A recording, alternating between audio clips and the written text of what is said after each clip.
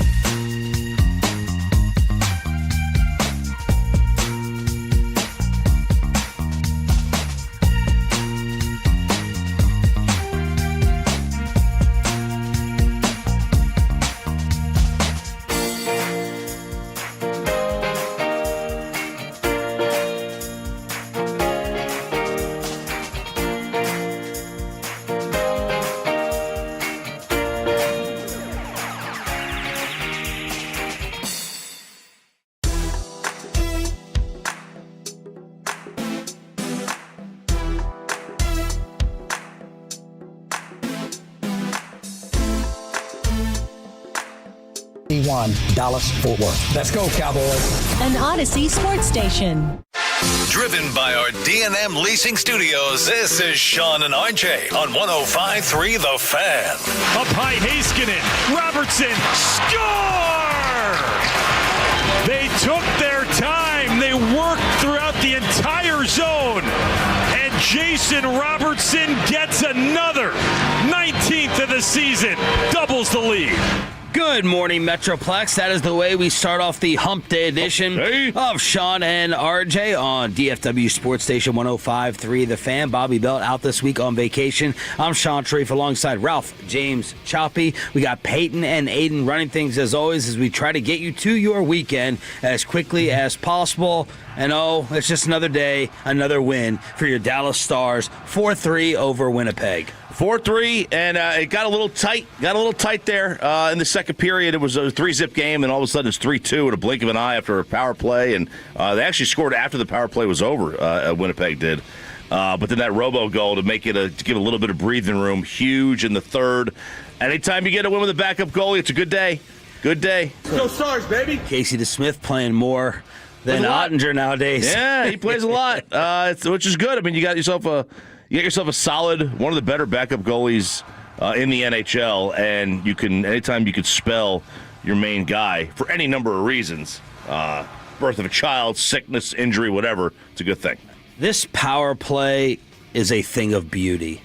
And I really noticed it last night with the 2 goals that they scored. They were 2 for 2 on the power play. They went 4 for 4 on the penalty kill. That is 31 straight successful penalty kills by the Stars. 31 straight. So we're focusing a lot offensively with Gulletson and that being his specialty, coming on over with the greats that he had over there. But the penalty kill is really shining. But just the patience, the crispness, how sharp they are.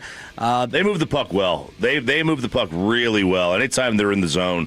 Some teams are those. You got some teams that are like they can't score 5-on-5, right? Some teams are like that. Stars aren't like that. They can score 5-on-5. They can score on the break. They can score on the power play. It really is like they've got talented, skilled players. And the thing that's different about this year is they seem to be a little bit grittier. They seem to be a little bit tougher. They talk about great athletes like slowing down in the biggest moments, like who can get their pulse to be medium.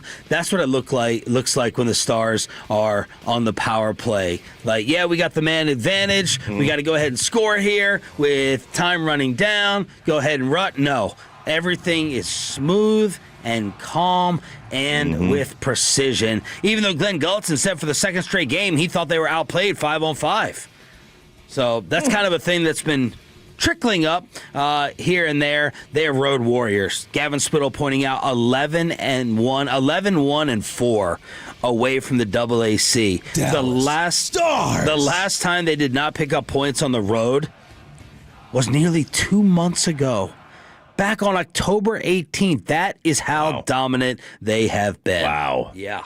That's pretty remarkable. Like what they're doing on the road, because it feels like they've been on the road the entire time. They've been sent all over the country. They've been sent everywhere. It feels like they've played at least 2 games in every time zone at this point. And we're a quarter of the way into the season. For them to do that on the road like that and playing in the toughest division in the league, which in terms of like who they have to go against, with the number 1 team in the NHL, Colorado, just never losing. For them to be able to keep pace with this, it's got to be demoralizing to look at the standings and never pick up any ground, but you also know that you're right there. And they have picked up, I guess, 2 points in the last week or so on the Avs, which is great. But Colorado keeps playing well. They have 16 games played away from the AAC and 15 games played at home. It seems like it's way more than that. For whatever reason, it seems that maybe they had like a long road trip, but it just seems like they've been on the road nonstop. Dude, put this in perspective. Think about this. The Dallas Stars are having an amazing year. Their goal differential is plus 29. All right, they're 8-0-2 in their last 10. They've won 4 in a row, plus 29. Remember that? Mm-hmm. RJ, Colorado's plus 48. Oh, plus 48. Plus 29 would also be the best differential in the Eastern Conference. Right. One better than Washington. Yeah, it's crazy. 48. It's nuts. It's nuts. They've lost 2 games. Avs lost 2 games this year. It's really insane. Avs or Thunder? Man. On who's having the better year. Yeah. Like Thunder. Like, are they going to break the Bulls' record? They have 1 loss. Well, isn't the Warriors record? Oh, is it the Warriors record the Warriors now? have it, yeah. Sorry. Yeah, because the Avs, I would say the Thunder, because the Avs have lost a bunch of games in overtime or shootout, so they've only lost 2 games in regulation, which is still wild. That we're 30 games in, they've only lost 2 games in regulation. I would say Thunder. And Jalen Williams was missing for that time period. Now I got to go double check and see. Yep, Golden State has the most wins by a team with 73 wins. It's fake. All right, we have an update. Speaking of the association, Shams Charania with the latest on trading Anthony Davis on ESPN. They're weighing whether to trade Anthony Davis or reach an extension and a commitment on an extension in the offseason, depending on whether Anthony Davis is able to gel with this group, how this team looks over the next few weeks with Cooper Flagg and a more healthy team. And that's exactly what Mavs interim co-general managers Michael Finley and Matt Riccardi discussed when they met recently with AD's agent Rich Paul at Clutch Sports. My understanding is Paul told him that he wants the Mavs to either commit on an extension in the offseason or trade AD. And so the Mavs will evaluate the next several weeks. There is no question around the league that trade talks to some extent will occur, and 3 Eastern Conference teams that I'm told will emerge as suitors for Anthony Davis are the Pistons, Raptors, and the Atlanta Hawks. You're looking at packages around role players, picks, potentially expiring contracts, and picks. This is someone that spent his entire NBA career in the Western Conference. He's a 10-time All-Star. So clearly there's a group of Eastern Conference contenders viewing him as a game changer to reshape the East. The Pistons, the Raptors, and the Hawks trying to get out of that irrelevant discussion, finally be a player, be a factor in the East and not just have all the talk around the New York Knicks and the Boston Celtics with Rich Paul, the agent, who, by the way, is doing a little podcast with Max Kellerman. He came out and said, I don't think the Lakers are really contenders. I don't think they have enough to get to the Western Conference Finals. Wow. He came out and said that. LeBron's agent came out and essed all over LeBron's squad with LA second in the West. I do believe they are the 2 seed, yeah. Tie with Denver. Yeah, that's weird. That's a very weird thing to say. Yeah. God, 15 straight for OKC. Imagine being told. Not being told, you're not being told this, but imagine just like, we have 2 to 3 weeks to see if this thing's going to work.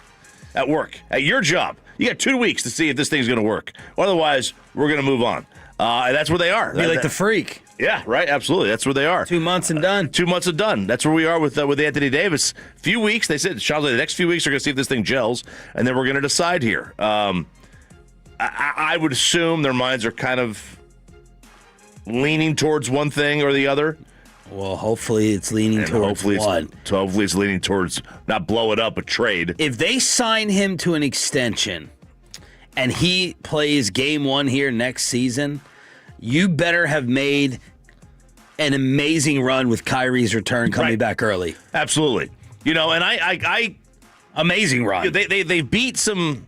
They've played a decent brand of basketball since he came back. Absolutely. Right? So like you could see the Nico. This is the roster we built. This is what we're all about. This is what we wanted. This is the roster that I put together. But when he's still here, but I just don't know that that's remotely feasible. Like, if Kyrie comes back, what is Kyrie going to be when he comes back? Well, this year's done. We know that. So next year, you want to give it one final try when Kyrie is 35 and AD is 33. We're already worried right now about trade return with Anthony Davis. Right. Kyrie, sounds like they want to keep him. New face and leader of the team. Have him around for Cooper Flagg, someone to handle the ball, kind of more in that mentorship role. We're worried. Mike Bassick thinks they're not getting a first-round pick for Anthony Davis. But we do have 3 teams mentioned with Atlanta, Toronto, and Detroit. If you got 3 teams mentioned, you're going to get a first. If there's a bidding war, you're going to get a first-round pick. I just think, to me, it's so toxic. I know they got rid of Nico. It's still toxic. It's no fault of Anthony Davis's, but just seeing him out there just reminds you of the trade. It just reminds you of the trade. It's like you got divorced and you still go back to that house of horrors. You just got to move out of the house. You don't want to move out of the house. You got to move. You got to move out of the house. I mean, it's just nobody wants the roster that they built. Nobody wants it. I don't know if I totally agree with that. I think Daniel Gafford is an attractive trade piece. Mm-hmm. It's Anthony Davis. It's AD. For me, it's AD. Like, it's Gafford, fine. Lively, fine. PJ, fine. For Anthony Davis just reminds me of the trade every day. Shams with another update on a Mavs vet looking for a winning situation. I'm told the Mavericks will be open to exploring the Klay Thompson market. And Klay Thompson himself, my understanding is, wants to be in a contending situation. He's someone that committed to this Mavericks team in 2024 free agency to join Luka Doncic and Kyrie Irving off a team that made it to the NBA Finals. And now Luka Doncic is gone. This is a below 500 team. He himself got off to a slow start, but he has picked it up, 40% shooting in the last 10 games, both ends of the floor. The Mavericks will be entertaining talks between now and the trade deadline. So, poor Klay. I would hope this is a situation, what it's sounding like in Milwaukee with Giannis. Like, you tell us where you want to go, and hopefully we can end Klay Thompson's career in the spot that he thought he was coming to. Yep, got to do it. You got to move on. Got to get guys. You got to get into this draft more. This draft, again, this is a great draft coming up in 2026. There's going to be, 8 true, lottery pick players, not 2. There's going to be 8 of them. You've got to find a way to get into this draft. Again, they're already going to have a good pick. So as long as they don't keep winning, they're already going to have a pretty good pick. So you got to find a way to get another shot here. They got the 9th pick right now. If I do a quick sim, Sean, and we're already up to 3. First sim, ding, ding. Already up to 3. You get up to the 3rd pick. You got an impact player in this year's draft. Are you seeing? We ain't done yet. By the way, oh gosh. And just a reminder that Cuban is still heavily involved in basketball decisions, because there was a rumor yesterday that Dwight Powell was going to retire after this season. Cuban came out and said, nope, not true, to the dismay probably of Mike Bassick and a lot of other Dallas Mavericks Dwight Powell fans. is a better player. When you are talking about this draft and an 8-player lottery, are you seeing and feeling that in college basketball this year with the studs? A lot of good players. Boozer from Duke, Peterson, who's been banged up at Kansas, the BYU kid, AJ, Kingston Fleming's out of Houston's fantastic. There's the guy at Tennessee is supposed to be really good. I think he stinks. So Cam Boozer right now is the Wooden Award favorite at -200. Then Braden Smith, Purdue. Lendenborg, Michigan. Darren Peterson, Kansas. He's the guy When Tennessee played him, he was hurt. So I didn't get to see that game of his. You mentioned the BYU kid Toppin out of Texas Tech. Mm-hmm. LeBaron from Alabama. Sturts, Iowa. Caleb Wilson, UNC. So these are some of the names. A lot of good players. And Braden at Purdue, he's not going to factor into the top picks. I mean, he's like a 30-year-old. But there's a lot of solid players in this draft, and we haven't even gotten to the foreign-born players yet.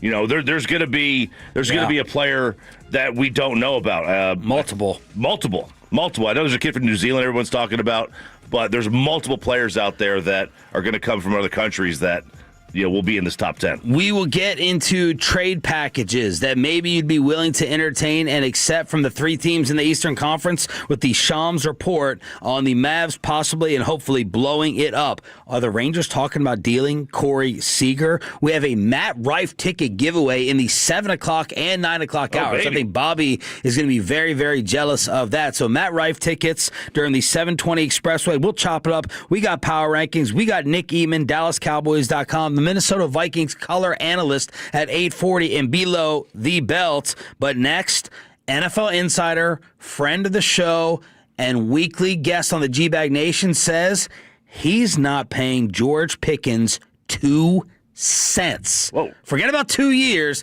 He ain't paying him 2 cents. Inside the Star on the home of the Cowboys with Sean and RJ next. After we get you over to...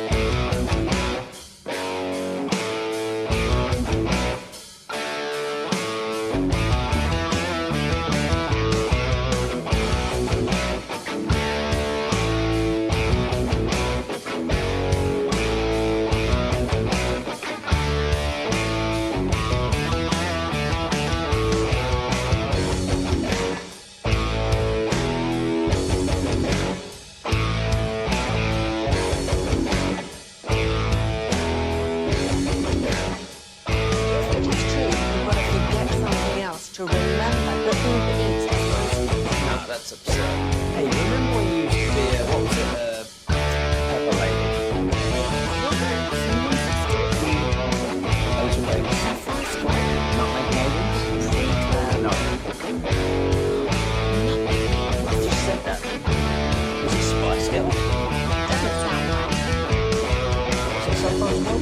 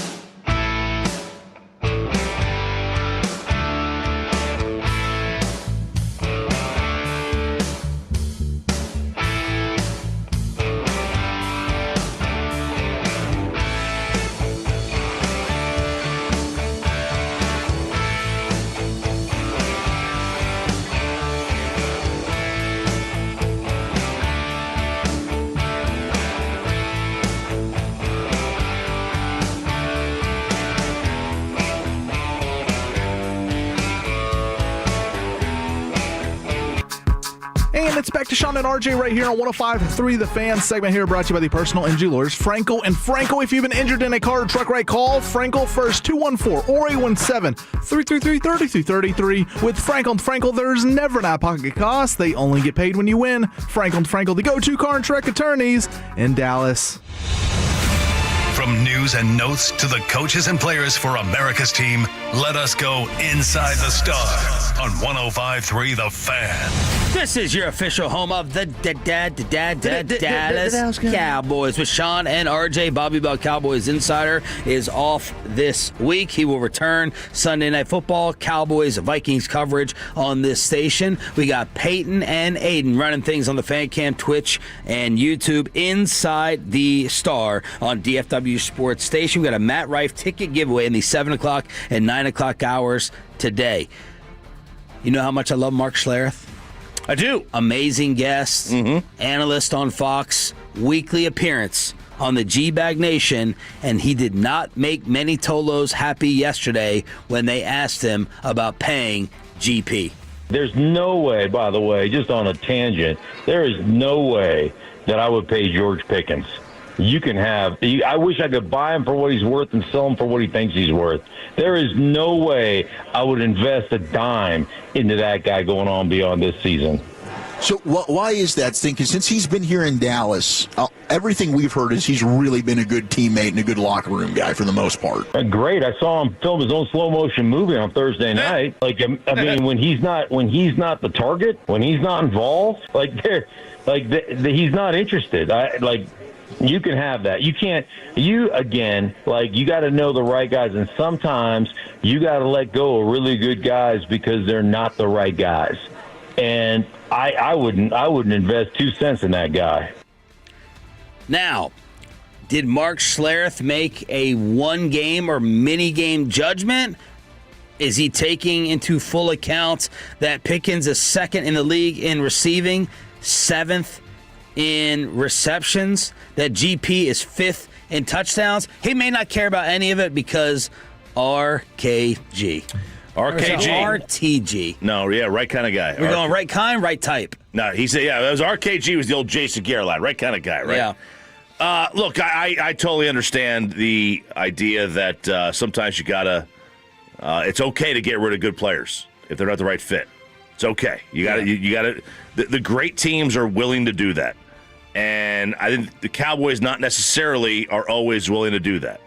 The Cowboys, to me, have always been more, and maybe we're just too close to it, more slow to walk away from a great player because I think they're a little scared of replacing him. I don't think that's what George Pickens is. Yeah, that was not a good performance. That was not a good look. And I'm sure he's done that before. And I'm sure he'll do it again. I'm prepared for him to do it again at some point. I'm still ready to sign him. Marcus Mosier, Bobby Belt's favorite, said that Pickens every play the other night against the Lions had his mouthpiece out either when, I think it may have been on running plays. So I do my BetMGM show is one of the guys from Pittsburgh, and he says when he would go to the games and he would go to every game, there was a Pittsburgh media member there who called out run or pass on every play based on George Pickens and how he was lined up, and it worked to a T. And if a fat media member 600 feet away could figure that out, so can the NFL coaches. And so can the other players on the team. Mike Florio, ProFootballTalk.com, former friend of the show, thanks, Choppy, came out and reacted to our Jerry Jones interview talking about GP yesterday. Here's what Mike wrote. And so Jerry Jones continues to say things that will make it even more expensive to keep Pickens over the long haul. Here's the quote that Pickens agent David Mulugheta should print out, if anyone still has printers, and laminate, if anyone still has laminating machines. Here's the quote. Pickens brings everything to the table. He brings enough pluses to the table to frankly live with what's going on, this type of criticism. The criticism in my mind is he a competitor? And when he gets out there, can he come down with the ball? Does he compete when he's out there? A triple plus. Congratulations, Jerry, writes Mike. You are successfully painting yourself into a corner that will require $40 million per year in new money to escape. And once that happens, Pickens will have the upper hand in the relationship. Some would question whether he can be trusted with that kind of power. Jones apparently does not. I think What's your point? Mike's going a little bit literal here. Like, Jerry's going to come on, and I think the Cowboys especially are doing what they can media-wise, interview-wise, to compliment and pacify maybe a little bit too strong. But they're trying to praise George as much as possible to keep him right now in the moment balling out for the playoff run. I don't know if negotiations always work like that to where Mulugheta goes, you told that radio station, and I hear it because I'm in Dallas, and people tell me what you say in Dallas. Yeah, they're not keeping that close of an eye. Franco. He can keep that close of an eye. I don't know if it matters. It doesn't matter. Because Jerry's like, dude, I praise all guys. For the 972, you guys. I said Mozzie Smith still had a chance. From the 972, you guys are ridiculous. Lamb always has his mouthpiece out. Well, if he always has it out, then there's no tell.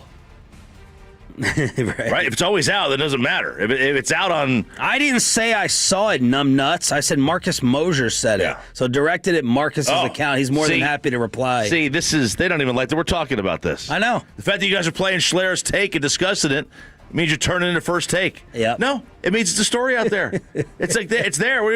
You'll be the ignore it. You'll be the first ones to delete your account if they sign George and it blows up. We won't hear from any of you ever again. You're just don't want That's what type of Cowboy fan you're being right now. Again, and this happens in many things in life. You don't listen to what the bottom line sentence is. Choppy is saying he's still signing him today. Bobby has said he's still signing him. I would lean towards re-signing him with the dream.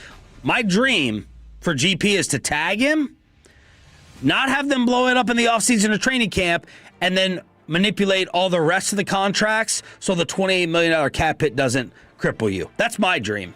Yeah, look, because you're going to have to manipulate Dax anyway. You're $50 million over the cap right now. Woo. For next year. 50 over? 47. Well, that's with Dax. According to Over the Cap, if you count in Dax, obviously because Archer was giving out some numbers that had them like in a good situation. I'll look it up. Yeah, right here. This is for 2026. They're the least amount of cap space. But, again, that's with all these deals that they have like Dax that's got 70-something million onto it. And I guess it would be factoring in. Cowboys will carry over a large amount of 2025 cap space to 26. Currently, they have $20 million in room. So that's what Archer and Jeremy Fowler wrote. Interesting. Yeah, because I was looking over the cap. Okay. So right now, yes, $20 million in room on it's 21.6. That's for 2025. The 2026 season, it shows 47.9 in the red. You'll be the first one's gone. We'll never hear from you again.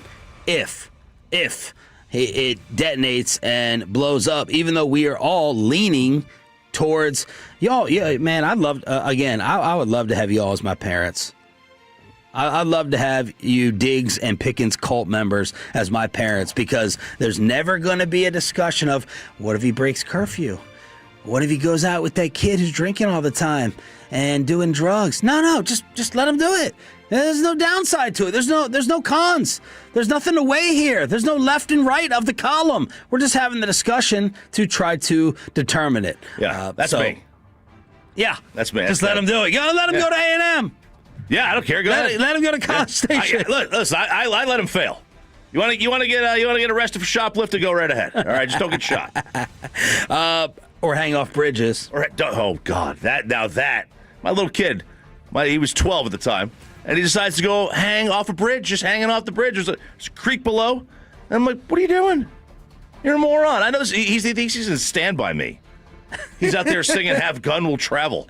Brandon Laurie goes and gets a ton of Cowboys audio and video. Hard Knocks coming out again last night, and we all hear Brian Schottenheimer in the locker room after a win.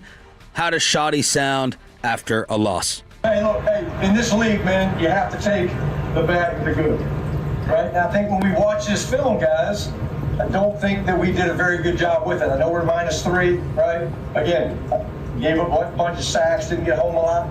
We have to learn to beat a good football team in their house. Everybody feel me on that? Yes, sir. Can we do that? Yes, sir. Yeah, we can. But we got to do it with the right formula. There's still a lot of football left. Everybody wants to write us the off. Let them. We keep playing one game at a time. So that's Brian Schottenheimer after a loss.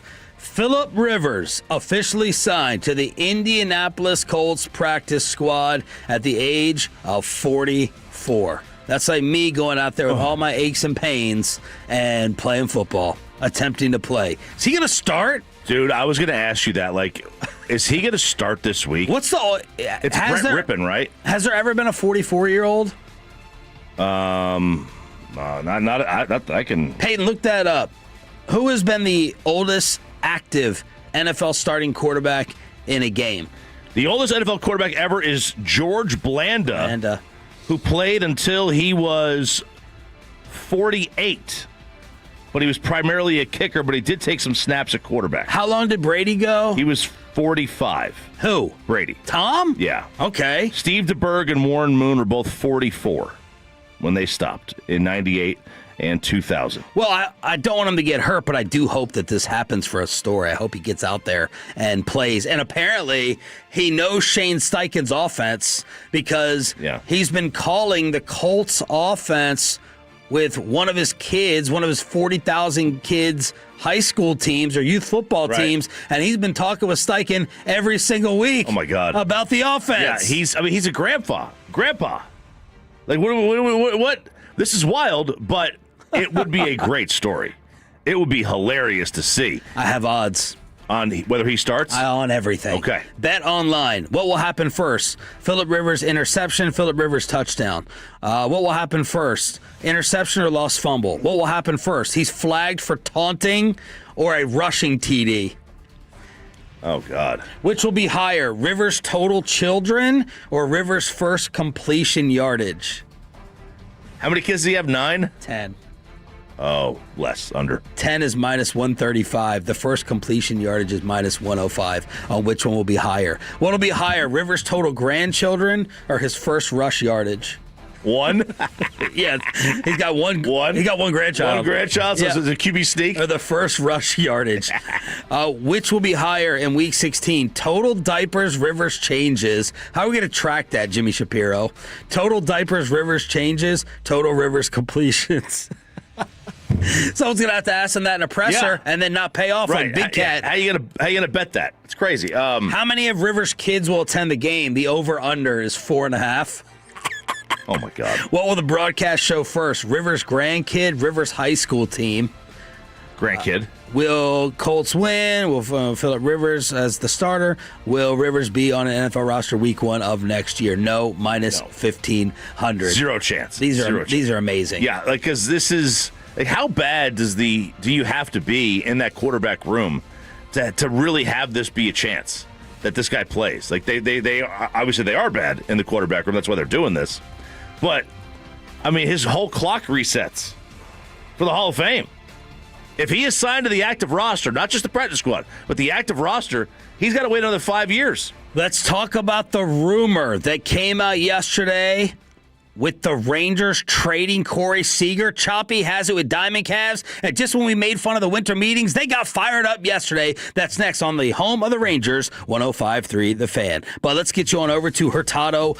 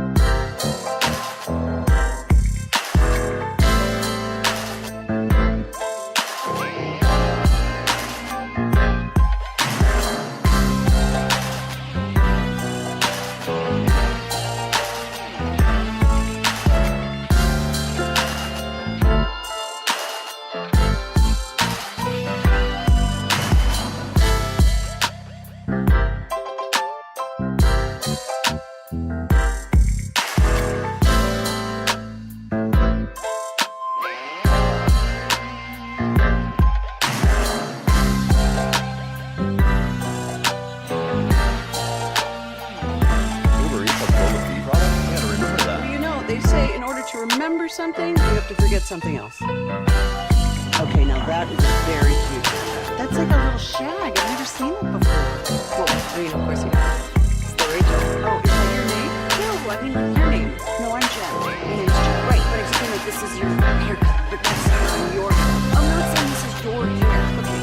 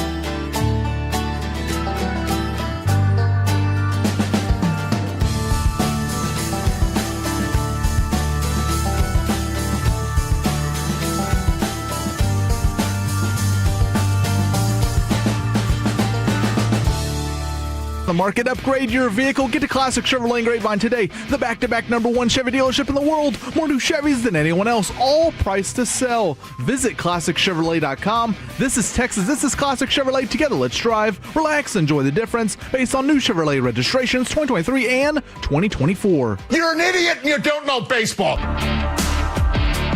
Ranger fans, you are not dreaming. How can you not be romantic about baseball? How can you not be romantic about vodka sodas at 2 a.m.? Oh, that's my drink. And trade talks. That's what happens at the baseball winter meeting. So they're in Orlando right now. I think it's Lake Buena Vista. And this is what happens at these winter meetings. The Boca Vista. These general managers, these head of baseball ops, they all get together downstairs or in a room, and they just start drinking. And around 10 o'clock, they just start, having fun. And then around 11 o'clock, they start having another one. And then 12 o'clock, they start throwing out these crazy, wild ideas. And then 1 a.m., that's where the good stuff happens. You might get somebody to bring out, a platter of food, a late-night snack menu, recharge the battery, and then 1, 2 a.m., this is when all hell breaks loose at these baseball winter meetings. And that's kind of what happened last night. So prior to that, you get some moves. I said yesterday, baseball winter meetings are such a waste. And then as soon as the show was over, bam, Kyle Schwarber, 5 years, 150. Bam, Edwin Diaz goes to the Dodgers. Highest annual value salary for a closer ever. Wow.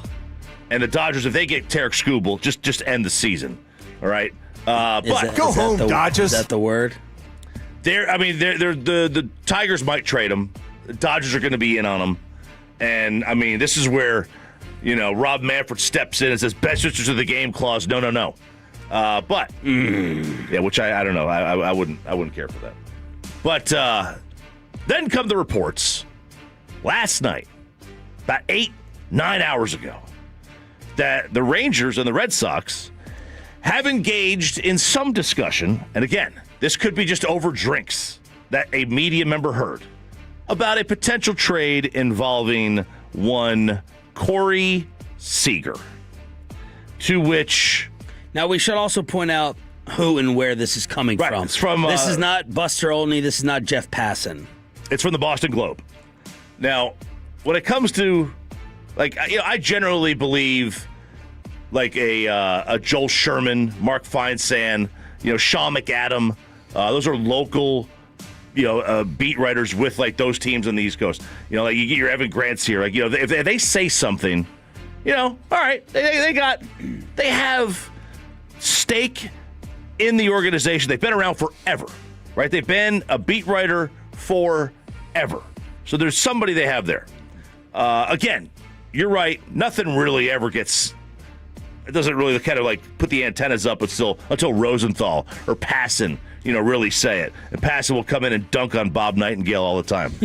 But what I saw last night on social media was, if it doesn't say Roman Anthony in the return, I'm not interested. And that's kind of how it is.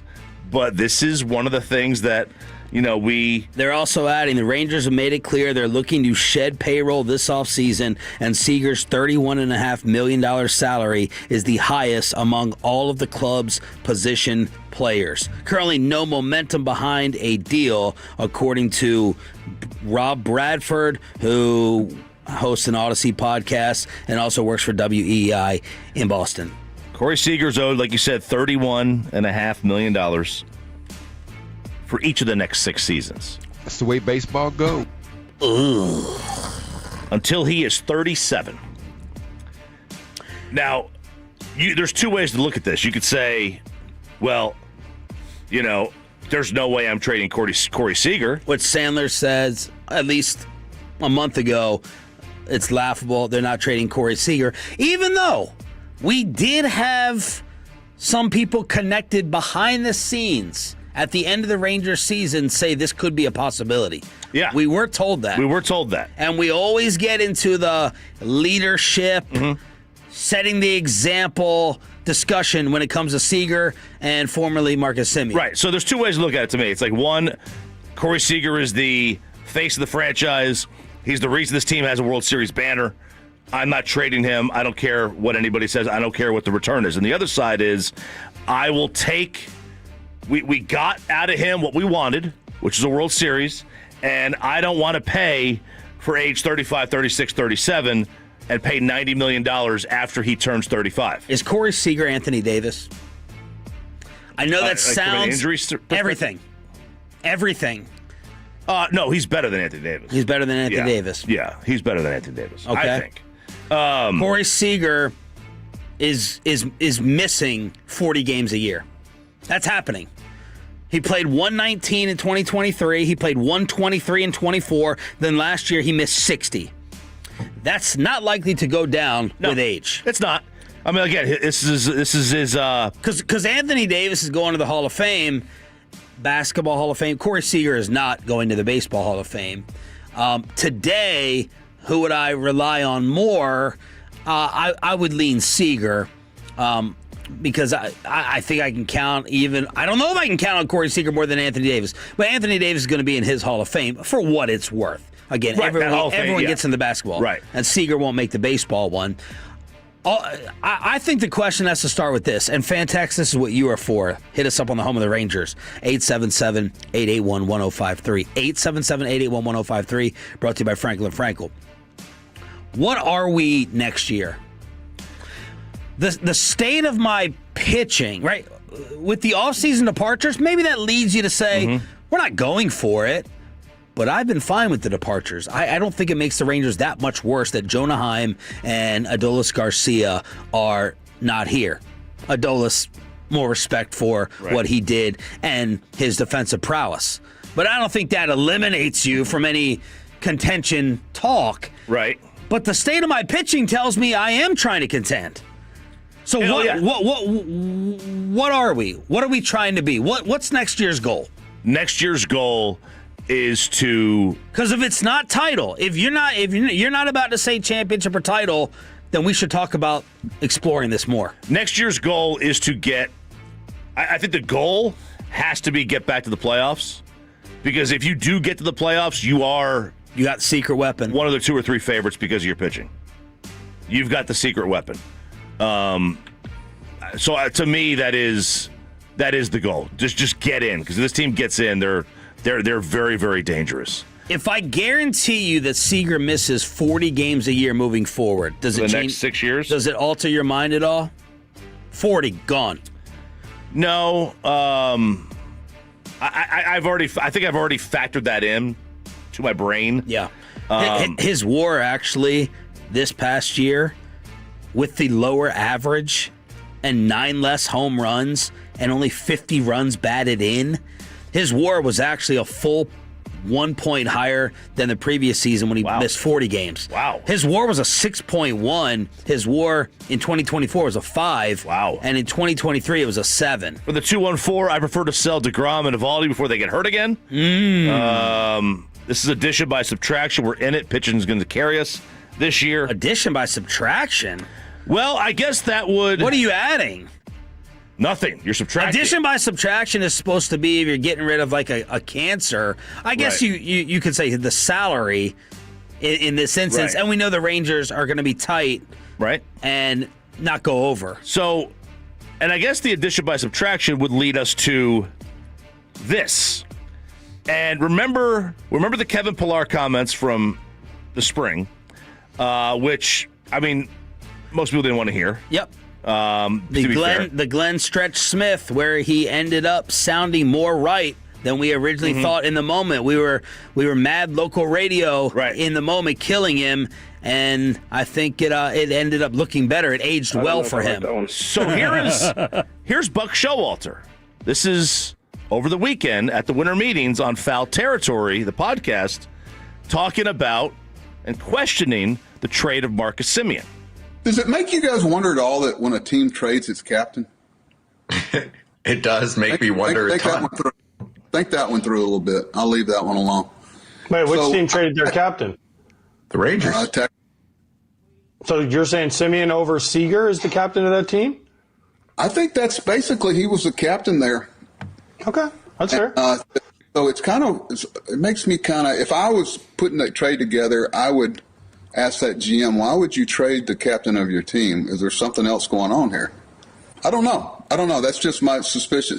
Those calls are made a lot, and I'm sure but sometimes there is no reason. It's just change of scenery. They need an outfielder. They need a second baseman. I'm not sure, what all the second base and what that does to Jeff McNeil. I don't know if they're trying to trade him or not. So I don't know if that means anything. I don't know what to make of that. I do. My first reaction is maybe... Like, what does Buck know? Well, no. To me, it's what does he know? But maybe Marcus Semien wasn't the captain that he was built up to be. We were told that multiple times. Mm-hmm. Number two, what I would tell Buck is I got 3 years younger. So I trade now. I wouldn't say this in the trade talks because then they might not pull the trigger. We were happy with what they got back. Marcus Semien's 35. I got a 32-year-old. So there's another reason for it. Yep. I think, what is he trying to imply there? Is he trying to imply that Marcus isn't that great of a leader? That he's more of a cancer? Like, that the Rangers don't know what they're doing because they're trading such a presence? I don't know. I was happy and satisfied with the return. Especially when I think Nimmo will end up, there's no way to quantify this, we'll just have to hear. My prediction is Nimmo will be a much better locker room presence and leader than Marcus Semien was supposed to be. That would be my hot take. Yeah, I don't think Semien ever wanted to be a leader. The Semien-Seager leadership topic ended up being way overblown. And I'll put that on both of them. Yeah, because neither one of them really is a leader. Seager is, people follow him because he's one of the better players of the sport. Marcus didn't want to be a vocal rah-rah guy. Did he not? I don't. I mean, he didn't seem to. He didn't seem to be. Because he was built. That coming from Toronto, he was labeled a magnificent leader. Yeah, and when you get here and there's somebody like a Corey Seager that's got a not a big personality, but a big baseball personality, right? He's in the baseball world. Corey Seager's like, wow, okay, now you're a 2-time World Series MVP. There's only 4 of those in the history of the sport, right? And you're one of them. It's like how's somebody else going to lead? Well, that's why you need a big personality, and that's one of the things I want. I want them to get a big personality this offseason. And Marcus's WAR plummeted. Yep. He went from a 7.4 to a 4.1 and then a 3.5 and then missed games that he never misses because he is an Iron Man. What are the Ranger Tolos saying? 817 says the Rangers were terrible batting last year. Why trade the best hitter in the league? 940 says the Little Rascals got hot last year. Let's see what they have. The best hitter in the league? Yeah, I don't know. I think there's a couple of guys that might be a little much. Yeah. What are the best hitter in the league isn't available? 40 games is a luck. He's missing. He's missing 40. And likely more. It's the way it is. I mean, you're getting older. I mean, he's not old yet. He's still only 32 this year. But so those are the latest whispers at the baseball winter meetings right here on your home for Rangers baseball. All the Horned Frogs losing their quarterback, and Choppy says OU is getting lubed up. The college football kegger is...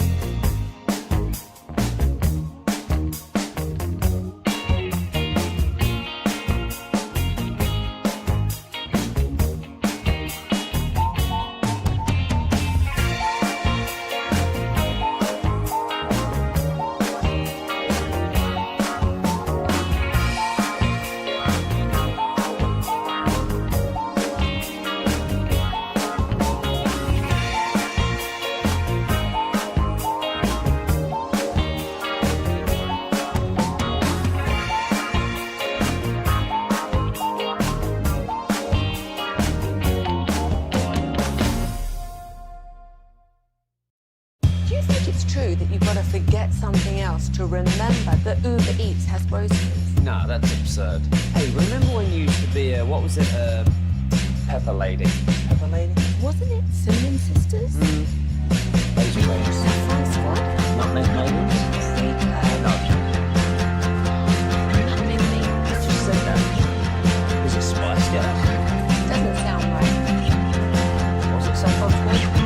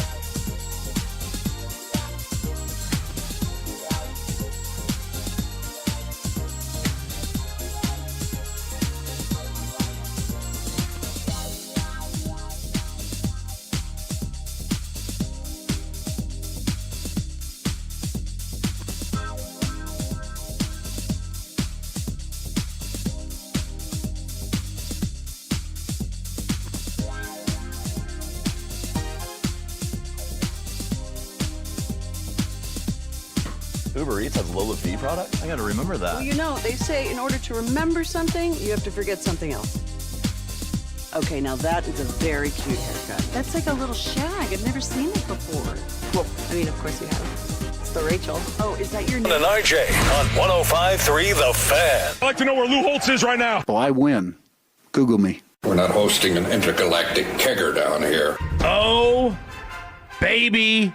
It's on for next Friday in Norman. It is on. It is the college football kegger here on 105.3 The Fan. Listen, I love a good story when anything gets canceled. Work gets canceled, classes gets canceled. Oh, you support cancel culture. Yeah, big time, absolutely. But when the student body gets a day off of school in preparation for an annihilation.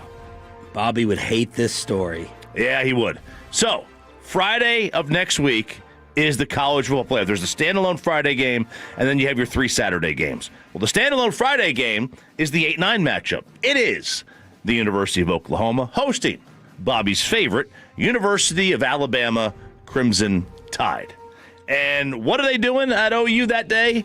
They are canceling classes. This is finals season. We're in the final season, baby, and they are canceling classes. That's what Notre Dame, and Notre Dame's AD said they got finals coming up. Don't want to play in that bowl game. Can't be playing that bowl game, that's right. So they have finals, and OU's canceling classes. Why? Because they want to mimic a game day. Why? Because the stadium, as is in the case of almost every college. Where's the game? It's in Norman. And they want to mimic a game day in Norman. Right. Meaning all the parking lots. Because they're not familiar with all that. No, meaning all the parking lots The are game's empty. at 7 o'clock at night. What, you got to cancel the 10 a.m. Well, you got tailgate. all day? Tailgate, right? And what are they mimicking? So they want all the parking lots available to use for the game. So what they don't want is students to be on campus, driving to campus, congesting the traffic that's already going to be added. This is why these big schools don't want these weeknight regular season games. They leave that for the MAC.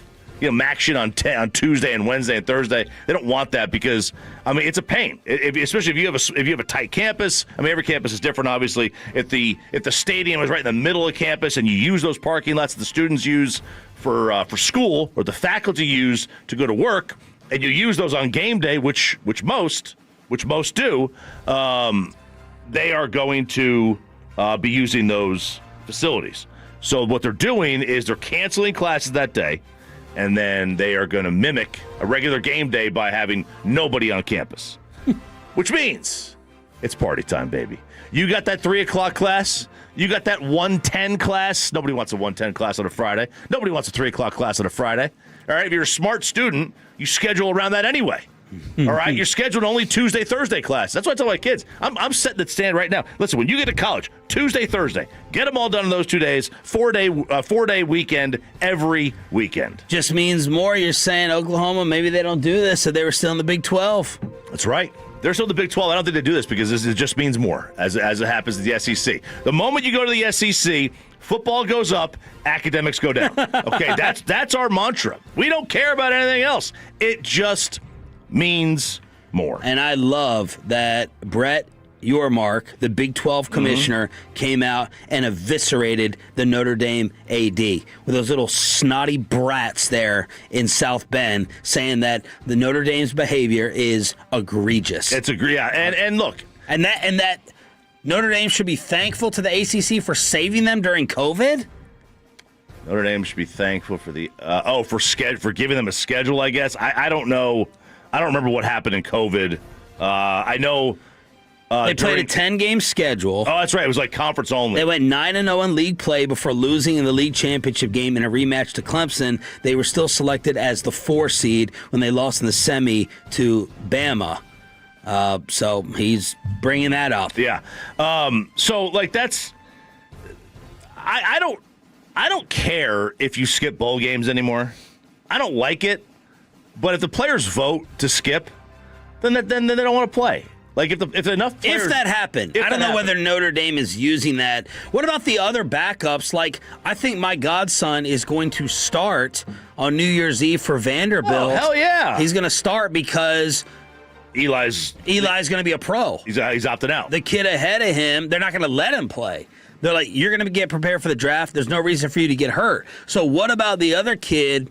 And again, this is an all-time correct Sean Sharif opinion from a decade ago where I argued with you and Troy that I don't care about the 4th, 5th, 7th, 8th place bowl games. It's elevator music in the background. It means nothing, but it does mean something to the kid who maybe is trying to get looked at as a 6th rounder, as a 5th rounder, who's trying to get more on tape. It's going to mean something for Diego Pavia for sure. to try to go out here and get drafted at the end of the selection process, and he's going to want to go to the same. It's like another tryout like the Senior Bowl. It is. Oh, for sure. I mean, you're getting extra practice time, which is always good. It's good for the following year. Most of the kids that are playing the bowl game are probably going to be on your team next year, probably. Obviously, some will put some tape out there for their portal. But the guys that are going to go to the draft, they're just going to skip. The guys that are not, they might skip anyway. But if enough players voted that they don't want to play, I have no problem with that. If they didn't even hold a vote, they just said, well, we're not going to play. All right, well, what if you had 75 players that were like, hey, no, I want to play in this. Right. Then go play. Stop taking your ball and going home. College football kegger. TCU.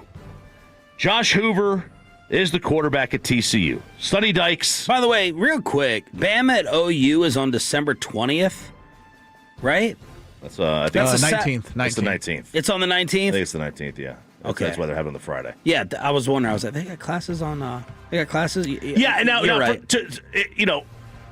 Part of the story is it's finals week, so most of the finals are done. Yeah. There's only a handful of classes. It's not like they're canceling a regular October day. Yeah. But they're still canceling. All right. So Kendall Briles was the offensive coordinator at TCU, Art Briles' kid. He is now at South Carolina, and TCU is having to fundraise. This is according to Sonny Dykes. They're fundraising to keep Josh Hoover in Fort Worth. Apparently, he has said that teams are coming after him. He's been on campus for 4 years. He redshirted. He appeared in 35 games across the last 3 years. 65% of his attempts have been completions, 10,000 passing yards for the Horned Frog quarterback. And now they're having to fundraise to keep him away from South Carolina. I think his brother plays baseball at South Carolina. That's part of this story here. But this is one of those things. It's like, they're. I think I know what the real part of the story is. Well, the money? Yeah. By the way, as I talked to someone yesterday connected with the Vanderbilt program, they're like, don't let Notre Dame off the hook too much. They're pissed off that they're not getting money, too. They're not getting their payday. They're missing $4 million. $4 million. Where the other, the Big 12, so the Big 12 gets $4 million for Texas Tech being in this, right? All that money just goes directly to Notre Dame. And I think with Notre Dame, they just get all of it. Wow. Whereas the other schools that are part of a conference, they might keep half of it, and then it gets dispersed. I don't know how that works. Each conference will be different. But the other thing here is I don't think this is anything to do with South Carolina necessarily, because I don't know. Does this mean that Lenora Sellers is leaving? Right. Does that mean he's not going to be there next year? So I don't know if I'm worried about them necessarily. It's just anybody, but this is the issue. And Hoover's NIL valuation is around $2 million, they say, which would be top 15. And that's just, that's jelly. It's like, it's $1.5 to $2.5 million for a Power 5 starting quarterback. And then you get into the Carson Beck, Quinn Ewers, who are going to get $4-6 million. Then you get into more money.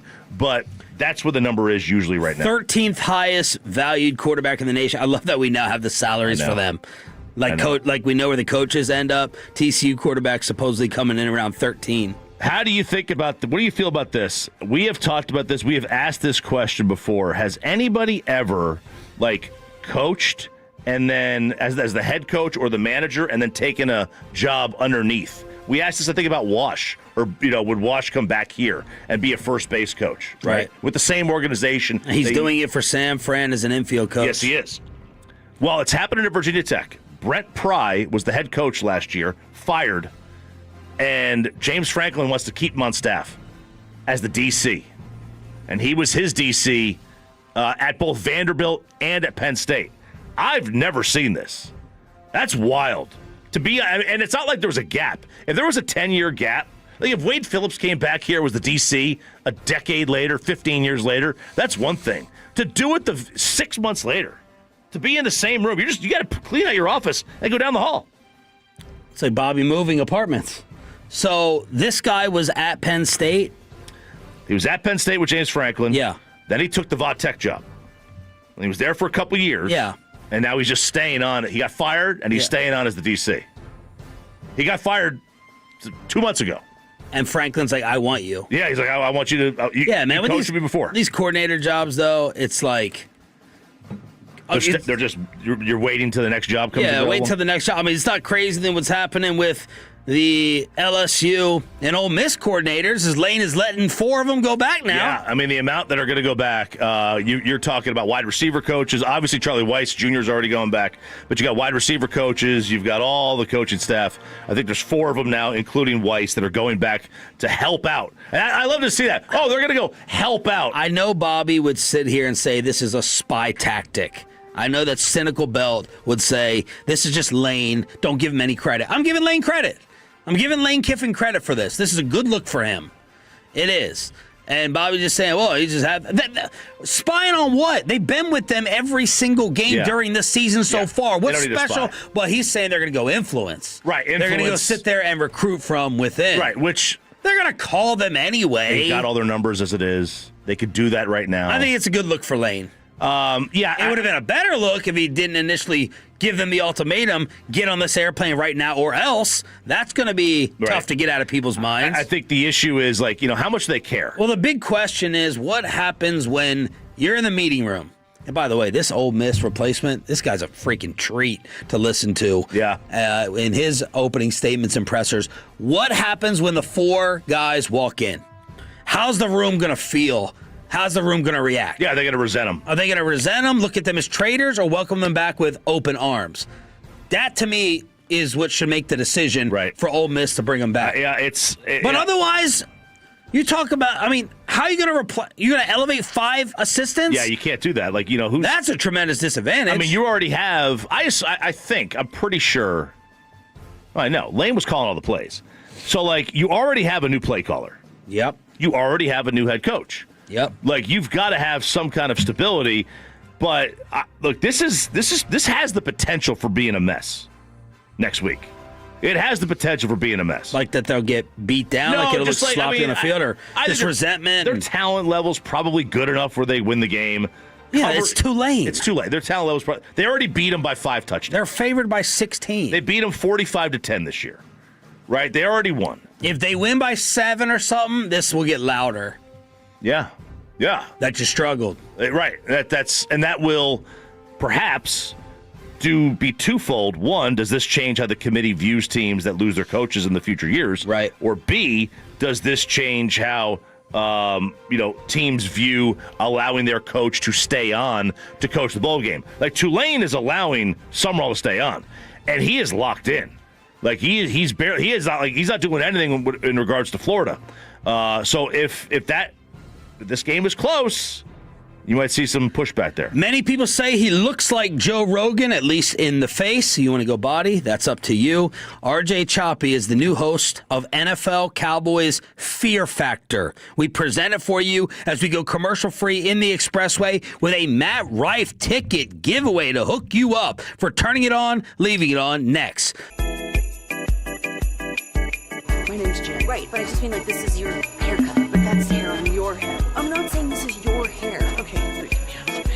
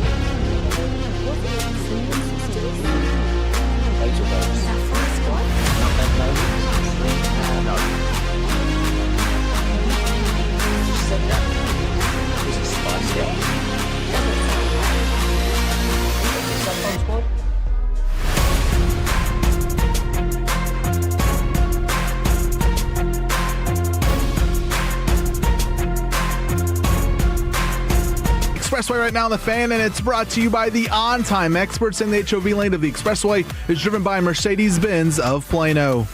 Coming up at 7:40 here on Sean and RJ. Chop it up, chop it up.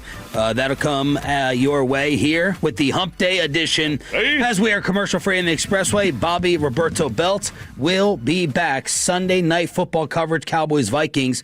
What's been your assessment, Pepe, of Bobby's absence in terms of our interaction with him or FOMO? You know, he's only sending us stuff at the late hours of the night. I feel like he's sleeping in until, and he deserves it too, but I feel like he's sleeping in until past 9 o'clock. He's catching the show on the Odyssey app. He's not waking up at 7 because, we all talk about our sleep schedule is screwed. I've been working morning drive for 3 years, and I can't sleep on the weekends past 7:30. How many years do you think it's taken off your life?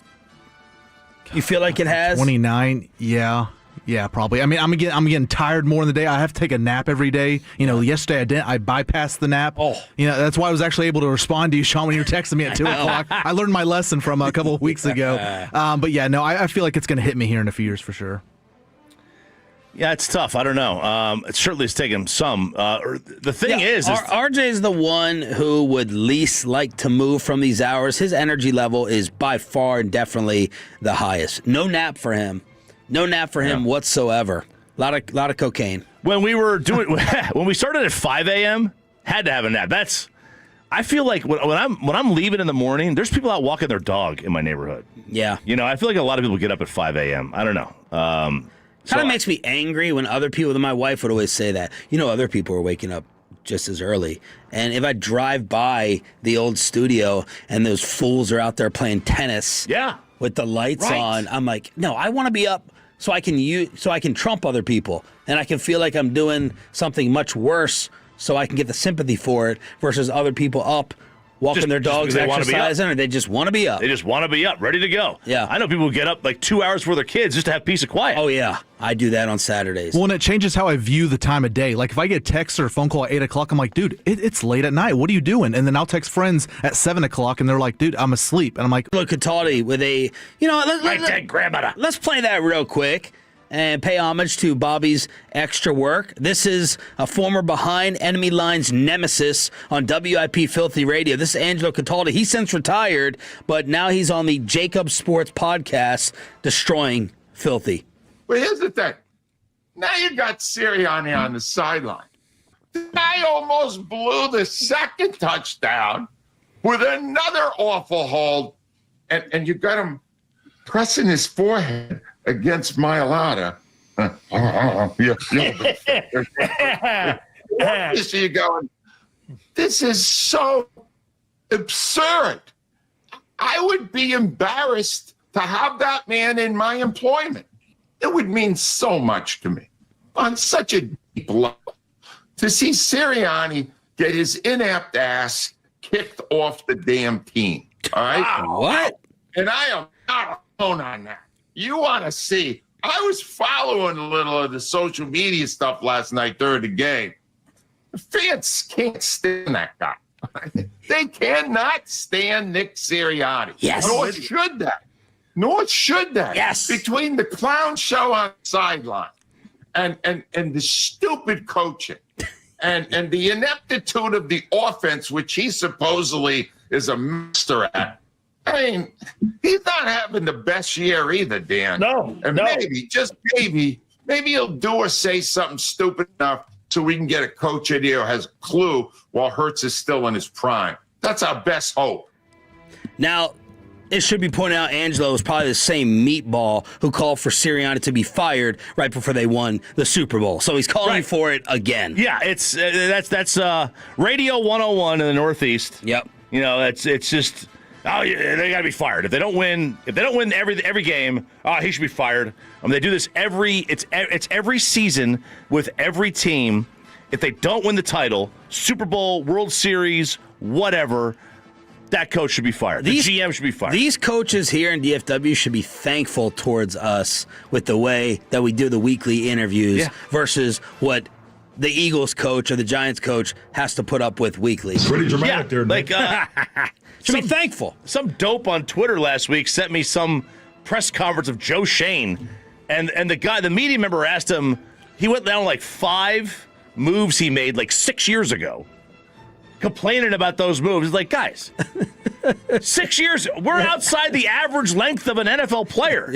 What are we doing? Why are you wasting time? You Pickens crybabies are mad because we're bringing up the other side, the other point of the debate and re-signing him. Imagine if this was in New York. Imagine if this was in Philadelphia. The guy literally won a Super Bowl last year, the coach, and he's been to 2 with a quarterback you all think stink. And now you want him fired? All right, let's go a little inside the star with Ralph James Choppy on the home of the Cowboys. Matt Rife ticket giveaway, and we'll chop it up. We are commercial free right now. All right, got a couple of questions for you. First, I went and looked at Tankathon, the website, because nobody likes to lose more than me. You going Mavs or Cowboys Tankathon? Cowboys Tankathon. Or Rangers? No, Cowboys Tankathon right now. All right. So what is scarier?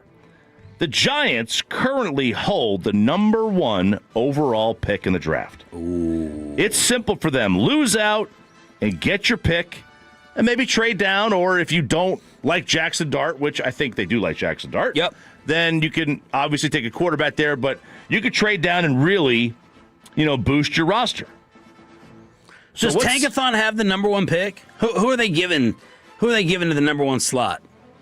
Are they mocking it? Yeah, they've mocked Arvell Reese, linebacker, Ohio State.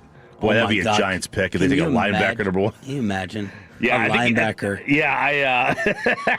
Wow. Now I think he's kind of like a 3, maybe like an edge type linebacker. Yeah, because he's got a bunch of sacks. But so there's one. All right, Arvell Reese. That's the Giants at number 1.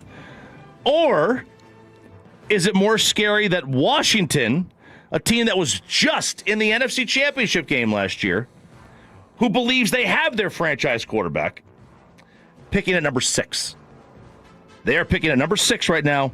Now, if they win a game, they could drop to 9, or lower, depending on how the tiebreakers go. This is a great question. So, thank you. But again, 11 months ago, they're in the NFC Championship game. So what is scarier? Giants at 1 or Commanders at 6? The entire question to me comes down to Jaden Daniels. Right. Like, I want to punch myself for saying that maybe Giants fans should be as excited. I'm saying this with voice inflection. I'm not 100% there. Should Giants fans be as optimistic and excited about Jackson Dart as Commanders fans right now with Jaden? I think Jackson Dart has something. I do too. Unfortunately for us, he doesn't have sense, so that's not going to keep him in the league very long. But I'm super excited if I'm a Giants fan about next year with Scatterboo back and Jackson Dart, and hopefully Abdul Carter realizing when meetings should take place. I am too. But the Commanders at 6, if they bounce back and this year's a flush, can they add, not a finishing piece, but a piece? We think they're closer. We do. Now, obviously, you mentioned Jackson Dart with the sense of not, going out of bounds and getting hurt. Daniels has got health, concerns throughout his career, going back to LSU too. And obviously he's already had a tremendous season under his belt, and Jackson Dart hasn't had that. Ooh, I guess I'm more worried about Washington because I believe more in Jaden Daniels. And also, do we really trust the Giants to draft well? Well, we're talking about Scatterboo and Jackson Dart. Yeah, that's true. What's your answer to it, Peyton?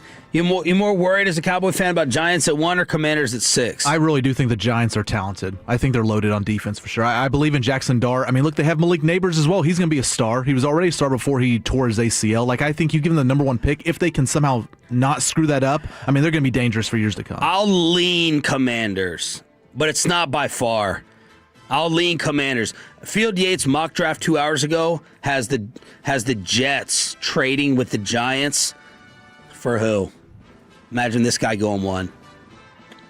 Diego? No. Oh, God. Diego's not getting drafted, unfortunately. I hate to say, I don't think. Fernando Mendoza, the Heisman favorite, going to the Jets at 1. 2, the Raiders would take Dante Moore. quarterback, Oregon. 3, Arvell Reese, Ohio State edge to Tennessee. Cardell Tate, Ohio State wideout to Cleveland at 4. The Saints take a tackle from Miami. David Bailey, Texas Tech edge to the Commanders at 6. And the Giants at 7, trading down, would take Tyson, the Arizona State wide receiver. That's a good question, though.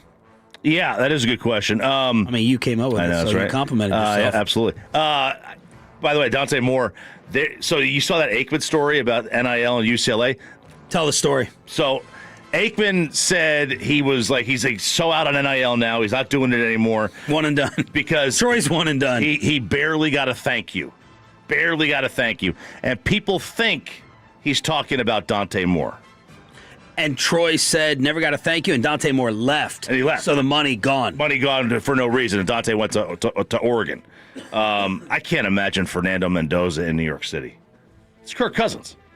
It's Kirk Cousins in New York. I don't know. It doesn't seem like he seems too corny. He's so nice. He's a nice guy. Eli's nice. That's true. Eli made it work. Yep, Eli. Boy, that could have gone really, really south. By the way, Cowboys at 15 would take Sonny Styles, Ohio State linebacker. So another Ohio State defender in Field Yates mock draft. The write-up is this. The Cowboys have needs on multiple levels of their defense, which is allowing the second most points per game this year. They could address linebacker first with Styles, who has made the impressive transition to the position after beginning his collegiate career at safety. Outstanding length, movement skills, and range at the second level. And on top of the coverage skills from his time at safety, he can be an effective blitzer when called upon. Had 6 sacks during Ohio State's national title run this year. He could thrive in any defensive circumstance for the Cowboys, who just boosted their linebacker room with the return of Overshown and added Logan Wilson. But we're not done. Oh, no. Because all these mock drafts, we get to go over 2 names, baby. That's right, baby. And we're going defense again at number 28 with Damon Wilson, edge from Missouri. So you're picking a 28 right now with Green Bay's record. The defensive investment would continue for the Cowboys with Wilson, who broke out in 2025 after transferring from Georgia before this season. His 9 sacks with the Tigers nearly tripled his 3.5 over the first 2 years of his career. Has very good length, first step quickness, and torque to bend the edge. He also has brought in big games this season with 4 sacks against teams ranked in the top 10. So after getting Quinnen Williams, Wilson could be a game changer on the edge for the Cowboys. All right, let's go. There you go. Okay, so having the 2 picks go in defense both times, I'm fine with that. Damn right, I'm fine with it. I'm fine with that. Heck yeah. Especially the way this thing is going. All right, Sean and RJ here, 105.3 The Fan. Let's rank the windows. So if I asked you to rank the windows of the remaining of the teams in this sort of group that have yet to win a Super Bowl with the current roster / quarterback and coach, where would you put the Cowboys? Okay. Cowboys, obviously on the list. San Fran on the list. Cincinnati. Buffalo. Baltimore. And Detroit. I think those are the Super 6 that have found their way. They've all found their way to a conference title game, except for the Cowboys, with the current quarterback in place. And they have that quarterback locked up for a couple more years. And all except us have the same coach in place that took them there as well. So whose window is most open? Who's is closest to being closed? Well, I think the number 1 answer for me is Buffalo. Is the most open? Most open. Okay. Who's your number 1? See, I have the Bills down below. Why?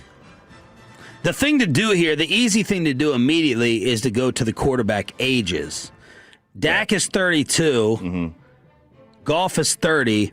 And then you go and look at somebody young like Brock Purdy, who's 24, 25. Right. Josh Allen's age is 29. But I put him over Buffalo over Cincy because I don't have any faith in Burrow's health. And then I have more faith in Josh moving forward than Lamar. So I went and looked at the And Josh is better than everyone on this list. outside of Burrow who can't stay be healthy. Yeah, I went and looked at the salary cap room for the 2026 season. Salary is important. And the Bengals have the most, but they got $69.5 million. Now, that's, again, that's for, it says 2026, so I think it's for the 2026 season, not after 2026, I would assume. So that's why I put Cincinnati number 1. Then I put San Fran. And the reason I put San Fran is because I feel they've already gone through their reset, which was supposed to be this year. They got rid of Debo. They moved on from some players. It's like, all right, they're kind of going through the reset here, and now they're rebuilding. But I have no problem with Buffalo there because it's all about the quarterback. I just don't trust Sean McDermott. And I think Buffalo's roster is mid. Yeah. Mid at best. I think the Ravens have the smallest window. Why? Well, for one, with the Ravens is, how long is Lamar going to be able to play at a high level? I'm not a huge fan of Harbaugh. The defense is terrible. So I just think that they have kind of run their course. They're clearly, to me, they're not as good as Buffalo. Lamar's 28. Yeah, he's young. He'll be 29 January. Yeah, he's young. He's got years left, but is his years left going to be at the same level as he ages with his ability? Detroit, their whole team is basically locked up money-wise. They've already signed everybody, but surely that's got to come. Surely they're going to have to pay the piper somewhere. So I kind of have them mid-pack with the Cowboys mid-pack.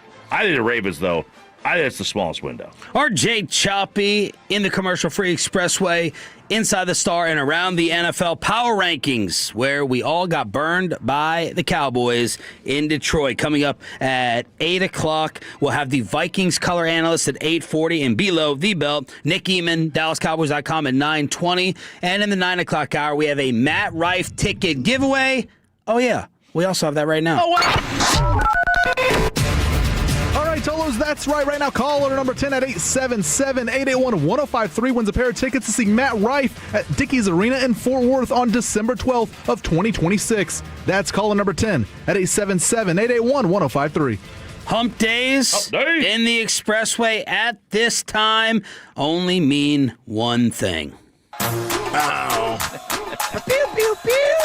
Oh, no. RJ Choppy. Here we go. Chop it up, chop, chop, chop it up, chop it up, chop, chop, chop it up, chop it up, chop, chop, chop it up, chop it up. Come on, chop, chop, choppy. Pew, pew, pew. It is chopping it up here on 105.3 The Fan. I'm RJ Choppy. He is Sean Sharif, and Peyton and Aiden are alongside. Some guys have it all. Some guys had it all, I should say. Do you know who Paul Anka is? No. Paul Anka is a famous, I watched his documentary the other day. I was sitting at home all alone, bored, and Paul Anka's documentary came out on HBO or whatever it is. I was getting ready to watch Hard Knocks. That's what it was. And so have you watched Hard Knocks? I watched that episode 1. Yeah. Okay. I don't like when it's 4 teams. Why? I just wanted to focus on the Cowboys. I don't care about You got Philly drama? Jack, the giant rookies? Dan Quinn having it fall apart on him? Well, look, I love the Dan Quinn falling apart on him. Storylines everywhere. I love the Dan Quinn falling apart on him. Oh, boy. Well, who couldn't see that one coming from Sergeant Slogan? I think you're the only person in America who likes Nick Sirianni more than Dan Quinn. I mean, that's amazing. Real, recognize real. Isn't that? No, I think it's douche recognize douche. That could be it too. Did you get a lot of replies yesterday to your NFC East prediction? Did anyone say anything? A lot of Cowboy fans thought like it was the Cowboys that wanted to believe, liked it, and then a lot of people said that you're crazy. Okay. Which I am crazy. There's no doubt about that. But some guys have it also. Paul Anka is a famous singer-songwriter from the old days. I think he's been 84 years old for about 50 years. But he wrote My Way. He wrote a lot of Frank Sinatra songs. Oh. He wrote a ton of the songs that all these guys did, the Rat Pack. I mean, he wrote so many of their songs. Well, he told the New York Post he had trouble making eye contact with Frank Sinatra in the sauna because Sinatra had another leg. Oh, God. Here we go. And it may or may not have had an elbow. Ava Gardner, Frank's old wife, said, he was 119 pounds and 19 pounds was one thing. Come on, man. Yeah. Come on. It's like, some guys just have it all. This is like this girl who said she had to break up with the football player. Football player? Yes. I can't remember what was it. 2 beer cans? Yeah, it was. I'm not even going to Google what I would have to in order to pull it up. Oh, yeah. But, yeah, she said she had to bail. Yeah. Yep. I couldn't imagine that. Like, it's like just, but yeah, he said it was, couldn't make eye contact with the sauna. My question is, why are you naked with another man in the sauna? Yeah, so Frank was in there naked. Just completely naked. Couldn't even wrap the towel around. No, like, I go in the sauna, if somebody has their shirt off, I'm disgusted by it. I don't want to see your sweaty nipples. Yeah. All right. And then the guys who are out there, they use their hand as a squeegee, and it's completely silent in there, and you hear that. Same thing with Quantum. Frank Sinatra, just another person, really, really famous while being short. These short people have created the ultimate cheat code in Hollywood. They're all short. Sinatra was 5'7.5". Yeah. 5'7". Tom Cruise, tiny. Stallone isn't that tall. No? No. And if you watch, the way they do it is... we're not tall. We're all taller than these shrimps. Yeah. And we're not tall. Like you said, we're not tall at all. But they do a lot of their photos. Peyton. Lenny Kravitz, another one. If you look at a picture of Lenny Kravitz, they're all from below. Oh, what website you going to? They kind of get down. The photo gets down on the knee. Yeah, to take a photo to make it look like they're taller than they are. Man, it's crazy. Lady Gaga 5'1", Reese Witherspoon 5'1", Kim K 5'2", Shakira 5'2", Ariana Grande 5'2". These people are, and it doesn't get talked about. I know. I want to create a media website to expose their height, make fun of their height. Yep, Eva Longoria 5'2". Yep, my sisters, not even 5 feet tall. They're not in Hollywood. They should have been in Hollywood. They're not 5 feet tall? No, they're 4'11". No. Yeah. My younger one, I think, is 4'10". Tiny. Dustin Hoffman 5'5". Give me your celebrity. Wahlberg 5'8". Robert Downey Jr. 5'9". Give me your celebrity sighting to where you're like, oh my gosh, that person's really, really small. No wonder Chris Hemsworth actually played Thor. He's probably like 6'4". Yeah, he looks like an absolute Adonis. Yeah. So there's Sinatra. Some people just have it all. Great voice, blue eyes. And you should have played a song during this to let the young kids know what he was all about. It's true, we should have. That's ultimate dinner music. Yeah, it really is. That dinner and wedding dinners. There you go, Peyton. During dinner at the wedding. Got to have that kind of old-timey crooner music. Bublé, Sinatra. Bublé. Got to be Bublé Dean as well. Martin. Tolo Drew said Ludacris is super tiny. Tolo Chris. Kenny Chesney, George Strait. Says, dude, facts about the sauna chop, especially the old dudes in South Lake. It's crazy. Yeah. It's crazy. I don't want to see that. No. There you go. There we go. There, I'll play this in my wedding. Just when the segment ends. Perfect timing. All right, chopping it up here on 105 through the fan. Okay, so a couple of years ago, I don't know if you guys remember this, but an Alaska airline flight had to make an emergency landing because the pilot, not the two pilots, there's a third seat behind them. It's called a jump seat. It's where you can, if you're a pilot, you could fly the airplane to get to your next spot without taking up a seat where everybody else is, where they pay. Well, that pilot that was back there tried to shut the engines off mid-flight to crash the plane. It was a suicide attempt. Wow. Well, they just released the cockpit audio of this, the flight deck audio. Excuse me? When was this? This was 2023. 2023, And okay. they just released the flight deck audio, and so the audio to the air traffic control. They just released it, and this is, insane. What's that? What's wrong? You want to be home? Yeah. Sorry.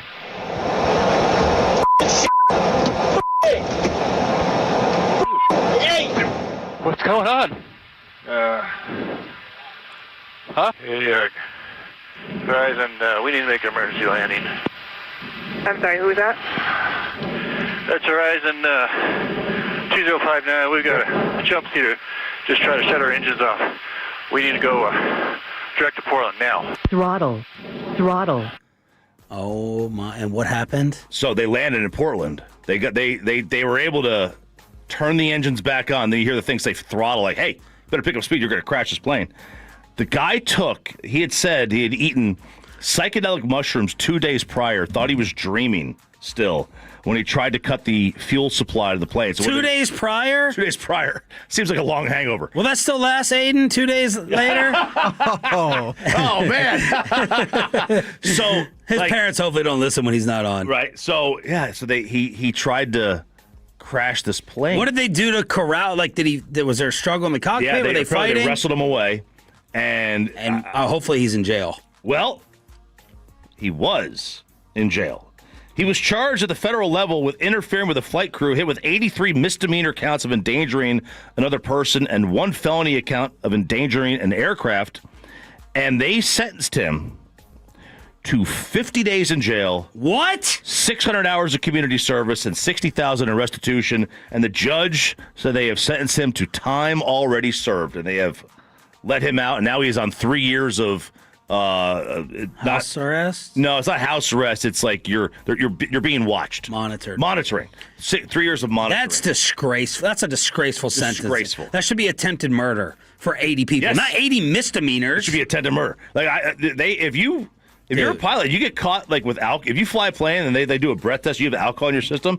It's a federal offense. It's like years in prison. Years. Yeah.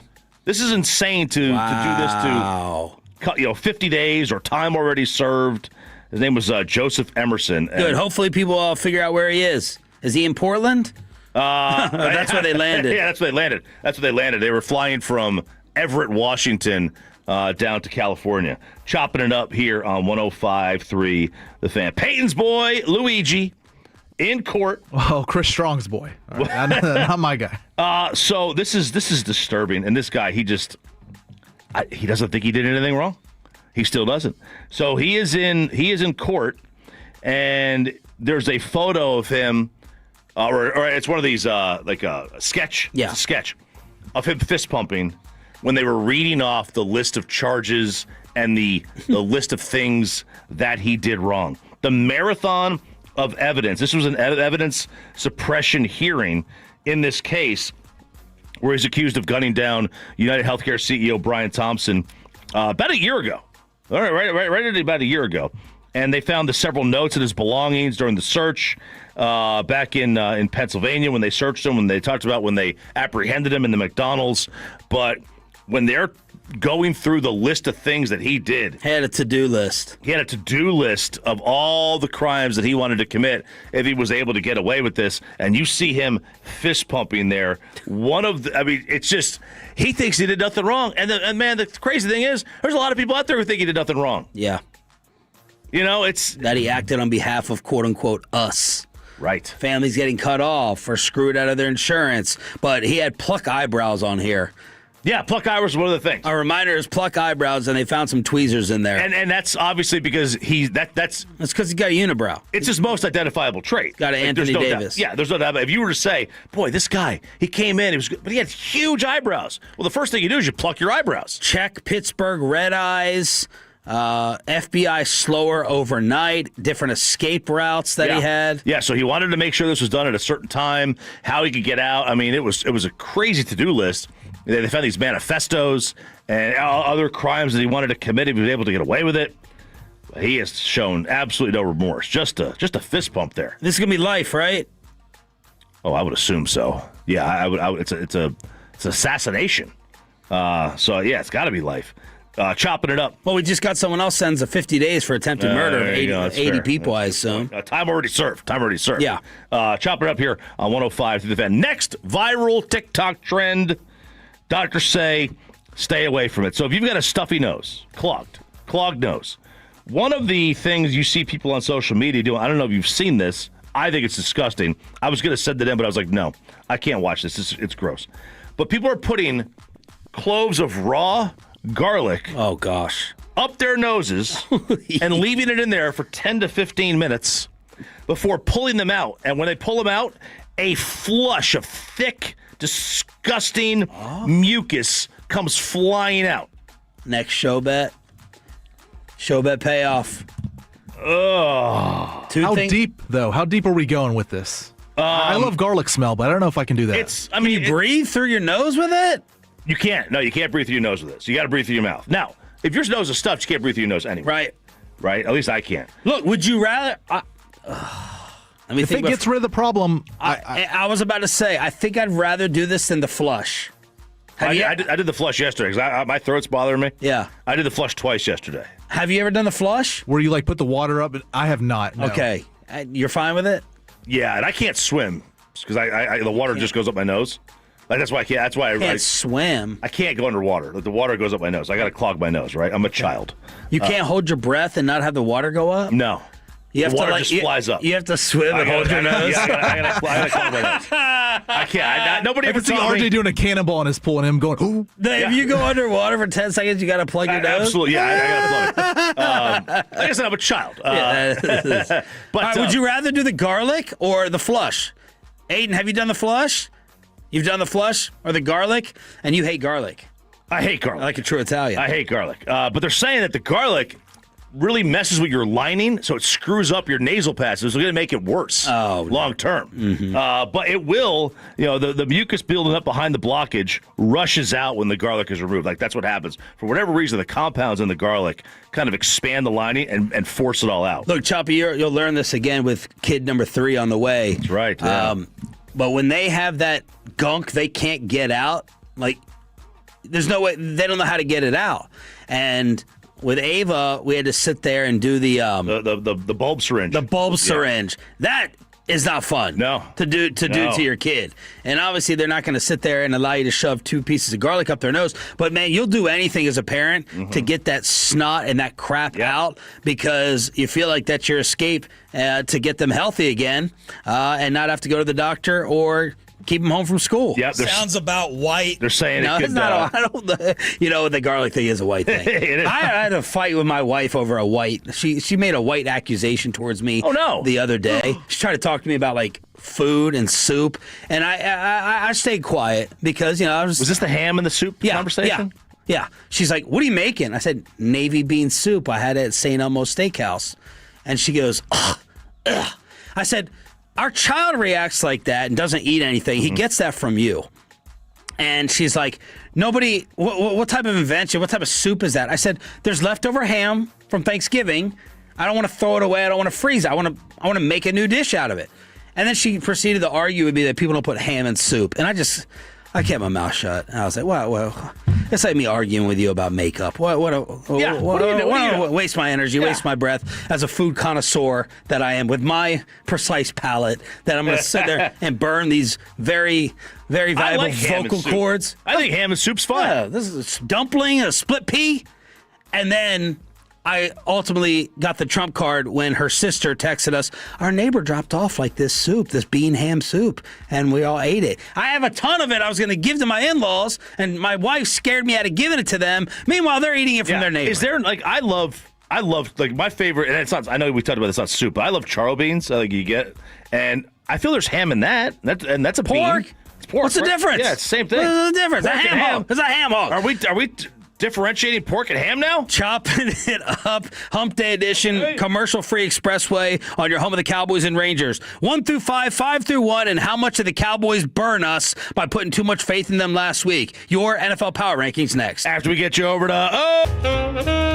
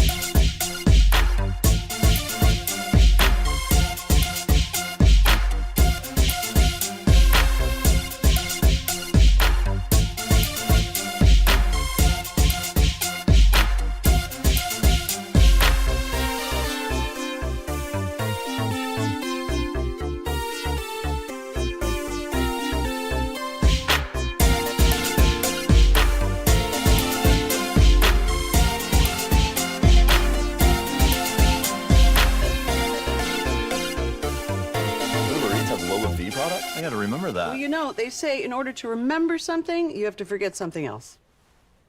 Okay, now that is a very cute haircut. That's like a little shag. I've never seen it before. Well, I mean, of course you have. It's the Rachel. Oh, is that your name? No, I mean like your name. No, I'm Jen. My name's Jen. Right, but I just mean like this is your haircut. But that's hair on your head. I'm not saying this is your hair. Okay, freak me out a little bit.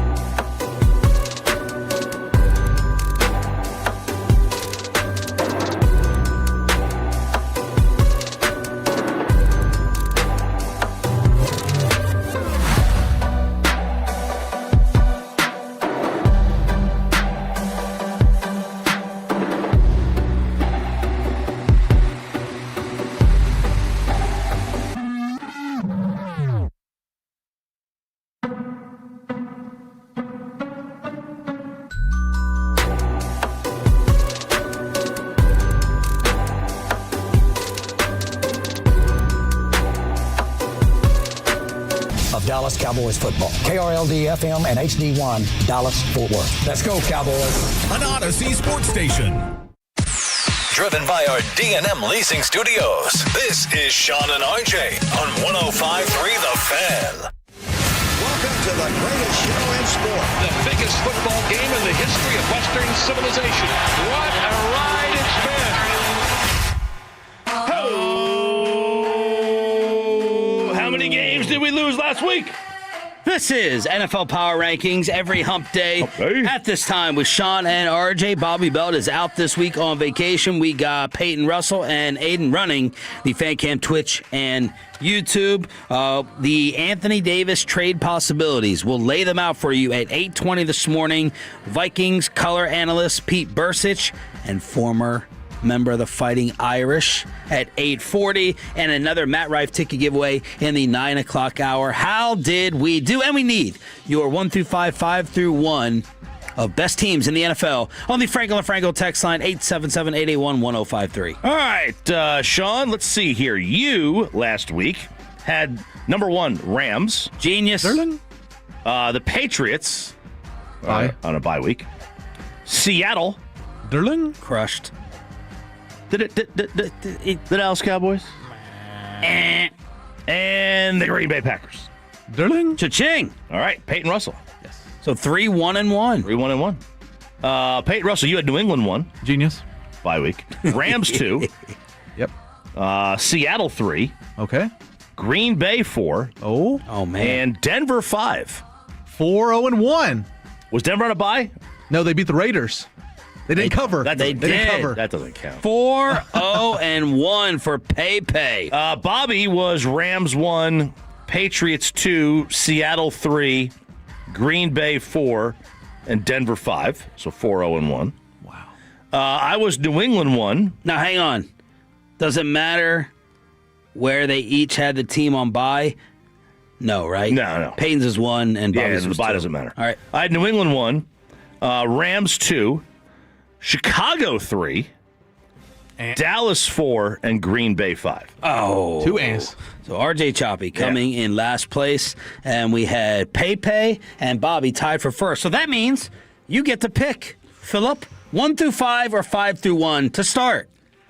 I want to do 5 through 1 because I think my number 5 team, I dropped the Broncos. I'll give it away right now. I dropped the Broncos. They didn't cover the spread. Pete Carroll ruined it. They didn't cover the spread, so I got to drop them. Not really. I believe in that Broncos defense. But my new number 5 team, the Jacksonville Jaguars. Oh, they dismantled the Colts Sunday. I mean, they were going to win that game regardless if Daniel Jones was going to get hurt or not.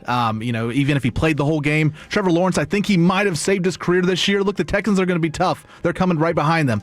But look, in the AFC South, pause.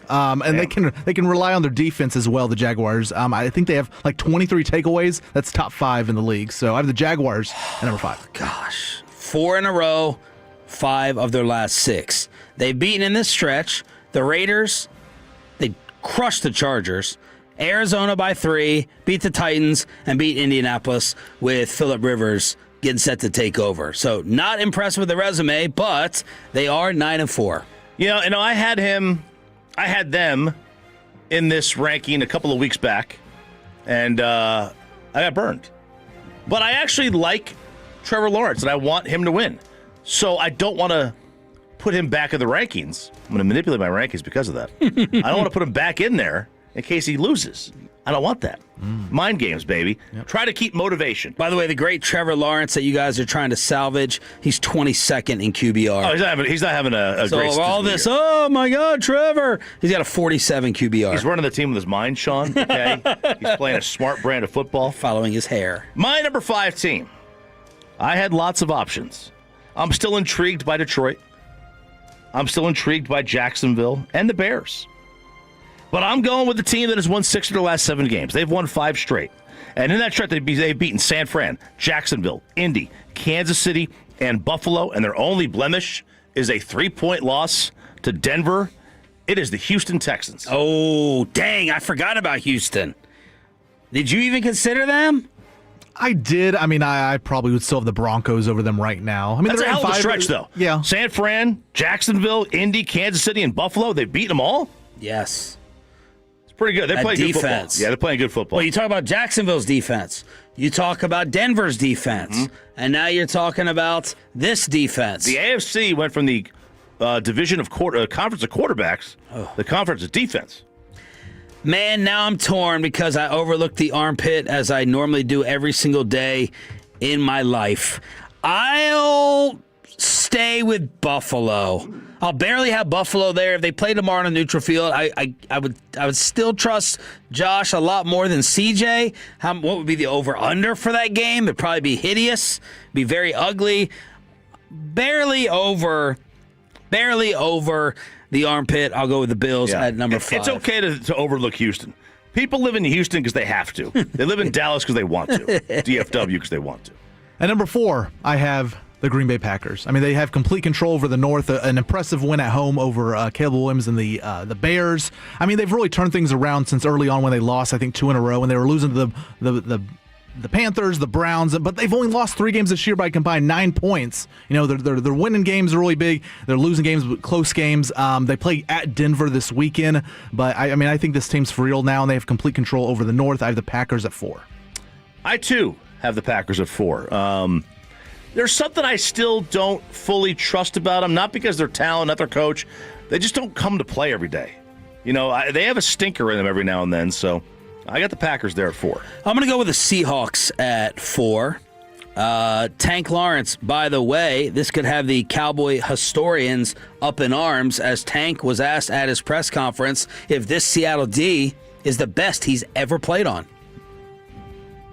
Is this the best defense you've ever played on in your career? Yes, and I mean that wholeheartedly, but I feel like it's another level that we can reach. Y'all haven't seen the best of us, and we're going to capitalize on our opportunities. What's the theme? Another defensive team, and you could talk about Green Bay defensively as well. Is this defense that Seattle has? And I know you're not watching them every week, in and out. They're giving up 17 a game, number 2 in the league. Is this better than any Cowboy defense that Tank Lawrence played on? Yeah, it might be. I mean, there was a couple years ago. The defense was pretty stout. Yeah, it might be, man. Like they're 17 points a game. Football. And look, I mean, they completely destroyed Atlanta in the second half last week. Yeah, 37-9. Minnesota, they beat 26-0 before that, whatever. They beat the Titans by 6. The Sam Darnold question is about to creep up again towards the end of a regular season. Jackson Smith and Jigba. I mean, who had him in our fantasy league? Aiden. I think Aiden does. Dude. Yep. You know who screwed me is Shaheed. I thought Shaheed going over there from the Saints was going to do something. He's doing nothing except for kick return. I'm going to have Seattle at 4. Power rankings here on Sean and RJ. At number 3, I have the Seahawks. I mean, I would pick them right now to be any team in the NFC besides the Rams. Neutral field, home, away, whatever, I would pick the Seahawks. You got Seattle. You picked the Seahawks over the Packers, neutral field? Yep, I would. Just because that defense is so well. And like RJ said, the Packers, it's like sometimes they show up, sometimes they don't. They're inconsistent. I mean, it comes down to maybe the quarterback, and I think I would still have Jordan Love over Sam Darnold, but Sam Darnold's playing really well. Now, he probably has the better offensive weapons, but I have the Seahawks at 3. I mean, it sucks that they will probably have to play the playoffs on the road. I don't think they're going to overcome the Rams, even though they're right there in the West. The defense is elite and has yet to show many signs of weakness. Seahawks, 3 for me. I have Seattle at 3 as well. And obviously, it depends on where the game is played. Like, going to Lambeau, nobody's going to be able to throw in January there anyway. I don't care who it is.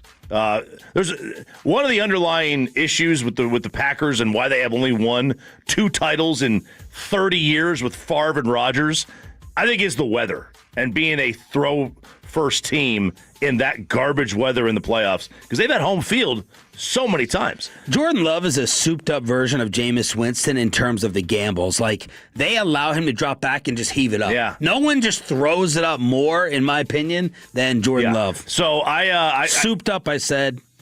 Not an insult. Right. Although you can't insult Jameis as he was doing TV work this past weekend. He was, yeah. And he's going to just put him in the booth immediately. Not the booth. He can't be in a booth. In the studio.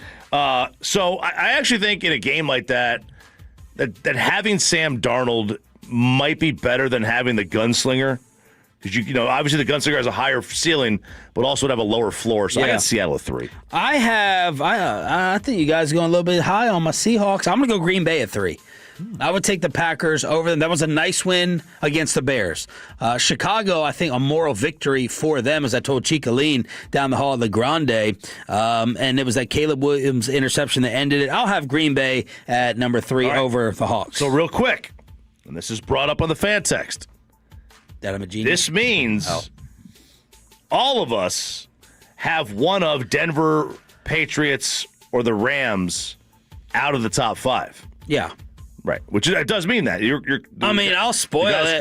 I didn't think about Denver. I didn't think about Denver either. I'd have Detroit over Denver. I'd have Kansas City over Denver. What about Houston versus Denver? Denver won. Head up. What's that? What was that score? It was a 3-point game. It was like 18-15. What's that over under? It was like 18-15. 19.5. Yeah. At number 2, I have the Los Angeles Rams. The best team, I think, by far in the NFC.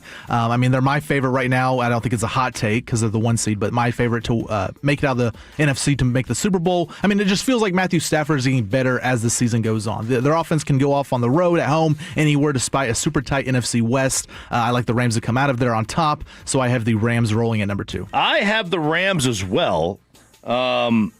I thought about I thought about Seattle initially here. I thought about Green Bay initially here too. But the Rams' schedule, their opponent's winning percentage this year is .527. That's almost 100 points better than Green Bay's opponent's winning percentage. Wow. And Denver and New England, their opponent's winning percentage is in the 350s. Awful. So I have the Rams here. That's too good of a schedule for me to overlook. We're all going to have 1 and 2. It's just a matter of where. I'll be different from you guys. I'm going to have Buffalo at Buffalo. Whoa. I'm going to have New England at 2 with the Rams at 1. If they played tomorrow, I would just trust the Rams a little bit more. So the Rams are my best team with the mighty. Shut up on Buffalo. I'm still thinking of my starter jacket in the 90s with New England at 2. At number 1, I have the Patriots. I mean, look, I know Vegas has to do what they do with the spread and everything, where the money goes, but I find it highly disrespectful that they are home underdogs to the Bills this weekend. The Patriots are. It's just by 1.5, 2 points, but they're home dogs to the Bills. Wow. No matter what the quarterback situation, but look, they've been the most trustworthy team in the NFL. They're obviously... They've proven they're better than the Bills. They beat them on the road. They're in Buffalo. Drake May mixed in with their defense could put them in the Super Bowl easily, in my opinion. Patriots at number 1. Well, I got to say this. You got to follow the numbers. Home teams off a bye since, last 5 years or whatever. 8 games under 500. But 11-2? Well, I mean, off a bye? yeah, that's true. I have New England as well. I thought about dropping them for no reason whatsoever. Listen, I don't know why I value their win streak more than I value Denver's. I think it's because I value Drake May more than I value. Yeah, because they have a quarterback. Yeah, they have a real quarterback, and they have a real head coach. But I have New England at number 1. There it is. 1 through 5, 5 through 1 with the power rankings here on Sean and RJ. By the way, Cowboys are 15th in the ESPN power rankings. Stayed there. Dropped 3 spots to 19th in NFL.com. Down 1 in USA Today to 15. Up 3 in Yahoo to 14. Up? Yeah. Down 5 in CBS Sports to 18. Down 2 to 18 in The Athletics. Even in Sports Illustrated. Thank you for that, Sean and RJ. Bobby Bell out this week here on DFW Sports Station. Below the belt with the Vikings color analyst at 8:40. Matt Rife ticket giveaway, final hour of the show. Let's lay out the Anthony Davis trade proposals after the latest Shams report yesterday. That is next.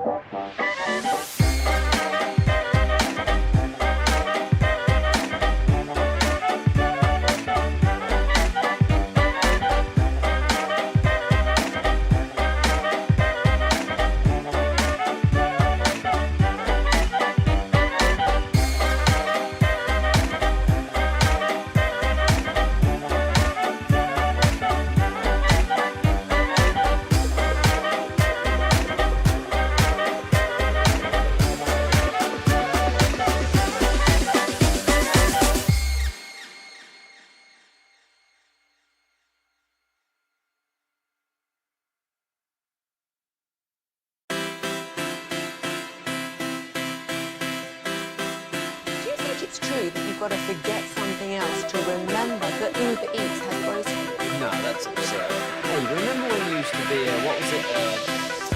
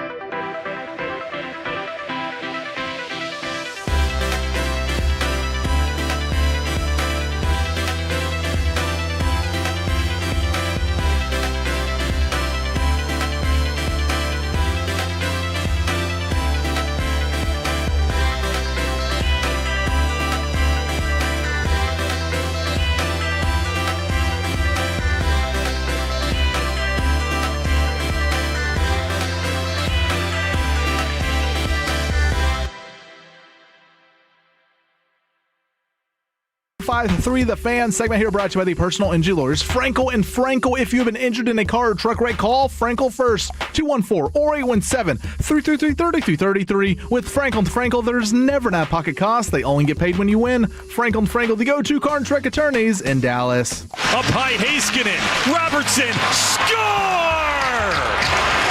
They took their time. They worked throughout the entire zone. And Jason Robertson gets another 19th of the season.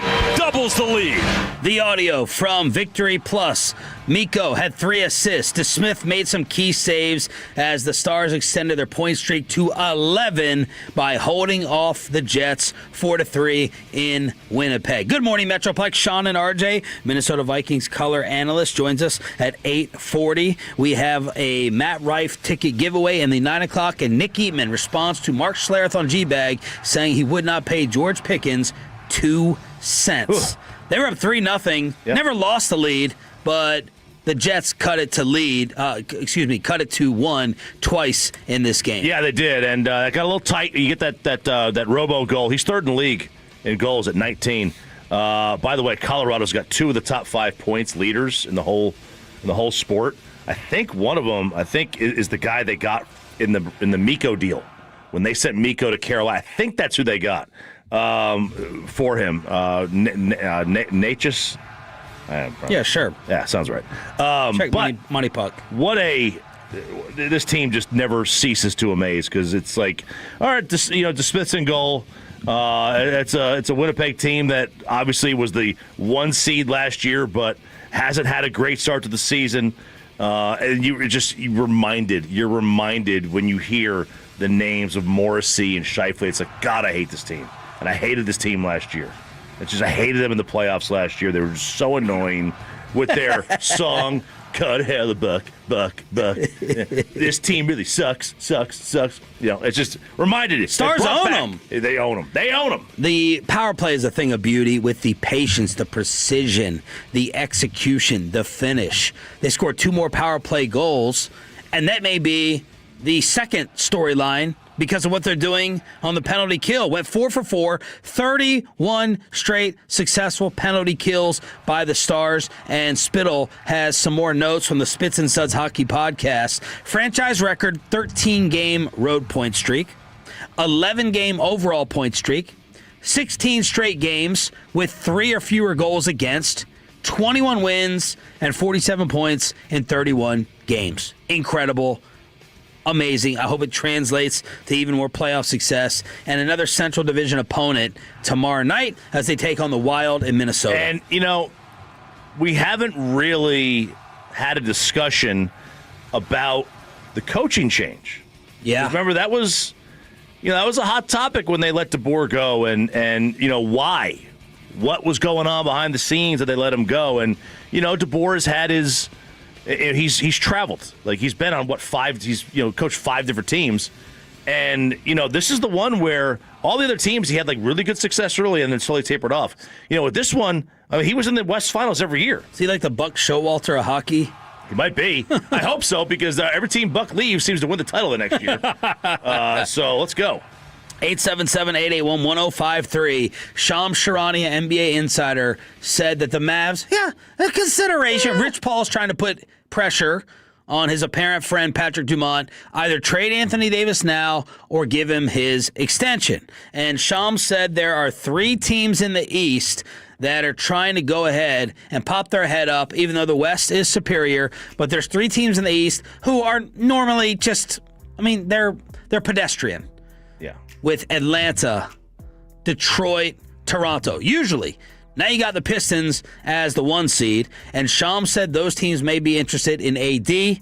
And friend at G-Bag, you got something on that? Well, Detroit, if you're looking for draft picks, Detroit's not really going to help you with draft. Right. You're picking 29th right now. Obviously, that would change as the, if they don't win, if they get bounced the first round, it would change. But. Well, let's lay out the offers and then see what you think on the fan text. And Choppy will be GM RJ. This is Bobby Marks consistent friend of the G-Bag Nation, on who could be interested and what the Pistons could offer. I think Detroit is certainly the most interesting team, the best team in the Eastern Conference right now, and they do have all of the assets to go out and make an Anthony Davis trade.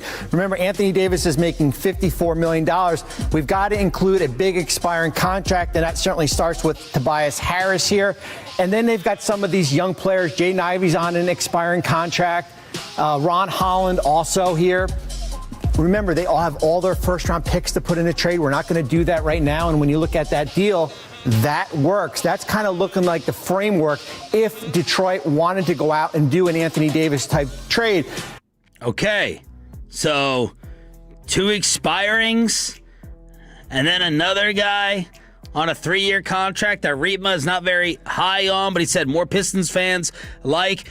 Riepma does some Locked on Detroit stuff, and he's like, oh, my Pistons insiders, they don't want to mess up what we have. They don't want to screw it up, and they don't want to bring in Anthony Davis to disrupt the chemistry. My answer back to him, my reply back is, can you win the title? Put OKC aside. Where would you be in the West, and are you definitely getting out of the East? Is this one of these instances, and Choppy's guilty of this, and many are, especially Mavs fans, you'd rather come up short with your own core that you've built than bring in an outsider with an over-the-top possibility. That's Detroit. What about Atlanta, Bobby?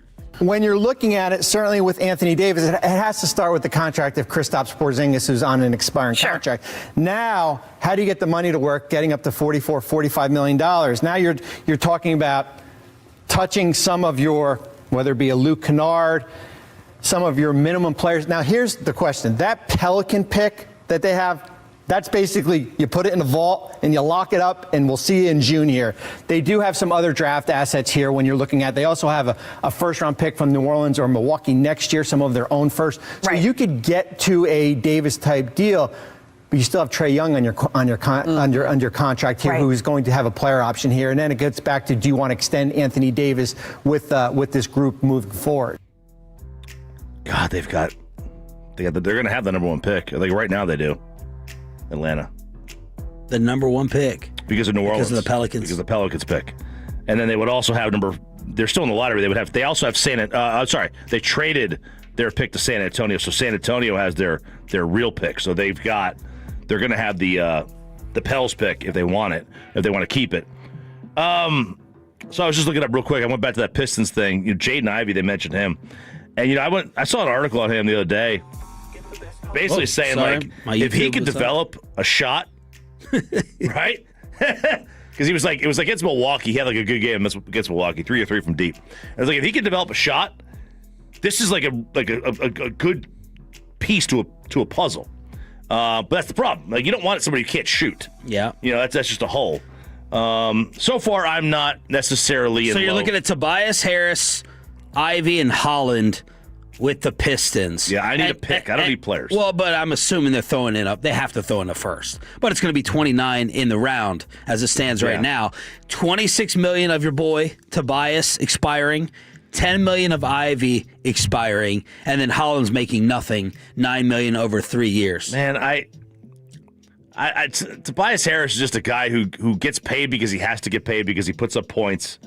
But I don't feel like he ever impacts a game. Right? He just puts up point. I don't feel like he's ever impacted a game. He's not a first option. No. He's not a second option. He's just kind of there. He's just a really expensive guy that you have to have. Yeah, well, that's expiring. And I don't want that. Yeah, but expiring. Right. No one gives a crap what he does on the floor. You're getting off the $36 million. And then you look at Atlanta. So what do y'all think? Entertain one of those deals?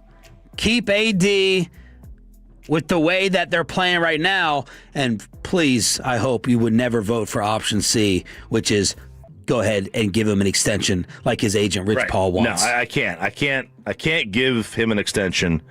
I don't want to just give him away.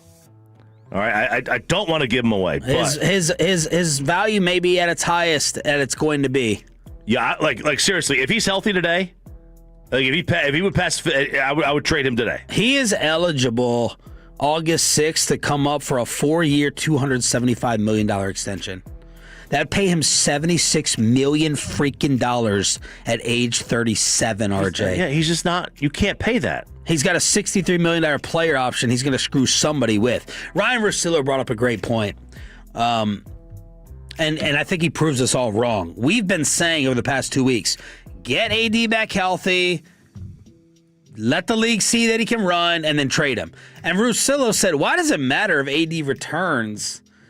Because he's going to get hurt again. So we know what he is. Yeah. And I think that's a great point. Like, we don't have to get Anthony Davis back on the floor to re-up his value. He's going to be, when he comes back for 20, 25 games, he can be 20 and 10, and then he'll get hurt again. So we already know. So getting him back to reestablish value, I agree with Russillo. That's not a thing. It's not that's an overhype factor. I would just try to get something for it. But again, I don't want to give him away. And my number one thing, if I am the Mavericks, it's like I need to get another pick in this year's draft. And even if I have to take, like even if somebody said, I'll give you a number 1 in 2027 and 2029, I'll give you 2 1s, or you can have 1 1 in 2020. I'm just give me the 1 in 2026. Because this is a loaded draft. Just get me 2 picks in this draft that I could do something with. So would you value Atlanta more? They have a second first-round pick. They're not giving up the number 1 pick. They're not giving up the number 1. I think their second one is supposed to be... And Chicago's another team that can't defend. They can't score on the inside, and they get thrown into the mix as well. Okay, so their second first-round pick is Cleveland's. It's Cleveland's pick. Now Cleveland is... They're not doing as great. No, but they're outside the lottery, so they're picking 17 right now. Yeah. So I mean, you could that's a mid-round pick. You could deal with that. Hey, what are the Mavs fans texting? 214, we're cooked. No one is taking that trash in AD. 214 also says, I don't care what you get for that broke MFer. Get rid of him now. 682, they aren't going to trade him. You guys keep believing in national media fake rumors. Wait, that says they're not going to? Yeah, 682 says they aren't going to trade him. All right, bet me. Let's get a Venmo bet. Don't be like that other chicken who said that Michael Young was going to be the Angels manager, and we bet $500 to Jared's charity, and now you completely disappeared and ran. I should read your Twitter name out. This is the full text. They aren't going to trade him. You guys believe national media breaking for these fake rumors. If local media isn't breaking it, I don't believe it. Mark said they weren't. There's a Mike Fisher fan there. This team has a lot of potential, and Kyrie's coming back. It's not happening. Just watch. Bet me. Yeah, I mean, there are certain national media members that just national media sometimes gets things. Shams just gave a trade report. This is Shams. Yeah, this is not Peter Vesey. Okay, when like Adam Schefter just knows more. Yeah, he just knows more. That's the bottom line. Ken Rosenthal, Jeff Passan, they just know more. 877-881-1053 for the AD possibilities. What is going to happen Sunday night on this station? Let's check in with former member of the Fighting Irish. He coached in the NFL, and he's the Minnesota Vikings color analyst next on Sean and RJ. Are you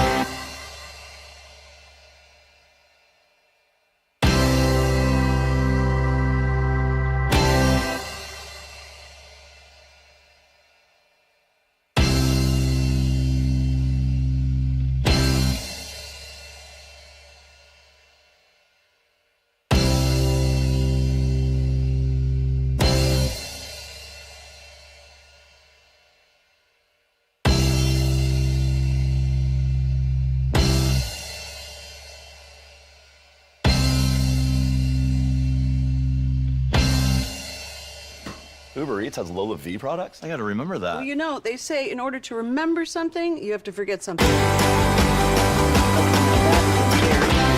That's like a little shag. I've never seen it before. Well, I mean, of course you have. It's the Rachel. Oh, is that your name? No, I mean like your name. No, I'm Jen. My name's Jen. Right, but I just mean like this is your haircut. But that's hair on your head. I'm not saying this is your hair. Okay, freaking me out a little bit.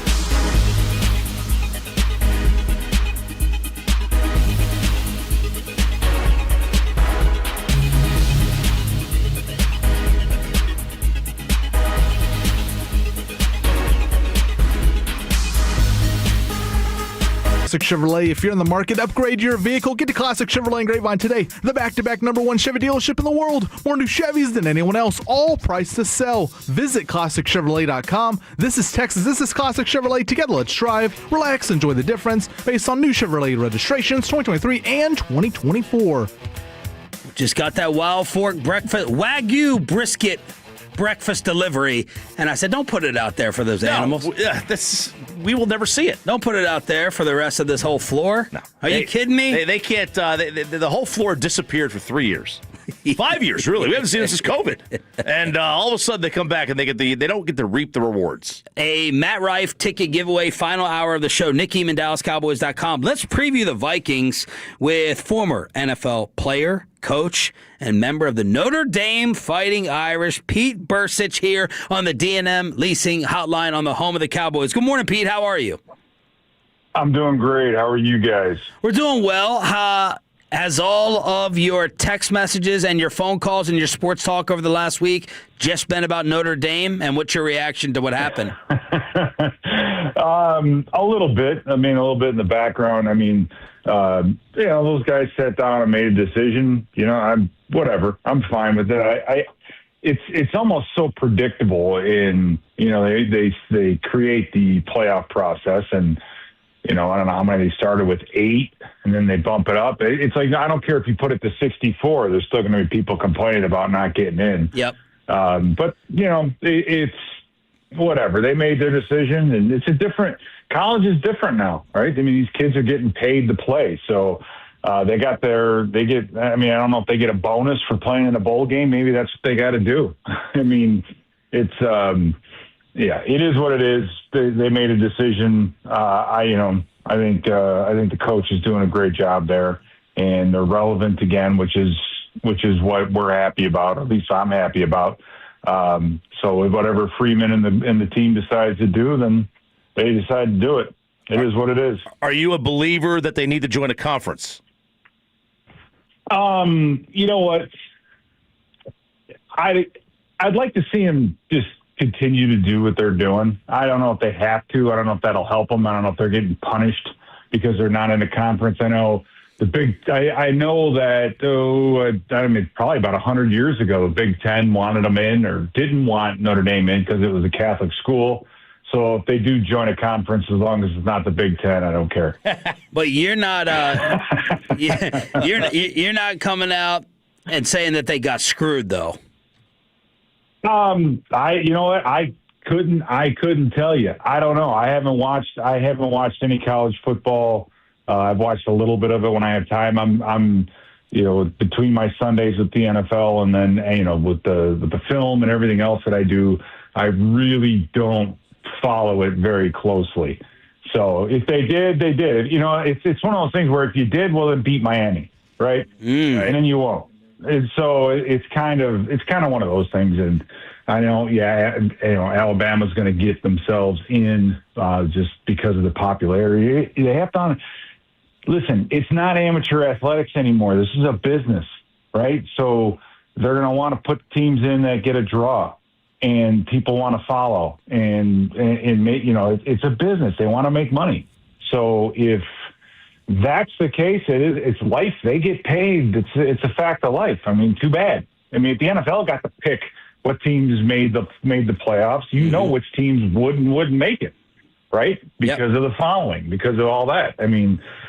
So it is what it is. I mean, I don't mean to throw a wet blanket on the whole conversation because I think it's a good one, but I just haven't been part of it, and I don't know enough about it to really, take one side or the other. It just, it is what it is. Pete Bursich here on the D&M Leasing Hotline, Minnesota Vikings color analyst. Did your dad play for the Cowboys in the 60s?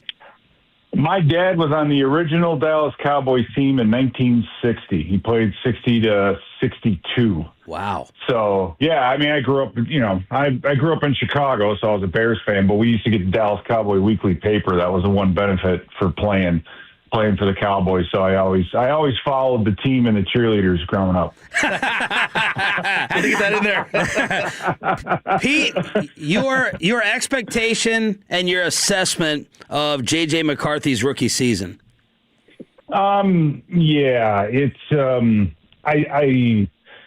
I think we underestimated just he's a 22-year-old kid, just had his first child. There's a lot there. I mean, Kevin O'Connell's offense is a very quarterback-heavy offense. It requires and asks a lot of the quarterback. And, I think our expectations were probably a little higher than what was realistic with a young kid. His inability to stay healthy and stay on the field has been frustrating. Unfortunately, maybe a break here and there is kind of what the kid needed, and he got that. But the game against Washington was probably his best, and it was his best because he was decisive, because he didn't sit in the pocket too long, because he wasn't looking at too much. I think they when they say simplified the offense, they kind of gave him more of an if-then type of a situation. I think he was trying to make too much happen before. I mean, you just look at his relationship with Justin Jefferson. I mean, that's a big problem because the number one, the highest paid guy in your team is coming away with 11 or 12 yards in a game. But but that's the lowest rated passing duo in the NFL. Wow. Right? I mean, that's like, you're sitting there looking at Prescott to CD Lamb. Our the passer rating is 47. That's McCarthy's passer rating throwing to Justin Jefferson. 6 of his 10 interceptions were passes that he was trying to get to Justin Jefferson. So obviously trying to do too much, trying to force the football. But we figured out how to get back on the positive side of the turnover ratio, and we turned the ball over 26 times this year. It's just been insane. But we figured out how to get back to +3, against the Commanders. Can that continue? I don't know, but it's been it's been a very, very, very tough ride with developing a young quarterback. And the problem is he may play well the last 5 games of the year. You're still not really going to know where you are going into next year. It takes a couple of years before you can really say that he's got it or he doesn't. But, everybody wants a new quarterback, right? Everybody wants to just get rid of a guy and draft somebody, and I think it's very easy to do. But in this day and age in the NFL, it is not. So be careful what you wish for, as a warning. Has there been then some remorse about moving on from Darnold, or were they had to do it because of the pick? No. Yeah, Darnold's fate was sealed before he ever got here, right? Because it was 2 years ago, two drafts ago that we picked JJ, and you pick him number 10 overall. You trade to get him. You made that decision. He's the future. The injury, his rookie year to his meniscus, that allowed Darnold to come in and do what he did. I mean, we're the only team in NFL history to have a quarterback win 14 games and then not play for us the following year. The only time it's ever happened. Wow. Right? These guys don't grow on trees. It's very difficult to find. In the situation that we were in, we were talking about, at least I was talking about this when Darnold early on last year was starting to look really good. You're like, it's great, but the problem is he's not going to be here next year. Just because of that. You're not going to pay $100 million to a guy who's a backup and then at the same time absolutely torpedo the development of your young quarterback, because then everybody's going to want the guy, the backup, and you're going to have the controversy. It's just a decision that was made, and you have to live with it. So it is what it is. It's not pretty. You gotta go back to playing great defense and having a good running game. That's the best way to develop a young quarterback. And if your team doesn't have that, it's gonna be a struggle. I don't care who it is at quarterback. Pete, how are you viewing this matchup with the Cowboys? Yeah, this is going to be a tough one. The Vikings defensively, we've played well. We've been good against the pass, but we haven't run across a team like this. Obviously, we don't know. We don't know yet if CD Lamb's going to play, but either way, you've got Lamb out there. Pickens has kind of been. You got some negative attention. He's playing on Sunday night. I think he's going to be bringing his A game. This Sunday night, and then. Ryan Flanoy was very impressive with what he's done.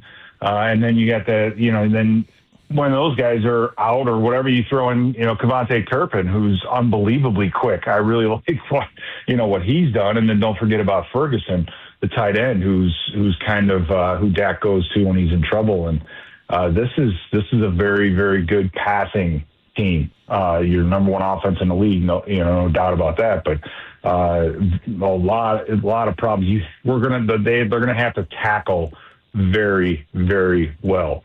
I think that's kind of interesting because that's pretty much, I think, the problem with your defense. But offensively, you guys give other defenses just absolute headaches with. You miss one tackle on a slant to Pickens and goodbye. You can throw a 5-yard hitch to CD Lamb and you can turn it into 30. And then when you jump the hitch, they're going to double move like Lanoy did against Detroit. And then next thing you know, you got a cornerback standing there with his pants down. You're like, oh my God, what happened there? So a very dynamic passing game. So they'll be the biggest test. Knowing Brian Flores, they're going to want to get pressure on Dak Prescott. So it's going to be, the issue will get forced. It'll be we're gonna dial it back, try to get pressure on Prescott. Can he get rid of the football quickly and get a receiver to make a guy miss, and then it could be a big play. But slowing down this Dallas offense is going to be interesting. Vikings color analyst Pete Bursich here on Sean and RJ 105.3 The Fan. Cowboys Vikings Sunday night. Did you watch Pickens against Detroit with the film? Yes. What did you think? I watched that. You know what? He was off. You go back and watch him against Philadelphia, and he hits a slant, he gets a big dig, and then they run the little dig in 7, and Dak makes a beautiful throw. I guess in this regard, in the NFL, if you are off a little bit, just a little bit, it is all the difference in the world. You don't have to be off by much to go from looking like a star to a sucker. Really, you really don't. And he just looked off, right? He just didn't have. I don't know if it was the added snaps at the end of the game with CeeDee Lamb being out. I really don't know. But it didn't look like him, at least from the games previously that I've seen of him. He's been a little boom or bust lately, I guess. But there's no question going into this game, knowing he could be the guy, having a few extra days from a Thursday game to a Sunday game, he'll be ready to go. I don't expect to see the Detroit version of Pickens, this Sunday night on national TV. I mean, come on. I think he'll be ready to go, and you're going to get the best version of him. And when he's on, he's on. I love watching him because he's kind of old school in that he's not afraid to go across the middle. He knows how to use his body. If you try to roll up and jam him, you have to be very careful about being physical with him, because he knows how to use his body and leverage so well. At least that's what I've seen. Thank you so much, Pete. Have a great call Sunday night. Appreciate it. Yeah, you too. And say hi to Dixon Edwards for me. We stole him from you back in the 90s. He was one of my favorite teammates with those terrible shoes. He wore the same damn shoes on AstroTurf, I think, for 10 years. Yeah. Seriously. God. It Wow. was like they were like Pumas that he got from Michigan State. And his toes were he'd have to tape his shoes because his toes were sticking out of him. Oh my God. Different world. I mean, he would I'll say this, though. He could hit. He could knock your eyeballs cross, and he's probably one of the funniest human beings I ever met. But, yeah, Dixon Edwards is my favorite Dallas Cowboy of all time. Wow. Awesome stuff. Thank you so much, Pete. Yeah, take care, guys. Pete Bursich on the D&M Leasing Hotline. Is Shador being sabotaged? Daniel Jones one and done. The Chiefs need a new voice. CJ's not a franchise QB. RJ Choppy's NFL overreactions or not, and our final Matt Rife ticket giveaway of the show after this.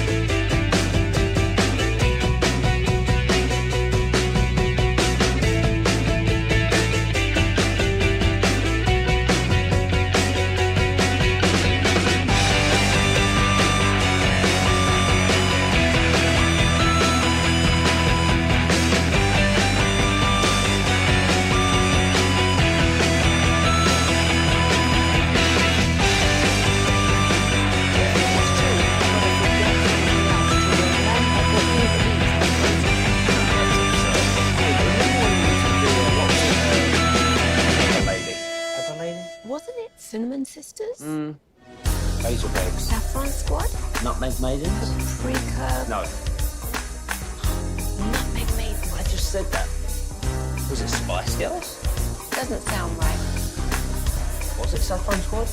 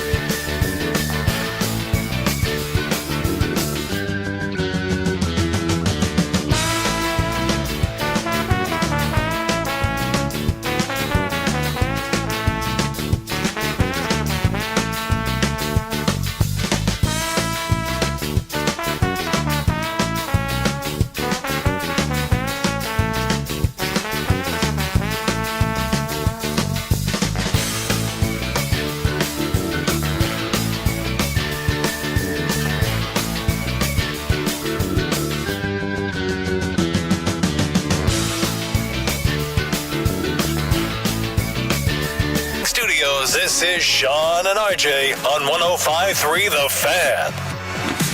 Final hour, fist pump time on the Fan Cam, Twitch, and YouTube. Oh, baby. I'm trying to get the brisket taco down. That's fantastic. Wild Fork, just that smoke. KD, going to be at the Wiley location. My guy Royal coming in, delivering strong with Raul in the sales department. We'll talk about it a little bit after. Nick Eatman, DallasCowboys.com. This is Sean and RJ. Bobby Belt Cowboys Insider is out this week. We got Peyton and Aiden getting it on the Fan Cam, Twitch, and YouTube. NFL. Overreactions or not, Cowboys Vikings coming up Sunday night. It was refreshing to hear someone from Notre Dame not cry and act like a little bee. Yeah. And that's somewhat, now he's not paying that much attention to it, Vikings color analyst Pete Bursich, but he basically was like, that's life. It is what it is. Yeah. Like the Big 12 AD said yesterday in saying that Notre Dame was egregious in their actions. Yeah, it's strange. It's like some former players, they never lose it. They never leave the college. And then some just, once they're done with it, they could not care less. And it seems like he is obviously in the latter category where he doesn't care at all. Like, he doesn't pay attention to it, doesn't follow it. It's Vikings and all Vikings just for him. All right, NFL overreactions or not. Shedeur Sanders has locked up the Browns starting role, obviously for this year. That's already been announced. But he did it for next year as well. Well, like that, he'll be the game one starter next season? Like going into camp, yep, it's his job to lose. Reality, not an overreaction. I think. I think. Although Shannon Sharp, remember him? Mm-hmm. What a blow-up of a career. Yeah. Detonation. He was riding high. He was the new hot thing at ESPN and then just destroyed it. What was it? The incident with the girlfriend. Yes, that's right. The way he was talking to her, the recordings, the payouts, all of it gone. He survived the "That's my Michelle." He survived that. Yeah. The nightcap. I mean, he was making I'm sure he's making a ton of money with Ocho Cinco, but he must be losing his mind because Eric Chiafalo sent me this as a nominee for worst take yesterday while he was doing G-Bag. This is what Shannon thinks is happening with Shedeur. And I really hate to feel this way, but a part of me is like, yeah, we're going to let him start the rest of the season. Oh, Bears, Bills, Steelers, Bengals. If I'm Shedeur, I'm like, nah, I'm good. I already showed y'all what I can do. Put Dylan in there. Why couldn't you name his ass the starter 3 games ago? Why was it week to week? Because you know what? Every time he don't want to answer a question, he always say, well, I don't want to get into that. Right. I don't want to get into that. Because they asked him before, is Shedeur going to start? Well, I don't want to get into that. Let's look at the film and all that. Bro, you know. What? Okay. What? So a quarterback is supposed to tell his coach, I don't want to start. Yep. Because these teams are too good, and I don't want to lose these games. Right. That's the competitor that you want. Come on. And why didn't they name him the starter for the rest of the season 3 games ago? I don't know. They wanted to see how he would do and how he would play. He's only played 3 games. It's like, what are we doing here? Yeah. This is a really weird. I understand. Like, it's always a moving goalpost with Shedeur. And I'm not saying it's necessarily in this instance, but people want to keep Shedeur alive as a topic. So whether they got to throw Dion into it, whether they got to throw Race into it, whether they got to throw Stefanski into it, whatever they got to throw into it, when that fire starts going out a little bit, people got to blow and stoke it.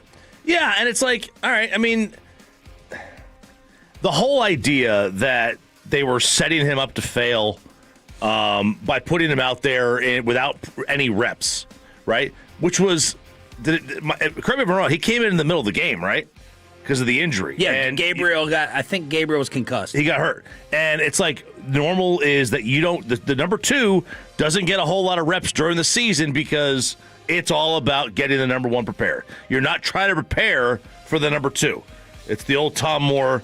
There was if man goes out, we're effed, and we don't practice effed. I don't know whether it was Josh McCown. There was a backup QB who kind of went on Twitter and social media and explained. Yeah, I think it was McCown. That that quarterback doesn't get reps. Right. They don't. It just doesn't happen. It's not a Shedeur thing. It's a emergency quarterback number 3 QB thing. Right.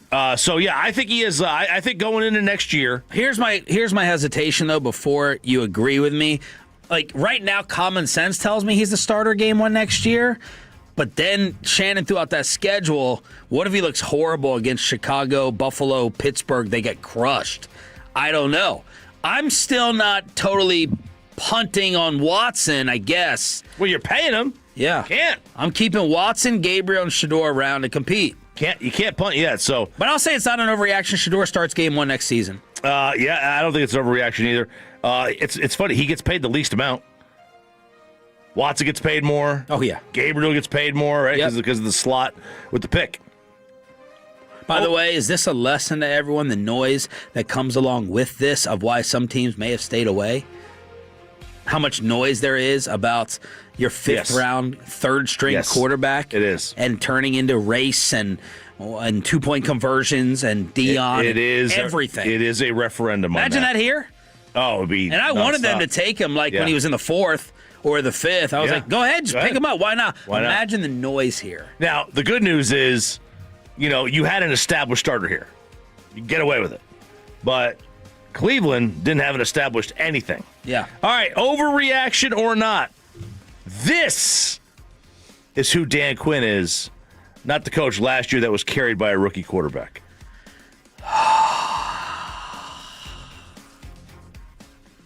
Why don't you start because you love Dan Quinn so much? I'll actually say it's an overreaction. I think he's somewhere in the middle. This actually goes against one of your sports principles. You should introduce him forever as Super Bowl winner Dan Quinn. That should be an RJ Choppy rule. Yeah. He's a Super Bowl champion. He really is, because they were up 28-3. And you don't need to see the rest of the game to know who was better. I don't believe in comebacks. All right? I think comebacks are just the other team stops trying. And every comeback... Because he didn't believe in choking. I don't believe in choking either. And every comeback, there's a quit somewhere in there. They just gave up. I don't need to win. But you know who I do actually refer to as Super Bowl winning head coach? That's Mike McCarthy, who actually won the game. He actually won the game, unlike Sergeant Slogan. But I'll say it's an overreaction because I don't think Dan's a very good coach. I think he's okay. What don't you like about him? I just don't think he does. I just don't think he's like... You think he did a really good job here? I think he's a really good defensive coordinator. I think he's a great... Except for their defense. Yeah, I think he's a great defensive coordinator. As a head coach... I don't know. I think he tries too hard. The backwards hat, he's trying too hard to be cool. I don't know. They called him Sergeant Slogan in Atlanta. He was carried by Matt Ryan in an MVP year. And then as soon as Matt Ryan wasn't like one of the 5 or 6 best quarterbacks in the league and he fell off the cliff, they started losing every game. So I don't know. I don't think Dan's all that special. It's an overreaction because Jaden has played in 7 games. But I'm not thinking that he's a phenomenal, great coach right now. I think he's beloved by the players. I think he absolutely is. He did a nice job defensively here. Overreaction. I can't kill Dan Quinn, Salisbury, Maryland. Shout out because he did not have his quarterback. Let's see what happens next year. I think, okay, there we go. Yeah, I'm not going to kill him. Not going to kill him for the Jaden. Overreaction or not. Although he did play Jaden and he's getting crushed and criticized for that, not getting him out of games. Daniel Jones is a one-and-done quarterback. In terms of, like, this is the year he popped, he'll never pop again. He might come back to Indy next year, but we've seen the peak.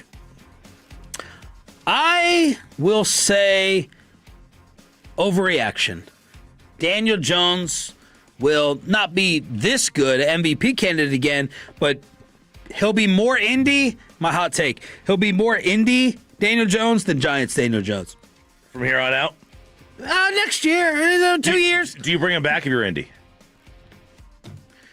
What would you like to make contract-wise?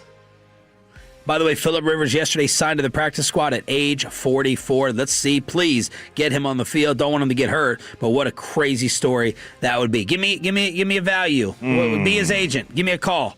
What do you want? 3 years, $100 million. That's the Sam Darnold contract. Oh, it's 33-ish a year. Pepe, where do you stand on this? He's 28. 3 for 100. I'd do it. I mean, you saw what he did this year. You're still going to have, because the Colts have good weapons. They have JT. They have Michael Pittman. They have Alec Pierce out there on the outside. They have Tyler Warren. I mean, they have good offensive weapons that make him better. I like Daniel Jones. I think he'll be good for a couple more years at least. I'd probably sign it. I'm definitely not going to Richardson. Right. I'm definitely not turning it over to Anthony And Richardson. if you do, you got to keep him away from all the resistance bands. That's right. I'm probably signing it. What about you? I do think that we'll never see this again, necessarily, but I do agree that he'll be closer to this than the Giants. I would sign it because 3 for 100, I mean, you're getting a quarterback at 50 cents on the dollar. An open market quarterback is going to get you $65 million next year. I would hope, because Dak got 60. That also means that's what Dak's probably going to wind up getting on the extension. Overreaction or not? Bobby Belton, Derek Hollander weighing in on our NFL takes right now. The Chiefs need a new voice. Oh, this kind of takes me back to my hot take from the other day that Andy Reid should be called out as the play caller offensively for this offense. They need a new voice. I'll say, man, do you have a strong opinion? I don't have a strong opinion on it. So you're strong. You don't have a strong opinion that should be shouted down and rejected. Right. Yeah, I know. You think it's a possibility? Look. I mean, Andy Reid's getting older. You know, is he the same? They've been When's the last time it's been truly fun and electric to watch the Chiefs offense? 2.5 years. It's been years. Yeah. I'll say it's not an overreaction. To me right now, it feels like the Chiefs' entire offense is Patrick Mahomes dropping back, leaving the pocket, and trying to find something.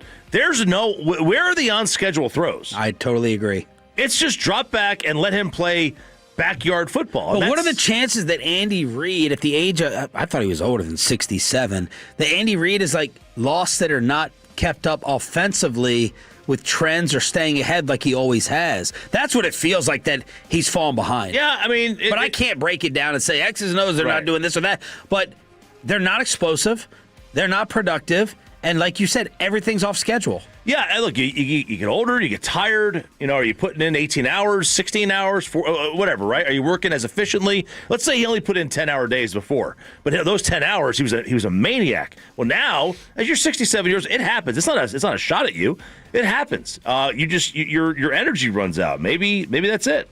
All right, RJ Choppy, overreactions or not in the National Football League on your home of the Rangers and Cowboys. It's DFW Sports Station.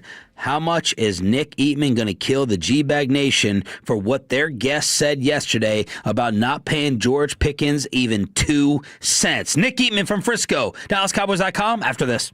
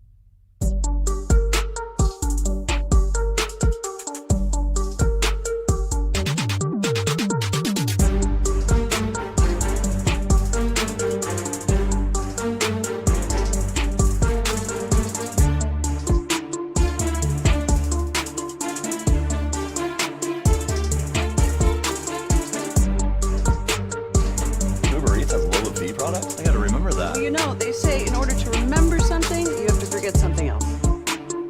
Okay, now that is a very cute haircut. That's like a little shag. I've never seen it before. Well, I mean, of course you have. It's the Rachel. Oh, is that your name?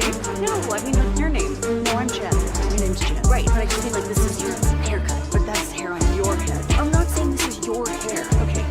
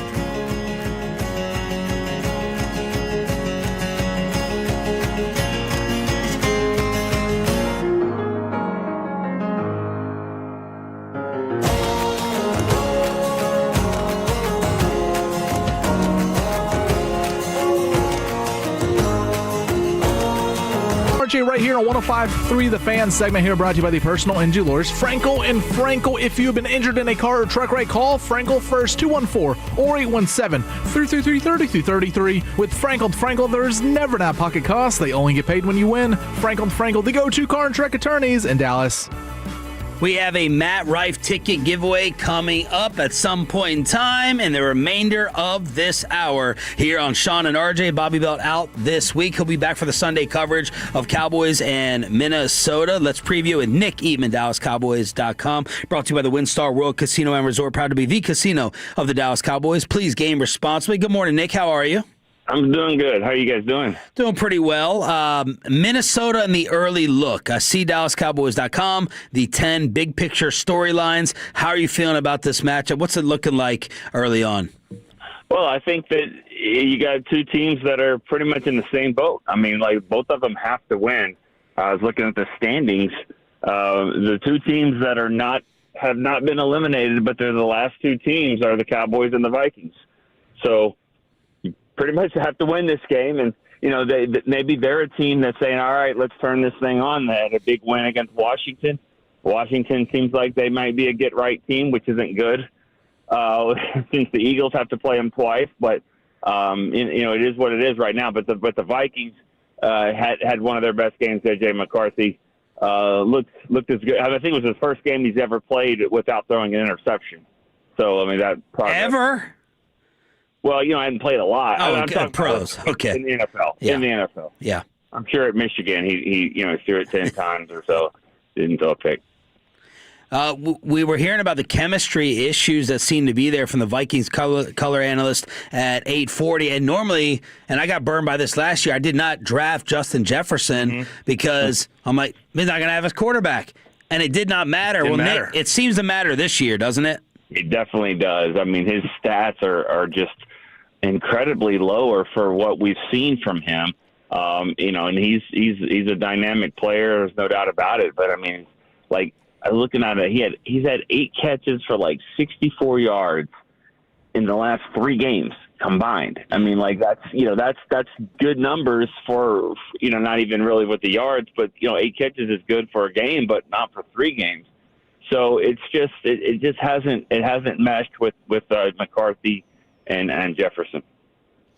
What's going on at running back? Aaron Jones, we're all too familiar with him around here. And then they got the power guy as the backup. How is that working in their backfield running the football? I don't think anything's really working for the Vikings. Like working. I mean, like I think, it's kind of like Cowboys on defense where it's like, yeah, it works this game, but not that game.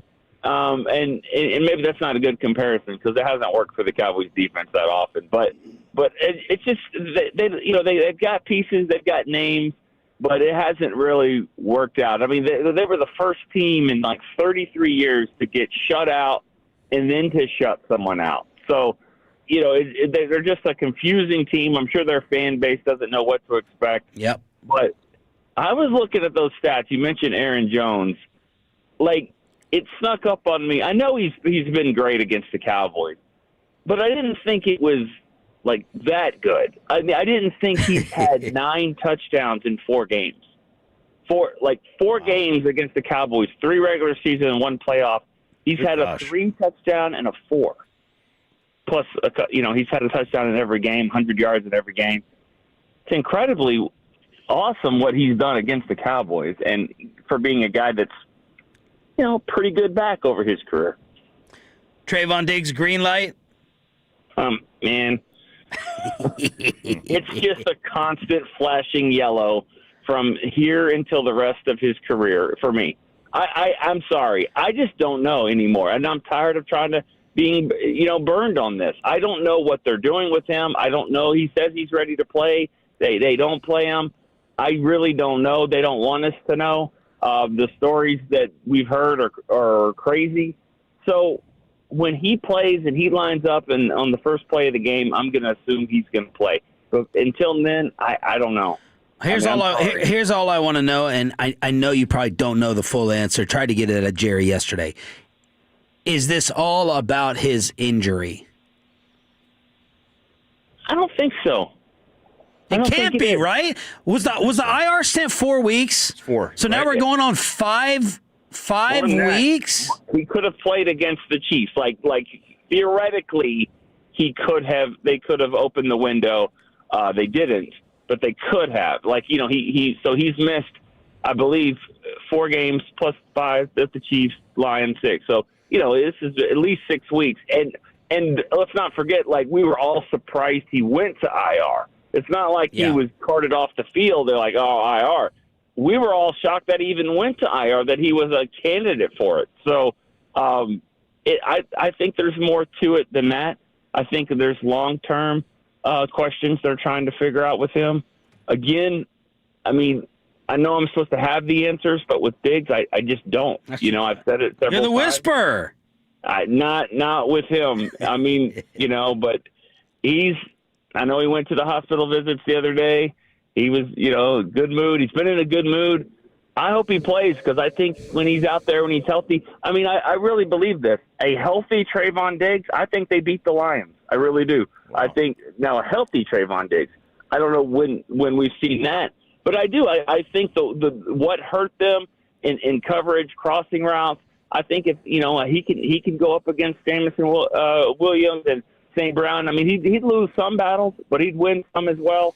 And I think he'd make it a lot more competitive for the rest of the guys. That's how valuable I think he is when he's healthy. But I don't know when we'll see that again. Nick, give me 3 words to describe his personality. And is he comparable to another player? I could never stand Scandrick.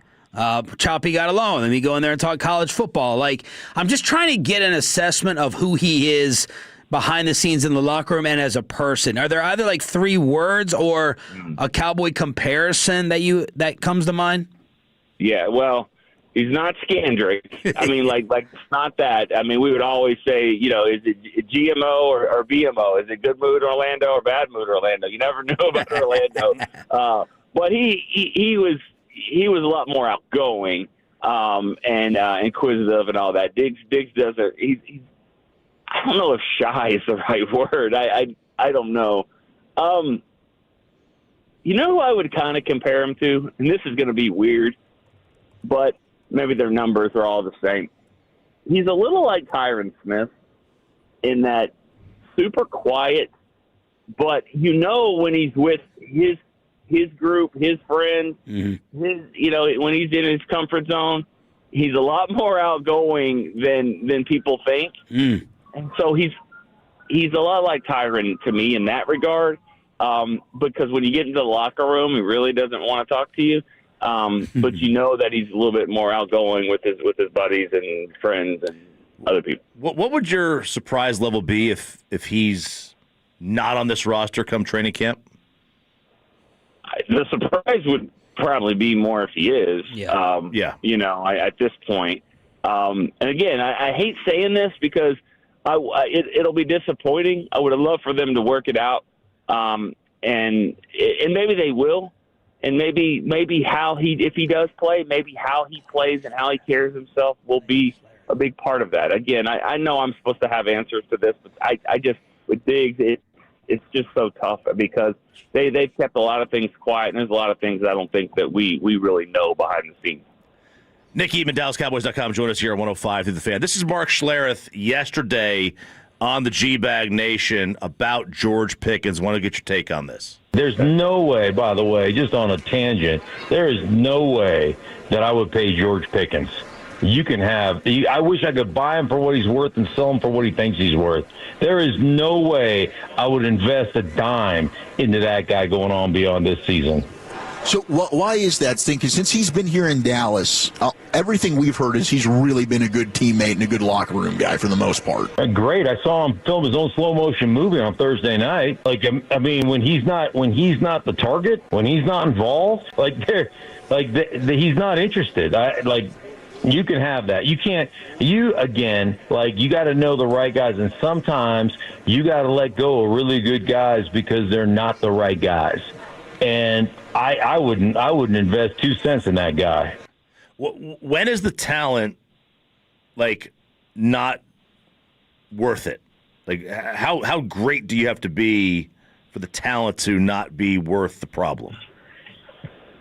Well, Michael Irvin's obviously comes to mind, and that's a guy that Jerry's dealt with before. Not to say anything bad about national guys, but I know this. You're asking me questions about Trayvon Diggs, who I've covered more than anybody else, and I have no answer on him. And my point about that is it's hard enough to cover your own team. I can't imagine even trying to think about covering 32 teams because you can't do it. It's impossible. Right. So what you're going off of with his opinion about Pickens is what he saw with the highlight package that was created probably for him on the show that he's on, and a couple of snippets here and there and things that he's heard, but he doesn't know what's going on inside the building, doesn't know what the issues are here and how he's been with CD, how he is with Dak, and what this offense has been with him. So I'm not saying he is wrong, but he's got to be misinformed because all national guys are misinformed when it comes to what's happening here. And there's a lot more to it than just 1-2 things. Jerry let a generational player leave, and he's having a great season, and the Cowboys miss him. And so you going to do that again? I don't know. I don't think I would. But get creative. You got smart guys over there that know how to deal with the cap. Get creative with it. He gets fined for missing meetings and things like that. Maybe you do contracts that are the other way around, where there's a lot more incentive based to get the money that he's worth and deserving when he's playing at that level. And so maybe it's a little bit more of an incentive based contract. I don't know. Again, I'm not one of those smart guys, but I just think Dak is as good as he's been. CD is really good this year as well. When he's healthy, together they make Ferguson a running game better. I figure out a way to keep him. How are you looking at Guyton and Clowney for their availability? Yeah, Clowney I think has a good chance. Guyton, I think this is the day that we'll see. It's always big on these Wednesdays, and that's the same for both of them. It kind of goes back and forth a little bit with Guyton because at times you see Nate Thomas playing, you're like, he might be one of the best 2 tackles. It may not be Guyton in them, in the mix. And then you watch him play against the Lions, and you're like, when's Guyton coming back? So, and that's to say, well, they have an issue at tackle. I know they got to fix their defense, but with one of these first 2 picks in the first round, I still think offensive tackle's got to be on the table. Awesome stuff as always. Thank you, brother. We appreciate it. Thanks, guys. See you. The great Nick Eatman. He never runs from any question, even though he's got to go in that locker room every single day. That's what we appreciate the most about him. From DallasCowboys.com, brought to you by the WinStar World Casino and Resort, proud to be the casino of the Dallas Cowboys. Please game responsibly. Let's hook you up with our final Matt Rife tickets of the day and crosstalk with the KNC Masterpiece next. But I've been dying for an hour now for this.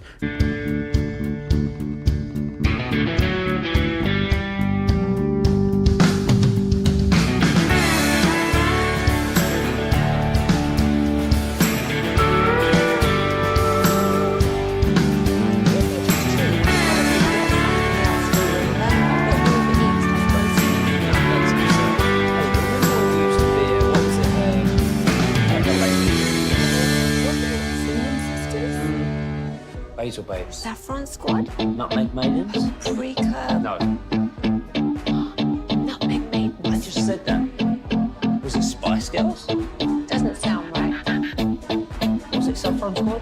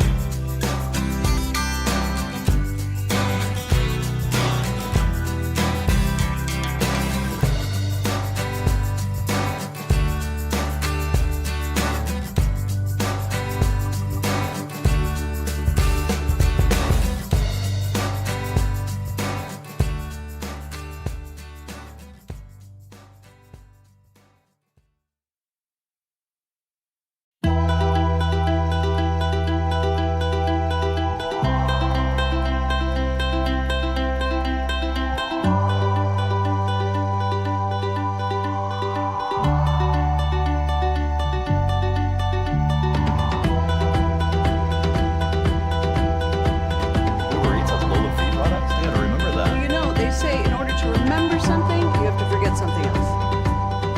Okay, now that is a very cute haircut. That's like a little shag. I've never seen it before. Well, I mean, of course you have. It's the Rachel. Oh, is that your name? No, I mean your name.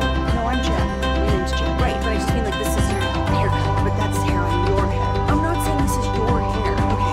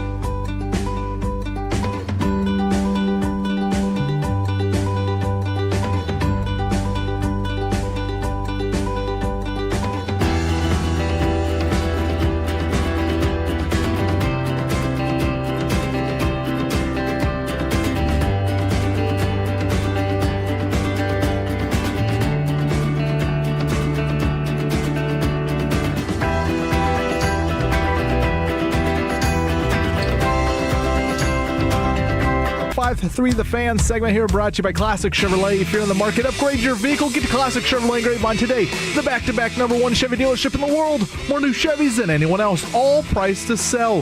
Visit ClassicChevrolet.com. This is Texas. This is Classic Chevrolet. Together, let's drive, relax, enjoy the difference. Based on new Chevrolet registrations 2023 and 2024. All right, Tolos, that's right. Caller number 10 right now at 877-881-1053 wins a pair of tickets to see Matt Rife at Dickies Arena in Fort Worth on December 12th of 2026. That's caller number 10 at 877-881-1053. Backhand across, pins, he scores! Nifty setup by Mikko Rantanen. And Rope hits a power play goal here early in the second to double the Dallas lead.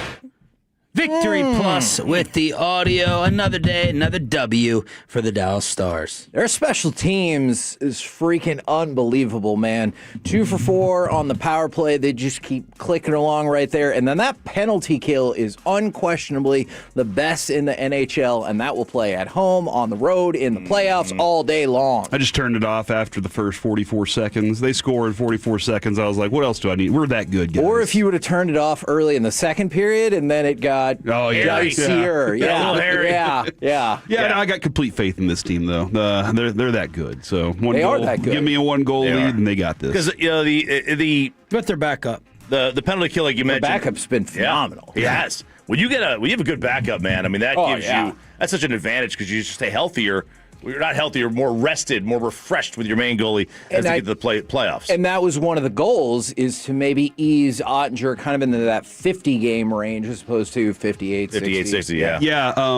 Gulletson said there was a study before the season they did that 45 to 50 games, anytime you go over that, goalies in the playoffs fall.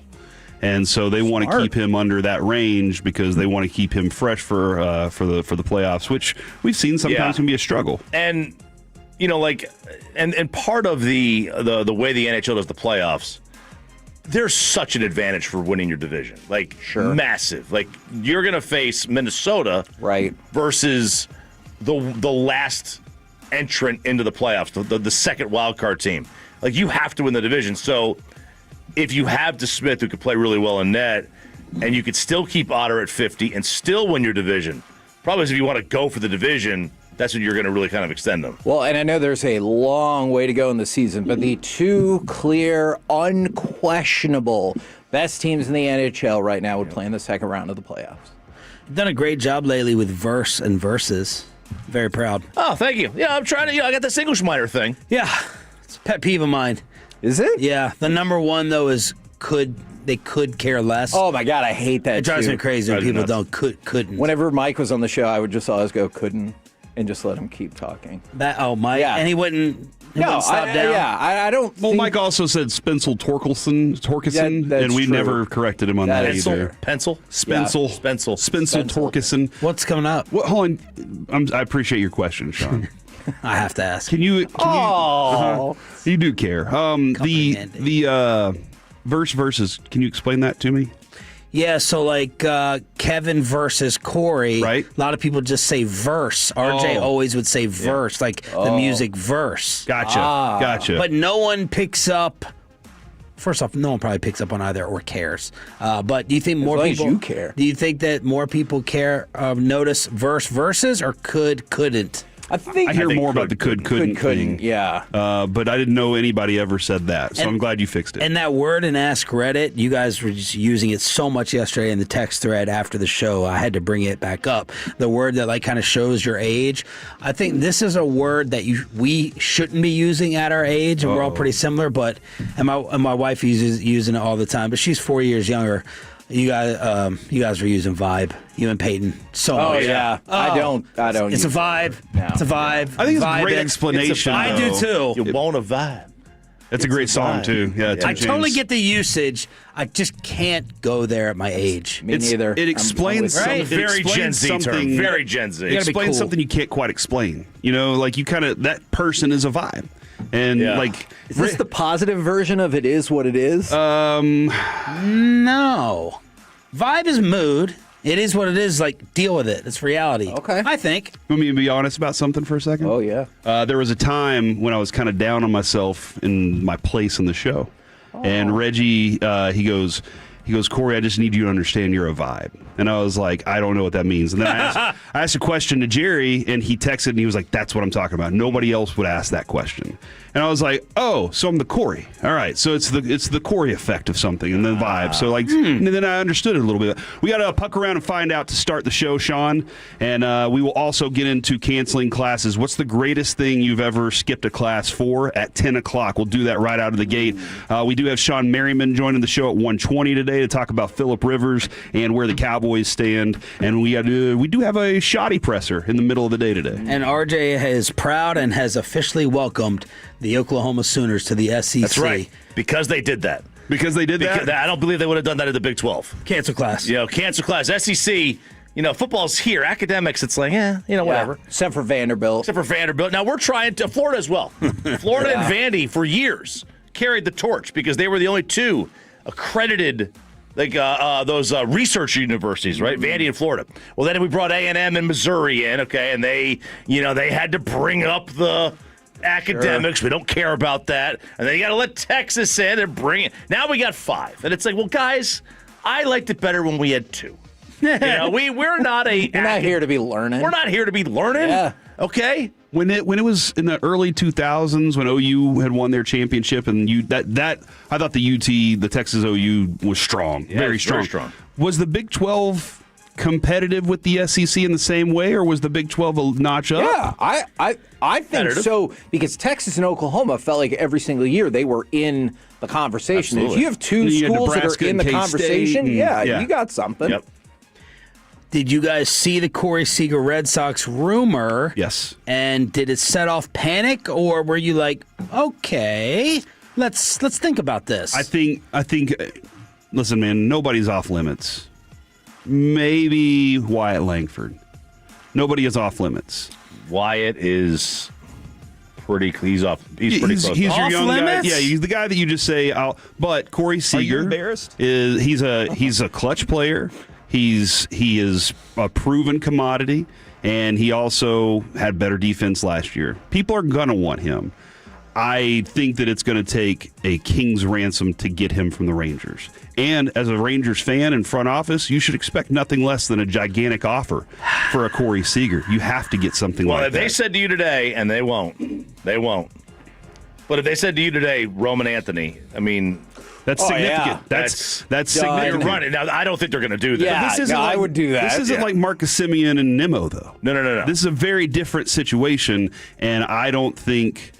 I don't think the Rangers. I don't think the Rangers are out there going, guys, we got a fire sale. I think the Rangers are like, if y'all want something, come make us a gigantic offer. Here's my worry. Okay, I was going to ask if you were worried. I'm going to try to assuage your fears. Okay, I'm worried about the front office value in return. Yeah. Just to get off of the money. I do get that. I will tell you this. And let's be fair. It's a fact he's going to miss 40 games a year. Sure. I don't dispute that. You can't dispute it. It's fact. And as Kevin Hagelin likes operating in facts, and I'm just being Kevin Hagelin here. And he's 31. Here's another fact, if it makes you feel any better. The Red Sox are also players for Marte, for Bregman. Yeah. I think all of this is going out into the world because they're like maybe trying to play other teams or other players. You think the Red Sox are leaking something out there? I do, just because they're in on multiple people. I'm not saying that there's no chance Corey Seager would get moved, but keep in mind the Red Sox are in play on several people. What do y'all think the Rangers' goal is and should be next season? What's the objective? What was the message? I'm going to go find the one I read yesterday about from Bill Simmons. But I think their objective is to field a cheap competitive team, and to give themselves a real chance of having butts in seats. So, like, you want to show up and watch Jacob deGrom pitch. You want to show up and watch Wyatt Langford. Mm-hmm. They are expecting that they will get people in the seats for that. They are also. I think that Chris Young does want to win, but he also understands what LA's done and what the New Yorks and the Bostons are going to do. Because to me, Kevin, if it's not strong playoff contention, we should entertain the Seager talk. Well, and here's the trouble with that, because I agree. Their pitching moves would kind of make you think opposite. Yes, but I agree with you. Here's the thing that is troublesome about the way the Rangers are thinking. I think Chris Young's strategy is we need all of our players that we already have to get better. And I'm like, that's great. But what's actually going to make that happen? Because we keep going back to 2023 for some of these players and saying this is where they're at. And when you see ensuing seasons, you're like, maybe that was the outlier. And so that's why I'm worried about how they're building it. Choppy, as a lifelong Rangers fan, this is Bill Simmons yesterday hitting close to home for his Red Sox. The Red Sox didn't splurge on Schwarber. It would have ruined their plan to get a hitter in his 30s coming off a major injury on a one-year, $17 million deal who they can waive in August. Like it's very home for the Rangers. Good. I like that. As we experienced that our whole lives. I like that. Because like if you were to make this trade with Boss has got a lot of pitching depth in their system. So like you're going to lean into run prevention. Yeah. The Rangers don't develop pitching very well historically. Right. But that doesn't help you this year. And by the time it does help you, don't you think whether that's in 1 year, 2 years, then Evaldi and DeGrom will not be at the height of their powers anymore, and then you run into a Mavericks situation. Absolutely. So to me, you're kind of ships passing in the night if you do that. I need a regular everyday player like Nimmo, right? You got Nimmo, you got him. I would need someone like that in return because this is a team that your goal is just to get to the playoffs. Because if you get to the playoffs, you are going to be a nightmare to face. Oh, for sure. Is Corey Seager being compared? Is comparing Corey Seager to Anthony Davis offensive? I don't think it's offensive. I saw the other one that popped up was Kawhi Leonard, and that made sense to me as well. Okay, I like that the one. potential's off the charts. Yeah, when they play. Especially in big games. Yeah. As long as they're healthy. Well, and the other thing, look, if people get mad or whatever, disagree with me on this, the other reason I have an issue with the idea that Corey Seager's getting moved, they already made that choice. Maybe not to say Corey Seager and Marcus Semien didn't get along, but perhaps they had very different philosophies about how the clubhouse should work. One of them is not here anymore. The one that is here, it would lead you to believe that he was the victor in that potential squabble. But is he a good leader? It depends on what kind of leader you want. And does that matter? If you, like... What type of leader is he? He's the kind of leader who will show you how well he's going to play. Yeah, he's going to go play. He's not going to take everybody out for beers after the game or set up whatever. Like, he's going to go out there and do his thing and be the best he can and be like, I hope you follow that example. Thanks to Wild Fork for breakfast. Tomorrow we have another Matt Rife ticket giveaway. The KNC Masterpiece is next. The North Texas Food Bank is raising their hand.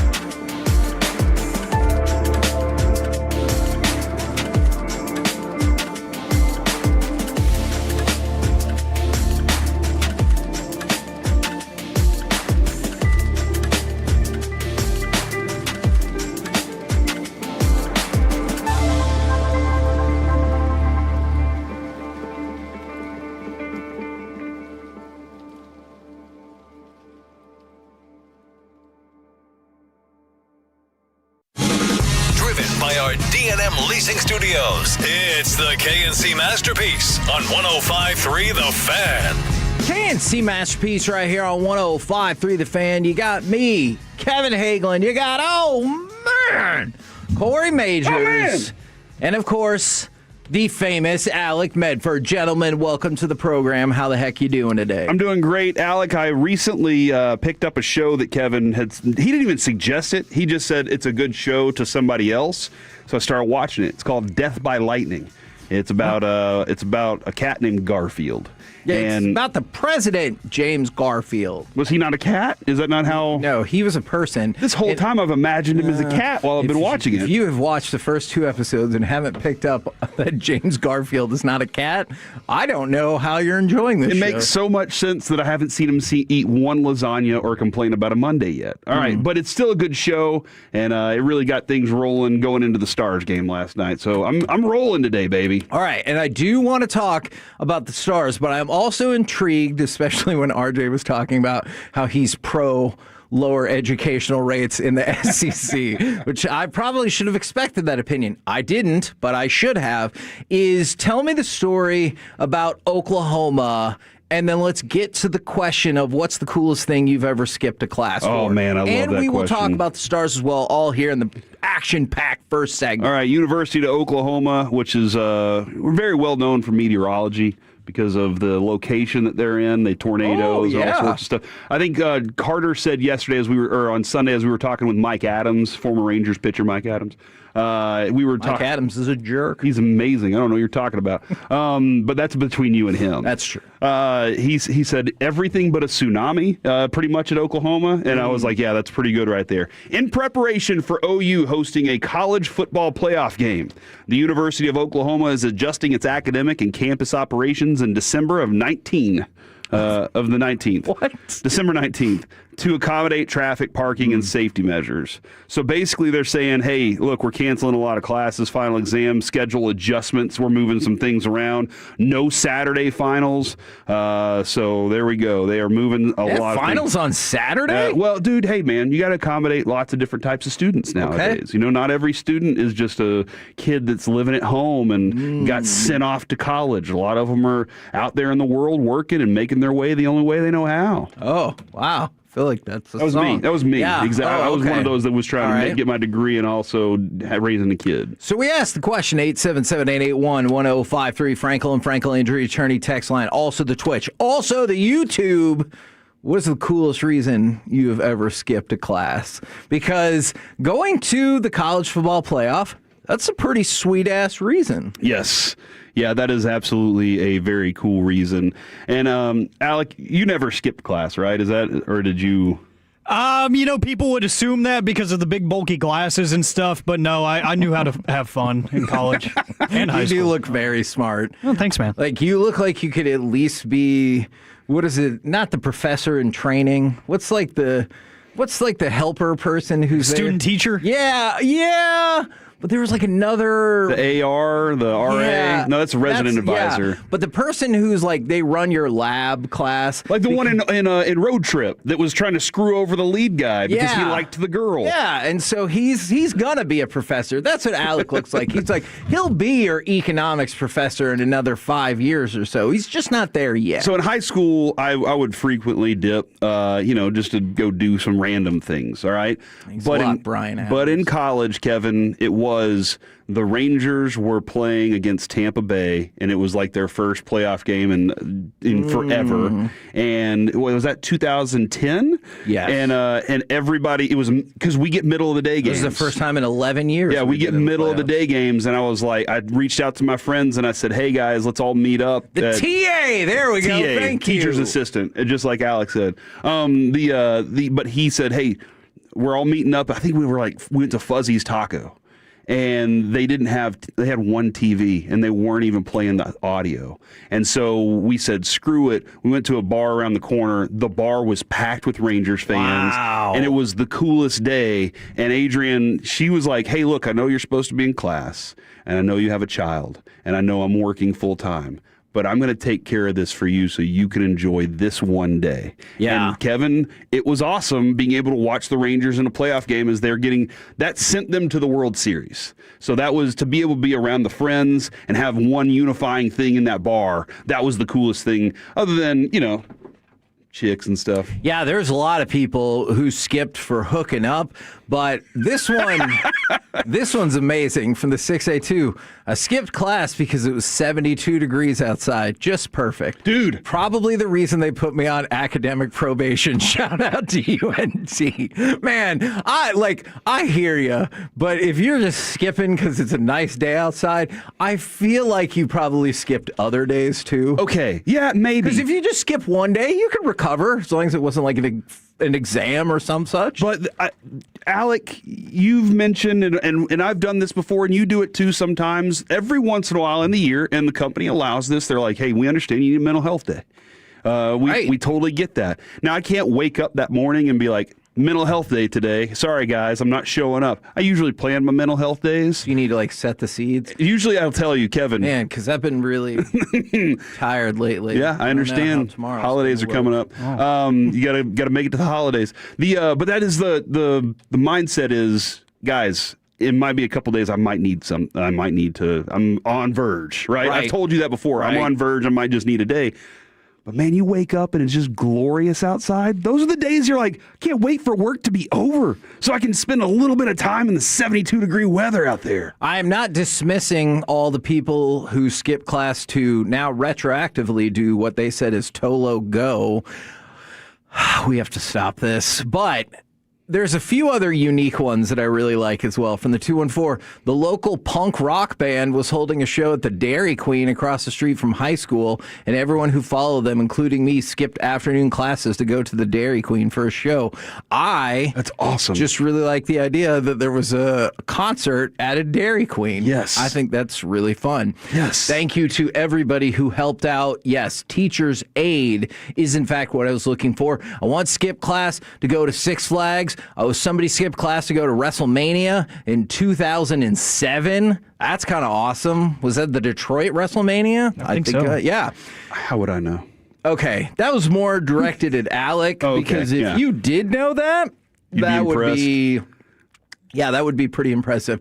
And I don't know if there's any truth to this rumor from the 858. Kyler Murray skipped classes to play Call of Duty. I don't know if that is correct or not. Did you read this about from the 619? Wasn't class, but skipped out of work for my first job at 16 as a lot attendant to watch a Cowboys playoff game against San Francisco. Oh. So it was like, hey, you know what? I'm going in to watch this game. And then I skipped class to go see KNC at Taco Bueno. I love it. Love that. If you have to skip class this Friday, we're going to be at Uncle Julio's in Arlington. Not that I would ever advise you to do such a thing. Two things. One, from the 903, Tolo going right now. Kevin, what's up, fellas? What's up to you? No. And then also, that person that skipped their job as the parking lot attendant, were you just standing in the parking lot letting people in? You were like, screw this, I'm going in to watch the game, and now everybody was going in to park for free? Because that's kind of awesome. I appreciate something like that. Now, Kevin, I know you as somebody who loves capitalism, you're like, no, that's not okay. No, it is, because like most people, I am pretty beat down by the parking attendant. And I'm power. Yeah, it's not their fault, but it's the same thing. Like, you ever see those memes when it was like $50 plus $10 shipping? Meh. $60 free shipping. Oh, that's kind of the way I feel about tickets. I honestly just wish they just charged me like $30 more for some of these tickets and then parking was free. I don't know why. I feel like I would be getting a deal, even though that makes no sense. But it sucks that you're like, hey, you already paid to come to this place. Now you have to pay to park your vehicle outside the place that you already paid, and that's a hassle to get into. And that just kind of sucks. In the 817, I once skipped class, pretended to be sick. I ended up in a parade and watched my best friend wreck his dad's red sports car. No. That was a dream. That is the movie Ferris Bueller's Day Off. And as we've established in this show, none of that happened. Cameron was having a flu-filled delusion. There's no way he was friends with those popular kids. No chance. 214 skip class to see my sister give birth. Skip class freshman year of college to go see Daft Punk. And from the 214 skip class to harass this one employee at Blockbuster. Kevin, I one time went to class. If that was me, I got fired for that. One time I went to class, and here's why. I frequently would skip my environmental science class in high school. It was a BS class. It was first period. I don't even know why I woke up and went to school. I would get there, and me and my buddies would be like, all right, let's leave now. And I don't even know why I got up and went. But one day, he owned Trees, the club in Deep Ellum, and we found out the Toadies were coming back for their first concert since they hit big and everything, and they were coming back to Trees. And so we go to him and we're like, Dr. Y, we please is there any way? And he looked at us and he goes, guys, I haven't seen y'all but maybe 3 times all year. I have no clue how you think this is going to happen. And he goes, I'll tell you what though, y'all get 100 on your exam and a perfect score, and I will give you tickets to this thing. Me and my buddy went home, studied our asses off, skipped every day up until the test, and because we had to study, obviously, guys, that's why. Was that what the professor was hoping would happen? When he gave the test back, Kevin, it had a ticket attached to it because both of us got hundreds. Oh man, it was awesome. I think it'd been funny if he gave you like a 99. He was like, oh, so close. What? Okay. That's for how many days you've missed this year. What if the situation he said was, all right, but you have to double up on classes. You have to sit through other lectures for classes you're not even in that I do. I want you to go to extra class just to really show. So he wanted me to skip my AP English class for his? Look, we would facilitate it where it would be a different class that it was. Maybe my off period. Yeah, I got you. It was okay. I would have done it because I wanted to see the Toadies that bad. Okay. All right. Well, I appreciate that. All right. I know that we had a lot of fun and maybe wasted some time, but I really enjoyed that. But you know what I also enjoy? Give me cut number 2, will you please, Alec? Because I enjoy the Dallas effing Stars. Up high, Heiskanen. Robertson. Score! They took their time. They worked throughout the entire zone. And Jason Robertson gets another 19th of the season. Doubles the lead. This is no longer a heater. This is who Jason Robertson is. I believe in the last 15 games, he has 16 goals. So, look, you don't have to be some sort of hockey super fan to know that is an incredible pace. But even for a person who this is what they are, that's a heater. Oh, for sure. I don't want to discount what you said because I love the way you said that. If you're on pace to score 80 goals, but big thumbs up to everyone involved. Yeah, I wonder how many greats have stretches like this that just stay all season. I doubt it. I mean, I feel like you're going to have a couple games here or there, but the way he's performing, it's almost like you can just check either an assist or a goal for him every night and say, we're good there, guys. We'll have one. Okay. It's where do we get the rest of them from? I want to pause what you just said because I think there's an important distinction right there. You said goal or assist, and I do agree with that. If you're a point-a-game player, obviously you're damn fine. You're a quality player. But if you're anywhere near a goal-a-game player,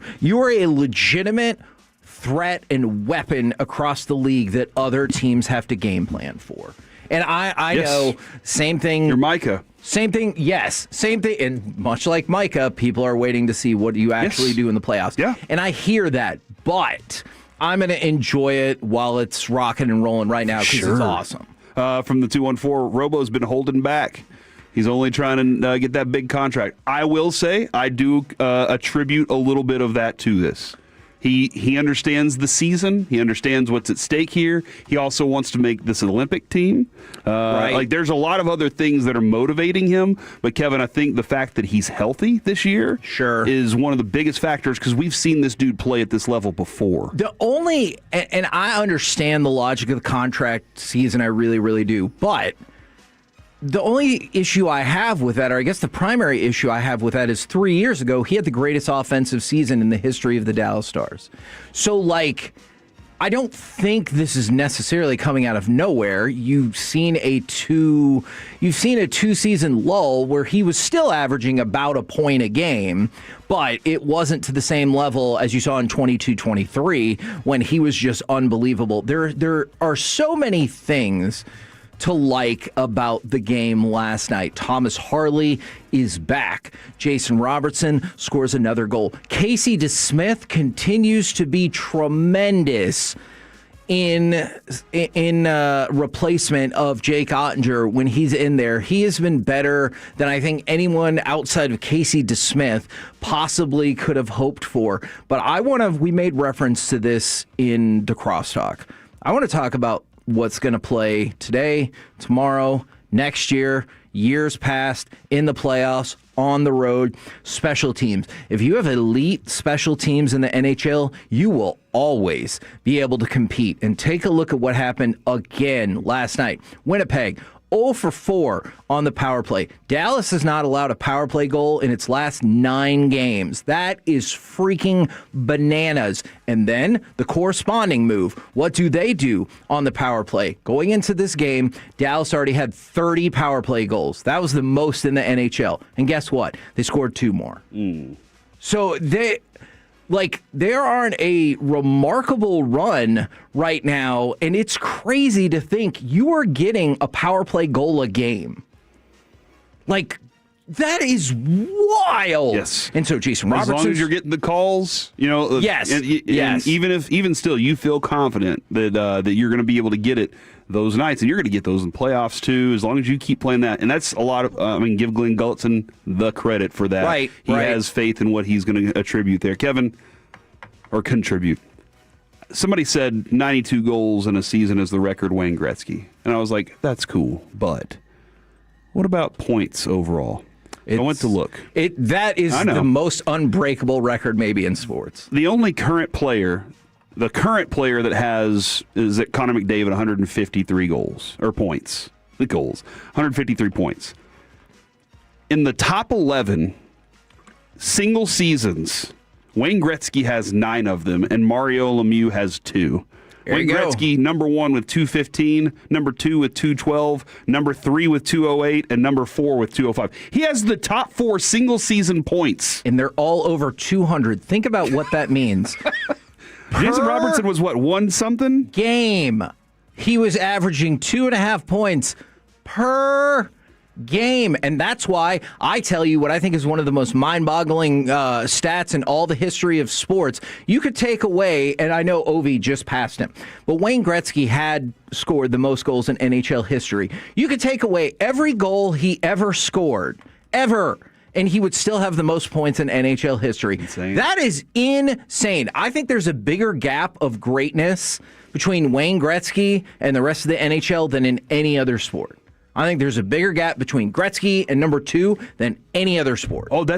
I agree. That could be a fun topic for another day. Technically, my question is, lore-wise, I don't think there's any comparison to Jordan. The respect that Jordan has comparatively, I don't know. I think it's a great conversation. I think that's because basketball is just more popular in America. I'd love to hear. But that's a good question, because then I think you would obviously, Muhammad Ali, when it comes to boxing in the lore category, would be pretty high up there. That's an interesting side question. All right. It really is. And by the way, somebody asked this question, and we've talked about it in the past, but I just wanted a really brief thing about it right here. Hey, Kevin, I don't understand the salary cap. Does the Robertson heater mean we won't be able to re-sign him most likely? If he continues at this pace, you would have to make some changes to clear the way for what his salary would be. Just hope he doesn't Josh Hamilton you. Yes, I agree. And that's the thing. If you wait until the end of the season, well, obviously there could be a bidding war. But if he shows out in the playoffs, I wonder if you'll be in a position where you're like, we're going to have to move some money or move off some players to make it happen. But in theory, no, you would not be able to keep him at this rate. But there's always things you can work on. Yeah, sell some property. And that's not necessarily what I meant, but I like that you're thinking outside the box. We're the KNC Masterpiece. Or the rink. Right here. This is hockey we're talking about, Kevin. Touche. You're welcome. On 105.3 The Fan. Coming up next, let's scout the Vikings right here on The Fan. Take us with you way.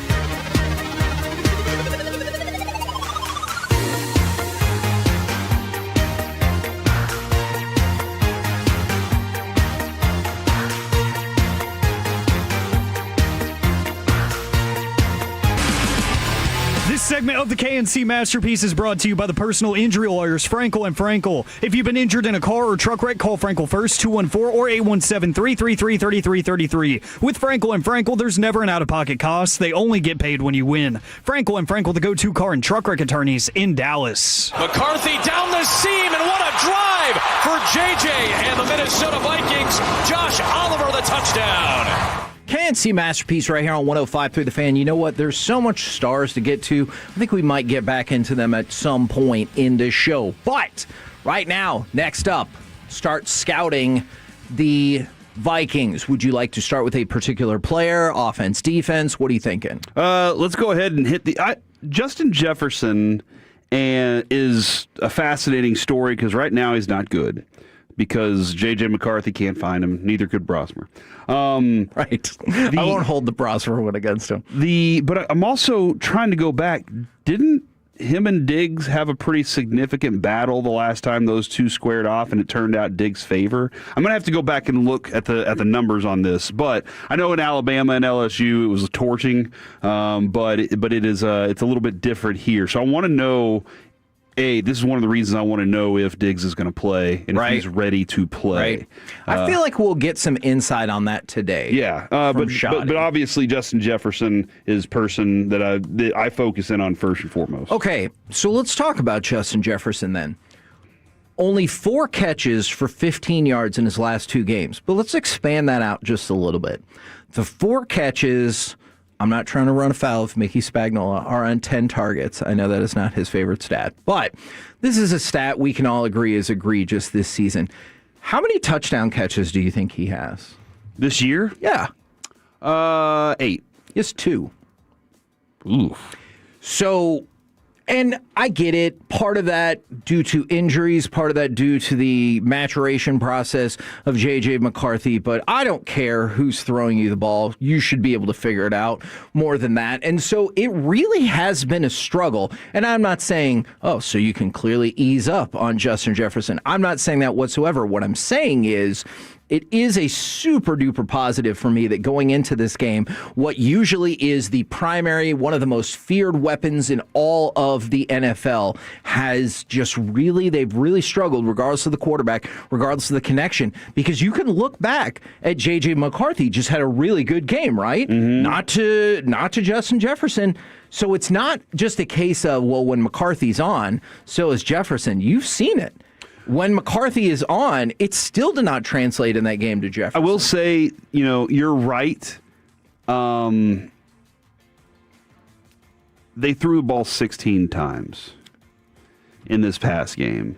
And was it 16 or did he complete 16? I feel like I don't know. They completed 16 passes. Yeah. The run game, they can run the ball too. Jordan Mason's pretty strong little runner. He was strong for San Francisco last year, too.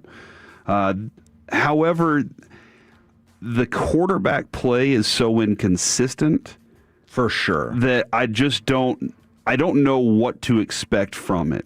I was listening to Broadus and Wolchuk talk a little bit about Siobhan Ravel's game and how the knee brace is kind of giving him a little bit of. I believe they were talking about that just a little bit and how it's sliding. They can't quite get it to work right. Right. So if that's the case, do you want him on the field, or are you like, look, let's work through some other things first?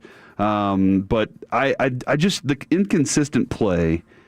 The fact that Washington's so bad in the secondary right now and just can't stop anybody from throwing the ball, and Dallas is a little bit of both there. You don't know what you're. Yeah. So this is where it's kind of a coin flip for me on whether or not Justin Jefferson's going to have a good game. But I do know Addison's a very good receiver too, a deep ball threat. And if I'm Kevin O'Connell, I'm looking for every opportunity to throw over Malik Hooker and say, let's get after that. Now, I want to go back around to J.J. McCarthy because there were a couple of really positive things for him and the Vikings coming out of that last game, outside of just the victory.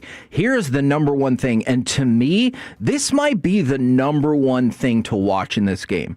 J.J. McCarthy averaged 2.56 seconds to throw. That is his quickest in any game this season by more than a quarter of a second. And you might be thinking, like, a quarter of a second in and of itself might not seem super long, but when that's the average and you're faster than that by more than a quarter of a second, J.J. McCarthy did a tremendous job at getting the ball out on schedule or ahead of schedule, so much better in that game than he had. So whether the Cowboys pass rush is excelling or not, that's something to watch out for, because if he can get the ball out quickly, that frequently will lead to an easier go for your quarterback. But if he reverts, you might have the possibility to light him up. But if What's you want the best way to make him hold the ball? You're going to have good coverage at that intermediate level.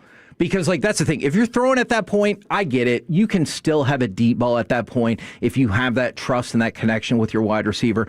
But really, you need to be spot-on coverage at the intermediate level. Because if you are, you're not going to be able to get rid of the ball consistently in 2.5, 2.4 seconds, which gives your defensive line at least a chance to get to the quarterback, right? Yeah, and I'm looking at T.J. Hawkinson's numbers this year, and they're underwhelming. Yeah. You know, I figured whenever that trade was made, like, I was like, oh, man, that's significant. Why would Detroit do that? And then, like, the first couple games, he had a couple touchdowns. I was like, look at this, dude. Right. And then this year, and maybe, you know, inconsistent quarterback play across the board with health is another factor in that. But that's going to be your target that you're looking at, Kevin, that could be the one that hurts you that day if you're not getting at the intermediate level, if you're not getting those options. And if you don't, then this is what's going to happen. The Vikings had their best drive of the season. You might argue their best drive in a couple of seasons.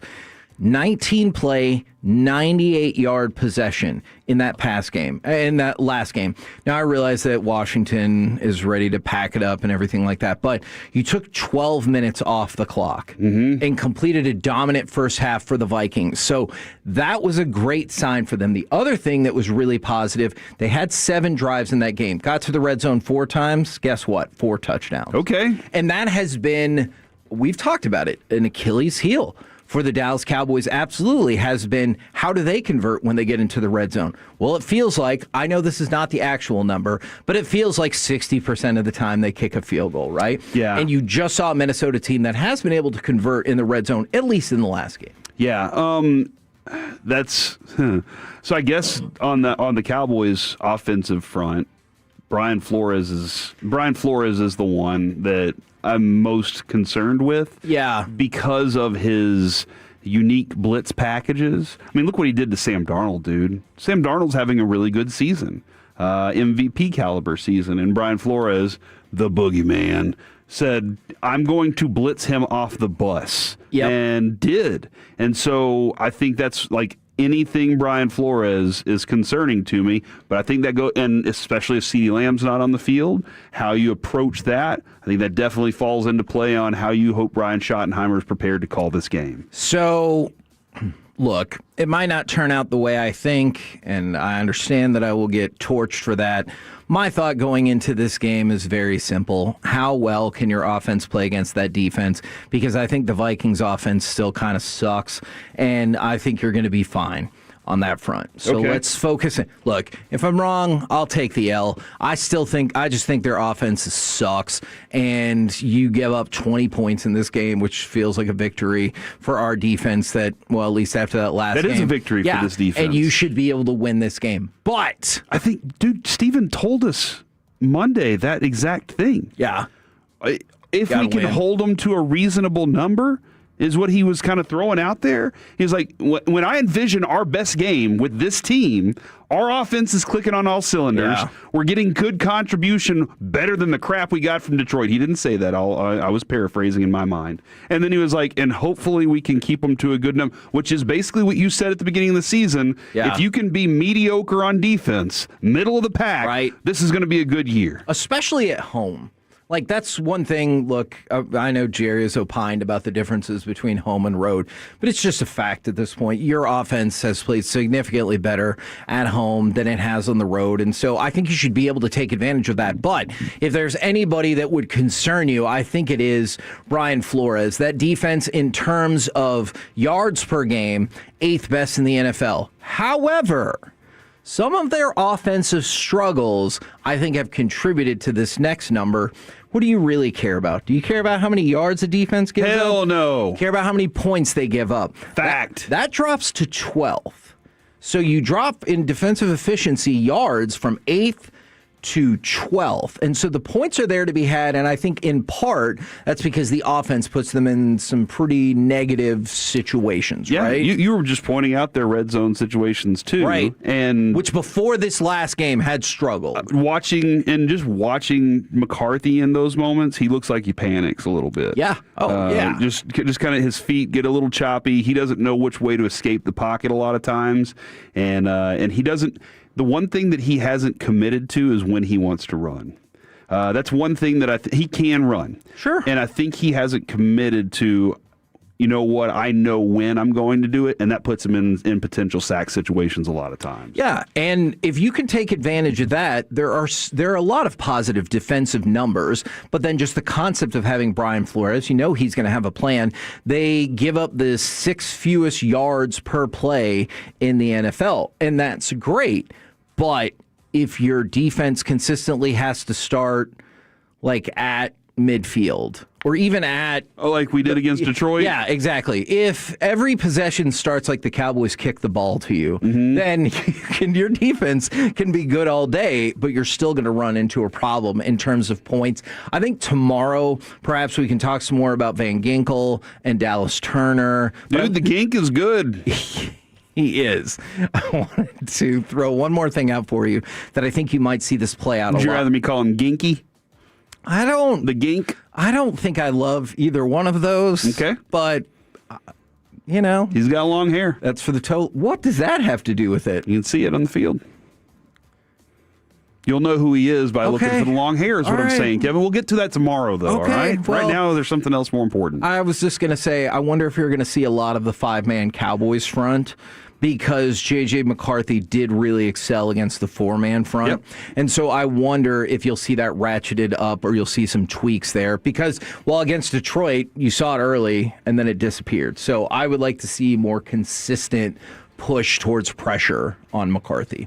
We're the KNC Masterpiece right here on 105.3 The Fan. Coming up next, it's time for Baseball Nuggets. We will discuss if there's actually anything to those Seager rumors, plus more from the winter meetings next on The Fan. I love to cook for the holidays, and I love the way the house smells, and no better smell than a beautiful steak cooking on the grill. And right now, you can gift the family and friends USDA certified tender steaks, juicy burgers, cozy and convenient comfort meals, and so much more. During their Sizzle All the Way sale, you can get 50% off site-wide at omahasteaks.com. Plus, our listeners get an extra $35 off with promo code Corey at checkout. Right now is the perfect time to save on delicious gifts and holiday hosting favorites. Every steak is perfectly aged to maximize tenderness and hand-cut by master butchers in America's heartland. Grass-fed, grain-finished beef has more marbling for exceptional flavor and is the choice of steakhouses and professional chefs around the world. Save big on gourmet gifts and more holiday favorites with Omaha Steaks. Visit omahasteaks.com for 50% off site-wide during their Sizzle All the Way sale. And for an extra $35 off, use promo code Corey, C-O-R-Y, at checkout. Terms apply. See site for details. That's omahasteaks.com. Promo code Corey. It's bonus card season at Twin Peaks. Stuff friends and family stocking with the ultimate gift card and get a little something in return. $5 bonus card for $25 gift card purchase, $10 bonus card for $50 gift card purchase, and so on. See your Twin Peaks for details. Is your financial advisor offering you up to a 30% upfront bonus? Or are they promising you up to 10% growth per year, all for your retirement income? If not, then you need to come to Trajan Wealth. I'm Jeff Jr., founder of Trajan Wealth. If you have a plan to retire within the next 10 years, don't wait only to find out it's too late. I've seen hardworking folks like you retire only to be required to go back to work, all because their advisor told them guarantees like these were too good to be true. They're not. That's up to $30,000 upfront or up to $10,000 per year on $100,000, all guaranteed for retirement income. Don't keep working when you're supposed to be retired, and don't let any financial advisor tell you it's too good to be true. Call Trajan today, 469-579-3500. That's 469-579-3500. Annuities, non-advisory products. DBA Trajan Wealth Insurance Solutions. Additional disclosures at trajanwealth.com. This is Nick Post with K-Post Roofing, Waterproofing, and Solar. Did you know that even a small roof leak can lead to costly water damage, dangerous mold, or even structural issues? With more than 20 years of trusted experience across DFW, K-Post delivers reliable roofing, waterproofing, and solar solutions. Scheduling your free no-obligation inspection is easy at kpostcompany.com. Don't let a minor problem become a major disaster. Book your free roof inspection today at kpostcompany.com. K-Post is your commercial and residential roofing, waterproofing, and solar experts, securing your world since 2004. 1877 Cars for Kids. KARS Cars for Kids. 1877 Cars for Kids. Donate your car today. Call 1-877-CARS for Kids to reach a friendly live agent. Donation's super easy, and your car can be picked up as soon as tomorrow. Call us now. 1-877 Cars for Kids. Donate your car today. Hurry! It's our last chance to donate for 2025. It is race time in Texas. The Grand Prix of Arlington is bringing high-speed IndyCar action to the streets of Arlington's Entertainment District March 13th through 15th of 2026. Feel the adrenaline as top drivers weave around Globe Life Field and AT&T Stadium at speeds of 180 miles per hour. Don't miss your chance to witness history. Join us for nonstop entertainment at the Grand Prix of Arlington. Tickets are on sale now. To purchase tickets, visit gparlington.com. That's gparlington.com. I'm worth more. I'm worth a little more. I'm worth a lot more. I completely agree. You are worth more, and your car's worth more. And we want to pay more at GiveMeTheVin.com for good cars, because they are worth more, and so are you. And remember, if I don't beat the price on a CarMax or a Carvana deal, I'll pay you $100. For top price, trust, and ease of transaction, GiveMeTheVin.com, America's best car buyer. Sell us your car. GiveMeTheVin.com. So easy you can do it in your underwear. This is the story of the one. As an HVAC technician, he and his digital multimeter are in high demand.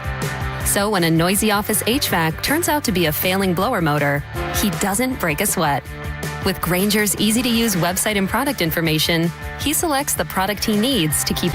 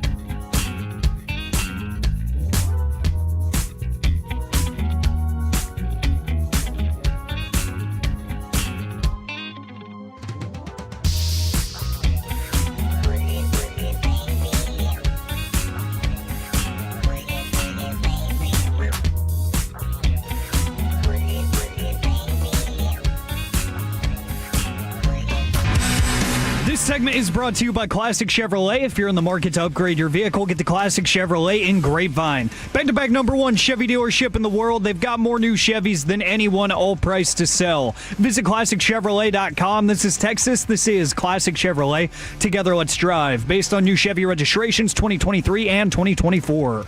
Here comes the payoff pitch. Swing and a drive, deep center field.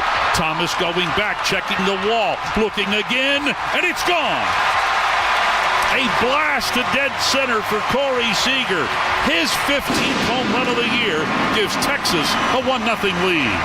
KNC Masterpiece right here on 105.3 The Fan. And right now, it's time to fire up some baseball nuggets. Feel like we probably need to start with the idea, is there anything to the Corey Seager rumor? So the rumors bounced around from a couple of different, a national spot, a Red Sox spot, that the Red Sox would be interested in Corey Seager. Another one said that the Red Sox discussed a potential trade with the Rangers for Corey Seager. Now keep in mind a couple of things about this. Alec, I'm gonna call you up on the phone. I'm the Rangers, or I'm the Red Sox, and you're the Rangers. Ring, ring, ring, ring. Hello? Hello. You should have let it ring longer. This is the Boston Red Sox. Would you have any interest in trading Corey Seager? Not really, no. Thank you for your time. Now, that means that you discussed a trade. And it can be as simple as that. And I don't actually know why I use the phone, because they are at the winter meetings, so I kind of botched that. Don't worry about that part. My point is, if you even ask a question to another team, that can be described as, well, we discussed the potential for a trade, even if the Rangers shut it down straight away. So, and I said this in crosstalk, I will go back to it. The Red Sox have also been rumored with Alex Bregman, with Ketel Marte. It does kind of feel like the Red Sox are out there on a lot of players, and so take that for what you will. Does that mean I kind of dismiss the idea that, like, Corey Seager's the guy? Yes. At the moment, there's nothing to it. Yeah. Because you heard our phone call. Because I just heard the phone call, obviously. Yeah. The 214. Jeff Wilson's most recent tweet says Rangers fans shouldn't worry about this winter regarding Corey Seager. That's because the Rangers haven't got an offer yet. Okay? So, like, and that's where this really starts. The Rangers would be willing to listen. I guarantee that. I know that for a fact. I know that. Yeah. They would be willing to listen. But they're not listening to, hey, we're giving you some dude from high A ball. Right. Right. That's not going to pull this off. Which in the Marcus Semien deal, didn't you feel like that was a different world where they were like, yeah, what are you thinking? Yeah. Whereas Corey Seager, they're like, you deliver us via carrier pigeon your greatest offer. Right. And if you don't do that, we're not even worried about it. Right. We will go into this season happily with Corey Seager. But if y'all want to make an offer, yeah, let's see what you got. Yeah. And Kevin, that's how most of us live our lives anyway. Like most things, I'm not giving up Adrian and my kids for anything. My dog? Hey, let's see what your offer is. I did not expect that to be this. Dude, he might be a valuable asset. I don't know. All right. He's a star player like Corey Seager. Give me something that's going to blow me away. Okay. And that's what I think that's where, if you're saying right now, as the Rangers, we're at the winter meetings. Chris Young or Ross Finstamaker was having drinks at a bar, and a guy said, hey, we'd love Corey Seager. They're like, thumbs up. What you got? And he's like, nothing yet. All right, cool. Good to go. That might be as far as it's gone, but you have to make the Rangers want. Yeah. And go, that's going to make a difference in our franchise. And right now, that hasn't happened. And the other thing is, it's not as simple as there was only Team Semien and Team Seager. I don't want to make it sound like that. But those two players did have a distinctly different vision for how to lead the team. And I like the amount of consonants you put on distinctly. Distinctly. I like that. And the Rangers were in a hurry to move on from Simeon. So I think that tells you a lot about either A, leadership, or B, they're like, we don't care about that part as much as this is still a far more productive player. And so they essentially selected, for a variety of reasons, Corey Seager. So to me, the idea that then he would be next out would be a little odd. When it comes to Simeon, and I'll be honest with my feeling on this, we will always love him for winning a World Series. 100%. He was not a guy that we raised. Sure. We love raising our own teams. Sure. We love, in DFW, we want it to be our guy that wins. He was there with us the whole time. He was a mercenary that got brought in, invested a large contract. He got older quickly after that World Series, and the production stopped. So get the best out of the production that you possibly can while you can, and that was what they did. They got Nimmo, and they were like, "This is hopefully better production in a position that they need." Yeah, and they might have a couple of different people they can put at second base, so they feel pretty comfortable with that move. With Seager, this is your Bonds, your Juan Gonzalez, your Josh Hamilton. This is the guy that you're like, you got to do something special to get. Yeah. So I think that conversation would be very similar to what Alex said when they were asked, do you want to trade him? They said, not particularly. And so with Simeon, I feel like the Rangers were like, well, what about X, Y, and Z? Whereas in this one, they need the team to come back like the Red Sox and be like, well, what about this, this, and this? Like, you're going to have to be aggressive. I'm not ruling out. I still think it could be possible that you would move Corey Seager, but I'm not inclined to believe that just because the Red Sox asked a question, just like they did on Marte and Bregman and other people, that this has much to it. Well, and the Yankees have already come out and said, we're not operating with a blank checkbook. Right. So when it comes to making these types of moves also, it's not like we're just going to throw whatever we want to at people. Right. But you're right. The in the moment, you don't have any reason because no offer is available. Yeah. You start looking at those options, though, Kevin. You start throwing in some power windows, maybe some heated seats. Gotcha. Those things kind of change your mind every once in a while. All right. Do you want me to tell you the story I think you'll be kind of indifferent to, or the one that's going to make you mad? I mean, I want to be mad more than indifferent. Well, I'd rather be mad than indifferent. Here we go. Let's talk about Kyle Tucker. Now, the Mets and the Yankees, they're interested in Kyle Tucker. Then there's this other note circulating around there.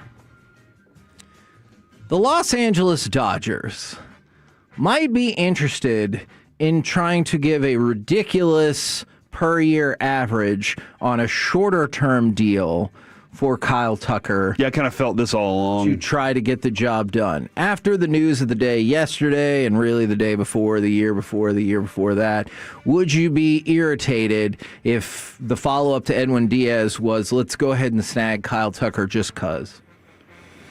They probably want him for more reasons than that, but, you know. So when he was an Astro, obviously I hated him.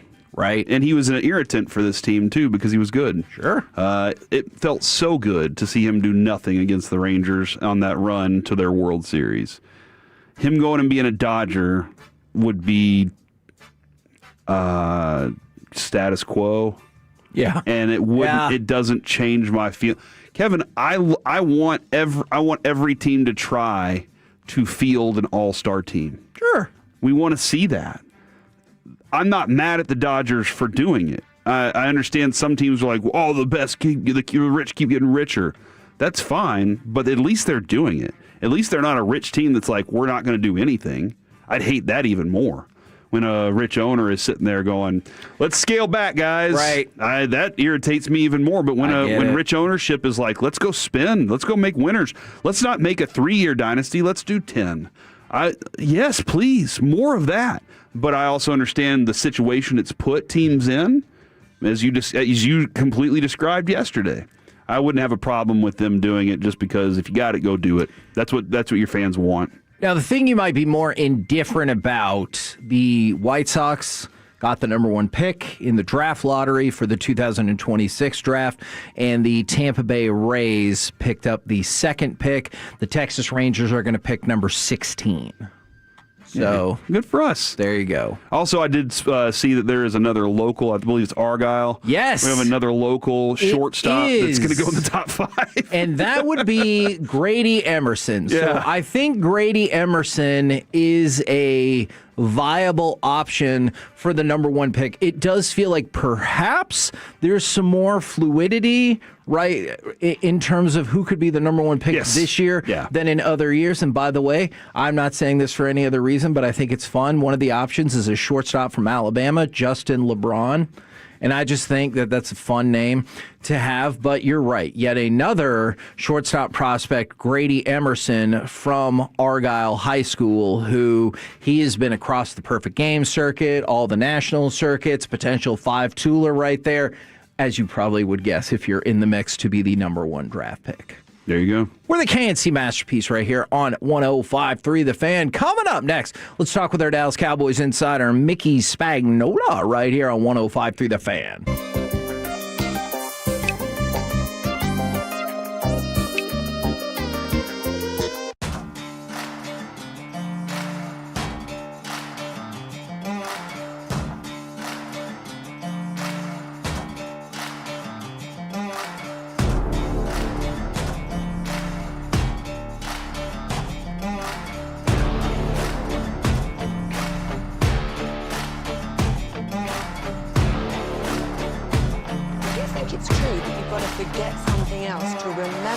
Uber Eats has groceries. No, that's absurd. Hey, remember when you used to be what was it, Pepper Lady? Pepper Lady? Wasn't it Cinnamon Sisters? Hazel Babes. Sapphire? Nutmeg Maidens? Pre-curd? No. Nutmeg Maidens? I just said that. Was it Spice Girls? Doesn't sound right. Sometimes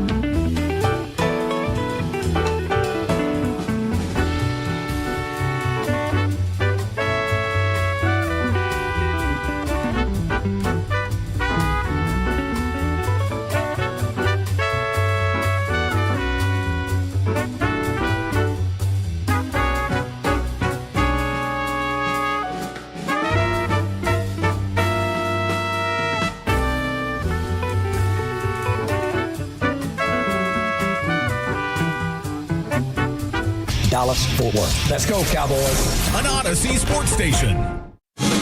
Driven by our D&M Leasing Studios, it's the KNC Masterpiece on 105.3 The Fan. KNC Masterpiece right here on 105.3 The Fan right now. Brought to you by Ford and your North Texas Ford dealers. Ford is the best in Texas. We bring you our Dallas Cowboys insider, Mickey Spagnola. Good morning, sir. Good morning, fellas. How's it going? It's good, man. It is good. How about yourself? I am just fine. I love it. Now, we've talked about the offensive line as a whole, and I wonder if we should really be talking specifically about the tackles, because the stat I saw, and it's just one game, I get it, but it feels reflective of how I felt most of the season. The interior three offensive linemen you rolled out there against Detroit gave up a total of 5 pressures, whereas Nate Thomas gave up 8 and Terrence Steele gave up 6 just by themselves. How big of a tackle problem do the Cowboys have? Well, they had a problem in that game, right? Sure. I don't know if anybody looked up how they did in the 3 games they won. Yeah. But which better?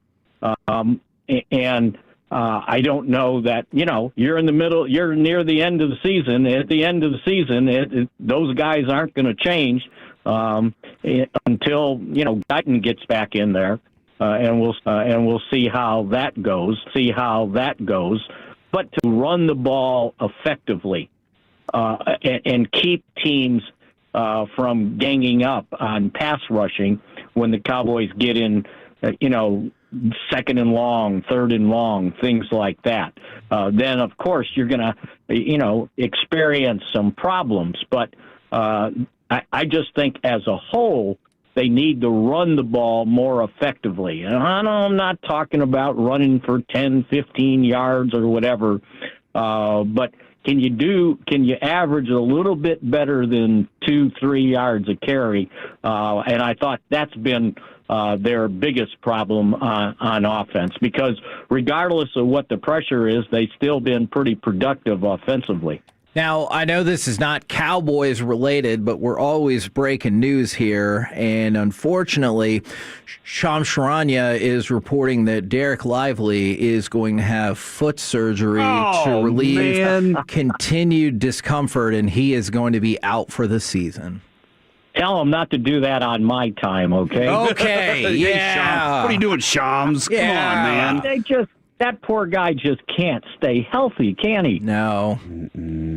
Yeah, that is, man, and he's a fun dude, and he brings a lot to this team. But yes. Got a great skill, too. You're right. Very skilled player. Well, that sucks. There's your Mavericks update right there. At least we're getting Diggs back, right, Mickey? Yeah! You're hoping, right? Oh, yeah. No, I was hoping, I really needed some good news right there, Mickey, even if it would have been a lie. Let's see him practice for 3 days, and then judge on, how well he's been able to perform. And I think that, even more so than him, they need to get Clowney back. And I think, like I told you guys yesterday, he was close. So I think there's a chance there, and they need to get CD back. Gosh, it's been so long since Diggs has played. You almost forget that he's not been in there now. And I'm not saying that they played so well that they don't need to put him back on the field. It would be really good to have Diggs as the Diggs we've known previously back on the field playing at that level. The how do you feel? And I don't know if we discussed this yesterday. How did you feel DeMarvion Overshown's game looked this week? Yeah, not great. Yeah, I don't know that anybody defensively had a really good game. Fair. I hear he didn't do this and he didn't do that. Well, which linebacker did anything? Yeah, that's valid. That's a tough question to answer, right? It is. And so, yeah, but again, I think we all think that these guys are going to come back after not playing for a year and it's like, okay, no problem. I'm back on board. Let's go. Does he not have talent, or does it take some time to kind of get back to seeing things and, being able to anticipate what's going on? I don't know that he's gotten blown off the field by, people blocking him or anything. I think it has more to do with him recognizing what's going on or what's about to happen. Did he miss a bunch of tackles? There were a couple of tackles just looked like a little longer read and react. I thought he could have made, but so I'm really intrigued by this. Let me ask you then, is the only way to get there and get better to play in the games, right? Because you can't well, he looks amazing in practice, now he's ready. He's got to get gameplay to get ready for gameplay, right? Yes. And here's the other thing. Remember how many games they played in a short period of time. Yeah. And you can do all the rehab you want, but it's not like playing in a game. And it's not like what happens to your body after you play in a game. And I'm not trying to make any excuses for him if people think that he didn't play well. But again, there's been short. The practices haven't been normal over these last 17 days to get somebody ready to play. He didn't have any training camp or anything like that. And then you're playing on short weeks with very little practice, most of it mental. And sometimes I think it makes a difference for some guys. I'm trying to think back to the week lead. So they would have came off the bye, right, to get ready for the Raiders game. Is that correct? I got it timing right? Yeah. Mm-hmm. And then that week got shortened and disrupted by the Nealon deal. And after that, I bet he never put pads on in practice to get ready for a game. Oof. Think about it. Because then it was, a short week, and then a week that you were trying to get guys off their feet because you had played so many games in 11 days. I think when you haven't had your feet on the field in games, you need practice. Right. And he didn't practice until after the bye. Yeah. And even if he was out there, he's running scout team. It takes a while to get back at it. So, I don't think you need to give up on him after one game. I think one other thing, Kevin, to add to what Mickey's saying there is whenever you're that young of a player too, and like Ravel, let's go with Revel a little bit there. There's still things you haven't seen in the NFL. Sure. And that experience only comes with being out on that field, too, and being able to say, you know what, I got burned on that. It won't ever happen again. Okay. And they're in a situation with three guys like that. Yeah. Yes. You mentioned two of them, and then throw Nate Thomas in there, too. Yeah. And you're trying to play with young guys, and there will be mistakes, or there will be, it's like, oh, I didn't cover that right, or I didn't set my feet right on that blitz, things like that. And so, when you're playing that many young guys, and I still look at Overshown as a young guy. I get you. Yes, me too. He hasn't completed an entire season yet in his career, and this is his third year? Fingers crossed. Okay. 1 year. I promise you, I am most certainly not giving up on any of those players. You love Overshown. This next question, though, might be a little different. All right. Ryan Flanoy had a big night. We've loved the flashes we've seen from him. My question is this team essentially done with Tolbert, and should we give up hope for any offensive impact from Mingo? Well, he just got back, right? Yeah. And what did he get? Maybe 5 plays or something like that? I don't know. Right. He had one target, right, and it bounced off his hands. I was waiting for the breakout. Yeah, there. I'm thinking, Flanoy has stepped up. And so the other thing is, everybody talks about Mingo and Tolbert, but what about Turpin? Because he's been playing as the third receiver quite a bit. Yeah. Now, has he passed him up too? Yeah, I think so, right? Well, I think from a production standpoint and what they're asking him to do, he certainly has. But again, and I get made fun of on our podcast because I'm a big fan of Turpin, and I think that they need his speed on the field more than what the touches he gets. But so far, yeah, I think if they open up on Sunday night, I think Flanoy's the third guy, and then they'll mix in Turpin to go along. But yeah, if you have a performance like that, there's no sense worrying about anybody else needing to get reps. Your backups, if you're active, right? Yeah. Tolbert wasn't even active, and that's not the first time this year. So we asked Steven this, and he said no. I've been thinking about this, and I've heard a couple of people bring this up. Do you think at all the elevated offensive ability and situations that Turpin has been put in have impacted his return game whatsoever? No, not at all. I want the ball in his hands anywhere, anytime I can get it in his hands.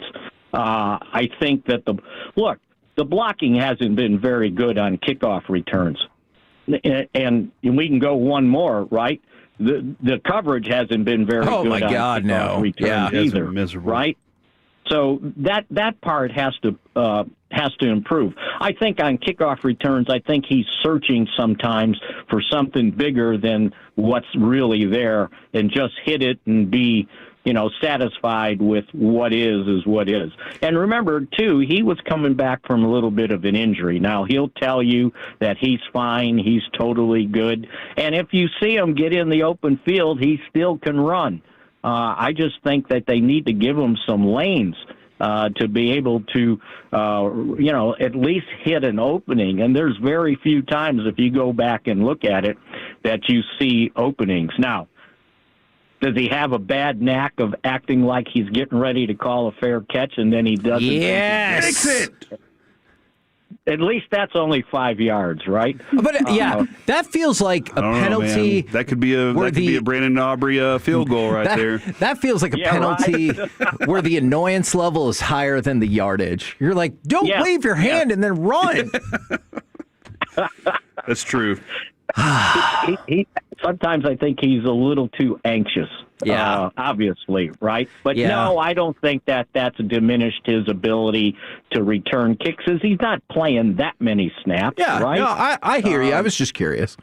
Yeah, and I've heard that come up. And matter of fact, one of our mailbag question was that, and does he just need to return kicks? And I said, absolutely not. I want the ball in his hands. Right. No one else has got speed like he does. I mean, on that, I think we can all agree. Thank you very much, good sir. We'll catch up with you again tomorrow. All right, guys. Have a good day. There you go. Mickey Spagnola right here on 105.3 The Fan. Now, we have things that could help you potentially have a good day by going to 1053thefan.com/donate. We are doing the annual Raise Your Hand fundraiser. We're raising money to stock the food shelves at the North Texas Food Bank. That's the positive. The negative is, again, if you missed about Derek Lively, he's out for the season. Also, this could be a positive, Kevin. ACC Commissioner Jim Phillips says they're going to re-examine the tiebreaker for their championship. Little too late on that, but thank you. No, it's not too late. Okay. It's too late for this year. Sure. But not too late for the future of the ACC and Duke. That is true. I appreciate it. Hey, the reigning ACC champions. They did it. But yeah, seriously, in case you missed, unfortunately, the breaking news, you only got 7 games from Derek Lively this season. You knew that there was something up. We talked a couple weeks ago about how he would probably be out another 6 weeks or whatever. We get the information that he is going to have foot surgery to address the lingering pain and issues in his foot. He is out for the rest of the season, and that just really sucks for the person. It sucks for the fans, both in terms of this year and the future, because this is another big-time injury when you're like, God, your skill set's really good, and I want to build around it, but I don't know if I can. No, you want those, but you're right. Yeah. Because just like certain DeMarvion Overshown, certain guys you just don't know. Yep. We're the KNC Masterpiece right here on 105.3 The Fan. Coming up next, a lot of pressure on Alec now to raise all of our spirits with AM on the FM. We got the question of the day, plus Scott Boras is just baseball Kevin. What do I mean by that? Next on The Fan.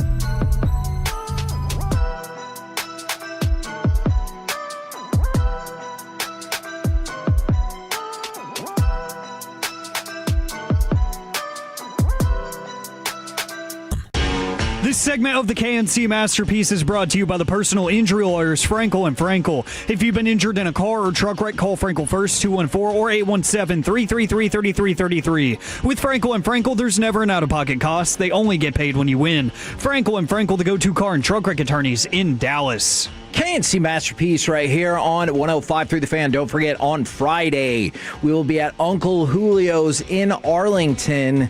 You can sign up for that Tolo hoodie giveaway on Friday. But right now, it's time for this. What does this button do? Please, please, do not push the button. You have no idea what it... Alec, you be quiet. Alec, that was awful. 1 for Alec, 0 for Peyton. Don't you dare touch that dial. Don't you dare do it. It is time for AM on the FM. My name is Alec Medford, the man that they call the Pride of Mansfield, Texas. Yeah. 877 How much longer, Alec? For how much longer? What Have do you you mean? seen those rumors about yeah? Oh, well. My sandwich is in the fridge. Ha! He's going to leave and go get it. No, I could see that look in his face. I had some brisket earlier, and I don't know Yes, if I'm you did. like that hungry right now. So Yeah, I usually start reaching for the fruit snacks. That's my equivalent of Reggie's Oh, yeah. applesauce. Is I always have fruit snacks in the bag. I was about to reach for them, but Wild Fork hooked it up with the brisket tacos for breakfast this morning, and they were Are there any of those still amazing. left? I didn't get I it. doubt it. The vulture's already struck. And there's so much good stuff going on around these hallways. I don't like what Corey's doing to the giveaway item. Ew, what the hell? It's very... I'm massaging the fan logo. Oh, because it needs He's doing that. nipple things. My Okay. nipples are out here. Oh, Not in here. anatomy. Yeah. You know my body, Kevin. Thank you. 1:30 on Friday. We're gonna write 11:25, and I'm just gonna write the word nipple, and I'll figure out the rest later. All right, we got the question of the day. Plus, Scott Boris, the longtime baseball agent and sometimes bad at his job agent, he is just baseball Kevin. Oh, I know why you hate this. Yes. All right. Yes, and we will get to that here in just a little bit. But, gentlemen, going to look at the National Day calendar as we always do, because I'm your source of information and days, because it's what I do around here. It's true. It is National Decimal System Day, so big day for Kevin and other people who like math. And Dewey. And I knew Dewey, that was- 100%. He didn't beat Truman, though. That's true, because Garfield. This is this weird system where we would just kind of guess, and they're like, yeah, I know he's going to win. Just print the paper. Are you sure you don't want to find out? It's fine. Let's see. It is International Animal Rights Day. Oh. Yeah, shout out to the animals. So only international animals? I think it's like across the world. Yeah, we're part of the international community. That's right. So it's not international animals, it's International Day for like all. For animals. Yeah. That's right. It is also Human Rights Day. Oh, great. But today... Give it up for the humans. I have to admit, I care more about human rights than animal rights. Well, considering I just ate brisket tacos for breakfast, I should probably fall But in if you line were, here. yeah, but if you were like, I just ate a human taco, then that would be an issue. Okay, 11:27. I am not. You don't need to mark that. That is Human correct. Taco. Okay, I stand by that. Just click you have farming. to say human. Yeah, I don't think you. There. It was kind of understood. You just said the quiet part out loud, which I'm just trying to make sure. Has a taco or has a brisket ever eaten a human? Oh, that's a good question. But if you're like eating a taco and all of a sudden you're like, man, there looks like there's a finger in there. Problem. Maybe a lawsuit. Yeah, they didn't chop it up enough. I don't know if that was really my issue. Okay. Not ground quite. Like some beef. Yeah, grounded. It's also a National Lager Day, so if you're a beer connoisseur, big day for you. Oh, I was thinking about like the trees. Like National Lager Day. Like a lumberjack? Yeah. Tell me nobody else was thinking that. First thought was beer. I don't drink. I understand that. But I'm also not a lumberjack. So I don't know if I can really make claim to one or the other. Yes, why are you standing on the table for lumberjacks? Yeah. That's a fair point. But it's Nobel Prize Day. That's what I want to focus on. Politics. I was waiting for that. So 877-881-1053, Frankel and Frankel Injury Attorneys text line to answer the question of the day. What is the one award you've always wanted to win? Nobel Peace Prize. For me, I'll bat lead off because I think it's very fitting for what we do. Growing up, I always wanted to win an ESPY. And I really wanted to win one, especially after seeing Stuart Scott's speech. Oh, booyah. Yes. After watching that speech, I forget what age I ended up really appreciating what he did in his body of work. Did you see, I think it's tonight, they're putting out, I think it's an E60, not a 30 for 30 about him. Yes, and I can't wait to watch it. I want to say it was one of my coaches in middle school that kind of introduced me to him and what he did and all of his great speeches and stuff. Ever since I figured out who he was and what he stood for, I was an ESPY. That's something that has to happen. I need it. In high school, I was I'm going to be the next big TV ESPN guy just so I can win an ESPY, so I can be like Stuart Scott. One of my favorite Dan Patrick things that he would talk about is how many people would come up to him and say, "Hey, do booyah," and he would go, "That's not me. That's Stuart Scott," and they'd go, "Yeah, do booyah." He'd be like, "Oh my gosh, do booyah, do booyah." All right, so here's the thing. Always wanted an EGOT. Once I found out it existed, thanks to Tracy Morgan, I was like, "Holy crap, I want an EGOT." But that's going to be 4 awards. Alec, are you familiar with the 4 awards that comprise the EGOT? What is it? A Grammy, an Oscar, and some other stuff. An Emmy and a Tony. So that means I'd have to live in New York and do some Broadway stuff, but I'm down with that. But that's difficult. That is a difficult one. So I will say there was a time when 14-year-old Corey imagined that he could win Best Kiss in the MTV Movie Awards. Oh, and I was like, because you always get to go re-kiss the girl that you kissed in the movie. Sure. Whenever you get up there on stage, and you're like, Do we give it up for the people? And then you agree, and then you kiss again. So I always thought that would be cool. I like that. I always wanted to win a Scarecrow Award. I feel like this is a stupid joke I'm about to punch you for. Because I would be outstanding in my field.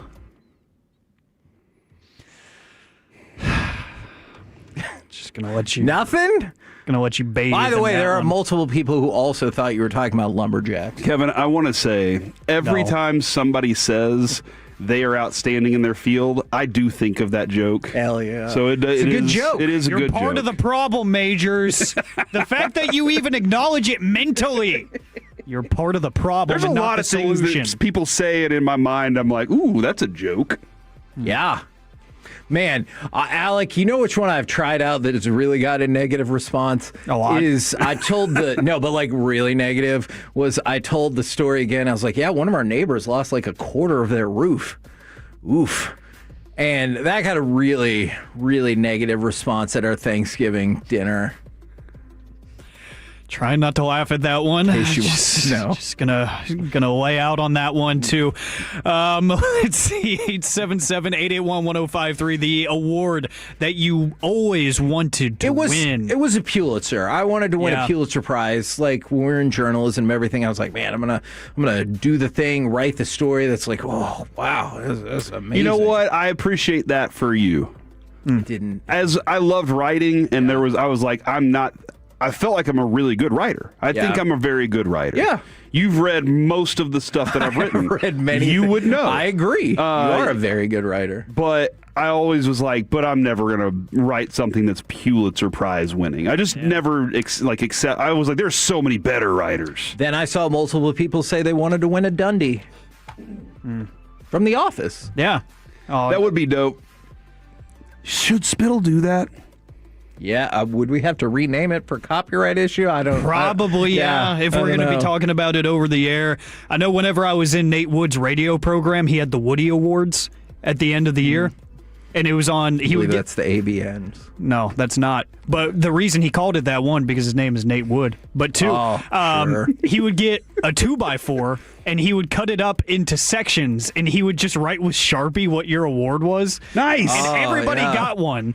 But it was something uber specific to like either a joke you said in class or something maybe you were really good at, something you were really bad at. Yeah. And like I found out his full government name on a trip to an awards show.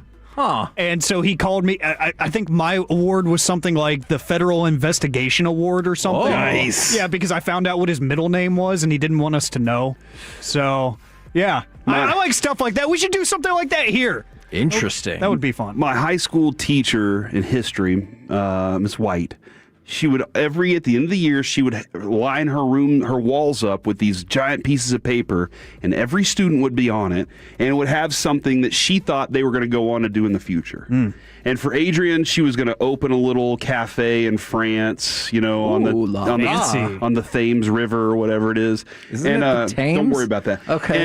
And for me, she said because every time I'd ask a question, it was always a stupid question, and she'd say, "Ask your dad." To the point where the whole class, when I would ask questions, they just look at me and say, "Ask your dad." And I was like, okay. What? So she said for me, I was going to be 3-time Father of the Year and write multiple father books, like raising children books. I want to be Father of the Year. How do I get that? Okay. How do I do it?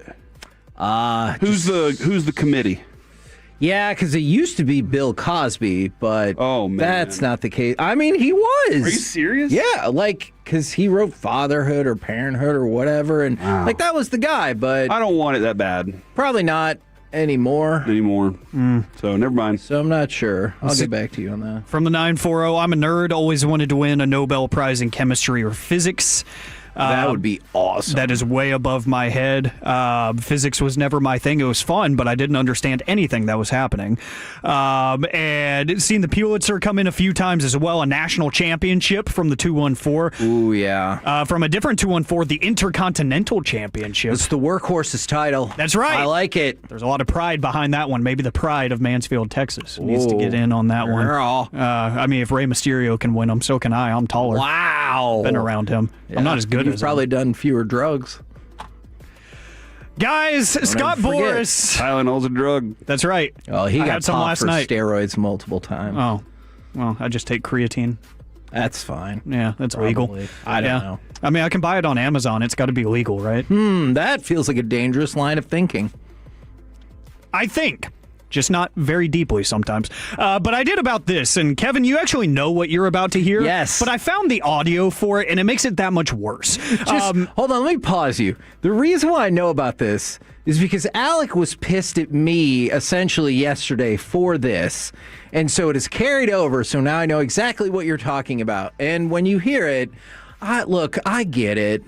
So, Scott Boras, every year at the winter meetings, he's the, mega agent in baseball, gets all the big name athletes and gets them signed sometimes to big deals, not here recently. He represents Cody Bellinger. And Cody Bellinger, a big name at the winter meetings. And he was talking about his options and free agency and whatnot. And he does this every year. He tries to fit in as many puns as he can. So try to keep track with me. I mean, it's not for me to judge, but, great players see red if they lose, that they have a big bat yanked out of their lineup. I haven't met a team that dodges a 5-tool player. To fill the center field need is a giant step towards the playoffs. North and south, outfielders that fly with power, they're rare birds. In the offseason, there's a lot of startup to organizations, and for that reason, there's a lot of angel investors that are looking for very versatile outfielders. So other than that, Belly doesn't have much interest. That's funny. I counted 10. That's good. But I could see how there could be more. Yeah, and he did this with every single person he got asked about. Not to that same degree. It would be like one or two here and there. And I love how he rounded it out with, outside of that, yeah, he doesn't have much interest. Like, just brings it full circle. Like, I just did a minute and 6 seconds of yapping and a bunch of puns just to say, he doesn't have that much interest, does he? But he hinted at like 6 different teams. Alec, do you know who Gene Shalit is? Yes. Okay. Once again, always goes back to Family Guy. Mm-hmm. They did like if Gene Shalit was a robber, and he goes, "Don't panic, room. I just want your tango and cash." And so the person he was robbing was just like, what? And so if you don't know that, Gene Shalit, the movie critic, big fan of what Scott Boras just did. And he had a crazy mustache and like a Bob Ross big hair. That's right. Maybe I need to fall in line. Do the twisty mustache? That would be awesome. If you will commit to that, I'll buy the mustache wax. I don't know if I want that as a drop. Mustache wax. Get some. Wax your face.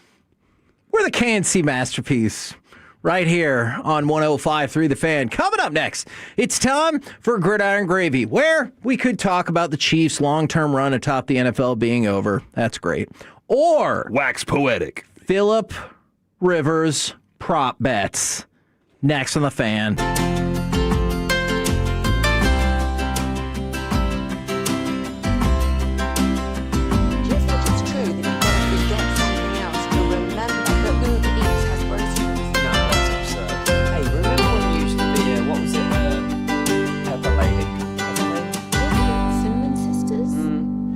Basil babes. Saffron squad? Nutmeg maybe?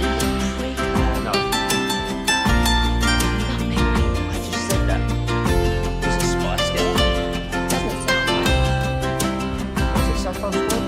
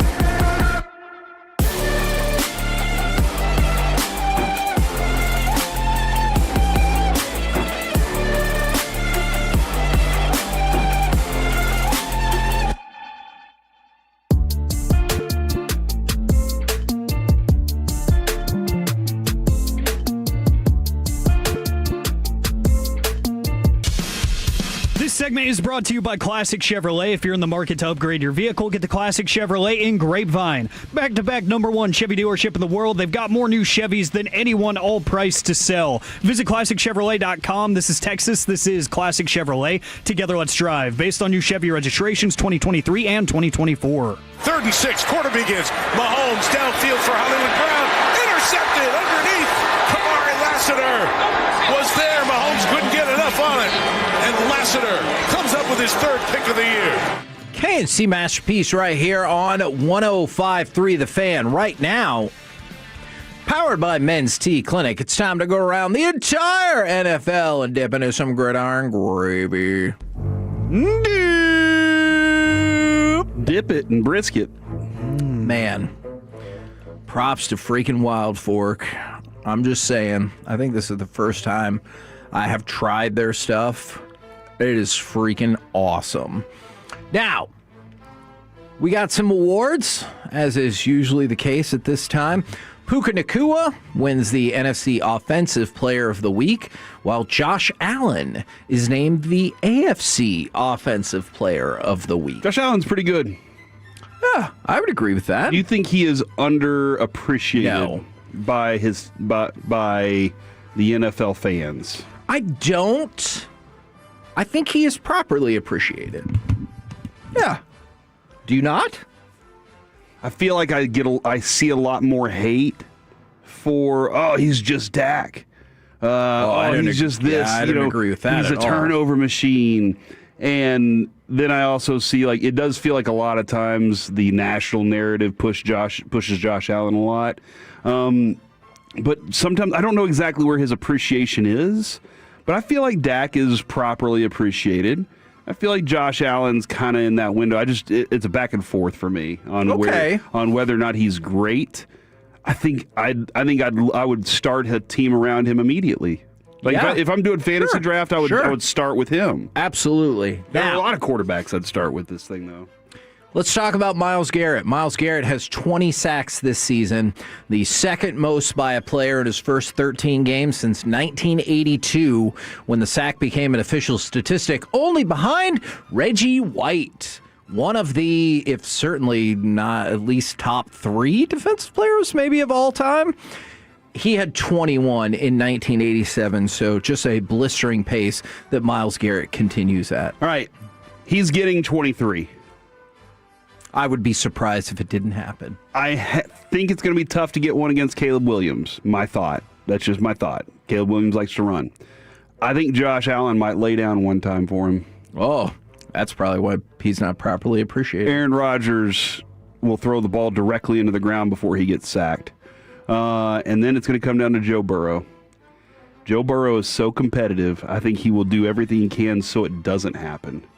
I don't know how. I'm hoping that he gets a couple this weekend so we can say one more to rule the world. And also, like, if you go back to it, 1987, Reggie White only played 12 games the year he had 21 sacks. All right.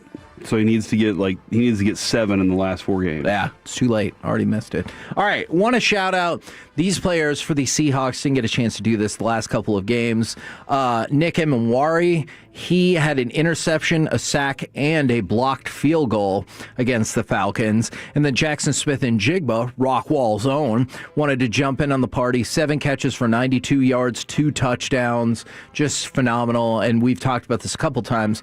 The Seattle Seahawks seem to be the best team that nobody gives a damn about. Yeah, I agree. I did hear Choppy this morning talking about Sam Darnold, and he said he was talking about how he's got one of the highest floors, but maybe not the highest ceiling. I would agree with that. And I was like, oh, man, that's a really good description of him. Like, he'll do a lot of good things for you, but maybe not elevate your team. Yeah. That's where Jackson Smith and Jigba comes in, though, baby. And then I always wonder, like, depending on how the playoffs go, would that change some people's minds?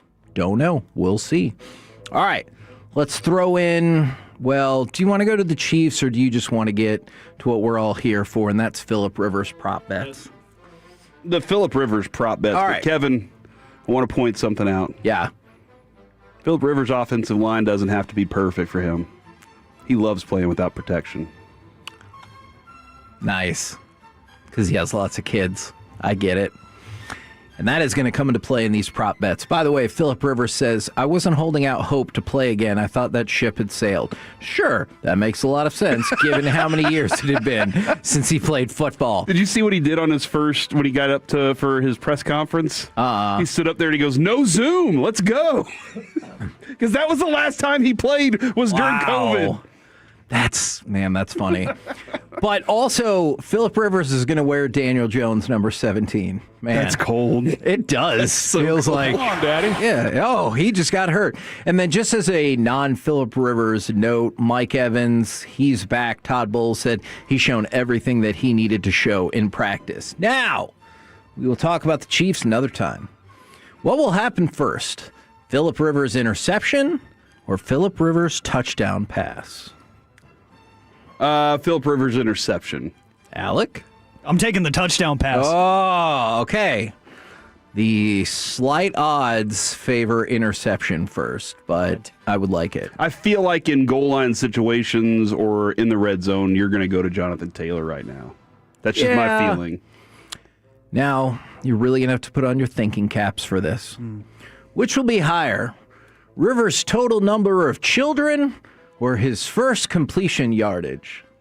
Children. He has 19, right? He has 10. Oh. That's still a lot. He has 10. His first pass, then? Yeah, will his first pass be more or less than the number of children he has? 8 yards. Okay. Just to kind of get warmed up. So you're going under. Children will be higher. Alec? Taking the yardage. Give me Michael Pittman Jr. on like a deep cross for like 14 yards. Okay. The completion being higher than the number of kids is the slight favorite. Huh. This might be my favorite prop bet. Which will be higher? Philip Rivers' total grandchildren or his first rush yards? Grandchildren. He has one grandkid. He doesn't need to run. Sometimes, the though, first thing he should do. The situation calls for it. Yeah, not now for you, old man. Wow. The first thing you should do is just throw the ball away before you decide to take a run. Okay. And he needs to tell he needs to go in there and tell his coaches that. And his coaches need to tell him that too. Hey, we're all on the same page, right, guys? I don't need to run. And they're like, damn right. You weren't much of a runner when you were a player anyway, and now here you are. It feels like you've been more bullish on this than Corey Majors. What say you? I'm with Corey on this one. There's no reason for that man to be running whatsoever. If you are running, it's to get away from the pressure and throw the ball away, dadgummit. And by the way, that's not good. Somebody asked if Philip Rivers is going to play. Shane Steichen said Philip Rivers is excited to be back and, quote, we'll see if he's going to play. Dane Brugler points out Emmitt Smith, Jerry Rice, and Tim Brown were all starting in the NFL during Philip Rivers' rookie season. That's so weird. God, that's so freaking weird. Which leads to our next question. Perhaps the most difficult question that has ever been asked in the history of prop bets. Which will be higher in Week 16? Philip Rivers' total completions or total Philip Rivers diaper changes for his kids? Like he's going to change them? Correct. During the game? No, just for the whole week. Oh, for the whole week? Oh, I think all his kids are out of diapers, aren't they? They just had another one, right? Oh my gosh, are you serious? Didn't they? Why? Oh, yeah, they have a 2-year-old. Oh, that's a tricky one right there. Because after 9 kids... Just turned 2. After 9 kids, you'd think maybe we got this potty training thing down. That's for the kids to do. Yeah, no, he's not changing a diaper. Okay. So you're going completions. Alec? I'll go completions, too. He's too busy. Living this double life. Yeah, he's all football all the time now. And then one more for you. I feel like I'm taking the over on this. How many of Philip Rivers' kids will be at the game? He has 10. Man, do you take kids to work on your first day? Ooh. Out of retirement, yeah. I'll tell them all just to stay home. Hey, okay. Look, I don't need the distraction. He's bringing 3. Okay. He's bringing 3 of the kids. Alec, and I think 3 of their kids are like in their 20s or late teens. Yeah, one of them's probably in college. Another one has some kids. I don't know. One of them has a kid. Alec? I'm going to go with 5. I think half of them will be in attendance. The others just won't be as important. The over-under, I mean, I get it. The over-under is 4.5. That 4.5 of Phillip Rivers' 10 kids will be there. So Alex taking the higher. Corey is going lower. We're the KNC Masterpiece right here on 105.3 The Fan. Coming up next, questions the Cowboys must positively answer if they want to make the playoffs. Next on The Fan. Together, Tolos, we can make an impact.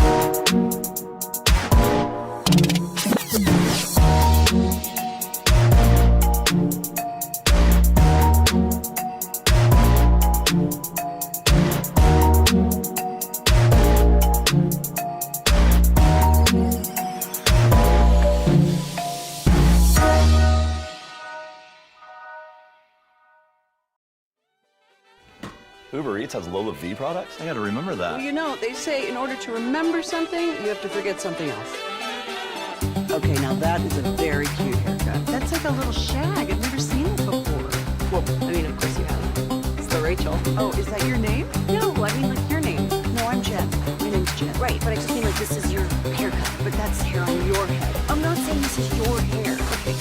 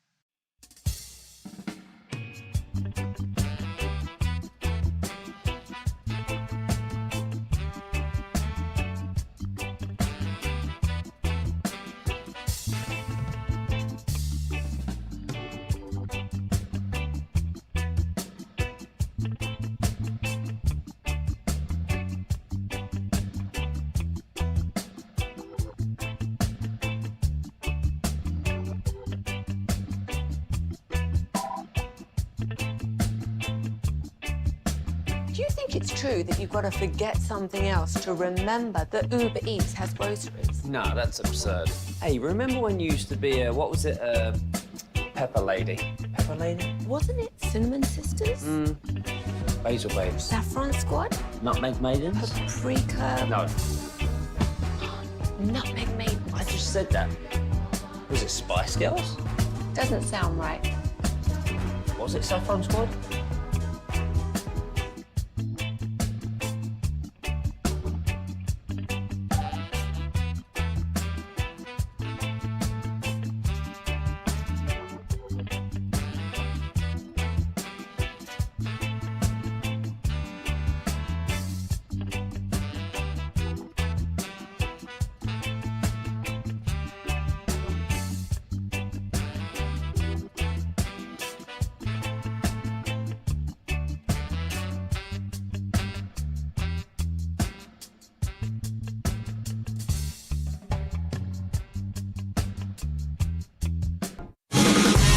By our D&M Leasing Studios, it's the KNC Masterpiece on 105.3 The Fan. KNC Masterpiece right here on 105.3 The Fan. You got me, Kevin Hagelin. You got, oh man, Corey Majors and the famous Alec Medford. And you also have the Odyssey Christmas party happening right now in Farmers Branch. What? So... they're having a party without us? Yeah, we're not there. That's why there was some brisket left over. Is there everybody gone? took off. All right. In Farmers Branch? Yeah. What's up with that? What up with that? Now, I got some Cowboys questions for you, but first, in case you weren't listening during the commercial break, first of all, shame on you. We broke the Pete Alonso news in a commercial. You're welcome. About how you should come see us at Uncle Julio's in Arlington. So, just saying, during commercial breaks, we'll do giveaways. We'll apparently now break news as well. Just saying. All right, Pete Alonso. People were asking earlier, should the Rangers look at Pete Alonso? And I was like, for what? Because they're not spending that money. The only way I could have seen that happening is if you did, in fact, trade Corey Seager, then maybe you could use some of that money to go after it, but that was never going to happen. Pete Alonso to the Baltimore Orioles, 5 years, $155 million. Now, we can talk about the impact of that, but I also want to get your thoughts on $31 million per year. Kyle Schwarber got 5 for $150. We talked about that yesterday, $30 million per year. If you had your choice, are you taking Pete Alonso over Kyle Schwarber? I realize the die is cast and everything is set, but I'm just curious. Okay, couple things here. One, from the 940, what about the Twitch and YouTubers? Shame on us. I mean, they didn't get the same ads, so... That's a good point. We will think about that and Next work time, on yeah. that. Yeah, sorry. I don't know if I have the same carte blanche to interrupt a Twitch ad. I'd be like, yeah, that's great. Go do my computer career. Also. I personally would have rather had Schwarber. This dude, this could be a variety of reasons for me. But for whatever reason, it feels like the last 7 years, anytime something important in baseball is on, Kyle Schwarber's at the plate, and he's doing something special. And every time I just look up and he's hitting a home run or a double, I'm like, wow. Yeah. I've also heard exceptional teammate. Like teammate, not necessarily locker room leader, but great teammate. And Kevin, I think that the Rangers are trying to look for a new chemistry to build in this clubhouse. Oh, for sure. And maybe it's Wyatt Langford's turn and Josh Smith's turn to set the tone for what that chemistry is. But I'm always willing to add more of those kinds of voices. Pete Alonso, I felt like you started to see the decline. New York started to deteriorate him. New York is what it is. But also, mentally, broke him down physically. I think he's still doing his thing, but man, they just beat him up. They just, no matter what he did, they were just,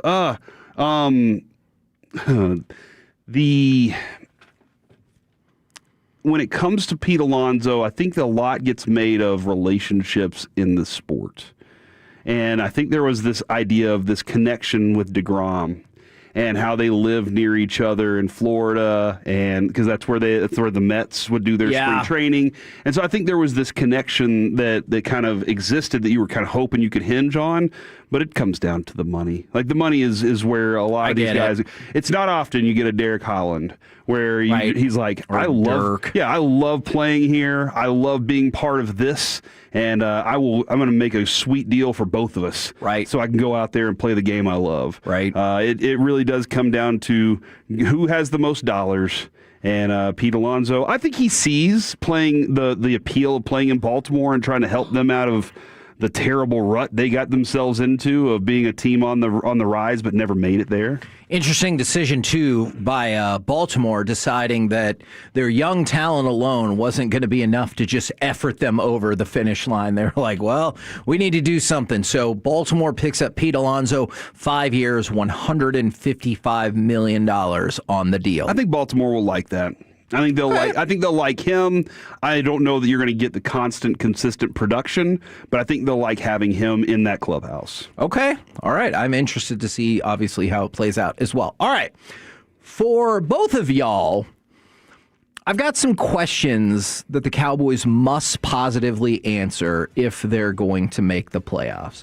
And this is kind of a simpler yes or no, but you can expand on it however you want to start off. Can the Dallas Cowboys win out? Because if they can't, then none of this discussion is relevant at all. Yes, but. Okay. Yes, but the Chargers are going to be a tough game. Sure. I also think this Vikings game is very unpredictable. I like to think that you're going to be able to outscore this team 32-20. Right. But because of the unpredictability of J.J. McCarthy, I just don't know. And your defense just isn't consistent enough for me to say, all right, this is locked up. Right. But I think they can win out, yes. Alec? And again, I say all this is pointless because if you don't win out, I mean, all the playoff discussions we've had just go right in the trash can. It's already going to be tough as is. Can the Cowboys win out? Yes, they can, but Sunday is going to be the measuring stick for... So you're worried about this game too, huh? A little bit. Not offensively what Minnesota can do, but defensively, I know we have the joke that Brian Flores is the boogeyman of the NFL. I call him that for many reasons, and it's because he's very good at what he does. And you can hear some of the players on the team and the staff, in their pressers talking about, like, he's going to throw stuff at you that he has not thrown at anybody at all this season. Right. Like, a lot of unscouted looks. He'll send a zero blitz at you on second down just to get you off your game. He's totally uncharacteristic when it comes to the idea of defensive scheming and play calling in today's NFL. He's not like the rest. And I'm not saying he's the best play caller ever, but he's probably the best challenge that Brian Schottenheimer is going to get all season long in terms of, I'm throwing stuff at you. Can you counter that quick enough to score enough points to win this game? So I think this is going to be the measuring stick because I do think the rest of your road trips are pretty easy. I do think the rest of your schedule in general is pretty easy, but you got to get past this one. All right, my next question. Who should be the Cowboys' left tackle, and do they have one? And obviously, I mean outside of theoretically, yes, they have people that line up at left tackle. That noise answered the second part of my question. I don't know that you have a top 20 tackle in the NFL. And you definitely want somebody in your top 15 at least. And I say left tackle. You know, I don't think you'd have a top 20 left tackle. Yeah, and top 20 right tackle maybe either. You might be right about that too. I keep wanting to get Nate Thomas opportunities, but as we were discussing with Mickey, there's a lot he hasn't seen and he still has to grow. And are you willing to let that happen? Tyler Guyton, still very unpolished, still a very incomplete player. Yep. And we were spoiled so much with Tyron for so long because he was complete. But even him, I'll just say, just for the record, even him, it took an entire season to get to that finished product. Because first season, a little concerned with Guyton health overall now. I get it. And they don't have one. No, they don't have one right now. Yeah. I think still the hope is that Guyton turns into the one. But no, to answer your question, right now it's Tyler Guyton when he comes back, Nate Thomas whenever he's not doing well, and then you don't have one overall. Okay. Alex, same question for you. Because if you have 2 tackles, Kevin. I don't know if that... I don't know. You have none tackles. If that same saying works like it does with quarterbacks. Alec, who should be the Cowboys' left tackle, and do they have one?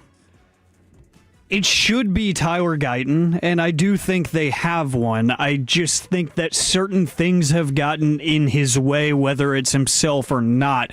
And what I mean by that is I always thought, and Jerry even said it himself multiple times now on these airwaves, that he was out in front of his own skis on Tyler Guyton in his rookie season. And I like what Nick Harris told y'all a couple weeks ago when one of y'all asked about him specifically, and he said he was always a guy in his mind that whenever it was time to make the decision on the 5th-year option, you were going to say, yeah, he's figured it out. Not right now, not year 1, not year 2, maybe not even year 3.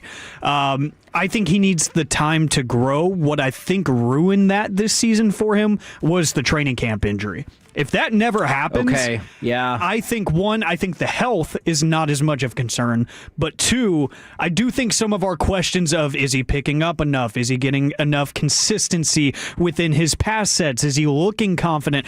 I don't think we're asking these questions about his wherewithal in certain situations and his IQ on certain plays and schemes.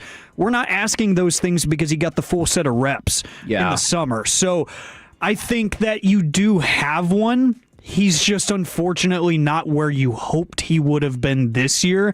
And in my mind, that's okay. I know in a lot of other people's minds it's not, and that's fine. But I think in my mind it's okay. Will Tolbert or Mingo make any impact the rest of the season? Colby Tolbert's always going to make an impact. This is for Jalen Tolbert. And by the way, when I saw Colby Tolbert at the Sandlot event on Sunday, first thing I walked up, I go, "We love you, Jesus." And he loved that. What was the question again? Will Jalen Tolbert or Jonathan Mingo make any impact the rest of the season? No. I think Tolbert will continue to be left off, especially with Flanoy turning into this. Exactly. Yes. I am kind of interested though how what the usage is going to be, where CeeDee Lamb is. I don't know, dude. CeeDee Lamb that one looked bad. Yeah. Is he going to be back this year? I'm going to say yes, but I think that's another thing you might get an answer to in about 10 minutes. Yeah. With Shoddy. So I'm going to say no right now. Okay. Alec, will Tolbert or Mingo make any impact the rest of the season? Absolutely not. And you're in a position, thankfully, if CD ends up being okay and comes back to the field and looks like CeeDee Lamb usually looks like, you're in a position where you don't need them to make an impact, per se. It would be nice if they did. I can never have too many good pass catchers on my team, but pre-George Pickens trade, it's holy crap, we need both of these guys to figure this out. Right. Especially Jalen Tolbert. Everybody's talking about, but the numbers leading the team and all receiving stats pretty much last season. He's got to do something, right? And he was like, well, if you actually watch the games, he's not exactly what the numbers say. Now you don't really need him to be that guy. I want him to be that guy. Jonathan Mingo, there can't be any expectations, period, going forward. I don't care that we traded for him for no reason. I don't care that that's going to be the conversation. You have to just lay out on that one and say, there's no reason for him to contribute at this point because they don't want to give him the snaps. And we talked about how for Pickens, moving to the next question, we don't care as much about like the Instagram stuff and everything like that. But my question for you is, will there be another game this season in which George Pickens' effort is questioned? Yes. Is that just... Nobody internally, I think, is really questioning him.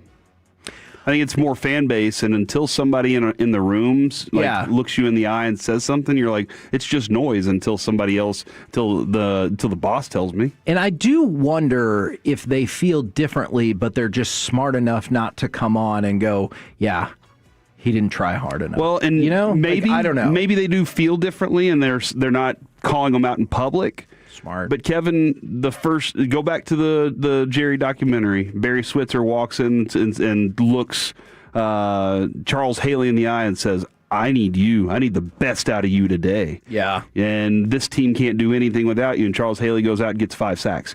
Maybe you save that for the playoffs. George, we need you, the best version of you today. And sometimes you haven't given us the crap that we want. We need better from you. Maybe that is how you treat him. You just let him go, and then when the moment calls, you say, step up big time, boy. Alec? Homie. I don't know.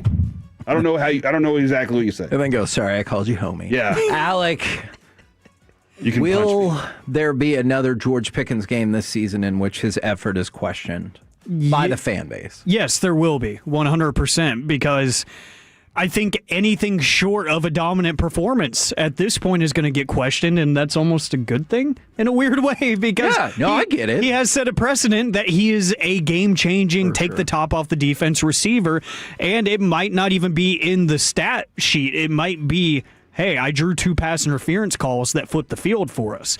If he's not getting those, people are just inevitably going to say, he's fighting with the corner too much, he's jawing around too much, whatever. People now have that precedent of he did it once, he will do it again. So, unfortunately, yes, it will happen. We're the KNC Masterpiece right here on 105 through the Fan. Coming up next, we'll move into the Expressway. We will hear from Brian Schottenheimer, but also fire up some My Buddy's an Idiot. All of it next right here on the Fan. Sean and RJ, the KNC Masterpiece, G Magnet.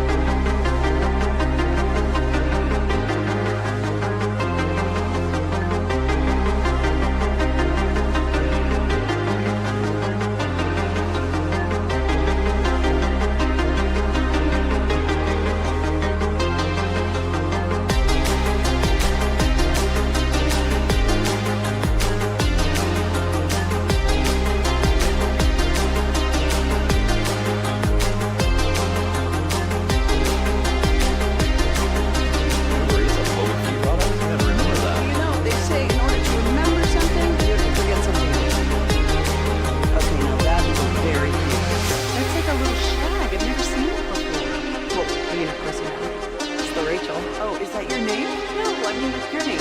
No, I'm Jen. My name's Jen. Right, but I just mean like this is your haircut, but that's hair on your head. I'm not saying this is your hair.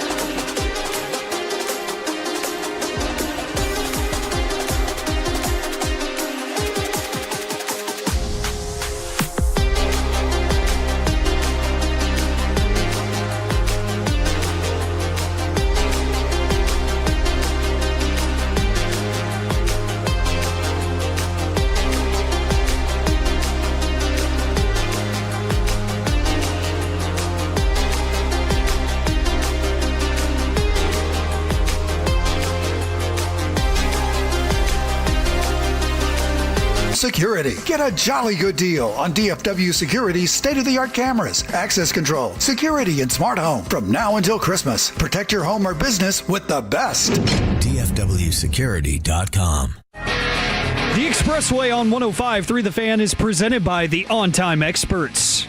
KNC Masterpiece right here on 105.3 The Fan. We're going to hear from Brian Schottenheimer in just a minute, but there is a lot of stuff already happening today. In case you missed the very devastating news, Derek Lively going to be out for the rest of the year for foot surgery. He just hasn't come around on the foot. He only played 7 games this year, so Shams reporting that he is in fact getting surgery and he will be out for the rest of the season.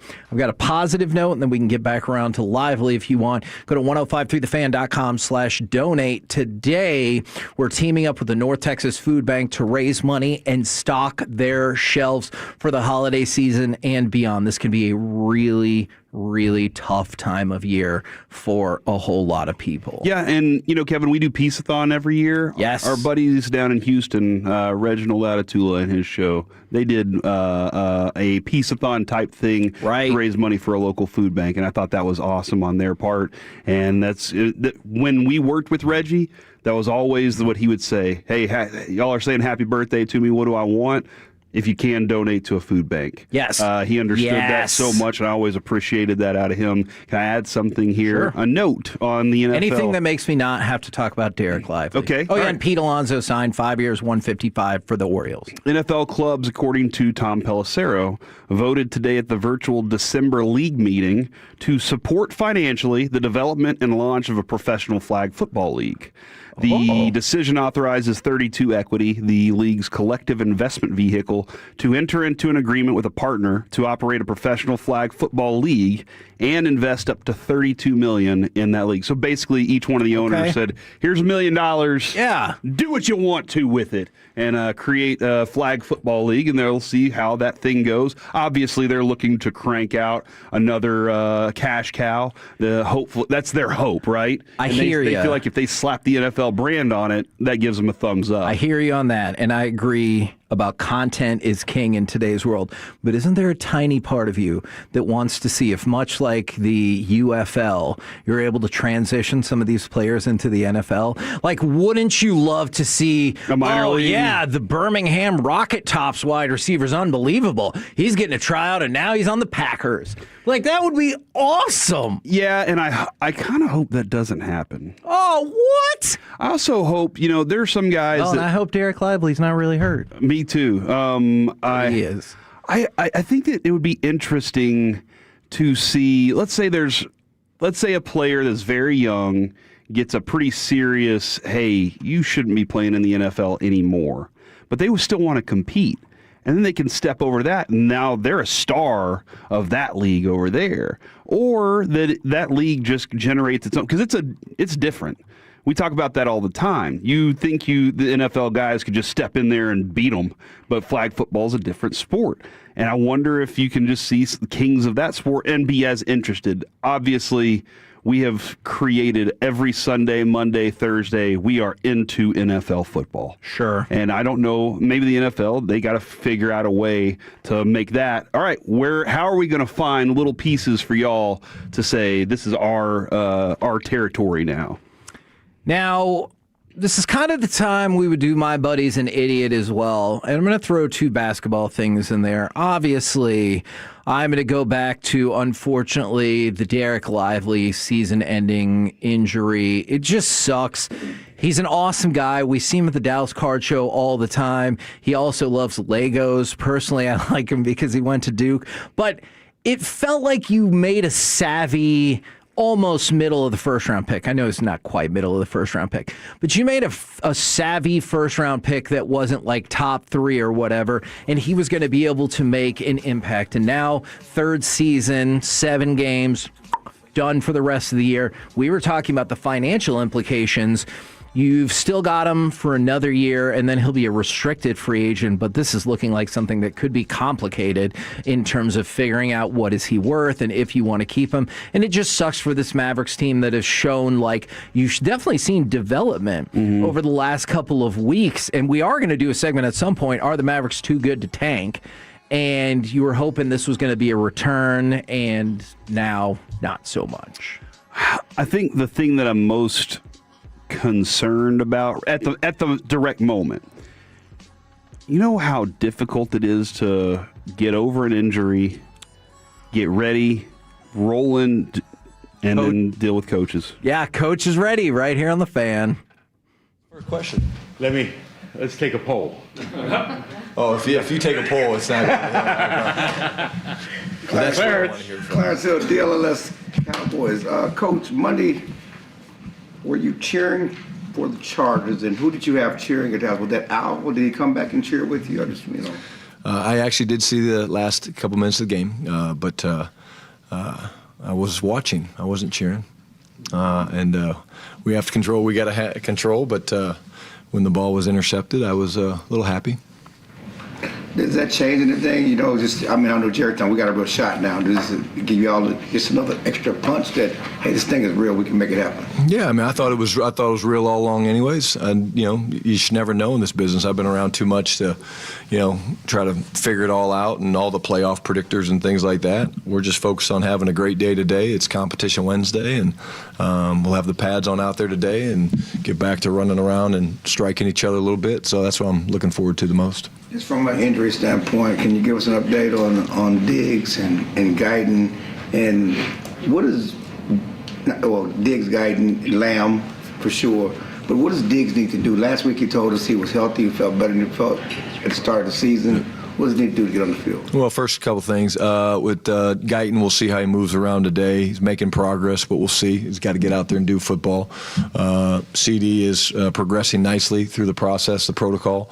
I think he's got 1 or 2 more things he's got to get done, but I feel good about that. And in terms of Trayvon, he's still in the ramp-up period. I think he does feel healthy. I know he wants to play, but at the end of the day, it's we have to do what we think is in the best interest of not just him, but also the football team. And when you miss time, the ramp-up period is good not just for your body, but for your mind and figuring out some of the defense. And there's some new faces in the huddle and things like that. So, again, love him as a player, but ultimately he's got to show us he's ready to do everything the right way. Brian Todd Archer with ESPN. When you say show us doing everything the right way, is that beyond is that in the meeting rooms and things like that as well, or everything? Just consistency through everything. He's no different than Dak Prescott or Jake Ferguson or Kenny Clark. Just continue to do everything the right way. And I thought last week was a good first step, and hopefully this week's even better step. And if it is, then you'll see him out there.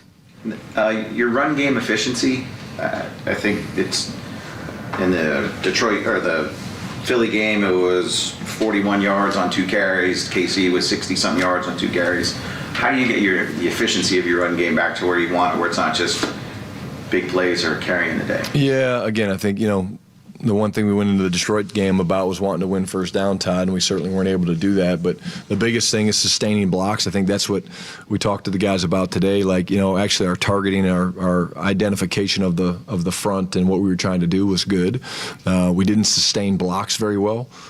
and that's where we need to be better. We need to strain to finish, and we're going to be challenged this week with a defense led by Coach Flores that's very multiple, and they're going to do a lot of different things. But the biggest thing I would say would be just it's the last push in the strain and the finish of getting guys covered up a little bit longer to let the backs be able to press the hole and puncture the defense. John Machado with The Athletic. From your perspective, your first season as the head coach, do you guys have to make the playoffs for this to be a success in your eyes? Yeah, I mean, I think absolutely, but I don't think that's the only thing we're judged upon, but that's what we want. You can't sit up here and talk about winning World Championships, and if you don't make the playoff, you don't have a chance to win a World Championship. So, again, winning's the number one objective. After that, it's building the culture. There's things that as we get through the season and the season ends, which it will end at some point, we'll look back and there'll be good things and there'll be bad things. And the good things will, find ways to keep those things going, and the things that we have to correct, we'll find ways to improve them. And then saw that Dak gave you the shiesty to wear at practice and that Hard Knocks. That's the first time you ever wore one? Yeah, I didn't really like it. I couldn't breathe. Yeah, I don't know why those guys like it so much, but I thought, hey, this is the cool thing going on. Let me try it. It's kind of like the 6'7" thing a few weeks ago. I'm a hip guy, but yeah, I didn't really like it. It didn't stay on very long. And how much are you monitoring, I guess, the Hard Knocks thing when the episodes come out, or do you not really watch? I really don't. People send me things and stuff like that. But again, I will say this. I mean, they've been great. The guys, they have a job to do. The production people have been amazing. And they kind of fit right in with us. And by this point, you're just kind of used to it and you don't think too much about it. So, again, kudos to them and NFL Films and HBO and everybody that puts it on. Nick Harris, Fort Worth Star-Telegram. Do you expect Jadeveon Clowney to practice today? I think so, since Clarence didn't ask about him. I think that, yes, I expect him to do some things today. He's doing a lot better, and I feel like he's progressing nicely. You guys have been alternating Tolbert and Mingo on the inactive list the last few weeks. What do you want to see from one of those guys to be the cemented guy in this one? Yeah, really just kind of maximize the opportunities, kind of take it over. It's something that we kind of look at each week, and late in the week we kind of make a decision. Special teams is a huge part of that. Like our fifth receiver's not really, quite honestly, playing as much as we'd like in terms of offense and special teams. So it's the balancing act of, okay, well, who had the good week of practice on offense, and then who's can help, Nick with special teams. And so those are the big things that we have to talk about each and every week, and it's a fun battle for us to look at each week. You were in San Diego when Phillip Rivers came into the league, and now he's somehow finding his way back in. Just, when you heard that, what were your emotions around that? Man, he must hate coaching. He must. I don't even know how they did. I'm sure they did well, but I'm just happy for him. I mean, he loves football, man. He does, and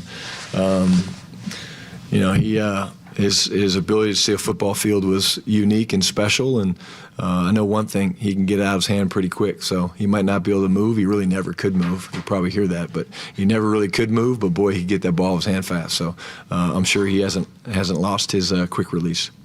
Tom. Tommy Arsh, DasCowboys.com. Aaron Jones, the last couple times he's played Cowboys, seemingly has just kind of gone to another level. What have you seen from him this season, and maybe in some of those games in the past, about what's able to make him do that? Yeah, I mean, got very good vision, very good acceleration, but I think it's his quickness and the ability to find and get in and out of cuts and press holes, and he's kind of a slasher, Tommy, when you watch him run. And again, I just think they're running the ball really well right now. I think he's 4.6. I think Mason might be averaging 4.7 a carry. So they're certainly going to come in here and want to establish the run just because they're really running it well. But I've just been a big fan of Aaron since he got in the league with Green Bay, and he hurts you a lot of different ways, right? Catch the football out of the backfield, and very versatile player that's playing at a high level. And you mentioned Flores. You played a lot of defenses this year. The disguise coverages blitz a lot. What makes his version of sort of that line of defense different? They're very multiple. You can see, how he's taken the bones of the operation that he learned from Bill, in New England, and how he's put his stamp on it. What I love about Brian and what he does is, like, if you look at them last year, they're a little bit different than they are this year. They're still very multiple. Look at their roster. He has a affinity in a good way for veteran players. Why? Well, They know football. They're smart. They can be multiple. They can make adjustments. They do as good a job as anybody of what I would say automaticing formations based on if you get in a certain look, they're going to get to something specific. If you get into a different look, as simple as the back's offset in the gun and near or far, they're going to get to different things. And so you can't do that with young players. You can. It's harder to do that with young players. But outstanding defensive mind, and he's very convicted. Skyler Dixon with the AP. First-year head coach building a program. How important is a 4-game finish, regardless of what the playoffs look like? I think it's always important. I think, we actually talked for the first time. I always talk about, can't win the game the first quarter, second, third, and fourth. We talked a little bit about this, and we talked about heading into this fourth quarter. Let's look at the season in that way. And I think we were 1-2-1 in the first quarter. We were 2-3 in the second, and then now in the third quarter we're 3-1. What's that mean? It means we're playing better. It means we're playing more consistent. It means we're doing things at a higher level, a higher standard. But again, Minnesota is our focus. Minnesota is my focus. But, like I said, at the end of the day, we're going to be judged on wins and losses. And so let's start by getting the first one in the fourth quarter against Minnesota. Garrett. Garrett Podell, CBS Sports. Hey, Brian, you've been around Dak for a few years. How do you feel like you've seen him evolve with getting to answers and really, freeing himself up when he's blitzed? Yeah, elite level. I don't think, I don't think he was ever bad at it, but I do think he's more confident in it now. I think that comes from time. I think that comes from we try to keep the solutions pretty simple. I'm not a guy that thinks you got to have 8 different ways to block up cover 0 or 8 different ways to handle, double-edged blitzes and things like that. I think you've got to have a handful of things that you trust and you believe in, and I think he owns those, and I think it's been evident, watching him perform versus some of the, tough looks that we get, and he has the answer, whether it's throwing hots or throwing blitz side adjust or getting to certain checks for certain coverages, but we'll certainly be tested this week with Coach Flores and this defense. How do you feel about your offensive tackles handling Minnesota blitzes the highest rate in football after last week? Yeah, again, it won't be just the tackles. I mean, they move a lot. They're going to be stunting and moving, and they're firing their backers a bunch. And, I guess I saw the number we did talk about today, Harrison Smith. 14 years in the league. Wow. Playing at a high level, had to pick last week. But, again, we have to protect Dak this week, but we also have to run the football. And, again, they're going to challenge you to do that because they're going to be multiple. And the coverage that they play is very vision-driven. Everybody kind of wants to keep eyes on the quarterback. And because of that, there's certain things that they make more difficult than others, but there's also things that we feel like we can take advantage of. Joe Hoyt, Dallas Morning News. When the CD name went out, did you guys challenge Flo to be like, hey, time to step up, or how did you see him kind of respond? No, you never have to worry about Flo, Joe. He's always ready. He's earned his stripes per se. It wasn't just the Jets. He's done it multiple times. I just think, again, me and my word consistency, I think that's what's so cool is how well he's playing each and every week. He's played good the last couple of weeks, even though he didn't put up 120 yards or whatever it was. He's played well the last couple of weeks, and I think his star is on the rise. You talk about a guy that's big, strong, physical, good with the ball in his hands, loves contact. Guys like that, sign me up for. I'll take them any day of the week. And then Vikings lead the league in interceptions thrown. A guy like Teron Blaine obviously has had a history of making interceptions, one this year. How much of a potential opportunities for a guy like him, especially to build his confidence and maybe trying to get his hands on the ball this week? Well, again, I think it starts with our ability to stop the run first. You got to make them have to throw it. JJ obviously very comfortable last week. I thought one of his better games, and certainly didn't have any interceptions. But again, we've talked a little bit about it. It starts by affecting the passer. You got to get people around him, one, and then again when the ball's up, you got to be able to find ways to get it turned over, and that's where again, our biggest issue right now as a football team is the giveaway takeaway ratio. Us not protecting it on offense and us not taking it away on defense. Saw using the Athletic. Brian, what's your philosophy on fourth downs in terms of going for it? Is it a mathematical decision? Is it how much does feel play into it? And how many people are you consulting to make that decision? Yeah, it's instincts. We'll have a plan side going into games, based on who you're playing, where you're playing. but a lot of it is instincts and your gut feel. I talk to Feeder a ton, and we kind of have a plan going in. Those plans can change, but at the end of the day, you kind of have an idea, when the drive's going, hey, if we get to a certain number, if it's 4th and 2 or less, let's say, hey, we're thinking go for it. And then you kind of look at your call and you're like, yeah, I'm good. And then there's sometimes you're like, no, I'm not. I don't feel great about this call. But it's a little bit of both, But again, I would say it's a lot of instincts, a lot of pre-planning, preparation, and then me and Feeder just kind of having quick conversations. And how much does kind of the flow of the game in terms of if the offense is doing well, defense is doing well, how much does that play into the decision? A little bit. I'd be lying if I said it doesn't factor in at times. But you try to be pretty consistent and go with the plan and go with those things we talked about, the measures of, hey, field position matters. It might be a little bit longer at the 40-yard or a little shorter at the inside the 15. But I'd be lying if I said you're not at times adjusting or reacting to situations. Packer. It goes back to DallasCowboys.com. In having a conversation with Tyler Booker and Cooper Beebe, Cooper was really candid about the Detroit game and the protection issues. But something that stood out was him saying that you guys were trying to figure out why you had a lack of energy, a lack of juice in that Detroit game. Don't know how much of that was the fact that you played 4 games in 17 days, but how can you guard against that and coming out flat against the Vikings, especially as you guys try to figure out how to get off to a fast start? Yeah, I think, I would agree. I didn't think we had our best day overall. I think, were we tired?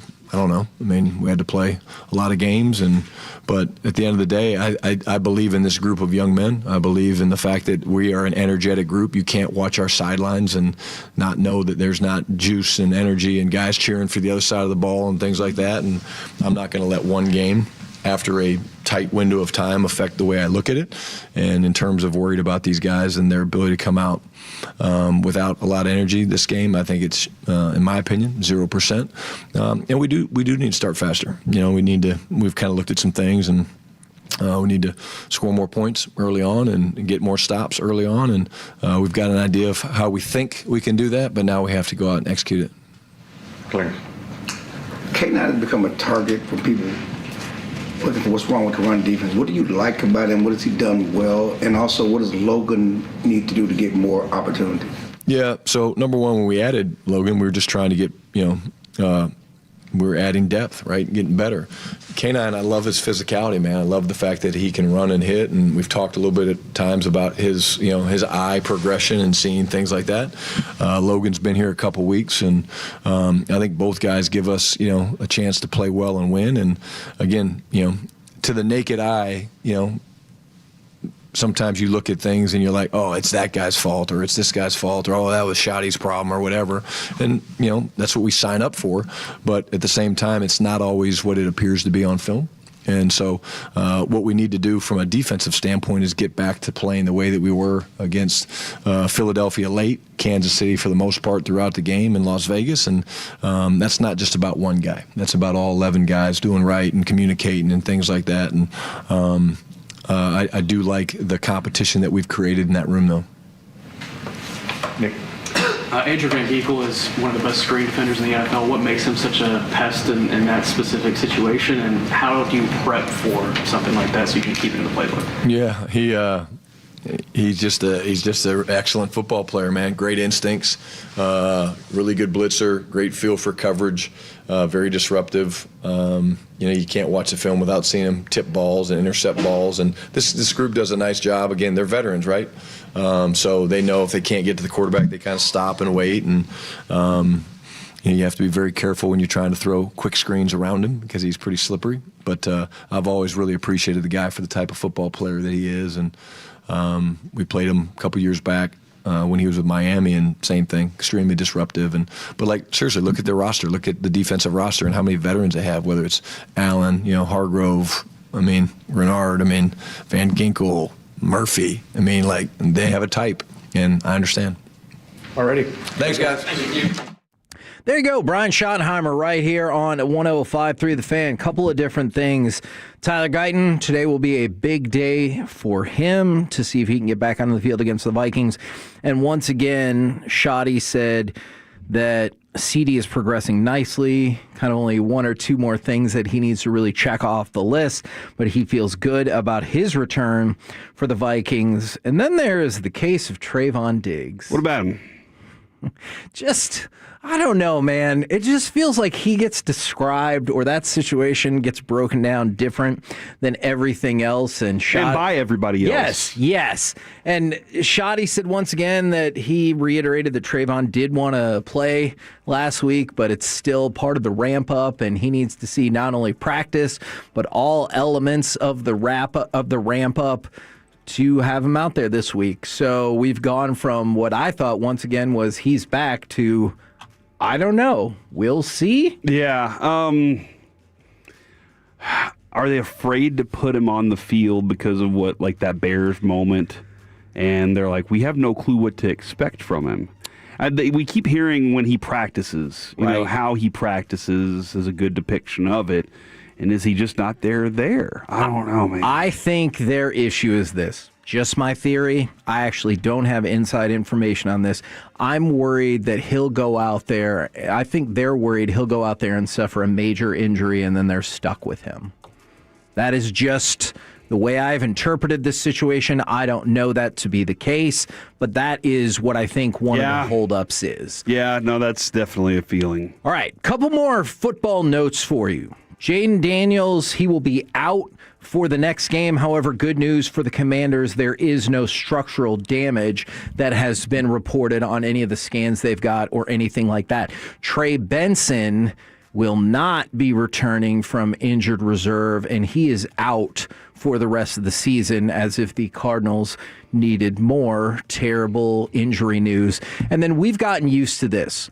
Lamar Jackson not practicing today. That's become the usual routine. It's the 5th straight week he has missed at least one practice. Really? But in the last 4 weeks, he's gone on to start the game, which I think further feeds into the theory that we talked about is there's something still not really right. But he's like, I got to play. We got to try to win the division. We got to try to make the playoffs, which is what you want from any player on your team.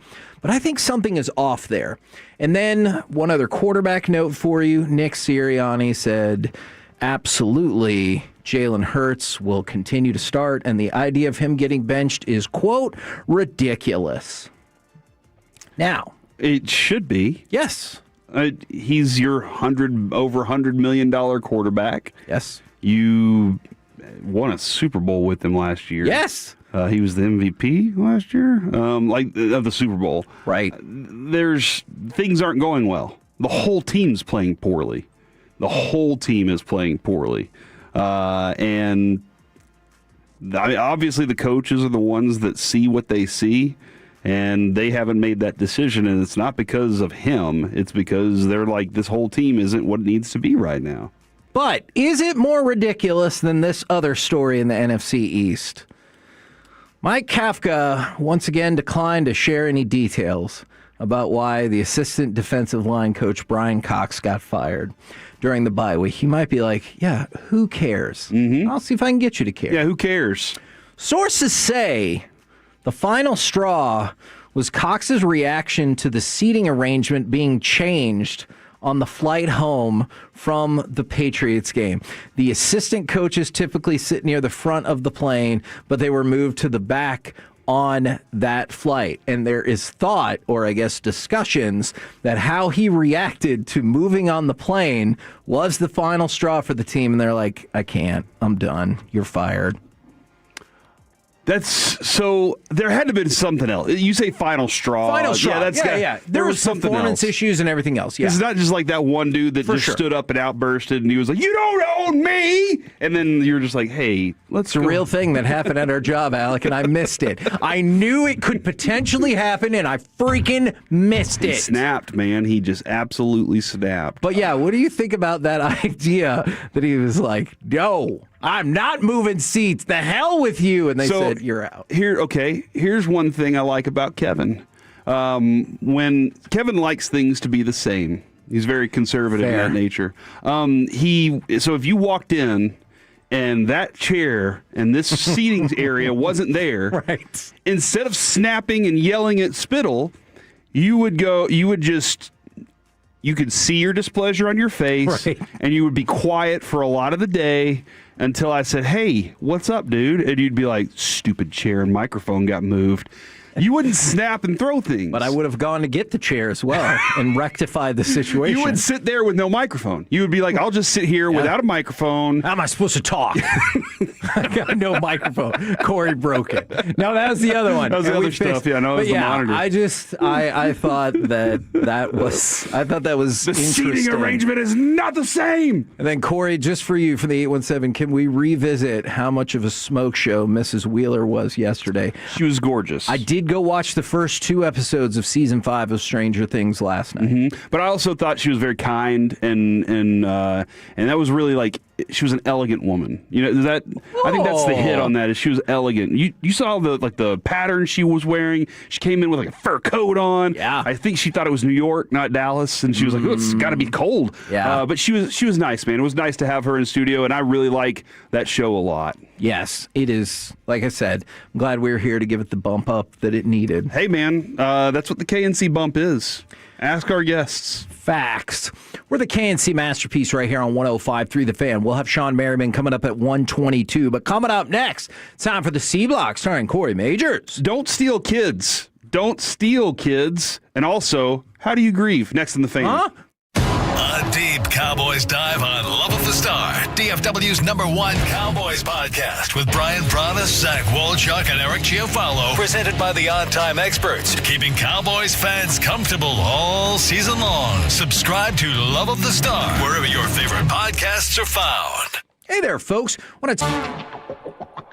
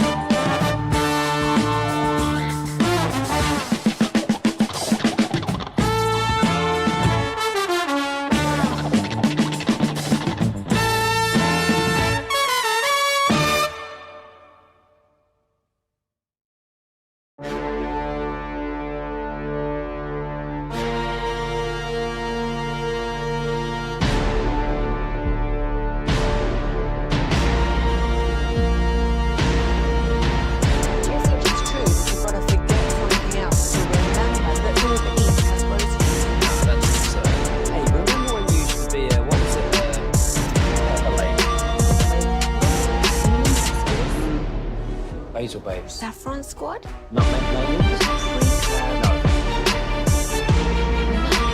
I just said that. Is it Spice Girls? Doesn't sound right.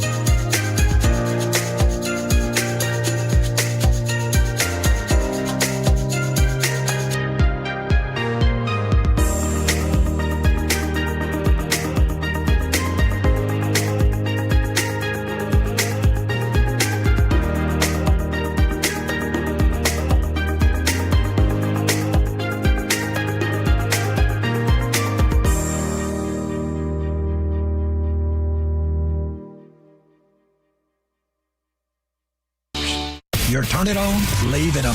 Home of America's team is 105.3 The Fan. Hello, baby. KRLD-FM and HD1, Dallas-Fort Worth. An Odyssey sports station.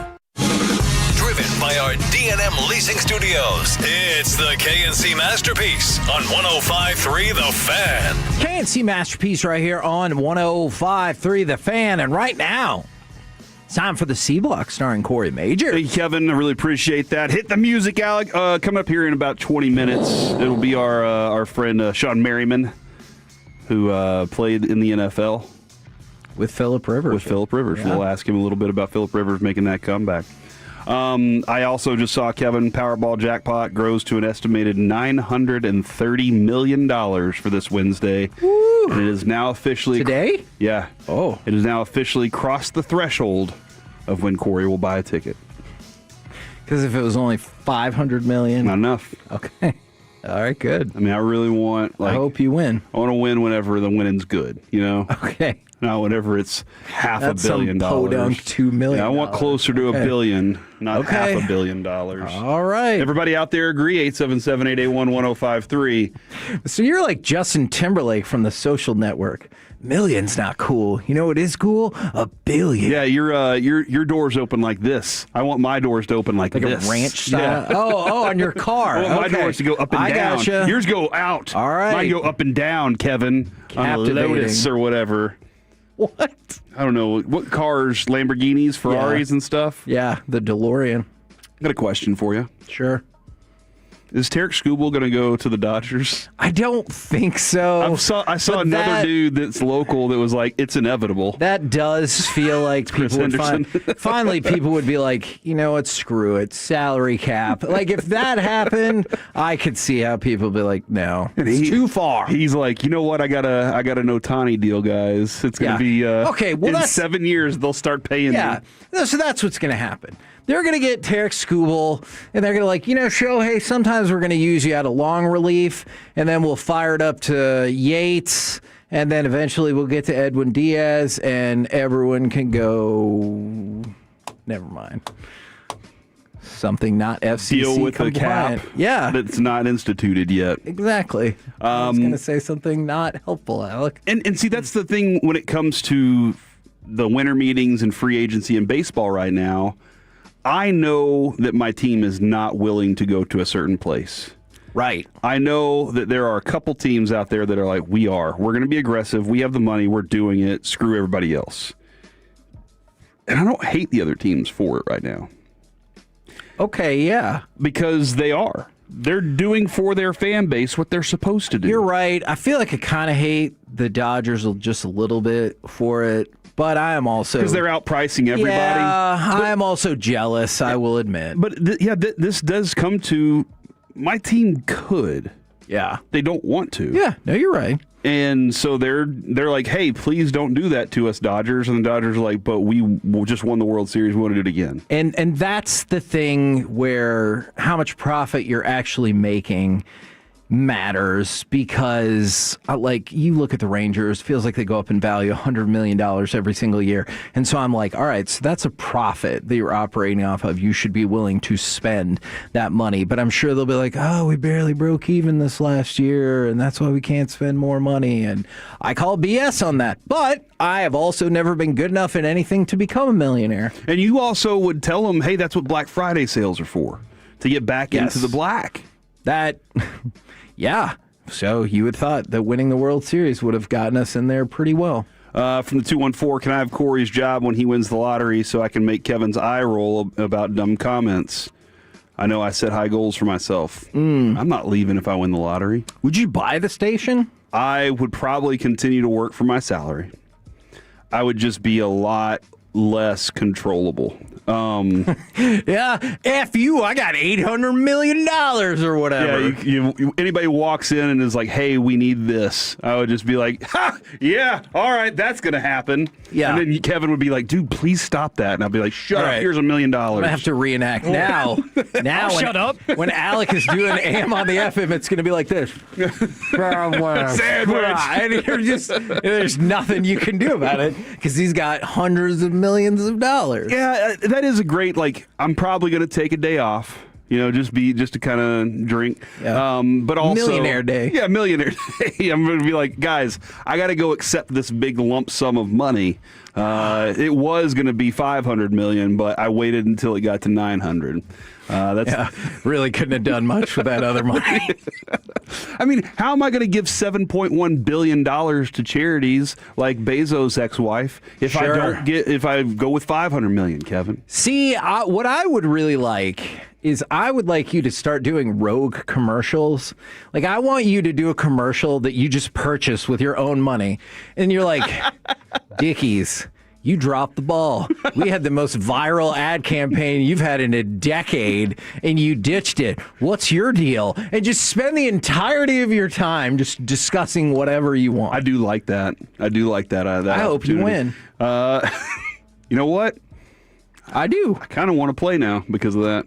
You can't win if you don't play. I was lying about playing before, but now that you've laid out this plan, yeah, I want to win. Man, that's the dream of everybody. Like, I get it. You're going to buy this and that. You want to have FU money. Mm-hmm. Like, you want to have enough money to be like, oh, really? Don't think so. Mm-hmm. Like, whenever you're like, I was watching the Batman animated series and there was a problem and Bruce Wayne's like, well, I bought the bank. Mm-hmm. And like, so you get to litigate how the problem plays out from there. That's awesome. Sorry, Mom. I'm not cleaning my room. Yeah. I have so I'll much buy money. you a new room. Yeah. I'll buy you a lot of rooms. Exactly. And then somebody to clean those rooms, but I'll pay them to not clean it. Hell yeah. Wait, what? It's like whenever the dishes are dirty, you just throw them away. Let's not be foolish. Buy new dishes. Okay, well, that's dumb. Why? You're a rich person. You skeet shoot them. All right? You're a rich person now. You chunk that plate up in the air and you have somebody else pull, and then you're there to shoot it. Pay somebody to shoot it for me. I'll be your plate thrower. Pay somebody to shoot it for me. Wow. I just observed the Man, shots. You're that rich. She was the first ever millionaire. That's true. She was. What a great drop. That 8 is. teenagers on a Philadelphia football youth team were arrested and charged with felonies after they allegedly stole thousands of dollars worth of merchandise from Dick's Sporting Goods in Florida. Hours before their championship game. Oh, no. The players on the United Thoroughbreds team, aged 14 to 15, traveled to Polk County from Pennsylvania, where they stole items worth $2,296.07 from the store on Saturday morning, according to police. Florida Governor Ron DeSantis said they picked the wrong state and the wrong county. Yeah, there are things you can do in Florida that you'd be fine, but that's not one of them, I guess. Polk County Sheriff Grady Judd said the 8 juveniles Ubered to the store where they allegedly stuffed 47 items into their bags and their pants before leaving the store. Again, don't steal, kids. Don't steal kids. Those are two different things. The commas, I felt like it was in the first one. So a couple things. Hold on. Okay. Judd said, I don't know if these were starters or not, but I can tell you that we were finishers. We arrested them. God, he thought about that one for years, didn't he? That's an objectively amazing line, and it's tough when you get arrested.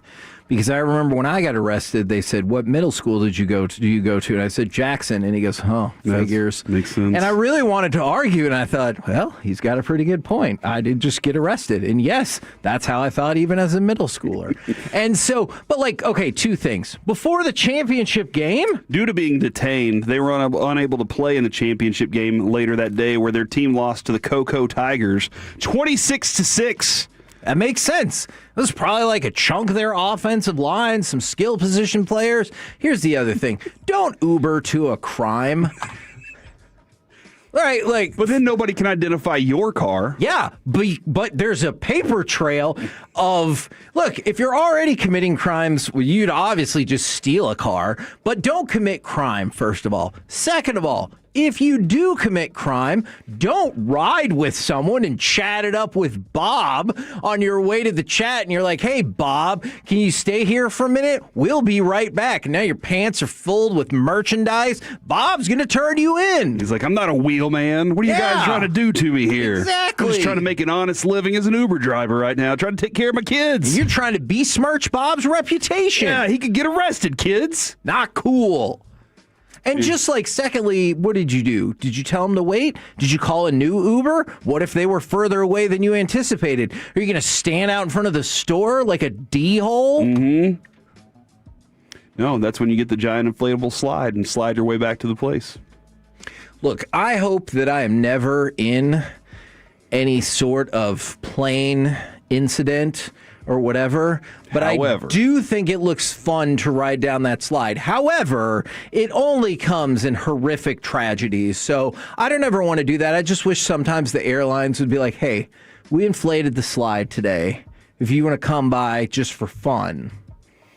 Yeah, airplanes. I don't know if that's a thing. Southwest Airlines. Kevin would love to go down the inflatable slide. Do you have a plane option for us? Yeah.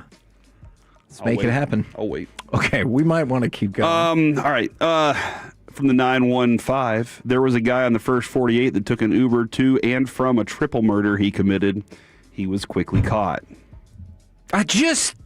From the 214, Jackson Middle School is still that way, Kevin, according to my fellow bus drivers. I feel bad. I was part of the problem. You're like, are you part of the problem or part of the solution? Well, when it comes to the reputation of Jackson Middle School, I was part of the problem. And from the 817, see, I always go back to this. Our friendship and relationship is really what this show is about. And we could tell you it's about sports. But sure, this is the three of us being tight.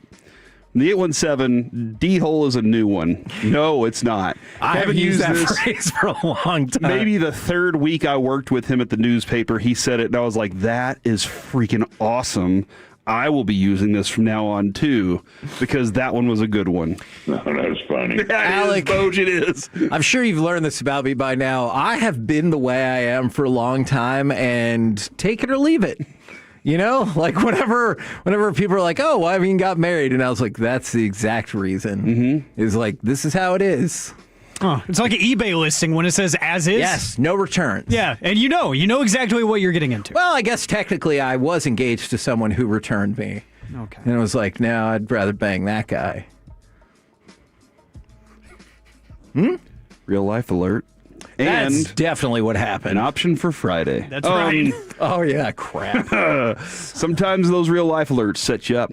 Guys, how do you grieve? Because I do grieve with some jokes. I'm one of those kind of people that I will cover up things with a joke. And I saw this on Conan O'Brien's podcast, Team Coco. Our friend Flula is very good friends with Conan, and we both enjoy Conan O'Brien's sense of humor a lot. Very much. By the way, if you want to plan ahead, Corey, next week, we'll be giving away Motley Crue tickets. Okay, tell your story. Kickstart my heart, baby. There we go. Conan O'Brien's parents died within a few days of each other last year. No! Last year. That's still sad. And it sounds like Will Arnett knows Conan well enough to crack some jokes with him even on those times. Right. Bring up a touchy, actual, this is real personal subject for you. It's okay, I know what it is. Death in the family. Yep. My parents passed. Well, first, let me just say the timeline, because I have it here. I wrote it down last year because the timeline was so good. Yeah. And so I hear that your dad passes away, and I text you that day or the next day, and I said, hey, listen, I'm sorry to hear about your dad's passing, sending love from our family to yours. Mm-hmm. And you wrote, thank you, Will. To be honest, I blame Bateman. for the death of my father. The day after his father dies. Yeah. Right. So I wrote, it's not a terrible theory. And Conan texted me back, he killed my dad. Oh, no. Oh, my God! Okay. My dad, can I say, in fairness, my dad would have loved this. Okay. So then Bateman, I tell Bateman this, we're doing a thing that day. So the next day, Bateman texts you and he says, Arnett tells me you're on to me. Yes. And Conan texts Bateman and he says, Bateman, do yourself a favor, turn yourself in. Right. Yeah. 2 days after your dad passes, of course, your mom passed away. Yeah, which I did not see coming. Which you did not see coming. So I text you 2 days after. I knew you were in Boston. I said, Bateman is asking for your sister's street address.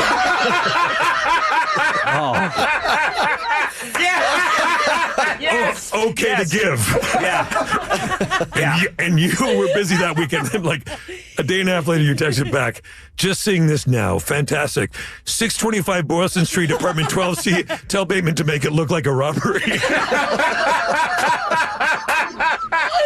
Oh my God. You know what's weird? I swear to God, this is how I grieve. I know. Everyone has their way.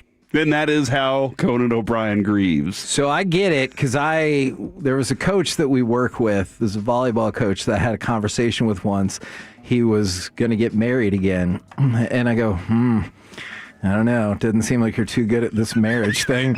And he goes, yeah, hopefully this time she won't go F somebody else. And I was like, oh my. Yeah, I did not know that's what had happened. And I was not prepared for that. It was amazing. That's, I think sometimes jokes are fun. And that's why this show is fun. And look, I think people should obviously be given the space to grieve however they see fit. Absolutely. And if that's how they see fit, don't tell me how to grieve. Both my parents would just died.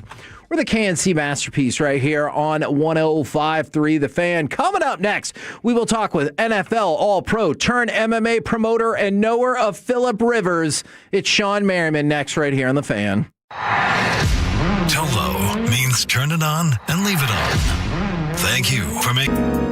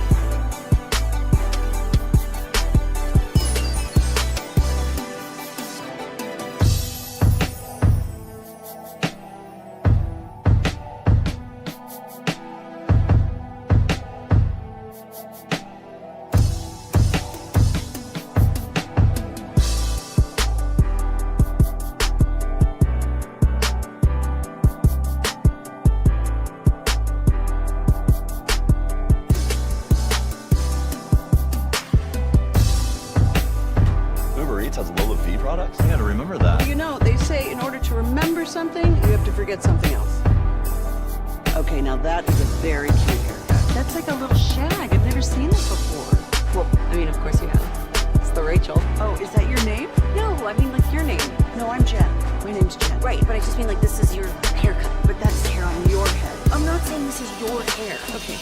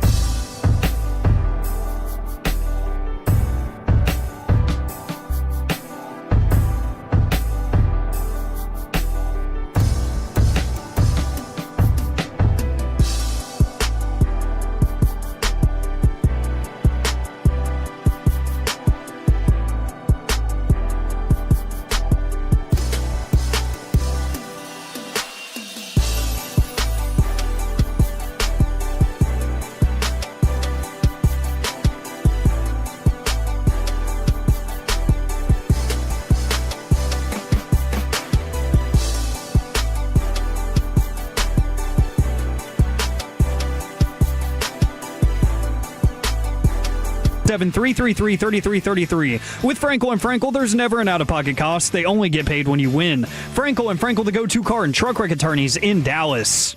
KNC Masterpiece right here on 105.3 The Fan. Right now, we bring to you former NFL All-Pro turned MMA promoter and man who knows Philip Rivers. It is Sean Merriman. Good afternoon, sir.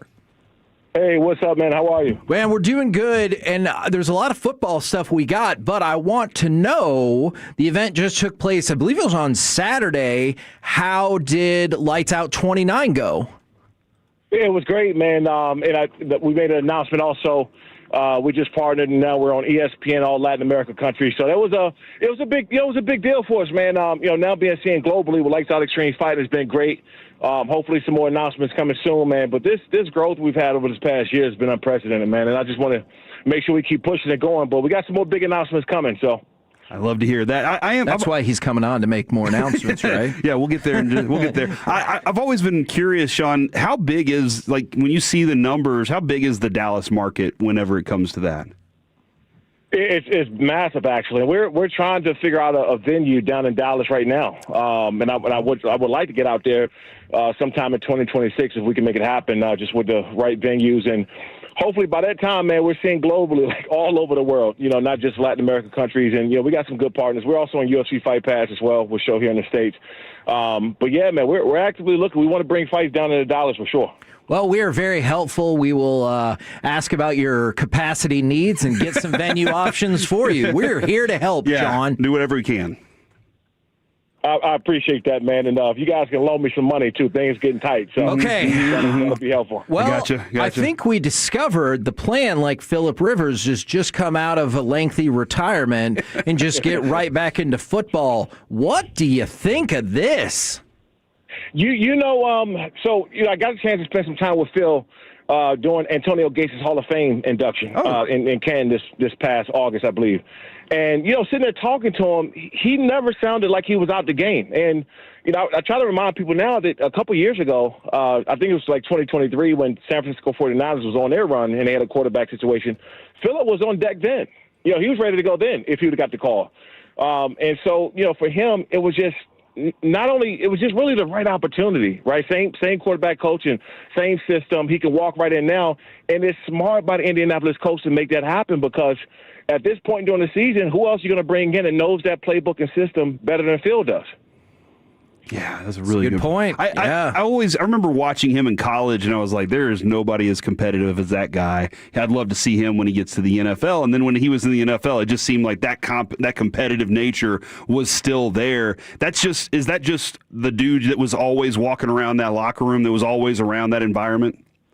He is nonstop. Whether the camera's on or off, that's Philip. 24 hours a day, the most competitive teammate I got a chance to play with, and it goes far beyond on the field. Mm-hmm. Trust me, it's in the locker room, it's in the weight room. I mean, he just never stops competing, and that's what's going to get him to be in a good position now. Phil's never been known as the physical freak, right? The athlete. He's never been that. It was always his brain and his competitive edge. That's what made Philip Rivers who he is, and that's why I think he'll do just fine. My biggest concern for him is how his body's going to react to the first game, because you can train all you want to. You can go out there and throw football and train with the high school football kids down there in Alabama. Mm-hmm. But when you get out there in that field and you make real football movements and you wake up in the morning, you will know exactly where your body stands. Now, I have a theory, since you're talking about how competitive Philip Rivers is, that he thinks he hasn't done just quite enough to make it to the Hall of Fame, and this is his chance to really add to his resume. What do you think about that? Well, I think he needs a little over 700 to 800 yards or something like that to pass up Ben Roethlisberger, right, at that number 6 position, I believe. The only thing is that he has some time now back on the clock where he's not going to be looked at, another 4 years? Yeah. But knowing him, he doesn't really care. I mean, it's great honor, and it's, you're appreciative to be up in that echelon of athletes and competitiveness, but he doesn't really care so much about that, man. It's right. It's like he has to get football completely out of his system before he can move on. I think this is going to do it for him. Is he the greatest trash talker of all time? No doubt. I mean, look, I've come close to making him curse a few times in practice. I thought I almost had him, but I just couldn't. I couldn't get it to make it happen. But I'll tell you this, man. He was really a driver in who we were as a team at that time. And I got a chance to play with Drew Brees. My first year coming in is Drew Brees, a Hall of Fame quarterback. But Phil, man, how he competes, his attitude towards the game, he fit right into what we were building, those years I was with the Chargers. Do you think like a good insult for him would be like, I got more kids than you've made good plays? No. Look, Phil has some good insults, but it never comes off the way you want it to. It's just annoying. It's so annoying because he'll complete a pass and he'll know exactly where you guys went wrong and start calling guys out as the offense is scoring. It is unbelievable how far ahead of he is with his trash talking. Now, as teammates, y'all are arguing about, hey, you were supposed to do that. He's like, yeah, I know. He just told me I was supposed to. Oh, my God. That's freaking amazing. All right. So one of the things that we just dealt with around here this past week, aside from a really tough loss, was there's a lot of discussion about the effort level of George Pickens. So I don't know if it was maybe directed at you or one of your teammates or whatever. What is the reaction, and do you hear the noise when people are like, this player in particular didn't give it his all for a game day? No, as far as Pickens, first of all, he's a great wide receiver. I just think he needs to understand what comes with his greatness, right? That his effort is always going to be on full-fledged. Everybody's watching. There's no doubt about it. It's just that, and I think it was him and Richard Sherman who had a little bit back and forth on social media. But I mean, I followed Pickens' career, and I think he's such a great player and wide receiver that I think he needs to understand that what comes with that level of greatness that he has. And when he realizes that, when he recognizes that, then, I mean, this dude's going to be unstoppable. So, but it's really up to him, whether he takes it as an insult or he said, man, like, hey, people are recognizing my greatness and maybe I need to do something about that. But, he's going to get poked at no matter what, because of, first of all, he's playing, for America's team. Yep. And then everybody's watching. But, man, when you start talking about great receivers, they're looking across the board on effort, things outside of your playmaking ability. Once he understands that, man, he's just going to go to another level. This isn't a tough place or an easy place for the Cowboys to be in right now, Sean, because It's in somebody else's hands. It's in Philadelphia's hands whether or not they want to actually go out and win games or not. And the Cowboys kind of have to win theirs. When you're in a locker room that's in that kind of a position, what is the constant message? What are you guys focusing on a daily basis? On we got 4 more games and we have to win them all. You have to take care of business, not relying on another team to lose. As long as you take care of your part, that's all you can do. By the way, the cards may stack against you no matter what. But if you go out and take care of your business, then it's going to put you in the best situation. And I think they can. I think they can. And, I thought it was a very smart decision for them, keeping and bringing back Brian Schottenheimer, who's on a Chargers coaching staff back when I played. That was more of a Dak Prescott decision, which was turned out to be a great decision. And I think he's a great coach, and he'll be a great coach for a long time. But, man, if they need to go out and take care of business and not, that third or fourth game, looking up at the scoreboard, second quarter, looking at other games happening, hoping that somebody lose. You got to go out there and win the rest and just win out. Now, I know you had departed the season before, but I'm sure to a certain extent Quentin Jammer. Did you see what he said about coming out in 2011 and was completely drunk half the season? Well, he fooled me. Quentin is one of the most physical, gifted athletes I've ever been around in my life, and great teammate. I didn't know that. I just actually saw it last night on social media. But man, he's just been a great athlete and great teammate. Well, the Chargers already helped us out by beating the Eagles. If you could put in the word next weekend for them to help us out again, that would be really great. I think that the Eagles are doing it to themselves right now. You guys may not need no help, especially the way they played the other night. Man, that is a great point. I love hearing that. Thank you very much. Congrats on another successful event, lights out fighting over the weekend, and we really would love to see some fights here in Dallas from you guys. I'm working on it, man. We'd love to bring fights down there. Awesome. There you go. Sean Merriman right here on 105.3 The Fan. Thank you very much, good sir.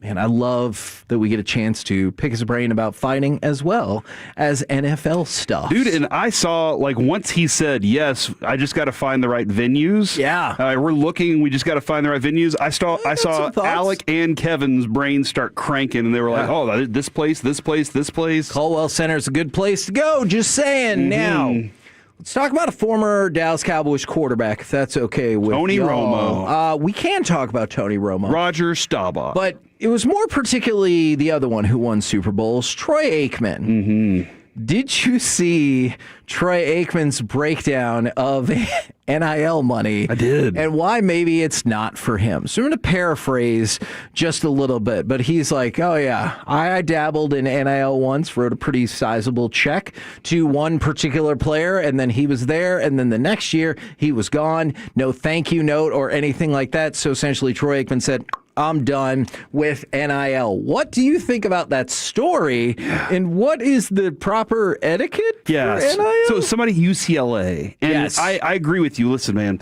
So basically, Troy wrote a check, and I guess the kid just got delivered a check from Troy Aikman. Or this came from the Troy Aikman NIL fund. Right. Kevin, whenever I got 3, 4, maybe 6 scholarships whenever I went back to North Texas, and my teachers were very adamant, apply for these. Yeah. We think you have a good chance of getting them.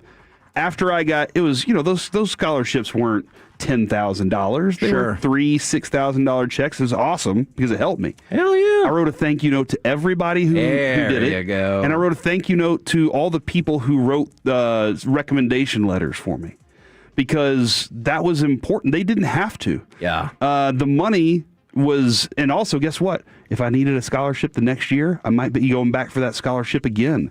They're going to look back and go, hey, this guy, he thanked us. He was great. He's been a great ambassador for us. I think a lot of these kids go into it and they're looking at it as a business, where a lot of the people who are donating money look at it as, I am committing to my university that means so much to me. I'm giving back to them because they gave so much to me. All these opportunities. I understand how important it is to these kids. But my friend said this a long time ago, never give money and expect it back. Okay. Yeah. Like the expectation, because you're gonna, especially if you're giving to a friend, you're gonna hate that friend for not paying you back. Yeah. And so you can give the money and just go, I'm never gonna see this again, and that you got to expect that. And I wonder if that's how NIL people, whenever they're donating to SMU or TCU, if they're just saying, I'm writing this check to somebody and they might be here this year. That's why the UNT season, that's so important this year. Yeah. My coach can't leave if I wrote $1 million check to this kid and the coach and the team, and now this is the 1 year we have a chance to do this. And then I do kind of wonder if it's, well, that's fine. If it wasn't from you, it'd be from somebody else. So that's an absolute fact. I don't really care. Yeah, I think there are a lot of kids out there that they just, here it is, Kevin. My kid the other day said, he has one more chance for his phone to get taken away. Oh, dear. Because he had his phone out on accident. It was something dumb, whatever. But he was like, it's such a stupid law that they made this year. And I said, but think about this. 5 years from now, none of the kids will know any better. It'll be that way. Right now, there are a bunch of kids that are spoiled. They're going into college football thinking, I'm supposed to get this money. Right. It's just supposed to funnel to me. I don't need to thank anybody. I just got to go in there and accept my cash, and I don't even have to play that great, honestly. I already got the money. Yeah. Yeah. I don't love it. I don't love it right now, and that is part of the ethics part of it. But just be a good person. Write a thank you note. Say thank you. Reach out to him. Text him, dude. Troy Aikman. Let me text Troy Aikman and say thanks, and then he's going to watch me for the next few years, and he's going to be nice to me, and I got a connection for life. All those kids know who Troy Aikman is as a football player, right? No. That is a damn shame, especially if you're at the school. Kind of feels like you should know that. Did we know John Madden as the coach? Yeah. We knew John Madden as John Madden, the guy that gives me the turducken. That is an interesting... That's an interesting point. I thought you were going to say broadcaster, but I understand your point nonetheless. We're the KNC Masterpiece right here on 105 through the Fan. Coming up next, let's chit-chat with the fellas from the G-Bag Nation right here on 105 through the Fan. Coming up Thursday morning on Sean and RJ, it's the Payload.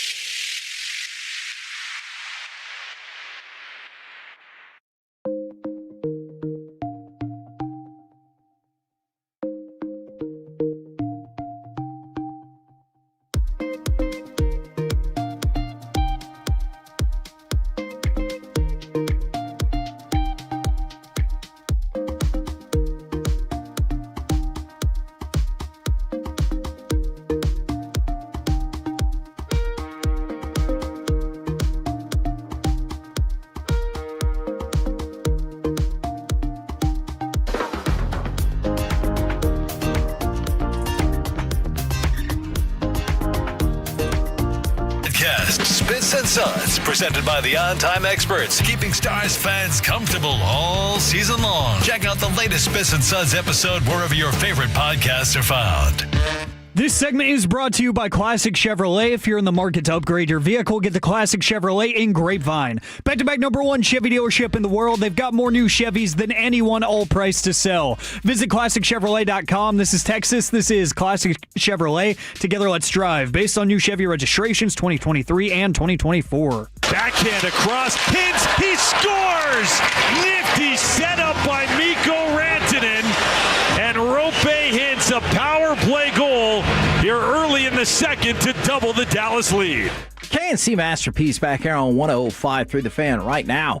Courtesy of D&M Leasing, it is time for our chit-chat with the fellas from the G-Bag Nation. Gentlemen, how is you today? Amazing, Hagee. How are you? Man, I'm doing very, very well. Not as well as the Stars, but they are freaking awesome. Has this become your go-to #1 must-watch in the sports scene right now? Well, I think it's tough to imagine anything leaping past the Cowboys, but I gotcha. If you want success, I think this is your only DFW sports option at the time. That's true. That's very, very true. They're definitely the most consistent, and it's amazing how they've been able to continue to win despite all the injuries. It's great to get Thomas Harley back in there. The special teams has been as advertised, right? That was the hope when Gully took over. And it's been even better than I could have imagined, because I think it was fair to question, are you that awesome, or is it you've got Connor McDavid and Leon Draisaitl, and that's going to help a lot? Right. But no, he might just be that awesome. So they've showcased the depth. A lot of the young guys have been fantastic. They're without question super entertaining to watch. And even though a lot of these games have been really close, they're just finding ways to win. Find myself listening because I'm watching college draft players. Oh, okay. So I've turned in, that's what I do with the Mavs. I listen, and I tend to, and if the game is close, I'll go the last 2 minutes, I'll go watch it. But I find myself with, I'm enjoying local or broadcasters. I think we got some really good broadcasters for our teams. So that's how I'm kind of taking it all in. I've always been curious about this, and I don't think I've ever asked you, what is the method to the madness of scouting players? Do you have a specific order or way you always do it? With the way it works, I take lists like either Dane Brugler's list, Pro Football Focus has a list, CBS has a list, and you kind of see who they've got in what order they have them in. But I usually start with Dane Brugler's top 50 is what I'll do, and then he'll update that. And so right now I'm almost at 50. So I'll have to get a new list of players. But Pro Football Focus also has a list that you can kind of go through of the names. And then that's when I start asking my college guys around the country, am I missing anybody at some of these places? And they'll give me a guy or two. I know the draft cannot be all about depth, but how frequently do you get through that give or take top 50 and you're like, ooh, this is a talent-rich draft, or vice versa? I have not done the quarterbacks yet, and I have 13 first-round grades. Wow. Okay. So, and I have not done the quarterbacks. And this might be a draft when it's all said and done of maybe 15 to 18 first-round grades. Is that usually about where you fall? Usually it always falls between 18 and 22. Okay. On some good years, it could be a little higher. This particular class doesn't have I think they have the position that probably has the most first-round players, from what I've seen so far, will be the cornerbacks. Interesting. How often do you say, I got to go back and watch this to make sure? And then how often do you get out of nowhere dude that you're like, that was a first rounder? I didn't think he was a first rounder. I to this day I kill myself about Puka Nacua. Okay, yeah. I saw 230 players and didn't watch Puka Nacua. And so and it got down to the point where I was at the very end and I should have watched Puka Nacua, and I didn't. And those are the things that haunt you when you're doing this. That are you missing somebody that you should have? I could have watched one player and it had been Puka Nacua, and that'd been the best. Yeah. Or I could have watched 230 players and not watched Puka Nacua and been pissed off. Yeah. And that's where I was. Is there, and I know the expansion of the college football playoff is newer, but have there been instances where you've already scouted somebody, kind of thought you had it slotted, and then watching the playoff, and you're like, "Ooh, that's going to playoff." That's why I kind of wait around for these quarterbacks and stuff. Okay. If someone playing the playoffs, and you get some teams that get on some runs. Ohio State got on a run, and their tape was really good. Some really good matchups. So that's the great thing about the playoff. Actually, you get some really good matchups, and that kind of it helps you kind of get a little bit better picture of how these guys play in really big games. Like C.J. Stroud a couple of years ago, I got to see him live against Iowa. Yeah. And I wasn't overly impressed. Then you see him play in the playoff game against Georgia, which was littered with NFL players, and he's dealing. I mean, he looked absolutely fantastic, ran around, showed the mobility. So I'm like, okay, Stroud showed me a little bit more. I'm going to have to move him up here. Yeah. How have you gotten a Jeremiah Trotter yet? Or you're just like, I will stand on the table for this guy, and he's turned out? Caleb Downs is my dude. But, I mean, I think he's going to be a top 10 pick. I don't know if the Cowboys are going to have any chance to get to him. I do love Jordan Rodriguez from Texas Tech. I really heard y'all do. talking about him. And like Sonny Styles, he's getting mocked a lot. I'd be totally fine with that. I think Sonny Styles is an awesome athlete, sideline to side. But like, there's something about Jacob Rodriguez, the instincts that he plays with. I think he can do a little bit of everything for you. Leadership traits are off the charts for people that I've talked to at Texas Tech. I do love Jacob Rodriguez. I think he's going to be an awesome player. How much more badass is he that his wife or girlfriend? His wife. That is a Black Hawk helicopter pilot. Man. Like, does that make him more badass? And the Cowboy hat and the stash that he rocks. I mean, everything, the entire personas. Like, put that guy on my football team. We can win games. He'll probably be fifth in the Heisman voting. Do you wish they would just take 5 finalists every year? And don't they sometimes? Yeah, they just invite a fifth. I kind of don't really understand why he just didn't get the invite. Like, it would have been cool for him to be represented, but he's kind of tight. Getting that that's what it is. They can't really afford it. Cuts the NIL funds a little bit. But him and David Bailey, I mean, David Bailey will be the first rounder. I think Jacob Rodriguez especially. I wasn't sure how another edge too, don't test. they? Yeah, Romello Heights. Yeah. I wasn't sure how he would test, but talking with like my brother-in-law Ben, who writes for Red Raider Sports, they think he's going to test well. That could push him up. Maybe he is at the bottom of the round one conversation. Now, to go along with all of this, are you pretty bullish on Texas Tech's opportunity in the playoff? Their defense is fantastic. Yeah, it's going to come down to Baron Morton, really. You know, Baron Morton, I think, has been inconsistent. Obviously, he's been banged up at times as well. I think they can run the football really well with Cameron Dickey. He's a tough-nosed runner. They've got plenty of options at wide receiver. Their offensive line, I don't think, has been tested by an elite front. There's some good D-lines in the Big 12, but they're going to go up against, especially if they advance past an Oregon, and now they're going to see some other fronts, you know, whether it's Georgia or whoever it ends up that they match up with. That'll be telling. But I think it's going to come down to their quarterback play. I think they've got an excellent chance to beat Oregon if that's the matchup. I think they do match up well with the Ducks. Yeah, but past that point, I'm not sure. Yeah, Joey McGuire's on with us tomorrow at 3:40. I love it. I saw that. And he's such an easy dude to root he for. was so. When I told him, I said, "Hey, coach, you come on," and he's like, "Yeah, anything you guys want, let me know." And I'm like, okay, so I had to go through weekly. Like he's like, hey, here's here's the SID's name and number. Give him a call, tell him what we're doing, and he'll arrange it. And sure enough, that's what they did. One of my favorite things about when I first got to cover him, he kind of put his arm around me and said, "Come over here and have a chat with me." Yeah. And he told me the story about all of his players having Superman shirts on. Yeah. And he was like, "I want them to all feel like Superman when they're on that field." So I gave them all Superman shirts because I want them to believe they are. Just a bunch of Rex Burkheads. I was just like, oh my gosh, I'll run through a wall for this guy right now. He's awesome. Ted Emmerich and I did a game. We covered a Cedar Hill game one time on the radio, and he brought us in, but this is for the game, and he's like walking us around. Hey, this is Brian. I want you to meet. I want you to meet, and these guys are on the radio, man. These are big time radio guys doing your game today. You got to play. Like he was kind of pumping up the whole experience. And he walked out, and he's like, "Man, I listen to you all the time. I love what you guys are doing. Love what you're doing. You're great for the sport. Great for And I'm like, "Well, thanks, Coach. Appreciate that." And it's kind of developed into a friendship from there. I mean, I've always kind of after every game, I always say, "Hey, congratulations, huge win," that kind of thing. And he always gets back with me and stuff. But what a great guy! They got a great coach out there. They really do. That's so cool. That is a must tune in tomorrow. But what do you find, fellas, got coming up today on the program? Pure Gold as always, Hagee. Thanks for asking. A couple of guests for you. Bobby Carella talking Mavs at 4:20.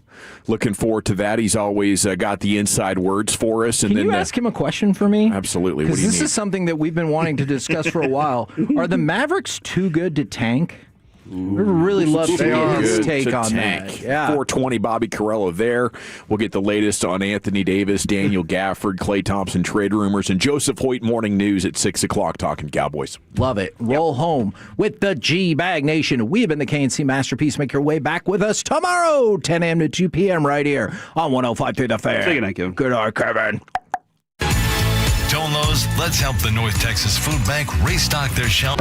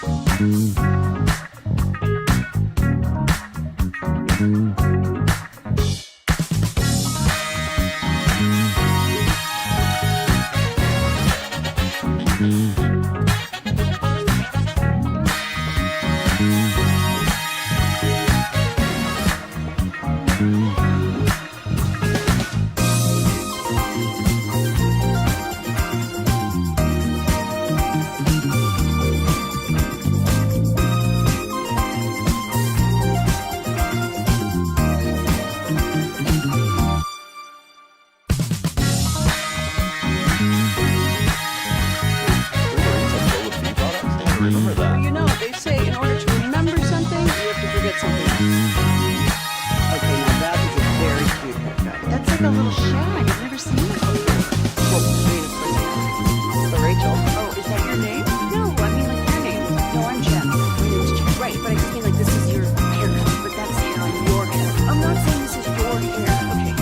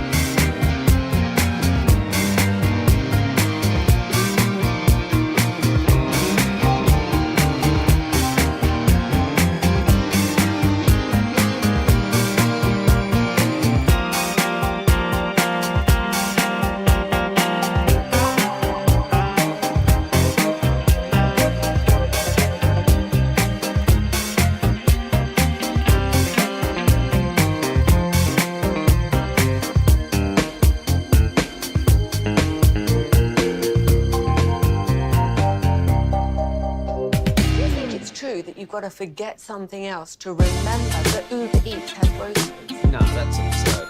Hey, remember when you used to be what was it, Pepper Lady? Pepper Lady? Wasn't it Cinnamon Sisters? Basil Babes. Saffron Squad? Nutmeg Maidens? Paprika? No. Nutmeg Maidens? I just said that. Was it Spice Girls? Doesn't sound right. Was it Saffron Squad?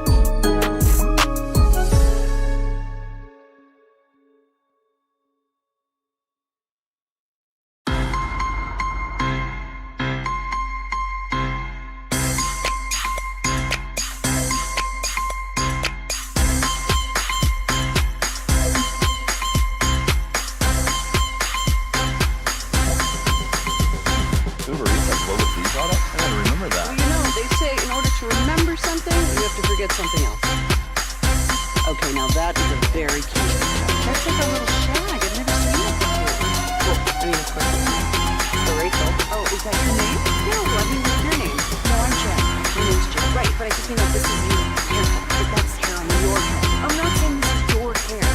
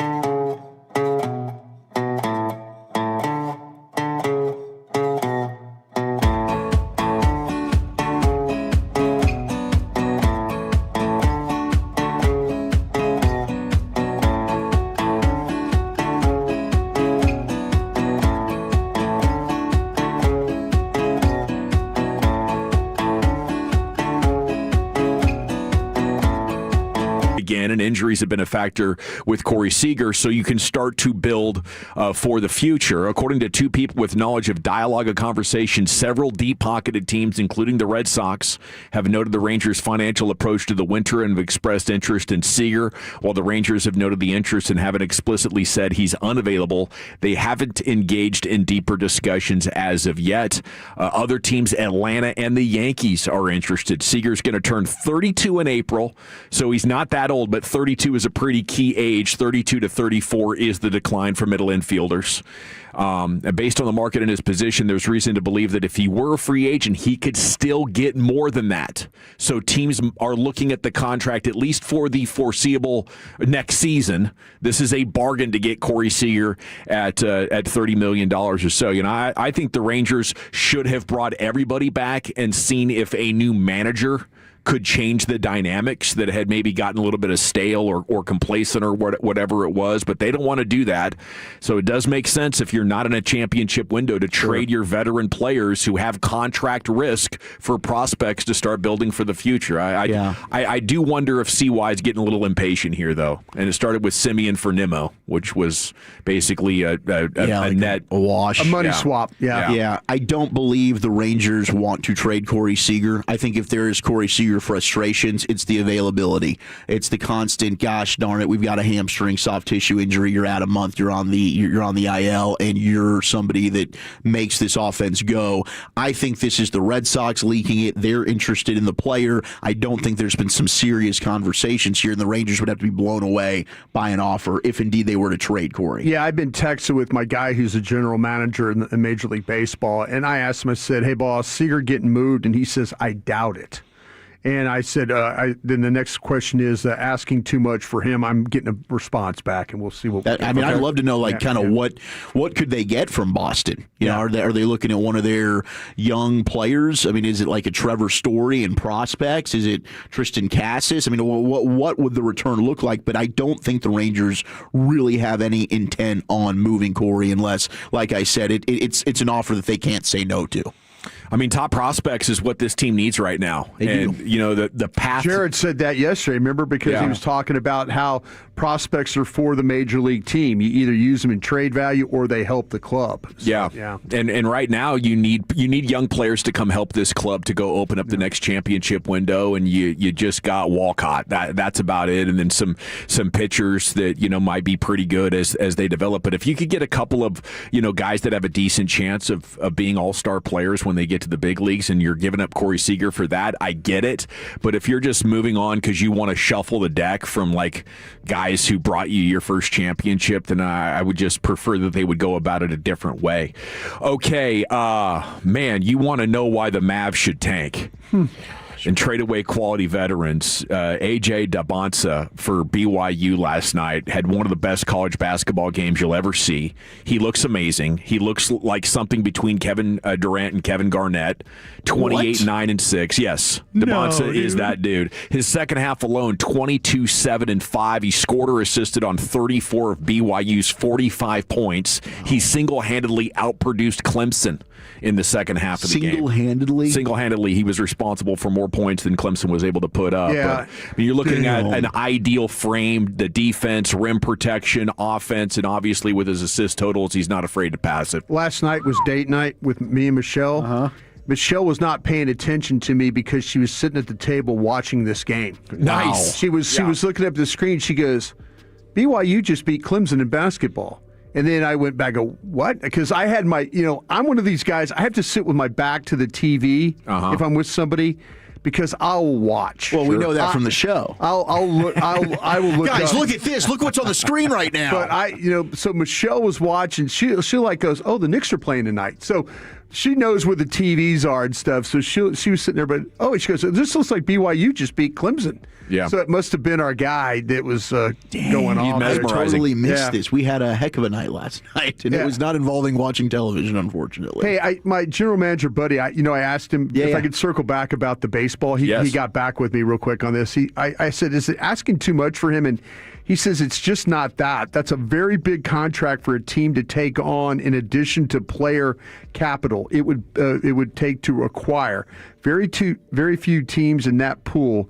So it seems unlikely to happen. Also hurts the Rangers for future big-name free agents.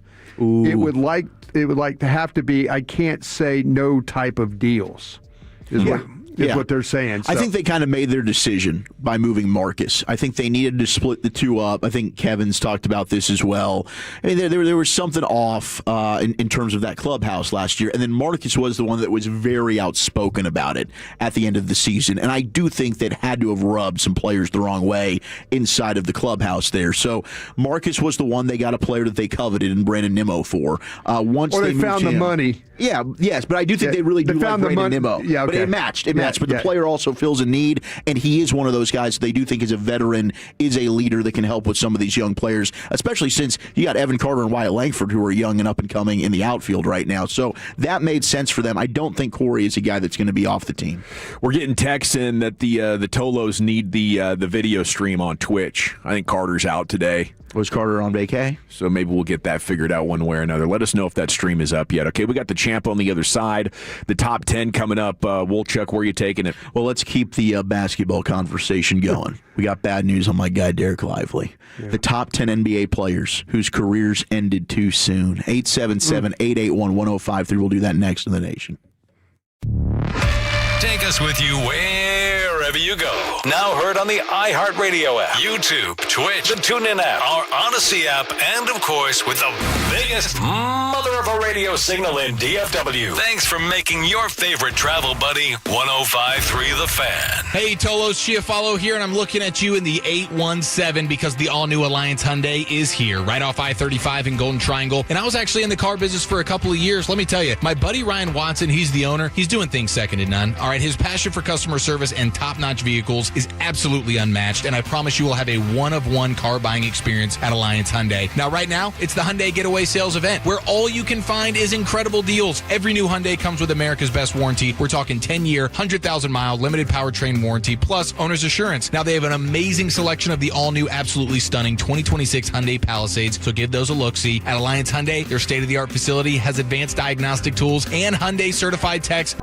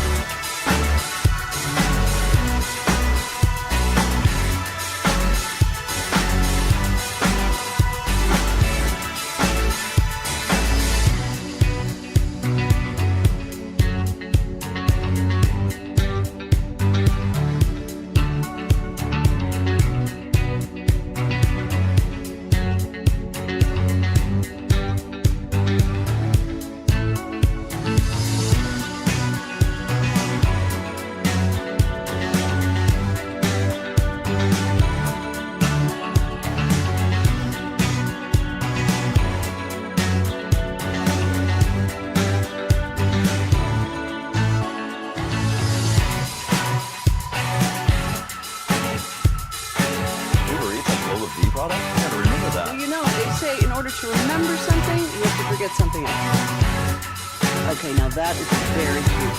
That's like a little shag. I've never seen it before. Well, really pretty. So Rachel. Oh, is that your name? No, I mean like your name. No, I'm Jen. My name's Jen. Right, but I just mean like this is your haircut, but that's hair on your head. I'm not saying this is your hair. Okay.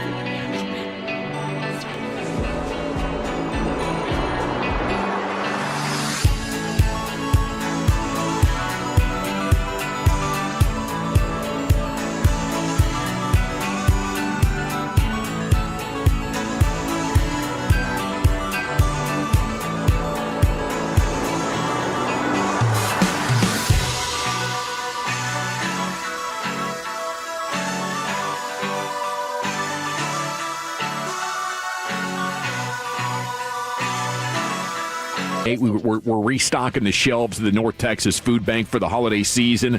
Just a $1 donation gets a meal for a family. 105 through thefan.com/donate.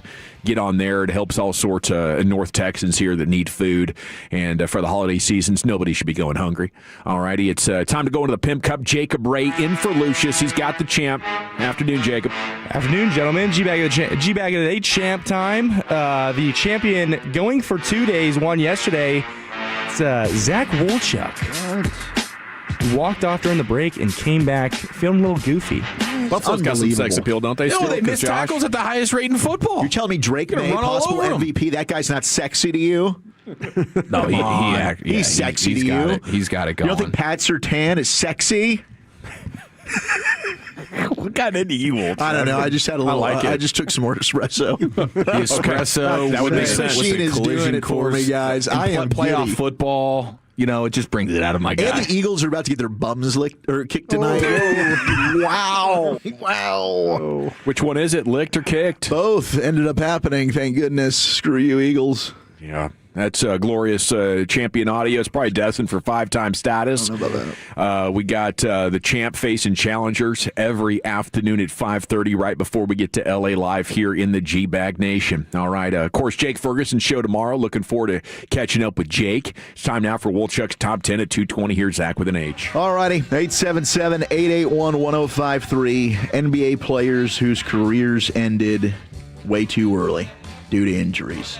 Now, I'm hopeful that this does not happen to my guy here, but Derek Lively is going to undergo season-ending surgery on his foot. He's young. He could be an absolute star in this league, but availability is the best ability, right? Yeah. And unfortunately, Lively has not been available. Now, big picture for the Mavs, if your team tank here, this is okay. Yeah. All right, we're shutting Lively down for the season. Let's get him healthy. Let's regroup for next year. Get Gafford and Davis out of there, and you won't win the rebound war for the rest of the season. That's a big step in the right direction of the tank.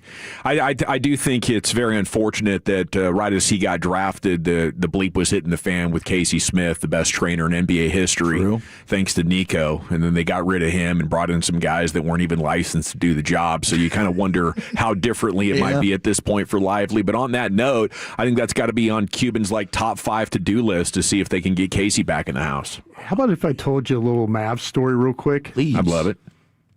I heard some whispers that Cuban's kind of at the little kids' table. At the little kids' table? Yeah, at the little kids' table. He's not at the big kids' table yet? No. Oh, no. gosh. But he wants everybody to believe he's at the big kids' table. But he's really there's some people in the organization that are like, yeah, okay, Mark, thanks, appreciate that. Yeah, they want to do things their way, I can imagine. Yeah. And it makes it seem really good that Mark's trying to help out and all that and willing to do so. But it sounds good PR move. It sounds like to me there's a couple of people in the organization that are like, okay, thanks, Mark. That when stuff gets brought up. So if there's a big swing in a deal kind of a thing, I think this is going to be Jay Kidd, and I think it's going to be DeMont.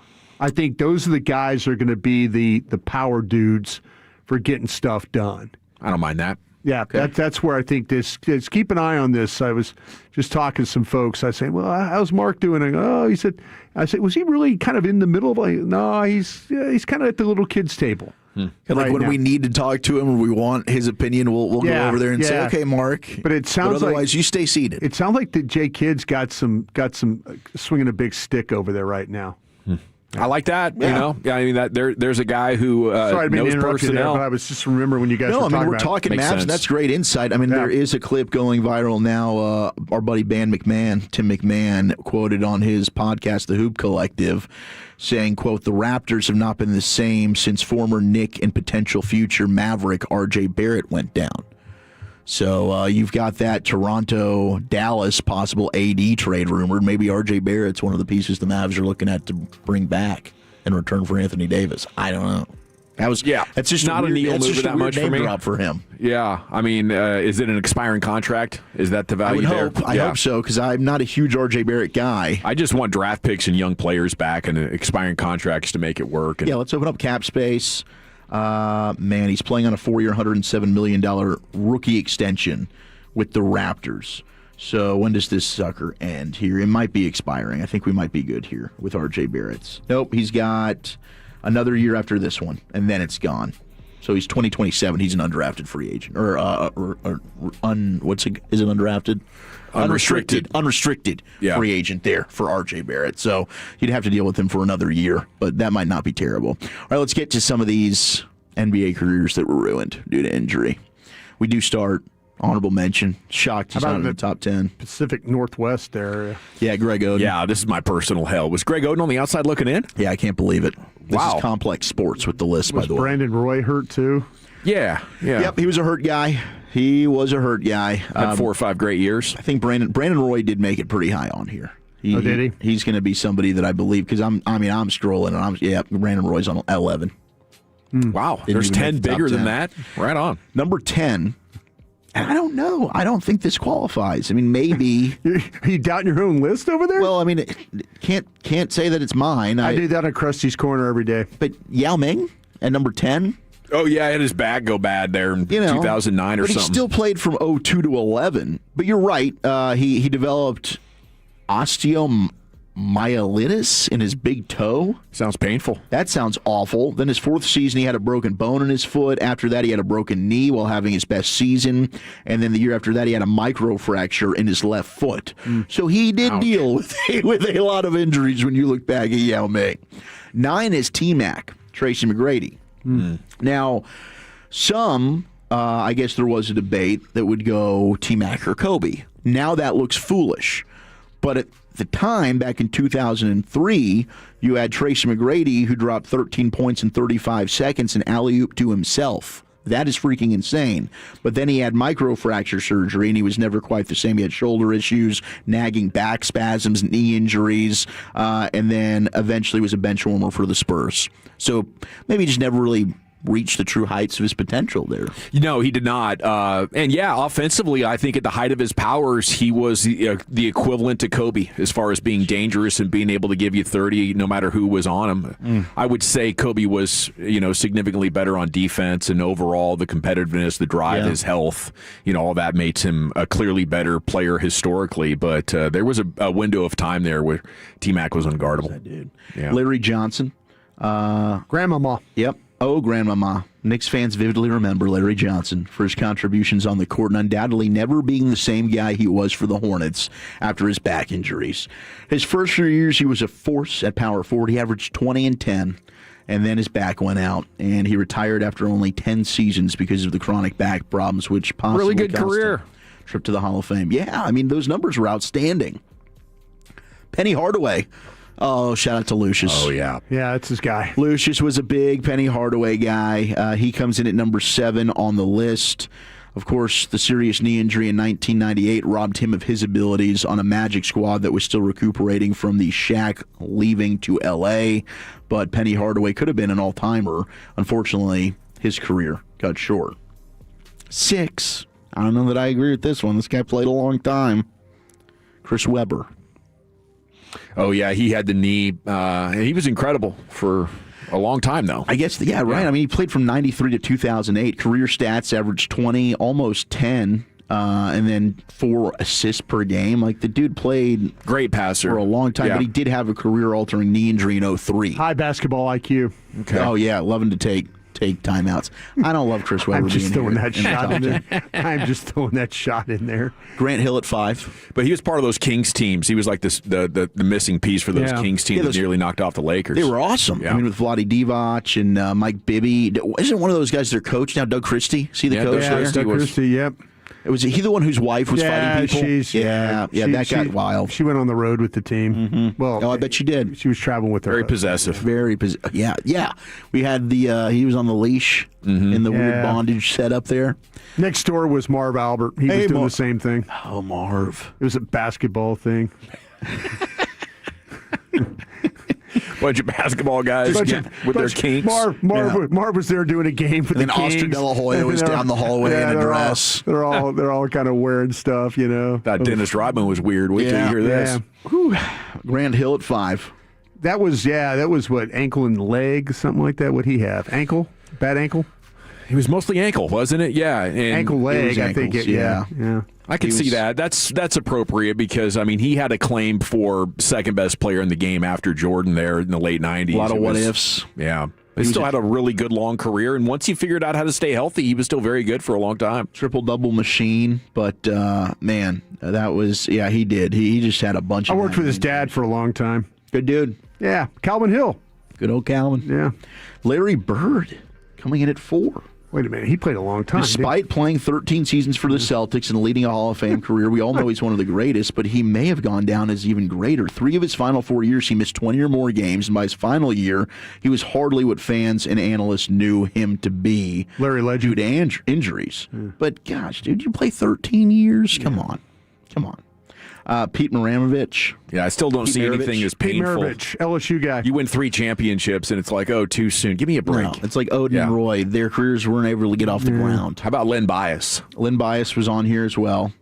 He was just on the outside looking in. Bill Walton is at 2. Bill Walton, that with the knees, man. He was Bill bad. Walton. Yeah. That's a tough They one. won the championship with Bill in 77. The next year, they're 60-10, and he breaks his foot. Wait, it's his foot and his back. There were problems, right? And he won the MVP. His foot was the main thing, yeah. 77, man. That's when they knew nothing about medicine. That's what you talk about Pete Maravich on that list. Yeah. Pete Maravich was like one of the greatest players ever, but they didn't know anything about how to get the guys right when they got hurt.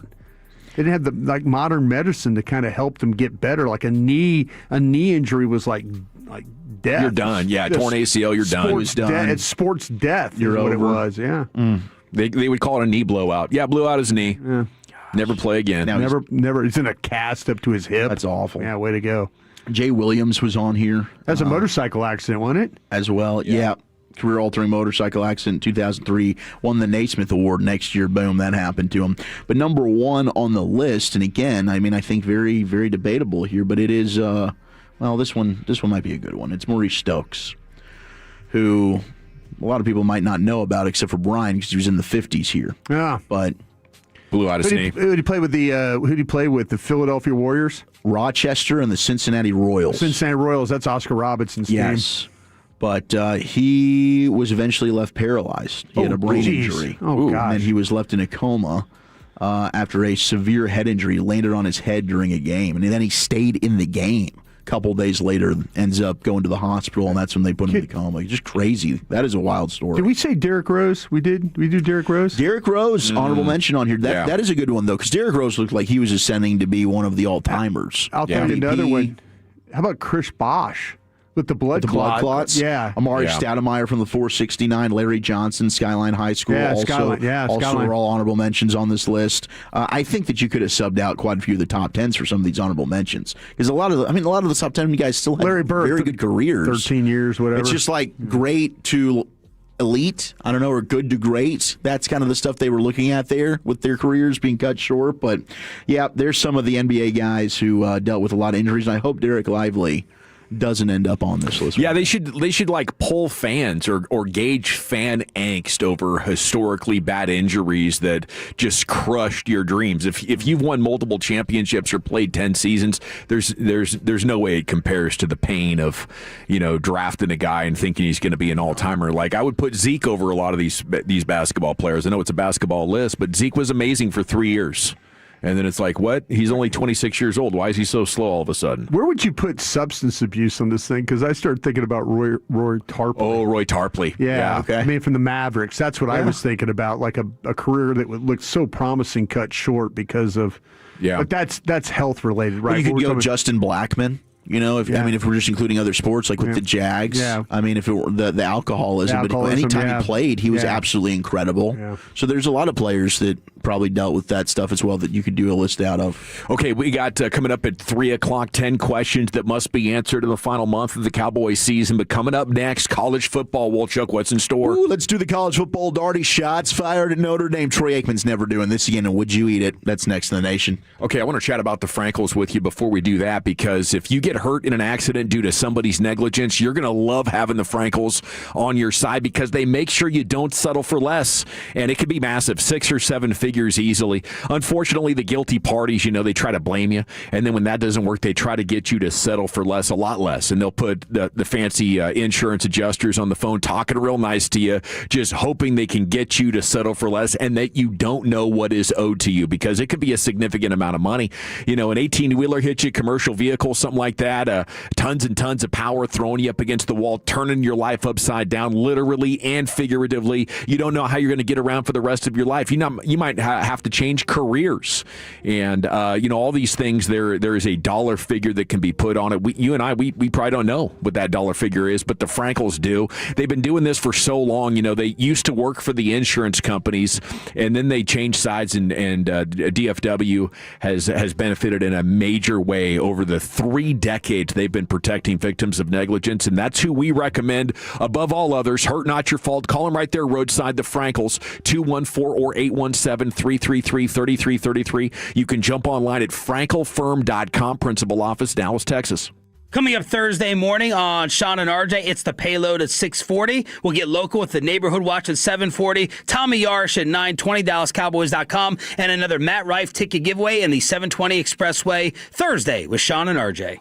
Most people don't think about their garage door until it quits working. It's time to call the doctor, Garage Door Doctor. We've been Houston's go-to for over 35 years, and now the doctor is in the Big D. No subcontractors, just pros who show up and fix it right. If your garage door is loud, slow, or letting bugs in, don't ignore the symptoms. Call Garage Door Doctor. We've been all over Texas, and now we're right here in the Big D. Call Garage Door Doctor or schedule online at garagedoordoctor.biz and ask about our $29.99 tune-up special. Ah, the holidays. RJ Choppy here, and I know the best gift you can give your loved ones and yourself is good health. Here's Craig Lewin, Executive Vice President of Johnson Fitness and Wellness Stores, who will help you enjoy getting healthy. That's right, RJ. I'm excited to announce Johnson Fitness and Wellness now has Peloton. Come test the brand new cross-training Bike Plus, the Tread, and the Tread Plus, all with guidance from our certified fitness experts. Peloton, that's a massive addition. And Johnson Fitness and Wellness now has the Total 2 for strength training, plus new massage chairs from Osaki and Panasonic. In fact, Johnson Fitness and Wellness has the biggest selection of massage chairs in Texas. Our expert staff will help you find the right equipment for your goals, space, and budget. So have the best holiday season ever. You get healthy with your ideal home fitness equipment. Get it at Johnson Fitness and Wellness Stores. 100 stores nationwide. 7 right here at Dallas-Fort Worth. Find your nearest one online. JohnsonFitness.com. That's JohnsonFitness.com. If you're one of the millions of Americans behind on your taxes, if you're afraid to open your mail because IRS collection letters could be coming, listen carefully. The IRS is cracking down, taking paychecks, freezing bank accounts, revoking passports. That's a fact. But here's what most people don't know. There are official tax relief programs designed to help struggling taxpayers. Programs that could save you thousands if you qualify. No one knows these programs better than the experts at Optima Tax Relief. Optima's award-winning team will fight to protect your paycheck, your passport, and your property. Their tax attorneys and licensed tax professionals will work tirelessly to get you the best deal possible with the IRS. Every day, penalties and interest keep piling up, so don't wait. Call Optima now for a free consultation. Call 800-809-5833. To remember the Uber Eats had broken. No, that's absurd. Hey, remember when you used to be what was it, Pepper Lady? Pepper Lady? Wasn't it Cinnamon Sisters? Basil Baby. Saffron Squad? Nutmeg Maidens? Pre-Club? No. Nutmeg Maidens. I just read that.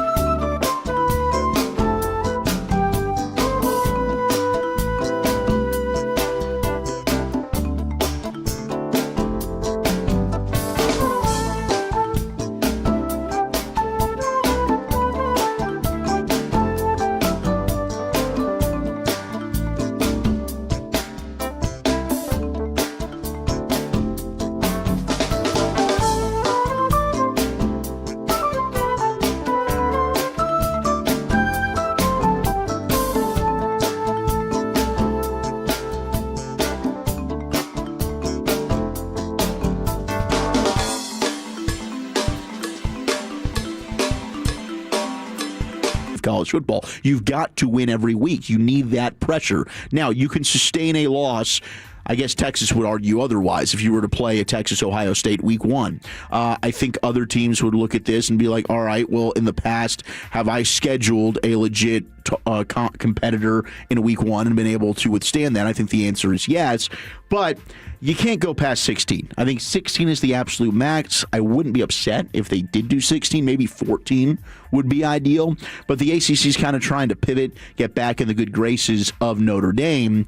Big 12 commissioner. Gutless. They went after you. I know. Okay? I hate this. Just call it what it is. We would make more money as a conference if Miami is in. We would get no benefit from Notre Dame being in. So everybody in this sport is looking out for their best financial interests. I don't know why it's so confusing for Notre Dame to understand that. Right. And if Notre Dame wanted to get the benefit of the ACC maybe defending them, then join the conference in football. Thank you. But what they've got to do now is, I guess, save some face because Notre Dame does have their other athletic sports involved in the ACC. But I loved what Big 12 Commissioner Brett York. Yeah, they're kissing their ass because they want Notre Dame to join their conference fully in football too and make money on the back end there. And it's pathetic. Well, and he was, arguing, well, I've got a great relationship with Greg Sankey. Maybe I should just go ahead and stop scheduling these ACC opponents in football, and I'll schedule more SEC ones or other conferences. Whatever, Notre Dame. You're acting like a bunch of crybabies, in my opinion. The whole sport is. The whole sport of college football is the biggest crybabies in sports. It is. It's constant. Can I say something on behalf of Notre Dame? Yeah, go for it. Any conference that pulls Notre Dame as a member becomes a very powerful conference. When you start to talk about having a table or having a seat at the table. Yeah. If you have Notre Dame, and that's why I think Notre Dame, they want to keep their independence. What's going to be a problem for them now that everybody's going to 9 games with their scheduling or want to go like the SEC, it's going to be hard for them. One of the ways they stay independent is being able to schedule games. And so they could be in a little bit of a problem when teams go to these 9 games and being able to schedule them when it comes to, like, early in the year, it's fine. But later in the year when you have to play conference games, it becomes a little bit of a problem. But I think that Notre Dame, if they were ever to join a conference, that becomes a very, very powerful conference by having them there. I think the ACC would absolutely love Notre Dame to show up. Because no doubt. Look what the ACC had to do by going out. They had to go all the way out west. What did the Big Ten do? They picked up Oregon. They picked up USC. Mm-hmm. They picked up UCLA. Washington. Washington. What did the ACC do? The ACC picked up Stanford, Cal, SMU. Yeah. Well, I'm just talking about the West Coast. But I get what you're saying. But the power of the teams that they picked up. Like, Notre Dame gives a conference credibility, and I sound like I'm pimping for them here, but I'm not. I'm just saying though that I know their brand and their power of their brand, and what it does for, like, eyeballs, and so, like I say, Notre Dame could get all mad and pissed off about the ACC and all that. But in actuality, the ACC needs Notre Dame. They do need those. They need those eyeballs and stuff for their games. Well, Brett Yormark took issue with what Notre Dame athletic director Pete Bavacqua has been saying. Here was Brett Yormark's comments on the matter. I will say this, and I'm a little outspoken about it. I don't like how Notre Dame's reacted to it. So okay, I think Pete's his behavior has been egregious. It's been egregious going after Jim Phillips when they saved Notre Dame during COVID. We all knew, and it was very transparent. Hunter was very transparent about it, the chair, that as Notre Dame and Miami got closer together, head-to-head would be a factor. Okay? BYU lost. They became closer together, head-to-head, and made a difference in that decision. So I think he is totally out of bounds in his approach, and if he was in the room, I'd tell him the same thing. I love it. I think what he said was spot on right there from Brett Yormark. I mean, he is right. I forgot about 2020 when Notre Dame wanted to play football, and the ACC said, all right, we're going to help you here. But in something that was released a couple of days ago, the draw for Notre Dame when it comes to largest TV viewership, it is decreasing. People are not watching Notre Dame as much as they used to. In fact, Notre Dame did not register in any outside. They had one game in the top 20 of the most watched of the entire season this year in college football, and that was against Miami. And I think you're probably in a situation, again, this is me just looking at it from the outside, when ESPN got the SEC network, and they got SEC football, their interest, how many times have we seen the non-Notre Dame NBC home game get put on the national stage? Oh, how many times? I mean, it's like, oh, Kurt Herbstreit is, they're at Stanford or USC, they're somewhere else. Like, they're doing a Notre Dame game. But when ABC and ESPN got SEC football, there was no need to have Notre Dame anymore. Maybe that's why some of the eyeballs have been down, because, yes, they play on the national platform of NBC and the Peacock brand, but they're not. We didn't catch them on some of the ABC or ESPN stuff like we had in the past. Maybe that's why some of their viewership is down. Yeah, I don't think going independent helps. It's kind of like Jerry wanting to be in the NFC East so you could get exposure in D.C. and New York and Philadelphia. Right. But I remember like the late 80s and early 90s, Brian, what you're saying about Notre Dame being the Cowboys of college football was true, and they were larger than life.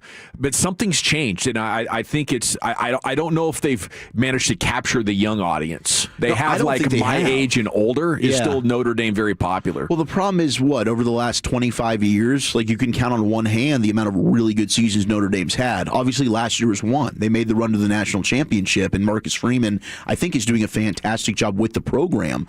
But they weren't really, like, what built them up by winning national championships and that glory. they did lose over the last 2 decades. So that might have something to do with the prestige and the aura of Notre Dame is not what it was when you guys were growing up, compared to my childhood. Like it was, the Bush push year was the first year that Notre Dame really registered for me. What was that, like 04, 05, when they had Brady Quinn, they had Jeff Samardzija? Like, other than that, Notre Dame had not been, I was born in 91, Notre Dame really hadn't been that great. The last 2 national championship games they've been in, they've gotten slapped around. That's also true. They got slapped around, last year, and then they got slapped around against Alabama. So I mean they've had some. Was it Alabama or Georgia? Yeah, it was Alabama. Alabama, I think, slapped them around pretty good. That was Manti Te'o's team, I think. Yes, it was. That got slapped around pretty good. No, that's also a good point. I mean, when they've been in those games, they haven't performed. They haven't well. delivered like they've had in the past. They haven't. Last thing here in the college football, Darty, Troy Aikman. Don't ask him for any NIL money. I don't blame him. He ain't giving it to you. He said, I gave money to a kid at UCLA. I won't mention who. I've done it one time at UCLA, and I've never met the young man. He was there a year. He left after the year. I wrote a sizable check, and he went to another school. I didn't even get so much as a thank you note. So it's one of those deals to where I'm done with NIL. I want to see UCLA be successful, but I'm done with it. Yeah, and it shouldn't be up to individual alumni. Like, I don't know why you would give money unless you could get advertising out of it. The star player reading your spots or tweeting about you or something like that. But if you're just an alumni throwing in money, you're a mark. You know what I'm saying? You got teams like Utah and SMU now, man. They're making this a business. Utah entered a landmark private equity agreement, raising $500 million, first of its kind agreement that could set a new precedent as universities seek competitive edges in college athletics revenue sharing. SMU also doing something similar. They've launched their own division for NIL deals. Yeah, SMU is not a dumb place. They did this back in the 80s. They had this thing figured out way before everybody else had it figured out. So good for them. You knew that SMU was probably going to be ahead of the game with how smart the folks are over there. Yep. There's your Darty. Thank you, Wolchuk. Okay, we got 10 questions that must be answered in the final month of the Cowboy season coming up next year on The Fan. But we got to talk Prize Picks. Man, last night was glorious watching Stars hockey. Yeah, I went ahead and I did the more on the shots on goal for our guy Mikko Rantanen. Boy, did he hit. And that's so simple. It's so easy on Prize Picks. All you're going to do, you're going to pick 2 or more player stat projections. And if you're right, your lineup, you're going to light up here when it comes to your winnings. And it's easy when it comes to playing Prize Picks, and we got a deal for you, Tolos. You've heard me mention this a lot, but if you haven't used it yet, I want you to go ahead and get some freebies. Download the Prize Picks app today. Use code TOLO. That's TOLO to get $50 in lineups after you play your first $5 lineup. That's code TOLO to get $50 in lineups after you play your first $5 lineup. You can mix and match. So if you want to go more or less on, say, the Ryan Nembhard assists, you want to go more or less on the Cooper Flag points, rebounds, and assists. As I mentioned, you got hockey available for you. You got college sports. You got MMA, boxing, and football, more or less.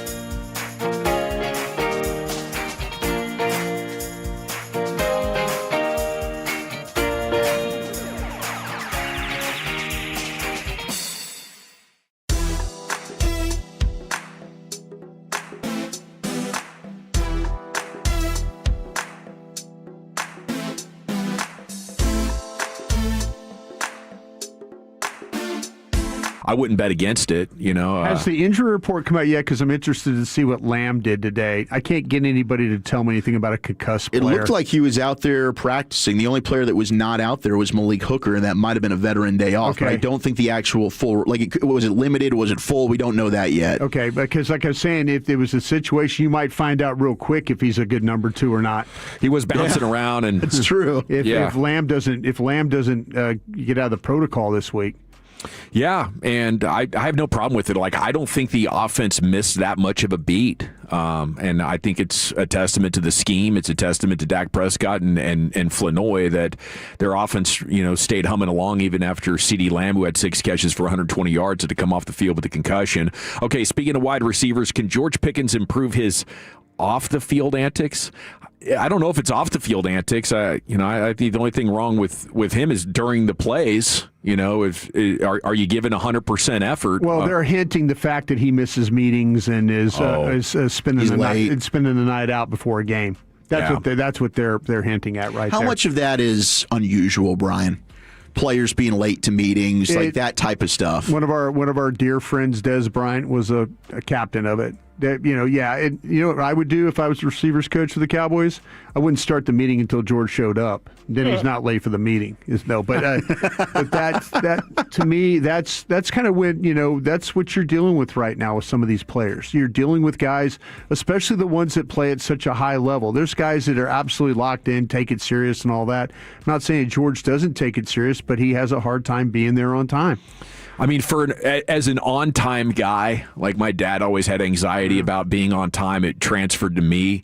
I don't get it. I really don't get it, but I think some people are just such free spirits, or they don't mind when people are late. It's kind of like island mentality, where you get over there to Hawaii and you meet some locals and they're like, yeah, we'll be here at this time. They aren't there for 90 minutes and you're like, what the hell is going on? They're like, what are you talking about? Everything's fine. We're just chilling. We're just cruising. Yeah. Like everybody's having a good time, so why make a big deal out of it? And my best friend growing up was like that, Cameron. I was like, dude, we've been waiting for you for 45 minutes in this parking lot. Doesn't that bother you that we're just you just took 45 minutes of everybody's time? And because people are waiting on you. Yeah. That's what bothers me. I hate the thought of I'm going to be late and now people are waiting and now I'm inconveniencing other people. Some people just don't have that. They're just I'll get there when I get there and the party don't start till I walk in. And maybe George is one of those guys. I don't know why I have become very angry now when people are negatively just wasting your time? No, this George Pickens thing. I feel like George has got a negative connotation towards him that isn't even real. That people have kind of blown this thing out of proportion. You can be tardy, you can be late. Yeah. But where there's issues is when you are causing friction in the locker room, to me, right? And George has been labeled as this bad egg, this bad character guy, this dude who's breaking the law and getting in trouble off the field. He's never once been in trouble off the field, and I haven't heard a bad word about him as a teammate since he's been in Dallas. And maybe that is, hey, it's a contract year, and I'm trying to go out there and be my best self so I can go out there and get paid. But it's clear when you listen to national analysts talk about this and the rest of the league, there is this perception of George that he's been labeled as a guy that maybe doesn't care. I owe our listeners an apology.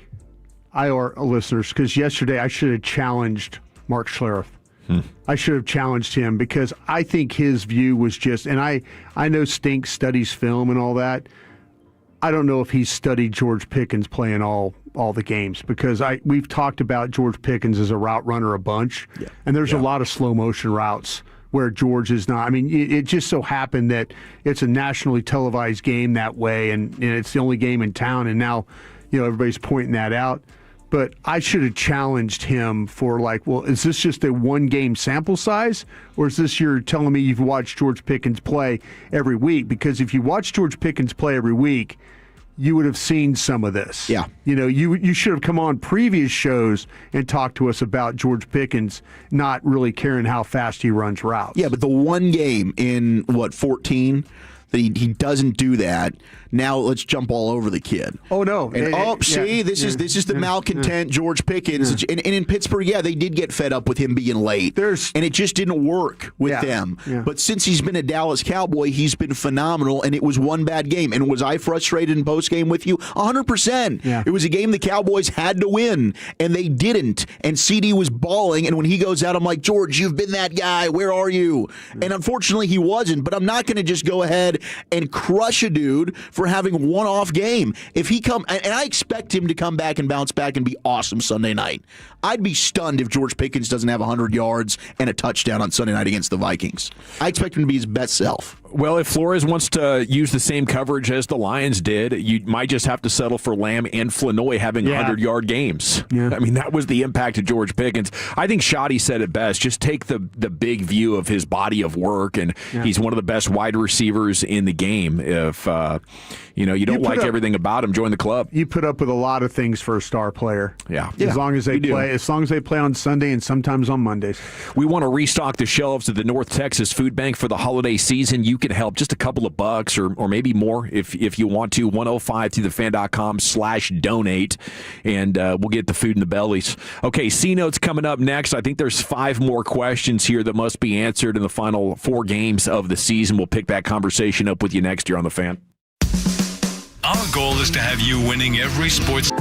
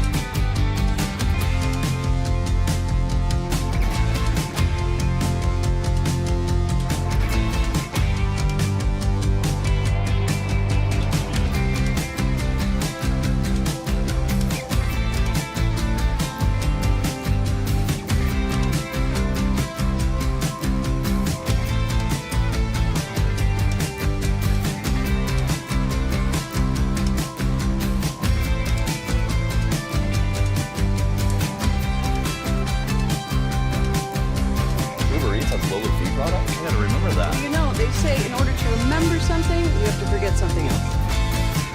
Okay, now that is a very cute haircut. That's like a little shag. I've never seen it before. Well, I mean, of course you have. It's the Rachel. Oh, is that your name? No, I mean like your name. No, I'm Jen. My name's Jen. Right, but I just mean like this is your haircut. But that's hair on your head. I'm not saying this is your hair. Okay.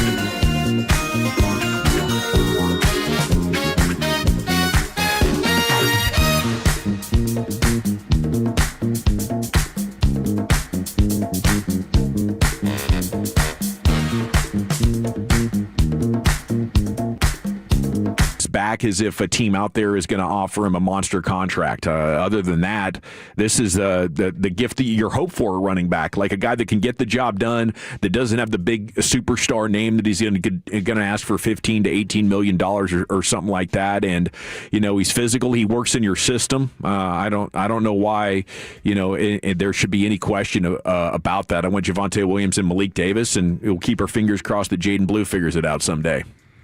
I definitely think they can upgrade at running back in terms of over Malik Davis, and we'll see what happens with Jaden Blue. But yeah, I'd like to get Javonte back. I'm interested what teams will end up looking at his value as, because he does have the injury history. I wonder if the last 4 weeks he doesn't look like the same guy. Like, is he getting worn down with all the blitz pickups, with all the carries? And the Cowboys have not really been able to spell him much of this year. He's had to be the guy at all times. Does that start to wear on him? How does he finish the season? I think will also be pretty telling. But I'd like to get Javonte Williams back, because I think his running style married with the offensive line, I think is a really good fit. But maybe they know what they've got in Phil Maffa. I mean, maybe they are looking at like Phil Maffa as a guy similar skill set. Is he somebody that we could just turn over and say, all right, go out there and try and earn that job this offseason? So I think it'll come down to the number, but I'd like to bring Javonte Williams back. The last 3 games are interesting. I wonder how much it was just that the Eagles, Chiefs, and Lions have better run defenses, but still, I mean, the EPA per play or the run success rate over the last 3 weeks, they were 30th in the NFL. So, I guess a part of this is it's still an incomplete picture, but at this point, going into Week 15, Brian, Javonte Williams back, give me it. Yeah, I tell you what, the question I would ask you guys, if both guys, and you look at value for the player, if you had a choice between Williams and Breece Hall, who would you take? Oh, you take Breece Hall. Yeah, if the money's similar, I'd go Breece Hall. That's what I'm saying. If you look at like over the cap is kind of where they have these players like positional values. They have Williams as a $10.2 million back, and Breece Hall's a $10.1 million back. Yeah, $10 million, considering you have 5 or 6 other needs on this team, I'd probably have to pass on both of them. Yeah. But, if they went for Breece Hall, I'd be excited about that. See, that's what I'm saying. If you're gonna spend money on a guy, I think I would spend money on Breece Hall is what I would do. Okay, then next question. Let's get to the Matt Eberflus question. Will Matt Eberflus return? I think what I've seen this year is a guy who has his system and thinks it's the best way to play football, and he's looking for players that can do that system better. I'm also looking at Kenneth Murray. I'm looking at the zone versus man thing. I would love it if the Cowboys decided to go find a different defensive coordinator, because I feel like you need different corners to optimize what he wants to do. So fingers crossed that really the only reason he's here is because Jerry loved the idea that the Bears were going to pay his salary. They basically got a free defensive coordinator. He was hired before Schottenheimer, and I hope Schotty's going to him and saying, listen, you let me hire the offensive coaches and we knocked every one of them out of the park. I need a guy that's more flexible and doesn't look at the job like I need to find the players that fit my system, instead of I'm going to fit a system around the players that we do have. And I think all coaches have to have that. Eberflus isn't an old guy, but it's a little too old school for me. That's my thoughts. I don't think they really took into account the coach in which they were hiring and the personnel in which they had. Clearly, that's been an issue in the secondary, 100%. In the way they go about it, where they like to have a defensive coordinator who has head coaching experience. That's been a theme from Dan Quinn to Mike Zimmer to now Matt Eberflus. I do think they missed the boat here on not allowing Brian Schottenheimer to be able to identify the guy that he wanted to run the defense. And as I gave covering fire to Flus, because I don't think a lot of coaches could have had success anyway with the lack of talent on the defense. It still doesn't mean I think necessarily Flus is the guy in the future. And if they were to make a change, I'd have no issue with it, because I do think that he has not shown enough flexibility. And I get it. Coaches are stubborn. They're stuck in their ways. He does have a track record of success at that position. But overall, you can't just overhaul an entire defense in an offseason, and especially some of the investments you've made on these corners and young draft picks. You're not moving on from them. So if they're better in man, you need to find a coach that probably runs a defense that is better suited to that, where Matt Eberflus has clearly not been the guy that wants to do it. Here's my dream scenario.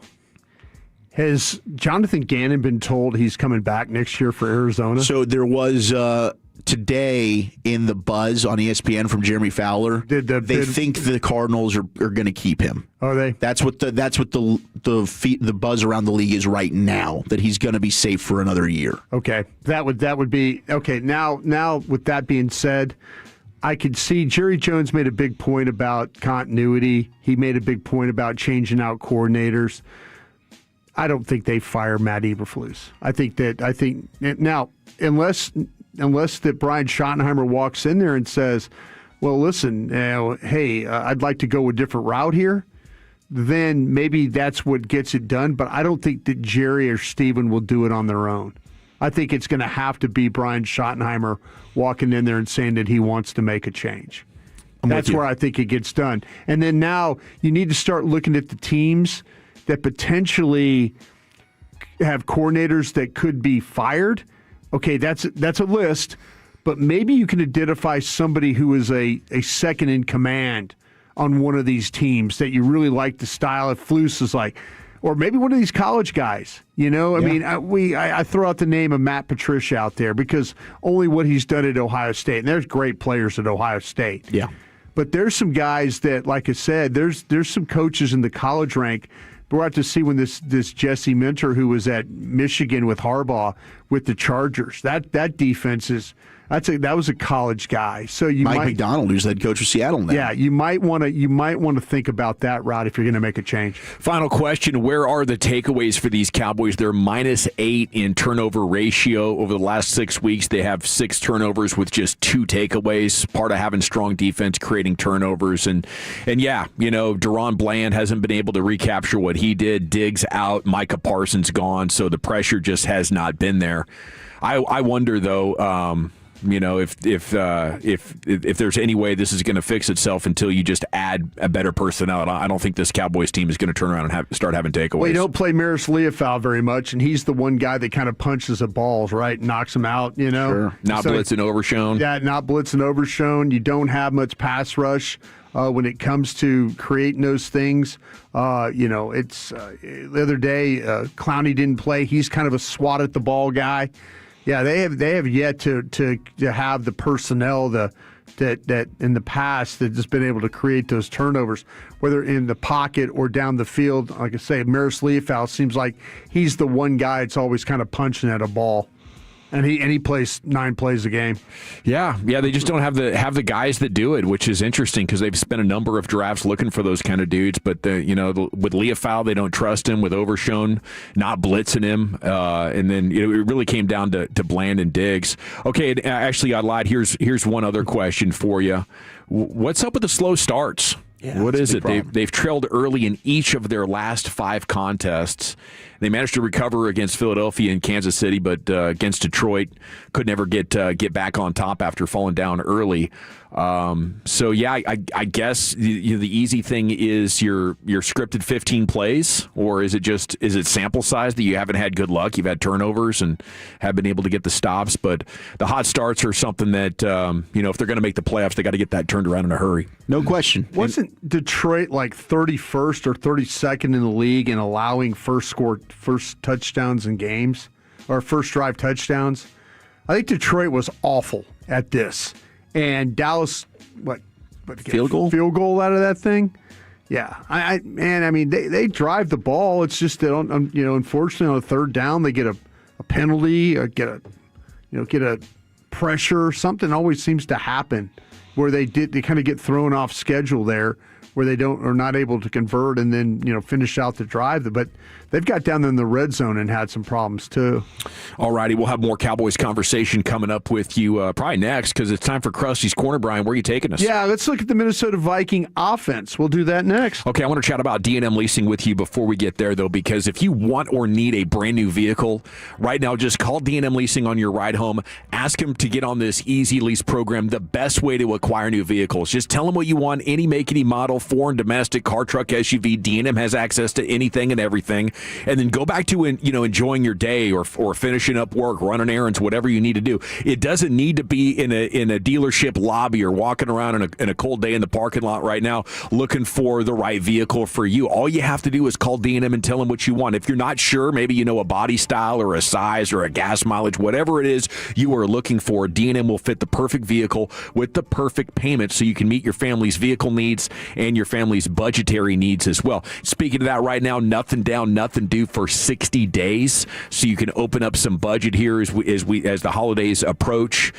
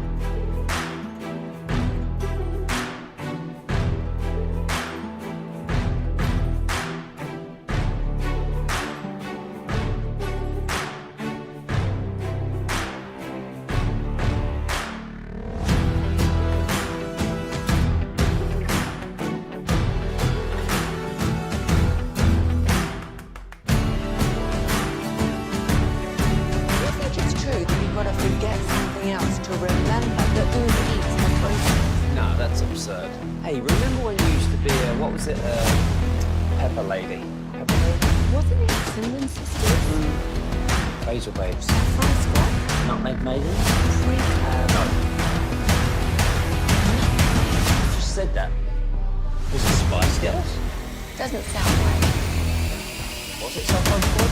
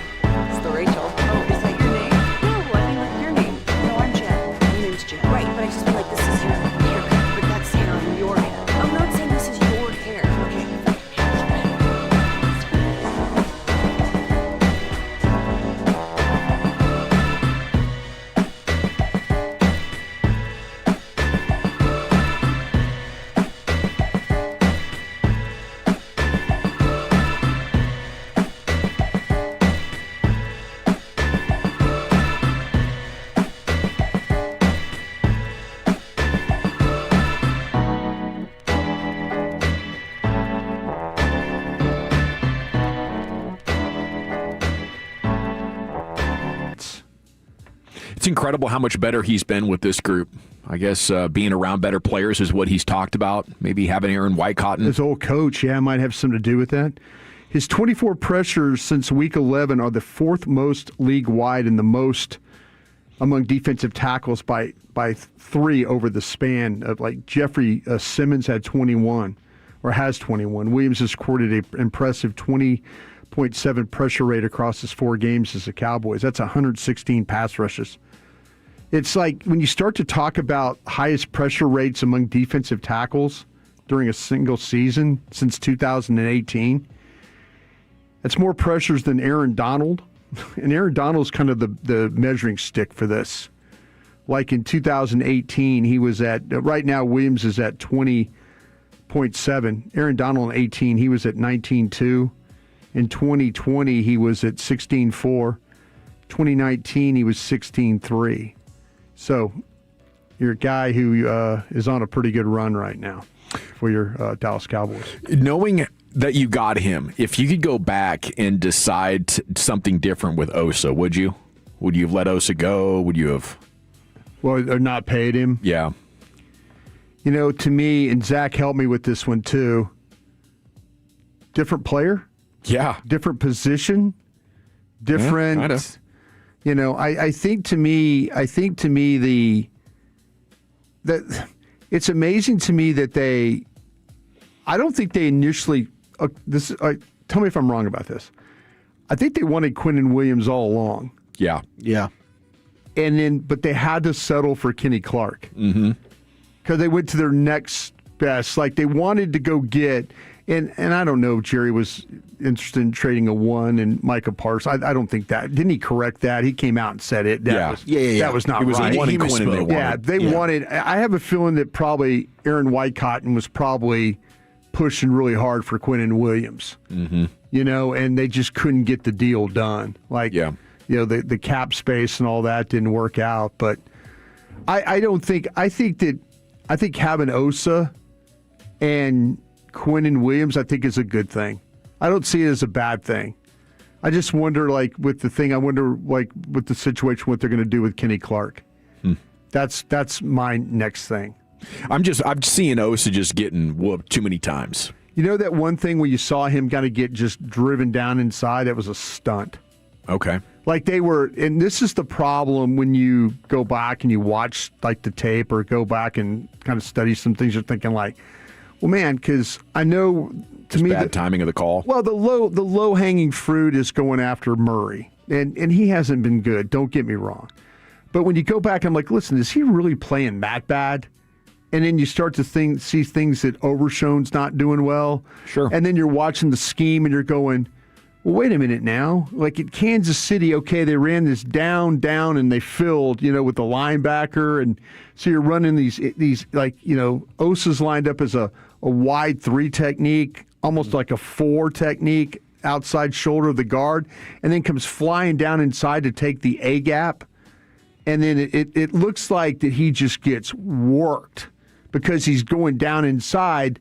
But then you've got guys getting stood up, and now he's getting knocked, and it makes it look like that he just got pushed all the way across the field when he was the one guy doing the stunt, and then Overshown not filling. Where against Kansas City, you saw them run the same stunt, and it worked.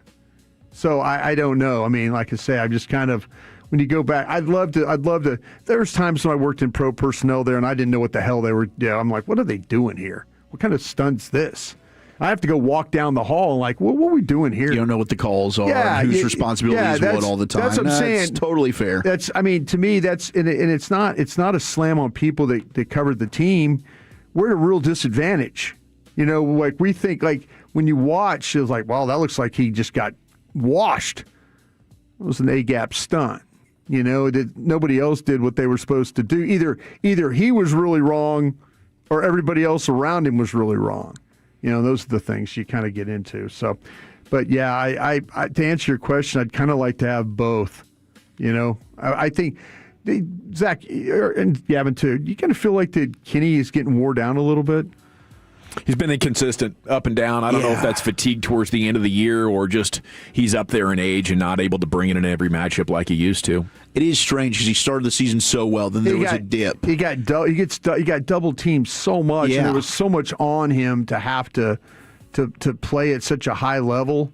And I kind of wonder right now. I'm seeing a good player. I'm not seeing the guy I saw earlier in the year. Yeah, and I think that's kind of who he is now at this stage in his career. I think he's a good player. I don't think he's that guy. And you'll see flashes for it. Like, man, he had the one play against Detroit that he could have eaten it up and blown it up in the backfield. Sure.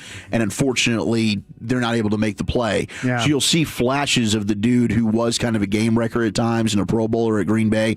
But I think overall, that's why I like the rotation of having the three guys. I think they can all help each other stay healthy throughout the season. The question will be what happens with that contract. The contracts, yeah. All right, the Minnesota Viking offense.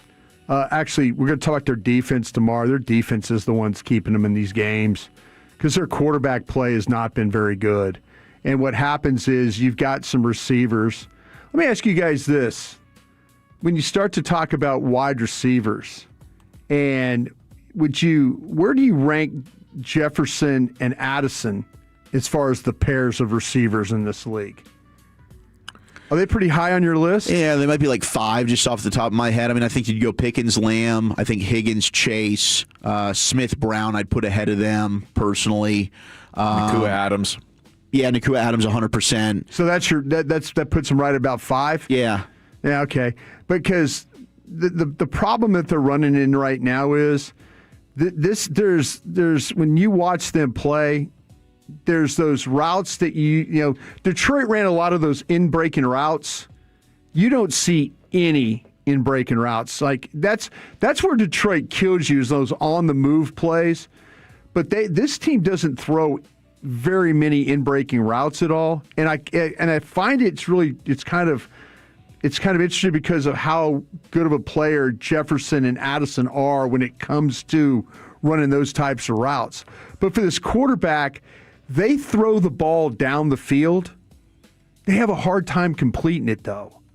This quarterback is, when you look at overall how he's playing, it's funny because one of the metrics that I saw, and it happens in this game, he's got guys that are open, and he can't hit them.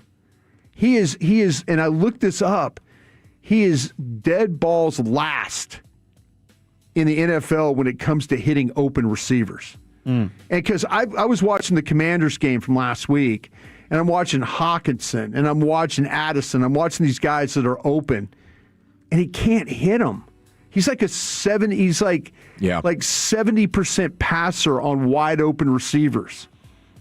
Like wide open receivers. The leader in the league is Dak. Dak's at like 91%. If a receiver's open and Dak's throwing the ball, 91% chance the thing's going to get caught, or it has been.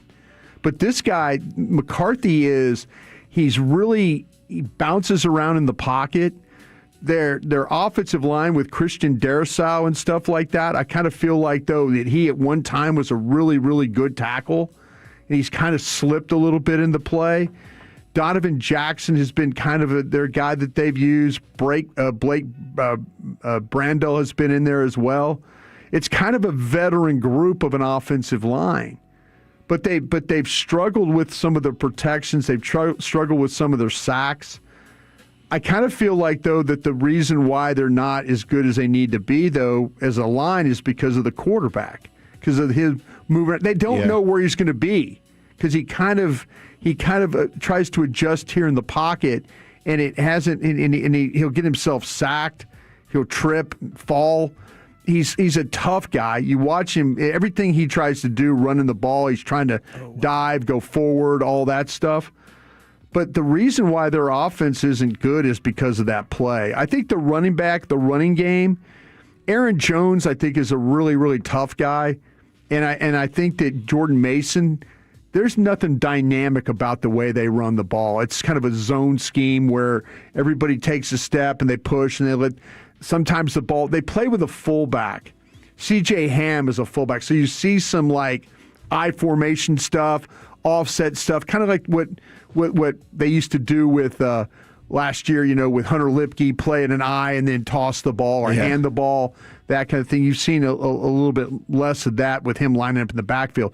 But these guys aren't afraid to do it. So the running game really, it's not spectacular. It's a physical one. It's going to come inside at you.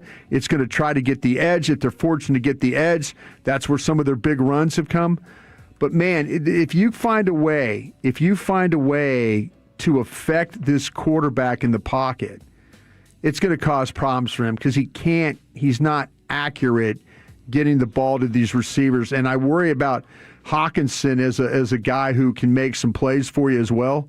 He's as a tight end, him and this Josh Oliver.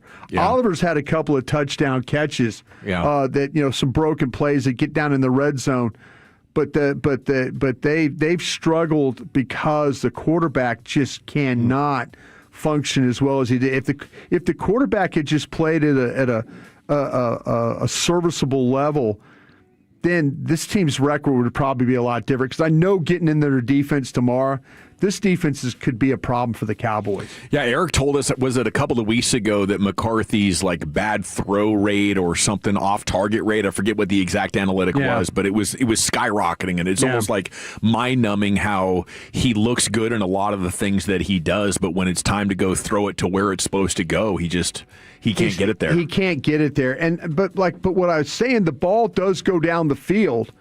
Nobody throws the ball down the field. Well, there's only one other team that throws the ball down the field more than these guys. But the accuracy with which he does not throw it has been the big concern and the big problem for this football team. They certainly have talent. They do. There's no question. They got talent. They tried to build that offensive line. The practice report did come out, so it was limited pretty much for everybody. Adeniji was a full guy, but it was limited for CD today, to answer your question from earlier, Brian, with the concussion. And the only DNPs were Guyton and Hooker. Yeah, well, like I said, I'm going to be interested to see how that plays out. Dawson, you made the point about this. The guy last week against the Commanders was by far the best game he had when it came to a quick game. His average time to throw in week 14 was 2.5 seconds.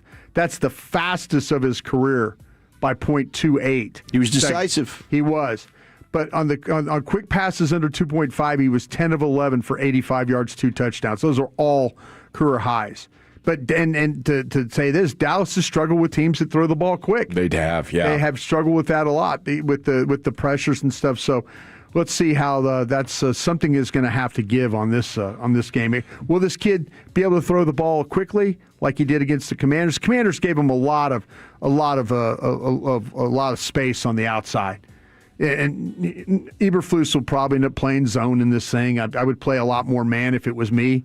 I would try and disrupt these receivers and make this guy hold the ball. Because when you look at the sacks and the pressures, when he's holding the ball, that's when the problems happen. Great stuff once again, Brian. Thank you, man. Appreciate it. Looking forward to the report on the Vikings defense tomorrow in Krusty's Corner, brought to you by Greystone Roofing. Go to greystone-roofing.com. A daily football fix coming up, Zachary. Well, we've got breaking college football news, shoddy on Hard Knocks, and a Hump Day mock draft. That's next. Okay, let me... up, but it's the best time to get new windows.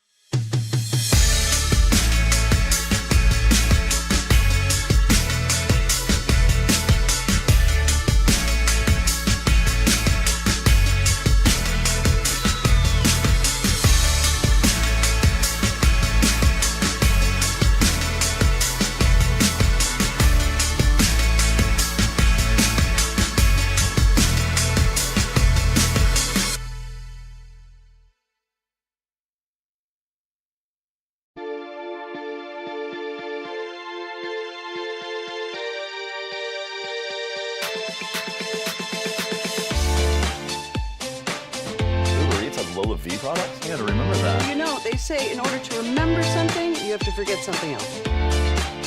Okay, now that is a very cute haircut. That's like a little shag. I've never seen it before. Well, I mean, of course you have. It's the Rachel. Oh, is that your name? No, I mean like your name. No, I'm Jen. My name's Jen. Right, but I just mean like this is your haircut. But that's hair on your head. I'm not saying this is your hair.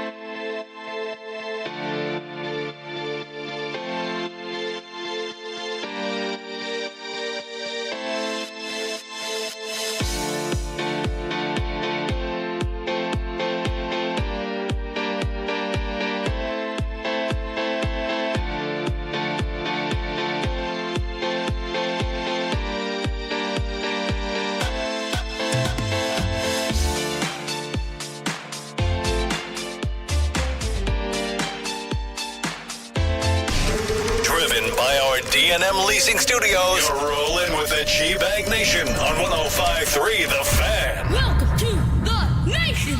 Yeah, buddy, here we go. It's hour number 3 of the G-Bag Nation. You're on The Fan. We got Bobby Carella coming up in 17 minutes. Bobby's going to be on at 4:20 with you, talking Mavs basketball. Here's Wolchuk with your daily football fix. You think football is still fun? Yes. Sir. Wrong side. Left side. Wrong side. Left side. I use these for acid indigestion. So what are we going to use these for?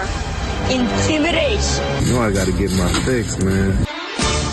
Well, Michigan has fired their head coach, Sharon Moore, for an inappropriate relationship, as there was an investigation that found credible evidence that he was engaged in an inappropriate relationship with a staff member. Quote, this conduct constitutes a clear violation of university policy, and UM maintains zero tolerance for such behavior, Athletic Director Ward Manuel said in a statement earlier today. So that's with cause then, huh? With cause means no money for you, Sharon. Biff Poggi has been named the interim head coach for Michigan, who went 9-3 and is scheduled to play Texas in their bowl game. So, wow. He just got caught. He just got caught. I mean, we had Carter Freeman poke in here, and I mean, there's a lot of allegations about how intense this relationship might have been.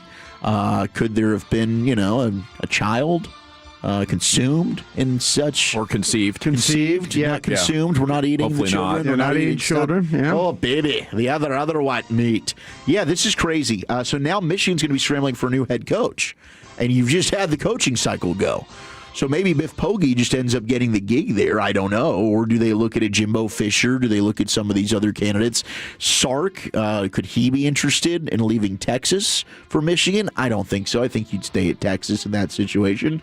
But this now opens up Michigan for a job, as they're going to be looking for a head man. Sharon Moore, 18-8 as the team's coach after he took over for Jim Harbaugh.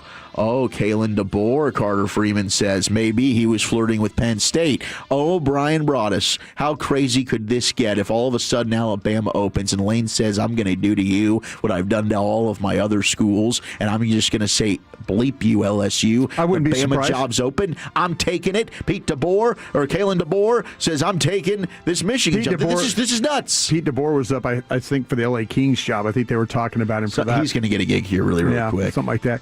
I wouldn't be surprised. I wouldn't be surprised if Lane Kiffin tried to leave. I think that's the job he's wanted all along, And he got his way out of Mississippi. I'm sure he would try and get his way out of LSU if that Alabama job opened up. But there's I'm sure there's some kind of penalty or something that we'd have to he'd have to deal with there. But if the Alabama job came open, it would not surprise me one bit if he went for it. Had a change of heart deal. We've seen coaches do that before, right? Yeah, Belichick most famously. Yeah. It happens here and there. Try and stop me. That's kind of what they say. I guess I assume a lot of coaches have a little something extra going on. You definitely don't want to be dipping your pen in the company ink and, pulling like a Coach O or a... This happens more than you think, by the way. You just got to be winning. You can get caught with your pants down, just be winning at the time. Well, that's what it kind of sounds like. They might be looking for a reason to move on from him. That's what I feel. And they got their cause. And here you go. Now we don't have to pay you money. One, this does violate our policies, so they're in the right here to go ahead and make this move. But yeah, it was evident. I mean, Bryce Underwood, there's been a lot of stuff about him. Does he want to leave? People are frustrated with the way he's played. I know Carter and FanU, they talked about the games that Sharon Moore didn't coach. The offense seemed to be much more open. Maybe that wasn't a good fit with quarterback and head coach. And so now we'll see where they pivot to. But it's not great for Sharon Moore, who does have a wife and children as well, for this to now be out there and be made public. A lot of coaches, and I'm not saying all of them, but a lot of these coaches think they're invisible. They really do. Like, they don't act like that nobody knows who the hell they are out there doing the things that they do. Come on, man. Crazy. Absolutely wild. So now Sharon Moore out at Michigan. And where do the Wolverines, the fighting Derek Hollins, go from Does here? Minter get this job, maybe? The young guy from maybe Jesse Minter go back? Know what? Or is he part of the Connor Stallions problems?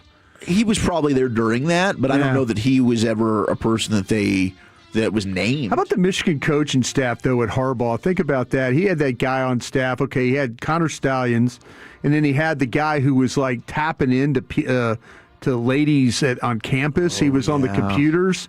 He was tapping in on that. Boy, my man's got a peach of a staff here, man. Whew. Absolutely nuts what's going down. Nick Saban going back home to Michigan, says the 214. I know the consuming the children thing. That's the Tolos aren't ever. They're eating the dogs. They're eating the kids. The kids are being eaten. The Wolverines are eating their Wolverines. This is just crazy what's going on right now. Okay, let's pivot from college. Let's get back to the National Football League. Brian, you and I made our Hard Knocks debut, I was alerted to last night. Yeah, I heard that. I said that the playoffs were over. Yeah. I said I heard they hurt their chances tonight. They just used a little cut from both of us in the post-game show. Great. But I enjoyed it. Overall, you had a very animated Brian Schottenheimer. Here's a couple of highlights from Shotty. Let's start with cut 2 here, Jacob. Shotty getting this team ready for December football. Never lose sight of the magic of this football team, okay? It's about our competitive spirit, but really it's about that, the love for one another. Now, let's talk about this, okay? December football is the best because the good teams become what? Great teams. Some teams start to do what in December? They change. Oh, it's December football. That. We play free. Gosh, I loved it. So we're 0-1 in December football. We're 0-1 in December football, That's yes. not a good start. Okay, so here is Shotty after the loss, after falling to 0-1 in December football. Right. Hey, look, in this league, man, you have to take the bad and the good. Right? And I think when we watch this film, guys, I don't think that we did a very good job with it. I know we're -3, right? Again, gave up a bunch of sacks, didn't get home a lot. We have to learn to beat a good football team in their house. Everybody feel me on that? Yes, sir. Can we do that? Yes, sir. Yeah, we can. But we got to do it with the right formula. There's still a lot of football left. Everybody wants to write us the off. Let them. We keep playing one game at a time. One game at a time. You know, he said, "Believe you guys."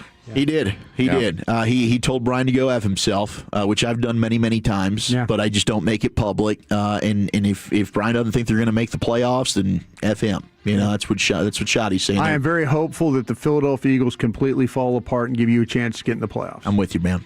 I'm hopeful as well. But they put themselves in a position where they don't control their own destiny. No, absolutely. And that's their fault. Yeah. That is on them. He's right about December football. And he is. It used to crush Tony Romo forever. Remember? Oh, it was Romo-vember. Yeah. And then come December, all hell broke loose. Right. And this team was limping and leaking oil heading into the postseason. Yeah. But, he's absolutely right about the takeaways.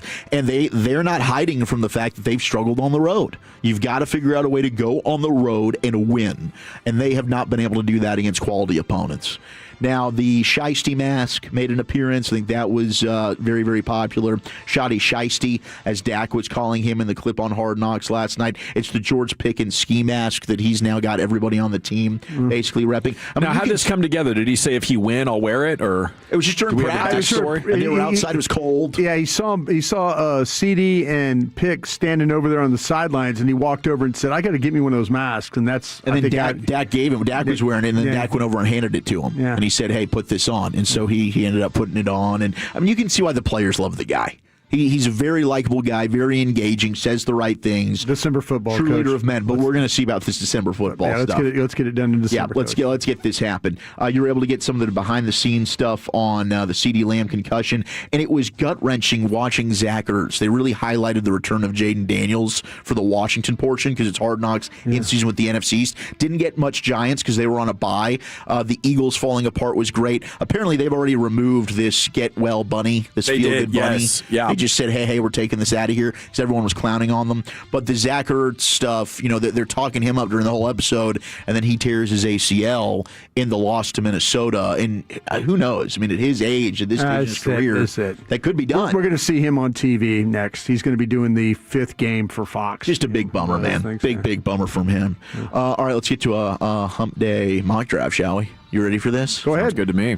We got Field Yates, who, whenever Field Yates pops back on TV, Dawson, I'm going to need you to give me your scouting report on his hair because he's been growing this out. Okay. I think he looks a bit silly. It's a little bit like emo Spider-Man-esque with the dark, long hair. It's like almost shoulder length. When he had it short and slicked back, it wasn't bad, but it's a bit weird looking for Field as he does good work when it comes to fantasy football and the draft. But projected trade. In this mock, he's got the Jets and the Giants in a little swap-a-rooski. Right now, Giants have the number 1 pick. Jets say, we need a quarterback. We're coming up. They're going to send both of their first-rounders, 7 and 18 right now, and a day 2 pick to the Giants to move up and select Fernando Mendoza, quarterback out of Indiana. It's a good move. 2nd overall pick, the Vegas Raiders, Dante Moore, quarterback out of Oregon. All the quarterbacks. Funnel the good talent. Funnel the players down here. Let's go. Cowboys wave and take all the QBs, baby. Push the Cowboys players down to them. Arvell Reese goes 3. That's a bit of a bummer. Arvell Reese, who I think could be the best edge in the draft. Also, tremendous softball linebacker if you want to play him there. Maybe him and Downs right there are neck and neck. Best overall players in the class for me. Another Buckeye, Carnell Tate, goes to the Browns at 4. But the first tackle off the board in this, Brian, it's Francis I don't know how the hell to say this guy's name. I'm going to have to get a hyphenetic on this thing. Muigawa. Yeah. Mauigawa? It's Mauigoa. It's like Mauigawa. And I should have listened. I've tried to practice this, and I butcher it every time, and I can't stand myself right now. But he goes to the Saints, and they do need a left tackle. Yeah. So maybe that's why they're going on that side. We go down. Oh, David Bailey, by the way, goes 6 in this to the Commanders. That is high for David Bailey to go. We scroll down to the Cowboys pick. They're picking here at 15. Sonny Styles, linebacker at Ohio State. Like that a lot. Boy, it's amazing to watch the difference because I just went and watched our buddy Dalton had the Indiana game. Uh-huh. So his ability to get off blocks from week 1 against Texas to now the Big Ten championship game against Indiana. Absolutely. His ability, he gets it because he would get engaged and he can't get off the lineman against Texas. But he's scraping off effortlessly. and being able to kind of work and bend around blocks to make plays in the running game against Indiana. Obviously, a converted safety, played safety the first 2 years, but Sonny Styles at 15. I mean, he physically is everything you want. The size, the speed combo, can pick up crossers in the passing game. Sonny Styles would be a very, very good pick. I wonder if I'm ultimately going to have Anthony Hill Jr. as my top linebacker in this draft, but I'm going to do a deep dive on him tonight. Then you circle back, Cowboys taking Damon Wilson II, the edge out of Mizzou at 28, who I have watched, and to me, I would probably compare him more to a DeMarcus Lawrence-esque player. Sure. Big body, can set the edge. Transfer from Georgia. Yes. And at Georgia, they used him as more of that stand-up outside linebacker. Right. Hand in the ground here at Mizzou. And I think he flashed more as a pass rusher in that stance at Georgia than what he did at Mizzou. But I will say, in the big games this year, in the top 10 teams Mizzou played, he really flourished. Field makes note of that. His 9 sacks with the Tigers nearly tripled his 3.5 sacks over the first 2 years, and he was really good against the better opponents that Mizzou was able to play this year. But I wouldn't mind that. Bottom of the first round, that's about where I've got him. Yeah. To take him there at pick 28 with the Packers. Yeah, I kind of did. Have you watched Zion Young play? Zion Young is definitely a better college player. Sure. I wonder if scouts are going to look at Damon and say that he's got the better NFL upside. But I think right now, today, Zion's better than Wilson is. I wasn't high on Zion Young as this one. I talk about, I love Howell is my guy from Texas A&M. I know we've talked about him before. You talk about a guy with a stand-up, be able to kind of play an outside linebacker, be able to put the hand on the ground, rush. I mean, I just felt like, to me, he was so much more disruptive than some of these other guys that we've been talking about here. Yeah, he does. And it's I like Howell better than Parker, Falk, Young. And I don't. I'm not a bit. TJ Parker, to me, I am not a fan of TJ very Parker. Scared, very scared of TJ Parker. Yeah. You can see he's from Clemson. The flashes there, but all in all, man, I got some questions. Falk is like a 6'5", 280 guy, and you're kind of like, where's the bend and where's the quick twitch? But he can take on double team. I think 3-4 end for him. That's what I thought so too. Yeah, I don't see a guy that's going to be a game wrecker as an end, but. Maybe even kick him inside. I mean, I think there's ways that he's so long, he does a great job of getting his hands in the way and passing lanes and knocking down balls. But no, he doesn't have the twitchiness that you want to kind of bend and take over as a pass rusher. Final thing here in the fix. Jaden Daniels officially ruled out, so it's Marcus Mariota against the Giants. We'll see if Daniels comes back and is able to play against the Eagles. Cowboys need him. Sirianni saying it's absolutely crazy to think about, ridiculous is the word that he used, to think about benching Jalen Hurts. They're not going to be doing that in filthy. There's your fix. Thank you, Wolchuk. It is the G-Bag Nation here on The Fan, and we're chatting with Bobby Carella, All City Dallas, about the Mavericks coming up next year. G-Bag Nation and The Fan. Let's chat Trajan Wealth.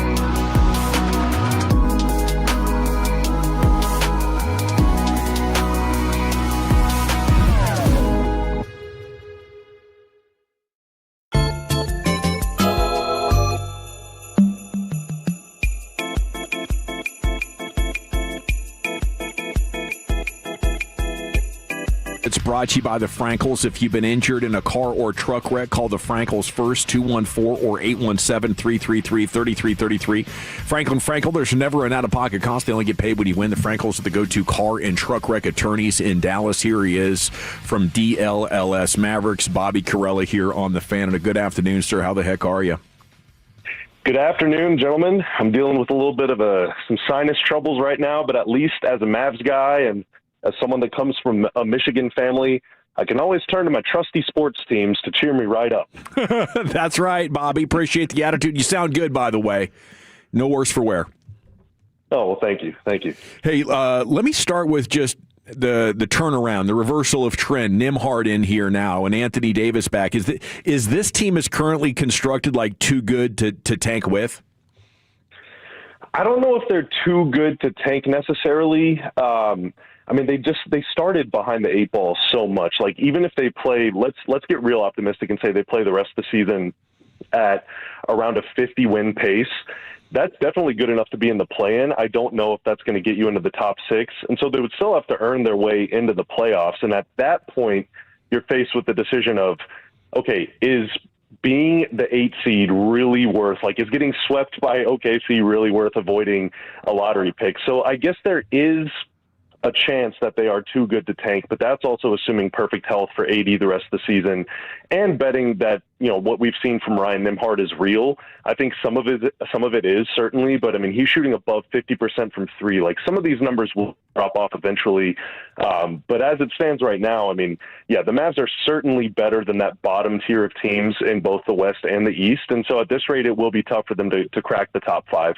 How much? In the lottery odds, at least. Yeah. And who knows, right? I mean, anywhere in the top 8 or 9, I would take at this point. Just keep my fingers crossed for the best luck possible. How much and how soon, though, do you expect them to start pushing for a trade?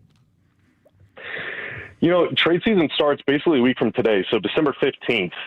So that's next week is when guys that signed contracts this summer can be traded. And really the only guy in the Mavs that would qualify for that would be D'Angelo Russell, who reportedly the Mavs are interested in dealing. But based on his body of work this season, I'm not sure how many suitors he'll have. You know, he's got a player option next year at around $6 million, which coming into the season was thought by many to be a bargain. Like, there's no shot that he's going to opt out of that deal. You know, he's going to make a lot of money this summer, but you know, he's not playing very well. And so I don't know if the team is going to want to sign up for that, but you know, the guys that are currently under contract, they can be traded at any time. Anthony Davis, Daniel Gafford, you know, Klay Thompson. Like, I just don't know that teams are going to be lining up to trade for Klay at any point, just because he's owed $17 million next season. You know, our own Mark Stein has said that teams around the league are monitoring Daniel Gafford. You know, there was a report the other day that Indiana could be interested, but the Pacers wouldn't be in that big of a rush because Tyrese Halliburton isn't coming back until next season. And then for Anthony Davis, you know, he's played great since he's come back from injury, but that's only been like 5 or 6 games. And so I think teams want to see a sustained run of good play from him before they're willing to fork over the kind of assets the Mavs would want to make a trade. Can they pull that off in the next 7 or 8 weeks? I'm not entirely sure.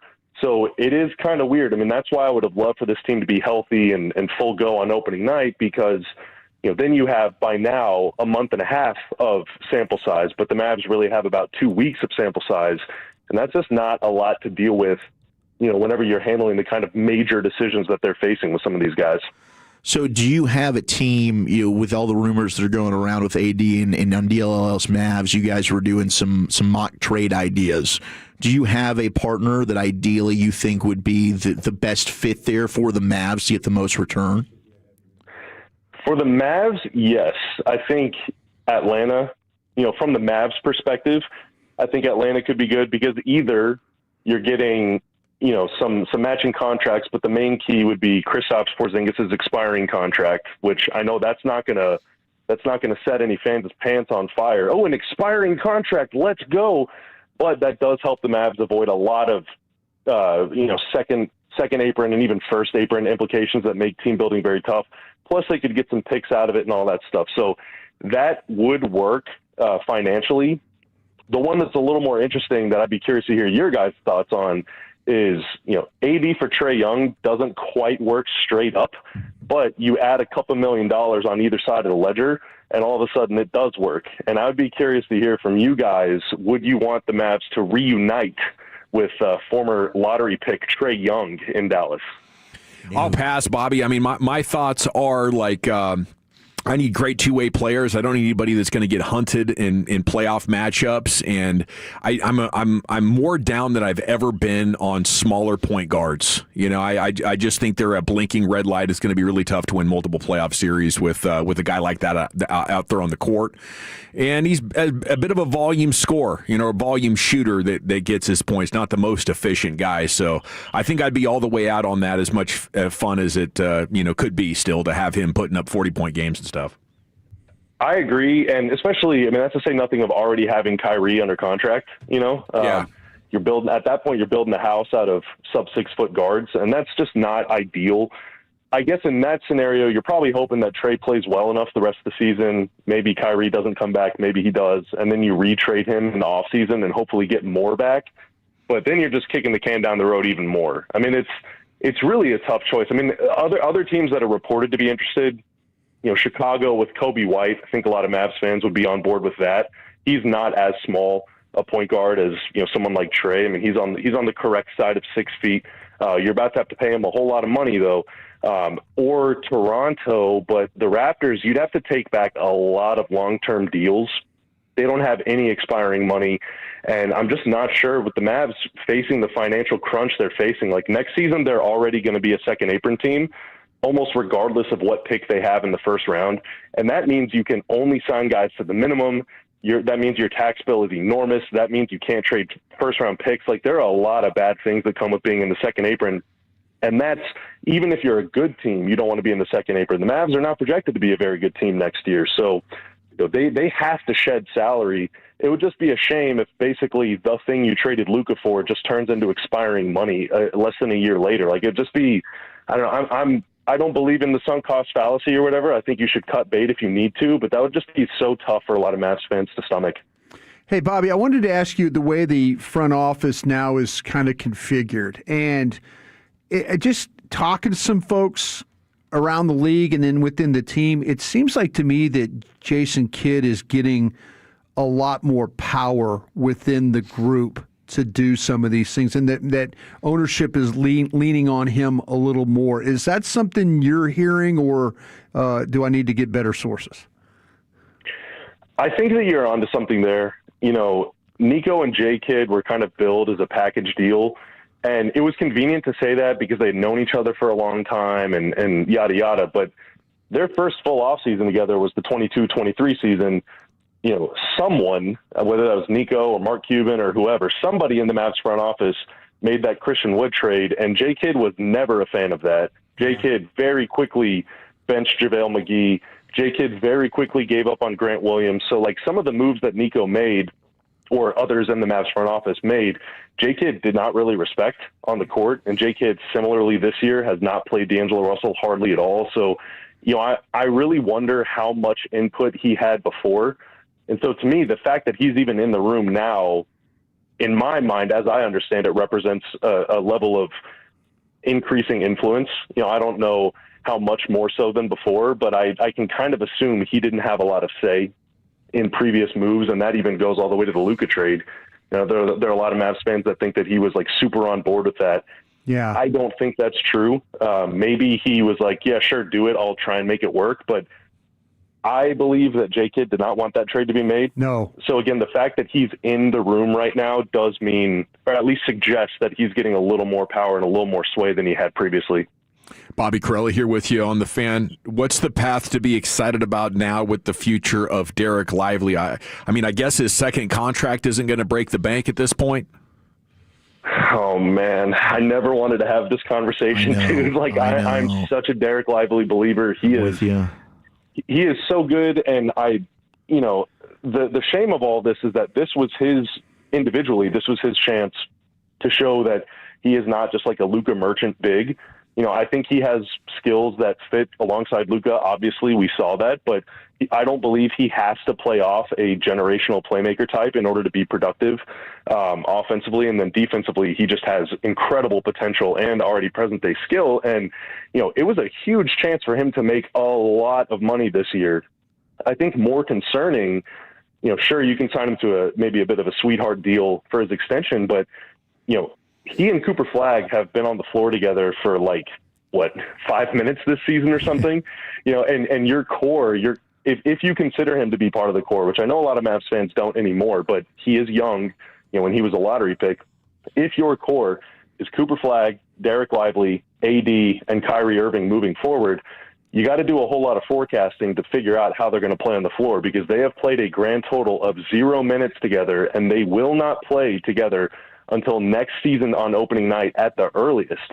So if this season is already lost as far as, trying to contend for a top 6 spot and a run at the title, then what you want to do is gather as much data and information as possible about the players you have under control to see how they fit, what works, what the strengths are, what the weaknesses are, and then respond accordingly in the summer. But they're going to be doing all of that blind with no information at all. And that's just, it's really, really, really scary stuff, because you have a lot of big money decisions to make this summer, and you're going to be doing it without a whole lot of information. Bobby, did you have you known, or did you see the Jake Fisher report about Giannis eyeing the Mavs back in 2020? Oh, man, I feel like back then you and I were talking about it on the air. I mean, well, you were trying to get me to talk about it. And Sure. at that point, you couldn't due to the Mavs.com stuff. Yeah, I mean, Adam Silver obviously is a big listener to the show, and I couldn't say that while he was tuned in. But I had a hunch. I'm not going to say that I had anyone tell me that. This is not a source thing, but it stands to reason. I mean, Giannis has given many interviews talking about how good Luka is, and he has said similar things about KP. Of course, at the time, KP was still on the Mavs, and that would have been such a seamless fit, man. I mean, KP spacing the floor for a Luka Giannis pick and roll would have been absolutely disgusting. The Mavs would have won. I mean, they would have been better than the Thunder are now with that trio. That would have been so incredibly good. I know the league was terrified, and I think, if anything, the fact that the Bucks turned around and traded away as much as they did to get Drew Holiday, that suggests to me that they had real concern about Giannis leaving. I mean, they paid a lot in terms of picks and players and all that stuff to get Drew in there. Now, it worked. They won a title, and it bought them another 5 or 6 years of Giannis, and maybe even more if he stays beyond this year. But I don't think that they go as all in as they did to get Drew that year if they didn't have real reason to believe that Giannis might have had wandering eyes. And if he was going to leave Milwaukee back then, there was not a better situation in the NBA to go than Dallas. You think there's any chance that a move for him or another big name is possible, or are these all going to be with the idea of a long-term build? For the Mavs or for for the Mavs? Could Giannis be traded? I don't think the Mavs can make a move for a super big name. They just don't have a lot of picks, and really the only young players that they have of value are guys that you want to keep around. I mean, Coop, you definitely want to keep. Max Christie's been really intriguing. I think he's taken steps forward this year. Now, if he is the only thing that's standing in the way of you getting Giannis, then yeah, I mean, Max, you got to do what you got to do. But I don't think that he has that kind of value around the league. And the same goes for Derek Lively. I mean, I think he's a good player, but no team is going to give you an all-star or all-NBA caliber player for a guy that's, he's missed 70% of the possible games in his career by the end of the year, So it's really tough. I mean, they don't have a lot of ways to immediately upgrade this thing other than getting lucky in May on lottery night and, getting AJ DeBonsa or Darren Peterson or Cam Boozer or any of these guys in the draft. I mean, it is a loaded lottery. So that's why myself and I think so many other Mavs fans and viewers and stuff just want them to maximize their chances on lottery night, because that could be your last real chance, at least for a couple years, to get Coop a real running mate and try and make a run at this thing. Well, we'll drink to that, Bobby. Enjoy these next couple of nights, and we'll catch up with you real soon. Thank you, guys. Appreciate you. Yeah, Bobby Krll. Mavs are back in action on Friday against the Nets. Shopping for future Cowboys. Who's likely to become available that could patch this thing up for 2026? That's coming up next in the Nation. Coming up on...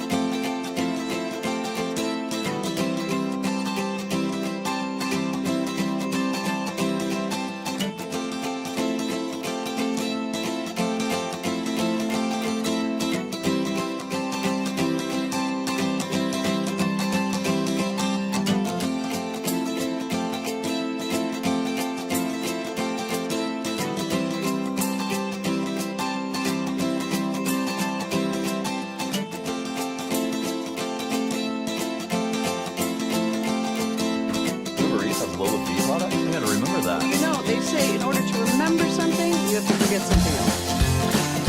Okay, now that is a very cute haircut. That's like a little shag. I've never seen it before. Well, I mean, of course you have. So Rachel, oh, is that your name? No, I mean, what's your name? No, I'm Chad.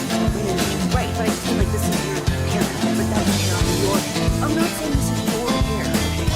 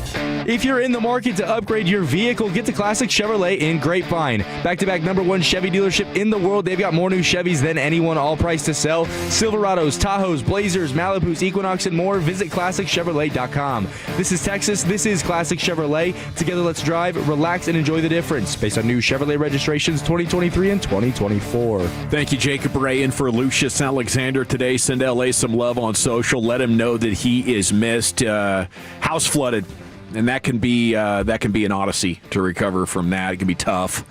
So probably on the horn with insurance companies and before too long contractors, and oh boy, it's a nightmare. That is an absolute nightmare. I just got through that one myself here over the last year or so, and I know it's no fun there for LA, and the length of time that it can take to get everything back in order is just incredible. Okay, shopping for future Cowboys. I have 5 players the Cowboys could use to fix their roster before we get to the draft. This is from CBS Sports with the headline: Trey Hendrickson landing spots. Where could the Bengals pass rusher end up as he faces free agency? Now, this is looking forward to the offseason 2026 and an opportunity for the Cowboys to build a roster that leaves no doubt that it is the best in the NFC. And I think signs are heading in the direction, if you read the tea leaves on how the Cowboys have been moving since last March through this season, that they might have an appetite for doing something exactly like this. Okay, and according to the story, of course, as you know, the Cowboys checked in on the possibility of acquiring Hendrickson leading up to the deadline, but no deal came across. If the club had interest before, it very well could be interested in him again, and he is going to be a free agent. It won't cost any draft capital to bring him in. Hendrickson would help fill the shoes of Micah Parsons off the edge, continue to boost a Dallas defensive line that did bring in Quinnen Williams at the trade deadline. He is going to be 31 years old, I think, in March or April, and he is either the first, second, or third free agent on every free agent rankings list that you could bring up. Daniel Jones, George Pickens are the 2 players that are up there. I don't know where DJ's free agency is now, and I think George Pickens deserves to be above Trey Hendrickson. But considering how bad the pass rush has been in your biggest failures of the year, if the Cowboys are serious about it, I think you go out there, you do one of those backloaded contracts to preserve some of your salary cap space. You bring them in and you say, you know what, 26 and 27, as Dak Prescott is 34 and 35 years old, these are going to be our go-for-it years. We're not going to be looking back on Dak's career like we did Tony Romo's and thinking, man, we really should have picked one of those years to really go all in for it. And I've been critical of the Cowboys and the way that they try to make the playoffs and make a run every year. I don't think that is sustainable. I don't think it's the proper way of looking at it. I think you have to be willing to ride the pendulum a little bit more. So make no mistake about it. I'm targeting 2028 or 2029 as a god-awful year for the Cowboys. It'll be perfect. You can cleanse the salary cap palette and maybe be in position to draft your next quarterback in the top 5 or top 10. So I think there's a lot of benefits to it, but it starts with a recognition that we really can't be serious about contending or competing in a bigger way next year if we can't fix this pass rush. I'm with you. I mean, I think that obviously Donovan Ezeraku is a guy I'm excited about, and I think it's just going to continue to get better. But after that... Can I ask you a question about Donovan Ezeraku, please? And I'll ask both of you this. I shouldn't just single you out there like that. Well, okay. Single. Let's go. All right, but I know you studied him last year at Boston College. It's interesting that he's become more of Tank Lawrence than he has become, say, DeMarcus Ware. Yeah, the running game is without question the strength of his game right now. He went from being a guy that you were thinking, I know I was thinking about as this, like the learning curve pass rush guy, not going to be small, going to be able to. He's become a more, and the word elite's not right, but he's become He's a really good run defender. Really good run. I didn't want to use the word really good. There's got to be other words to that. But there's phenomenal, fantastic. But he is played at a very, very, very high level as a run defender and been okay as a pass rusher. See, is that fair? I think that he's been better okay as a pass rusher than okay. I was thinking by this time he would have probably had 7 or 8 sacks. Yeah, the sack numbers haven't been there. I think some of that is more so of quarterbacks just getting the ball out, man. And I think the pressures have been there. This is one of the worst teams in the league, by the way, when it comes to quick pressure. We talked about not quick pressure, but quick passing. I mean, it's JJ. Well, no, the Vikings? no. The Cowboys. When the Cowboys have to deal with a quick passing game, they're one of the worst in the league. Well, it makes sense. So yeah, but Donovan Ezaraku has not. I think when we had one of the, when you're doing June radio and you're kind of like, we thought he'd okay, Broadus, what do you think of Donovan? Oh, he'll have 8.5 sacks. You know, you just throw it out there, and in actuality, he doesn't look like a guy that. He can't beat the tackle yet. And it's part of the reason I think you need to look at Trey Hendrickson. Like, I like Ezaraku as a starter. Maybe he'll become that 12, 14 sack a year player I think down he's the still road. Got it in him.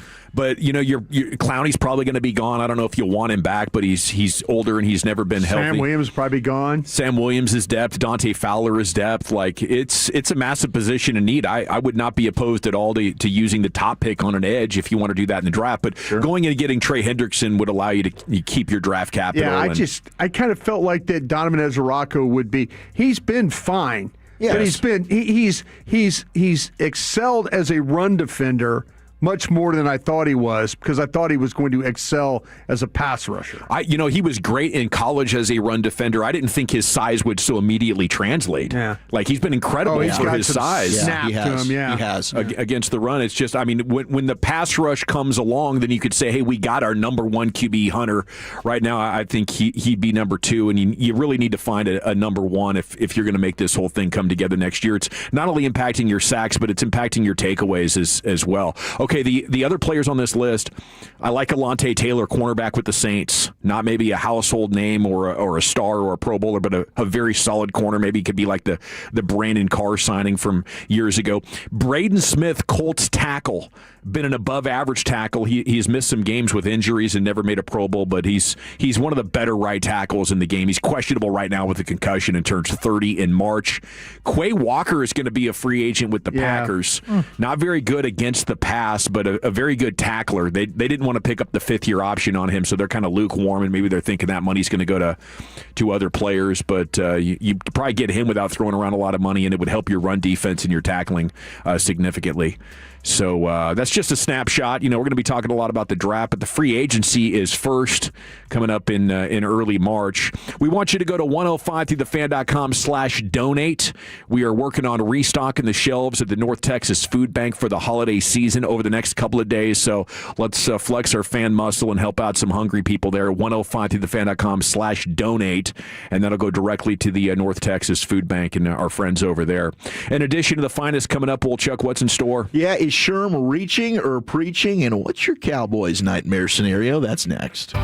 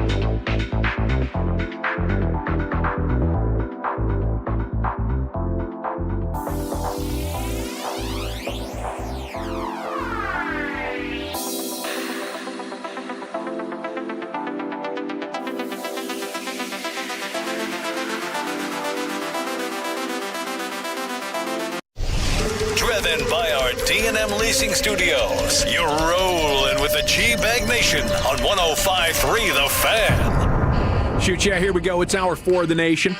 And coming up at 5:20, we'll hit the expressway, go commercial free to the top. You got G-Bag of the Day coming up here in 30 minutes. Time now for football's finest with Wolchuk. But at the end of the day, it's about taking it a day by a time, a day and a day, just continuing to do that. You cannot lose games in the NFL and still win.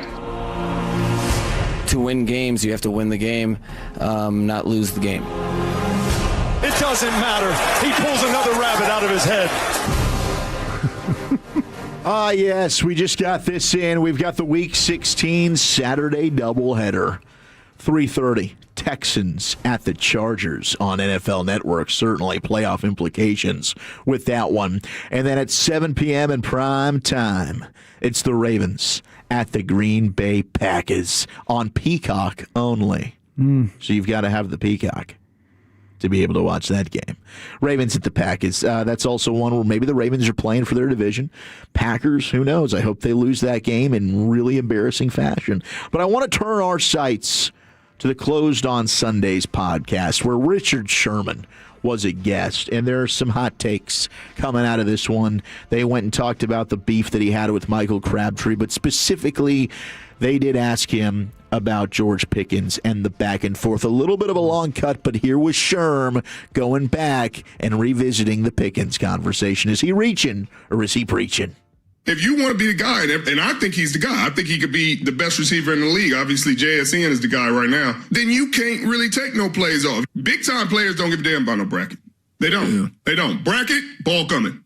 Double team, ball coming. Cloud, ball coming. What you were saying is, as far as games like that, when your team needs you, you have all the intangibles to go out there and make those plays. They want to pay you $40 million. Mm-hmm. That's what they want to do. They want to say, hey, George Pickens, the most talented receiver in the National Football League, best guy, top paid. But when the game's on the line, you lost the highest paid receiver. CeeDee Lamb goes out. CeeDee Lamb was balling in that game. He was eating. And then when he goes out, you say, okay, y'all still got to deal with George Pickens. Like, he about to go eat. Flournoy was going to get his. And some would say, oh, George is pulling all attention, so he can't get it. I'm like, when they ran that 7 pump on DJ, I said, uh-oh. I was on the field. I was standing right there on the field. DJ was chilling. And once he got that leverage, you know, when you chilling and he hit that well, both of y'all really know. When he hit that gear and you ain't in that gear, and you like, He allow you to sleep, boom. Break the other way. Now you got to get them horses running, boy. Now you got to get them horses running. And Dak put it up. I said, uh-oh, this is it. He about to scoop it, and these boys back in the game. And the ball, when the ball landed like right by his foot, I was like, all right now. All right. You're playing a dangerous game now, because if we didn't have such high standards for him, then it wouldn't have mattered. We'd have just looked at it like, oh man, nobody could have made that play. Like, oh, it was a bad ball. He was double teamed. But you almost can't have it both ways. You can't say, hey, I think he's the best player in the league, and then be like, oh, he couldn't have got that. It's because he double teamed. So there's a part of me that I do agree with Sherman in that regard, right? Like, we've seen him make some unbelievable plays, including the Eagles game where he is double teamed and he goes up and gets the football. Yeah. But I think Steve Smith had a really good breakdown on this, and we've talked about, like, this isn't new if you study the tape. Like, sure, George Pickens has never been the guy that, like, I'm firing off the football at the snap. He's never a seller of the route. No, he's not like an elite route runner by any means. They even talked about it like he lulls you to sleep and then he runs by you kind of guy. A week ago, it's like, oh, how masterful Pickens is, right? Oh, he's getting the corner there to just think, oh, I'm okay. And then, boom, here he is. You know, he's getting open over the top on him here. Yeah, Kansas City game, stuff like that. Now it's a problem, right? So I think that Steve Smith had some interesting takes on this that we hadn't really discussed, which was some of the onus on Shoddy here, where if you are going to consistently kind of call the same routes here for Pickens, whether it's the slant or some of these other that they're taking away with having a dropping linebacker or the double coverage, the buzz, call something else for him. You know, do something else, a coverage beater for him. in that regard. So I do think from Sherm's perspective, like, I agree, and that was my frustration, where it's like, dude, we know you're good enough. The double coverage thing is not an excuse. The best corners, the best receivers, in football are going to be doubled. Teams are going to do everything they can to take them out of the game. That's what makes you elite, is when you are that receiver that it is impossible to take you out of a football game. You are going to find a way to beat that. But I do think some of the stuff on the route running and the effort, I used the word effort in the post-game show. I shouldn't have. I can't sit there and know for sure that George Pickens wasn't giving maximum effort. I was in the moment upset about the deep ball and the lack of go to get it. But it is possible, and when you look back at it, and Brian, I agree with you 100%. He might not have been able to track that football. He might not have seen that football. I don't think he saw the ball because you could be so right. Yeah, because you watch the way that he runs the route and he sells the outside with the nod.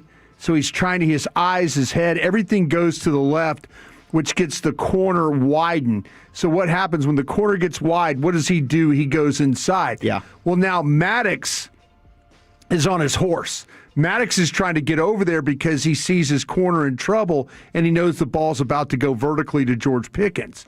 And so what happens is you see Pickens takes a glance at Maddox to where he is. He's not focused on where the ball is. George is one of the best in the league. We've talked about this with him. We've seen it with our own eyes. He'll tell you how he bodies up guys to go get the ball. Yeah. I honestly don't think he saw that ball because I think the glance he shot at Maddox took him away from finding that football. I think he was waiting for Maddox to clear before he made his move back to the ball. Like, he likes to wait for the last second, and maybe it was just a miscalculation by Pickens on when Maddox was going to clear, or maybe Maddox, slowed down a little bit to make sure he took away that comeback to the ball. 469 says Dak has to still throw it to him. Dak wouldn't even look his way on a lot of plays after 88 went out, and that's what I was going to say. Number one about what Richard Sherman said is maybe he's thinking wide receivers are getting doubled and still getting the football with different quarterbacks, but that's never been Dak. Dak's not, I'm going to throw into double coverage guy. He's make the right play. I'm going to go to where the defense is allowing me the highest probability to make a completion. So that's kind of number one. Number two is Lamb with 121, Flanoy 115, Ferguson with 58 yards. They had 376 yards passing as a team, or yards receiving as a team. Like, George Pickens was the ultimate decoy in that game, and that combined with the Dak Prescott thing, and then, you started your take, number three, with Richard Sherman. You started it with, if you want to be the guy. Full stop there. He already is the guy. He already is. Oh, if you want to be one of the best receivers in the game, he already is. So whatever else Richard Sherman says after that is null and void to me. Yeah, I mean, he's definitely digging in on his take there. And that's why it's annoying me, like this national perspective narrative that I don't think is necessarily accurate on George Pickens, but people are just going to run with this. And it's probably something he's going to have to live with his entire career, which is very, very unfortunate. And he doesn't deserve that. And I'm going to try and do everything we can on our platform to save him from that. Absolutely. I think the great thing about George Pickens is he genuinely does not care. Like, that's what real alpha confidence looks like. Well, he does, because then he goes and claps back on Instagram. I do think that there is a part of him that does care a little bit. And he might not care if we do it. I think he cares if, like, a former NFL player like Richard Sherman does it. That's a good point. Bobby Belt texts me, and it texts all of us. He says the problem is that Pickens' past is why it's a question. He'll always have to deal with that after bad games because of his past. Yeah. And Bobby's 100% right. It's everything that happened in Pittsburgh, and it's the first time that we've seen him really have a game that didn't live up to the expectations that he set as a Dallas Cowboy, where he's just going out there, and it seems like holy moly, like this dude might be the best receiver in all of the league right now, other than like a JSN or somebody. He's emerged as that kind of guy, and when you don't see it, it causes you to pause. And there definitely were times where it does look, when it comes to blocking, and if he's not going to get the ball, I get it, but that's what comes with George Pickens. And his ability to open up for other people in that football game, I also think was understated, and I agree with what you pointed out there, Gavin. I just kind of feel like, though, that if you're a national media member, you need to know about this football team. You need to study the Dallas Cowboys, because you're going to be asked to talk about it on a very high level on most days. And sometimes you throw an opinion out there, he's not hustling, he's not. Seriously, if you just watched him play, if you sat down and watched one game a week as a national media member and just watched the Cowboys game on the All-22, your ability to talk about them improves so much. And that's what I worry about with some of the national media in a lot of ways.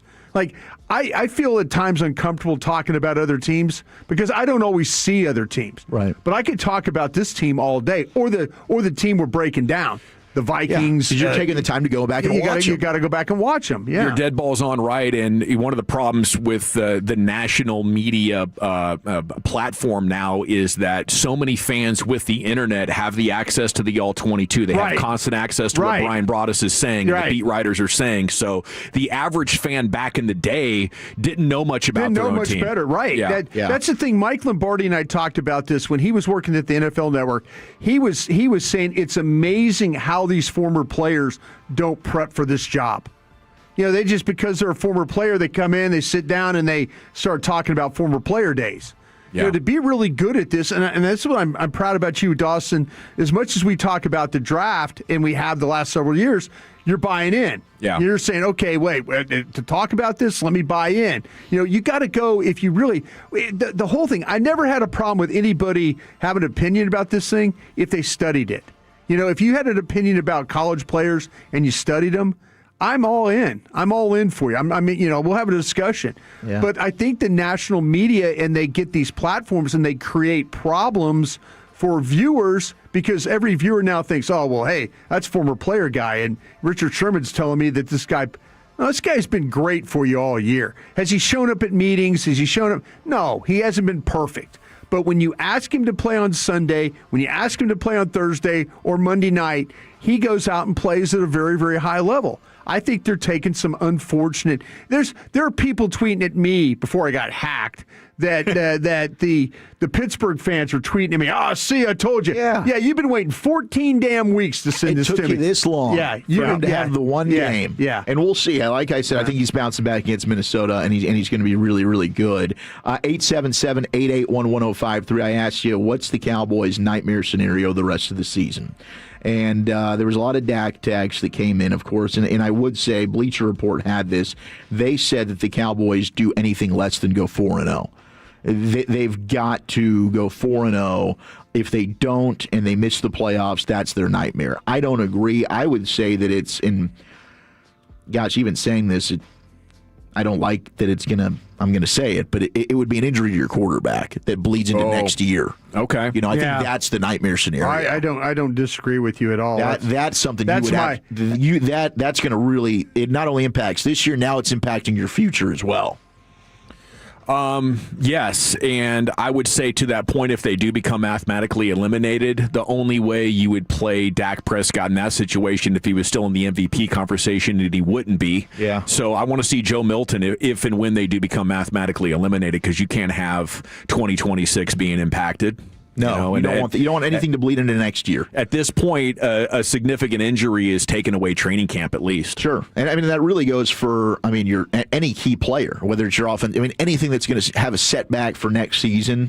That's a nightmare scenario in my opinion. Can Phillip Rivers play for the Colts against Seattle on Sunday? Well, here was Phillip Rivers at the podium. Can't believe it. He's back in the NFL. Take it away, Phil. Phil Rivers. We got Phil? Yeah. He had a Freddie D invasion there. I've had 10 kids. I'm so excited about being back. I'm sorry. Gosh dang it, Jacob. I was trying to do my Phil Rivers there. You were batting 1,000. I got it now. It's okay. They've been very supportive. I think my younger children are most excited. I shouldn't say most excited. They're excited because they don't remember Dad playing. My 6-year-old actually asked me like 4 months ago, like, Dad, why don't you play anymore? And I'm like, hon, I'm sorry. Best you're going to get is me coaching on the sideline, because they were seeing, highlight, or they're pulling up some, old games. My boys are fired up, obviously, but I think share the same sentiment. A little nervous, like, Dad, you think you can do it, And then my older girls are real excited because they're a little bit confused. They're like, shoot, I was 12. Some of them, now all of a sudden they're grown adults, married, and they remember 16 years old going to the ball game. So it's been a whirlwind of 48 hours, I'll say. Man, it must have been a trip to him when he actually got the call and they were actually interested in him doing it. How exciting that must be. But I think what we found out about yesterday, that he's been talking with Shane Steichen, their high school that he coaches runs the same offense. Like, there's not a lot to learn. And if he's been watching the Colts, which it sounds like he is in correspondence, yeah, I think you throw Rivers out there. Yeah, the quote was he told Shane Steichen, "Dadgummit, let's go." But if he can play this week, it's all about the practice. I mean, it's the usual thing you hear. How does he look in practice? And then they'll go through the week and then decide. He is going to wear his number 17. Even though Daniel Jones wears that number. So I guess because Daniel Jones is on IR, they're able to double up. So Rivers is going to rock the 17, even though that was DJ's number for him this year. Pretty Gonna have to repurpose that Jones jersey. Probably get the name off. Maybe make it a hyphenated name, Jones Rivers. I don't know. Part of that Week 15 buzz from Fowler was Minnesota. Could Minnesota look to bring back Daniel Jones, or maybe this just lowers his price tag for Indianapolis in the offseason? If you were a Colts fan, would you just go out and make a $250 purchase and get a Rivers 17 Colts? You cross out, you tape out. No.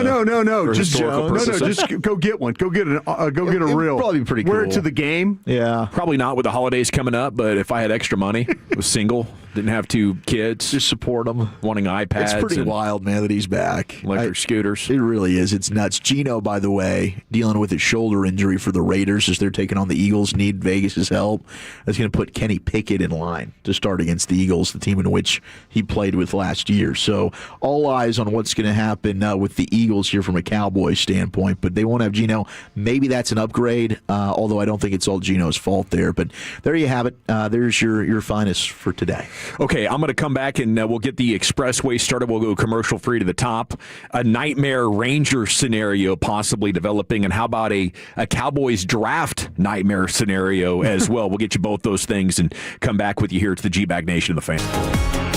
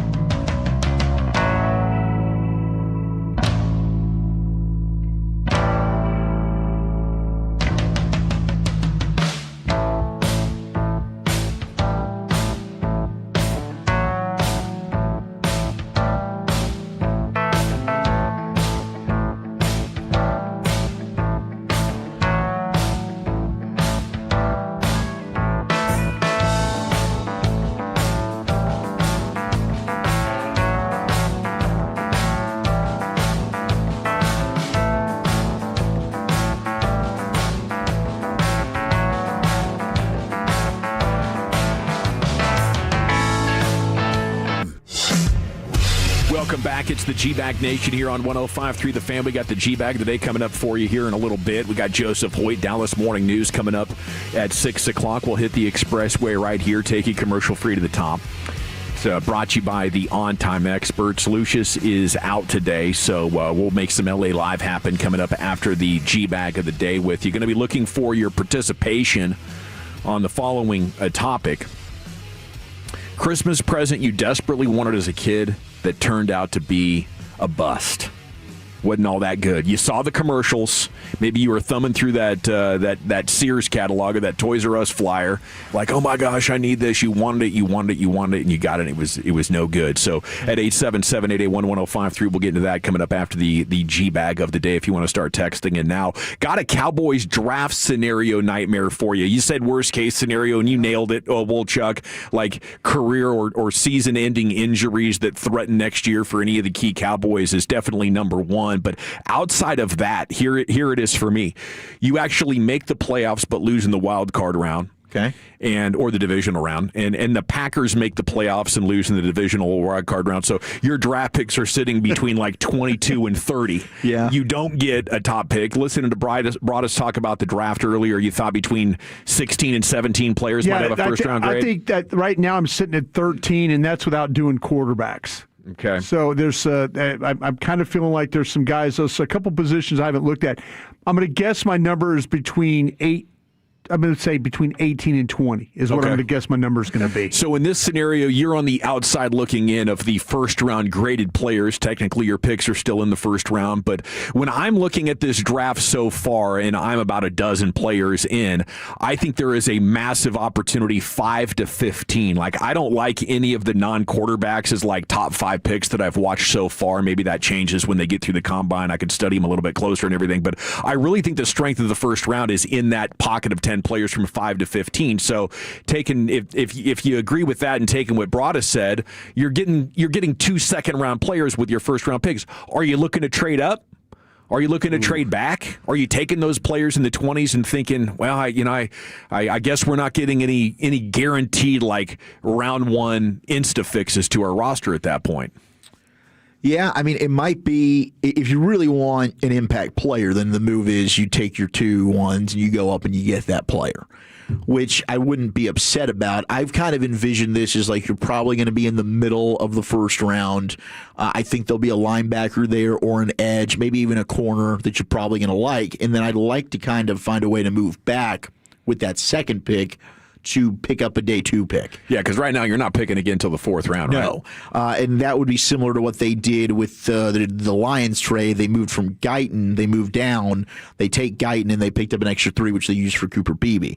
So maybe there's a team that would offer you a little bit more, even if you could, to try and make the points match up there. But that's kind of how I've looked at this thing. But you're right. If you end up being in the 20s, man, in that case, I might be looking at this and saying, like, yeah, go up and go get you. If you love one of these guys, can you get up there and go get, Downs, or name the player? If it's McCoy, the corner from Tennessee, or, maybe it's an Arvell Reese if somehow he slides past the top 4 picks or something like that.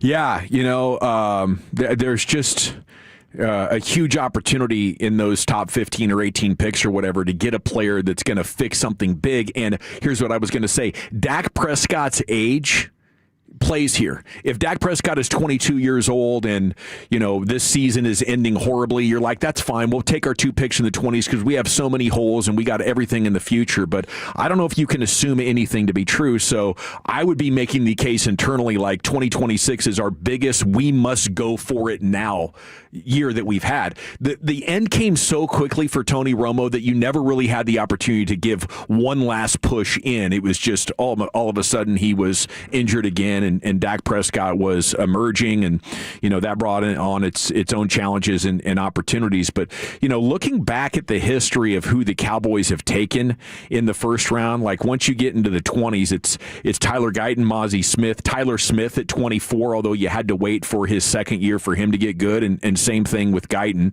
You go to Taco Charlton at 28, Byron Jones, you had to wait like 4 years for him to get good.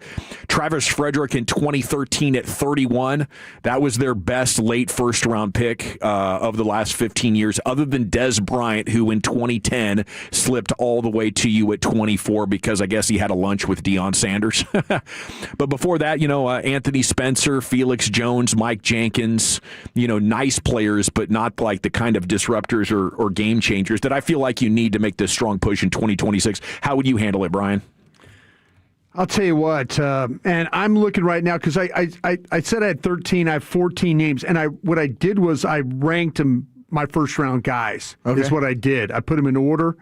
So this is the guys I've seen and this will tell you maybe if you want to go up or you want to. Me personally, I'm kind of leaning in the mode of maybe taking my pick and then taking that Green Bay pick. And hoping that somebody will want, and maybe I could pick up some day 2 stuff. Okay, so we're on the same page there. That's kind of what I'm looking at right now. But right now, I put Reese from Ohio State, Downs, Ohio State, McCoy, Tennessee, the corner. I really like Tyson, the wide receiver from Arizona State. That's my number 4 guy. Not fast enough for me. Love the guy, the running back from Notre Dame. Bain, the edge from Miami. Fano, the tackle from Utah. Delane from LSU, the corner. Bailey, the Russian from Tech. Our Miami tackle at number 10, Malagoa. I think that's we'll figure that one out. I really like Lemon from USC at 11. Woods, what position is he? Wide receiver. Okay. Woods, the defensive tackle. He's a 3 technique from Clemson. Sassis, who's a corner from South Carolina, and then Terrell, my corner from Clemson. Those are the 14 guys I have in the first round now. And Jermon McCoy's your 3rd-ranked player, the corner from Tennessee? Of these guys, yeah. Did you not have Carnell Tate listed? No, I did not have him as a first-round player. Yeah. Wow. I saw a mock draft with him in the top 5. That's high. I don't think he's got any yak ability. Like, wherever he catches it, he's going to be brought down. Yeah, he's a speed guy that stretches the field, but you don't see a lot of yak from him. Yeah. So that means that guys like, okay, if I had to say now let's, hit the next one, I think Styles, Ohio State would probably be like 15 is where I'd be there. You could start to talk about Tate. You could talk about Boston from Washington as a wide receiver. Sadiq, I know, is a tight end from Oregon, is a guy that Proctor is a guy, Alabama. Well, you'd have to be a hell of a demon at tight end to be taken now at this point, although I'm kind of open-minded to it. No, I'm just saying the names. Like Styles, C.J. Allen, I think that Howell from A&M would be up in there. Hood is another corner from Tennessee. There's it's to be honest with you, it's kind of shaping up right now that there's better defensive players on my board than there are offensive players. I guess is good. Yeah, the way I'm looking at it right now.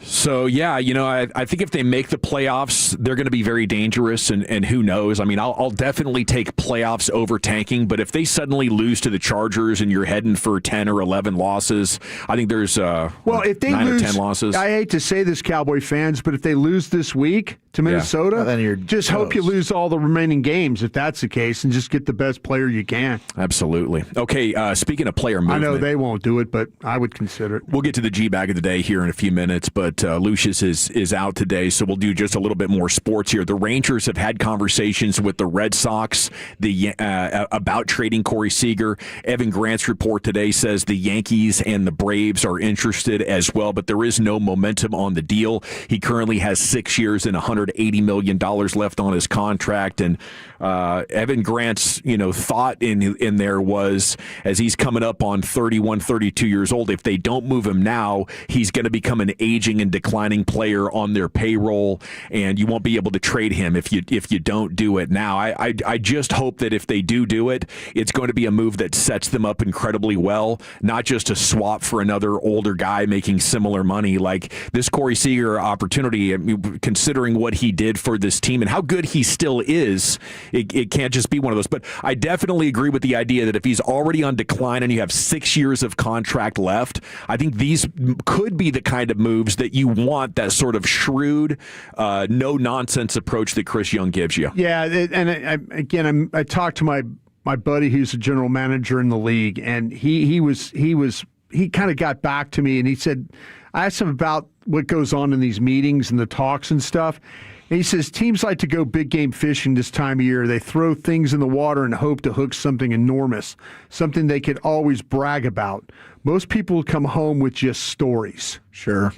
That's kind of I think that this is Boston wants Corey Seager. I think they've put this out there. I don't think the Rangers have any desire to trade Corey, but if a team like Boston or another squad gives them an elite type of offer that they can't say no, then you can never say never. That's what my buddy said. He says, I won't name the player. He goes, we've got 12 teams on a deal with us about one of these particular players.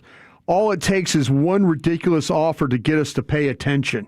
Same with the Rangers, although even more unlikely. Yeah. Okay. All right, so you blow him away with an offer for Corey Seager. I mean, Seager, 2-time champ, clutch as hell. You know, I think they're talking to the right teams, especially Atlanta with the job they've done drafting and developing. They got to have the kind of prospects in their system that could suddenly make you flush in that department. Let's go into the Pimp Cup where Jacob Ray has a Wednesday evening edition, the G-Bag of the Day. Hey now, G-Bag of the Day time. We do it every day right here on the Fan at this time, 5:30. Let's get it rocking and roll with the champ here. This is Zach Wolchuk. After he walked off the set, came back feeling pretty goofy. Buffalo's got some sex appeal, don't they? No, they missed tackles at the highest rate in football. You're telling me Drake May, possible MVP, that guy's not sexy to you? No, he's sexy to you. He's got it going. You don't think Pat Surtain is sexy? What got into you, Wolf? I don't know. I just had a little. I just took some more espresso. The espresso. That would make sense. With Machine is doing it for me, guys. I am playoff giddy. Football. You know, it just brings it out of my guy. And the Eagles are about to get their bums licked or kicked tonight. Wow. Wow. Yeah. Is it really the espresso machine that good? I loved it, man. I felt like I was really in my fast, my elite. I had my fastball working from 3 to 5. Now it's not so much. I need to re-up. Are they distributing like shots of espresso? Yeah, espresso shots. You can get singles, doubles, or triples. Do I go with the triple macchiato? Yeah, I do. In our machine out there? Yeah. Here's the key: go light roast because everyone here gets the dark roast. Yeah. Get the light roast. The light roast has more power. It's going to zoom. Yeah. Yeah, it's non-intuitive there. But Lucius told me about the Americano the first day. Yeah. So I've just been hitting that button. Okay. I didn't know there was other treasures to be found. It's might be the best coffee machine I've ever seen. It's got to be like a $5,000-$10,000 coffee machine. It's delicious. I'll tell you what, though, that the hot chocolate with the water is way overrated. Really? That might be the worst hot chocolate. What was wrong with it? Not enough chocolate? Too much chocolate? Yeah, it was like drinking water with the soupy. It was way. I mean, and then you go with the milk, and I think I burned the roof of my mouth. Francis Mauigoa, by the way. Mauigoa. That's what I think I was saying. Mauigoa. I don't know what we were saying. We were Mauigoa. I didn't know what it was. Mauigoa. Is that what someone correcting us? No, I just looked it up. Oh, thanks. Well, Wolchuk is the champ one time, looking for 2 in pursuit of 5 at G-Bag Nation Immortality. Here's Jacob with the challengers.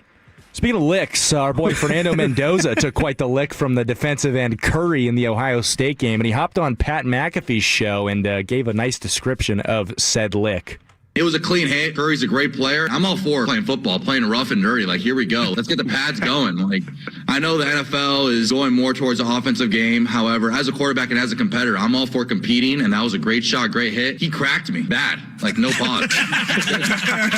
And it was tough. At that point, I didn't even see him, and all of a sudden, it's like I got hit by a freight train with no brakes. I'm on the floor. I'm like, damn, did I break a rib or something? And then I just realized my hair just had gotten knocked out. My chest is in pain a little bit, but I was always going to go back in the game. It was great to see Alberto in there for a play, doing his thing, operating the huddle. But no matter what, I would literally need to be dead, like Jeff Brom to pull me off. Hell yeah, a real-life football player. Yeah, real life. Happens to be a quarterback, a great energy. Yeah. You know, not one of these QB robots, such a nerd. Got great personality. Whoever gets him, That's a good one. I think, right out of the gates, you're going to get a good player from Mendoza. Don't know who it's going to be, but I'm pretty dang convinced at this point in the evaluations he's the first pick in the draft. Yeah, I think so too. I think that he's definitely trending in that direction, and man, he got cracked, huh? Yeah, I got cracked. Happens to the worst of them. Yeah, definitely not me. Okay, Jacob, who's next? All right, shout out to Wolchuk for sending me this one. The Mets have been making some moves. I don't know what this was in reaction to. I think it was Pete Alonso. It was Pete Alonso signing with the Orioles. They also shipped off their really good closer yesterday. You guys know who Frank the Tank is, the Mets fan? Yeah, he's on Barstool. Yeah. Here's Lost him. a ton of weight. It's like extra humans come off his body. Yeah. Here's him reacting to the recent Mets moves. There you have it. There you have it. Worse than Wilpon. Worse than Wilpon. Worse than Wilpon. This team will be uncompetitive next year. No cares, and they'll just pump the Queens crew in your face 24/7. It's all about the Queens crew. All about the Queens crew. These clowns dancing the Pink Pony Club. That's all they care about. That's all they care about. They're gonna get nothing. Nothing. David Starrs is shopping in the dumpster. He's getting dumpster diving worse than any Wilpon ever did. And Juan Soto, you can bet he regrets it. Do you blame him? The Mets are a pound show. A pound show. Turn in 3:30 for the podcast. Turn in 3:30 for the podcast. Good tease there, Frank. Good job, Frankie. Oh, man, it's crazy how much they care about baseball. It's like, guys, relax. It's not football. It's not football. It's just baseball. Midsummer cure for insomnia. Come on. It's not really that interesting until you get to the playoffs. Anyway, but that's East Coast sports fan for you. But we enjoy going out there. Man, what's the hiring process like for Barstool here as they're looking for their guys? We want the insane social media influencer. Yes, they want the social media. Who might have ridden the short bus as a kid. Well, I mean, I'm just wondering, what's the criteria here? I don't know about that. Might be looking for a job at some point. Didn't you get those vibes from Frank the Tank? Frank, he's a legend though out there for Barstool. He was one of their first. Yeah, he's a legend. Big league. Seriously, he's like a 500-pound guy that's down to like 200 pounds. Okay. Like he's walked every day for the last 3 years. Yeah. Like it's crazy how much weight he's lost and all that. But he is he is so locked in every night. Every night he's locked in. And the Dolphins, I think, weirdly. All righty. Any other challengers, Jacob? I got one more. I got an Eagles fan on site at the Chargers game crashing out, saying he's got to move back in with his mother. Oh, no. After this loss. Check it out. Oh, Tino, what's going on? We just lost to one-armed Justin Herbert. We lost to a team that's never won a Super Bowl. Jalen Hurts was looking like Dak Prescott out there. 4 interceptions. I've never seen him like that in my entire life. And we have a game-winning drive to win the game. I mean, we got 10 yards. And he throws the luckiest pick off 2 defenders. They catch it, and the Chargers get their luckiest win of the season. I mean, we just lost to Madison Beer's boyfriend. Dude, that's 3 in a row. That is 3 games in a row. We have now lost. What do you think? What's going on? What's going on is our team's falling apart. I mean, I just spent like $2,000 on these tickets just to watch my team lose. All that money just to watch my team lose. Do you understand that? And they're still talking. This is their Super Bowl. This is the Chargers Super Bowl. Dude, I can't do this anymore, bro. We just lost to the Chargers. I have no voice. I just spent all my money. Like, I'm gonna have to move back in with my mom because we lost to the Chargers. Yeah, it shouldn't be that much of a surprise. 1.5 underdog, but that's Eagle denial, and that's pure Cowboys glory as you will, at the very least get to enjoy some Eagles tears from this point forward. If, in fact, Cowboys glory is not on the cards for you. It's time to vote for the G-Bag of the day. Is it our one-time champ, Zach Wolchuk? Is it Fernando Mendoza describing Curry hitting him there on the Pat McAfee show? Is it the Mets making moves with Frank the Tank's reactions? Yeah, I didn't know. I don't think I've ever dove into Barstool's content beyond. He's very famous. Just bringing up their homepage. He's the world's most famous Mets fan, is what he calls himself. Okay, then you got Eagles fan at the Chargers game. He's got to move back in with his mom. These are great nominees there. Could see either one of them winning. I'm gonna go with our champ Wolchuk, though. How about you, Brian? Or how about you, Wolchuk? I'm gonna go with Zach. I'll vote. Yeah, Zach. Jacob? Yeah, Zach. All right, Wolchuk. I'll take the Eagles meltdown. The kid's a bitch. By a score of 3-1, and still your G-Bag of the Day champion. It's Zach Wolchuk. Woohoo! Yay! If you ever miss the champ, you can tune in at every day at 2:20. And Lucius replays the champ for you right before we get to Wolchuk's top 10. Top He's 10. looking for an espresso sponsor right now if you want to call in. I'd love to get an espresso sponsor. Yeah. He needs one. Yeah. I need the espresso machine sponsor. Yeah. Put that bad boy in the kitchen. With the next break? We can espresso with each other? Yeah, absolutely. I'll get you a little espresso. Yeah, feeling a few ounces short. Okay, let's stay feel sexy? in the Pimp Cup here. It's time for LA Live. All right, you squares. Happy Nobody's Super Bowl beating the Eagles. That kid stinks. My mommy. $2,000 on tickets, dude. Yes, sir. LA Live for a Wednesday, a butt-naked Wednesday. Oh, yes. Naked Thunder.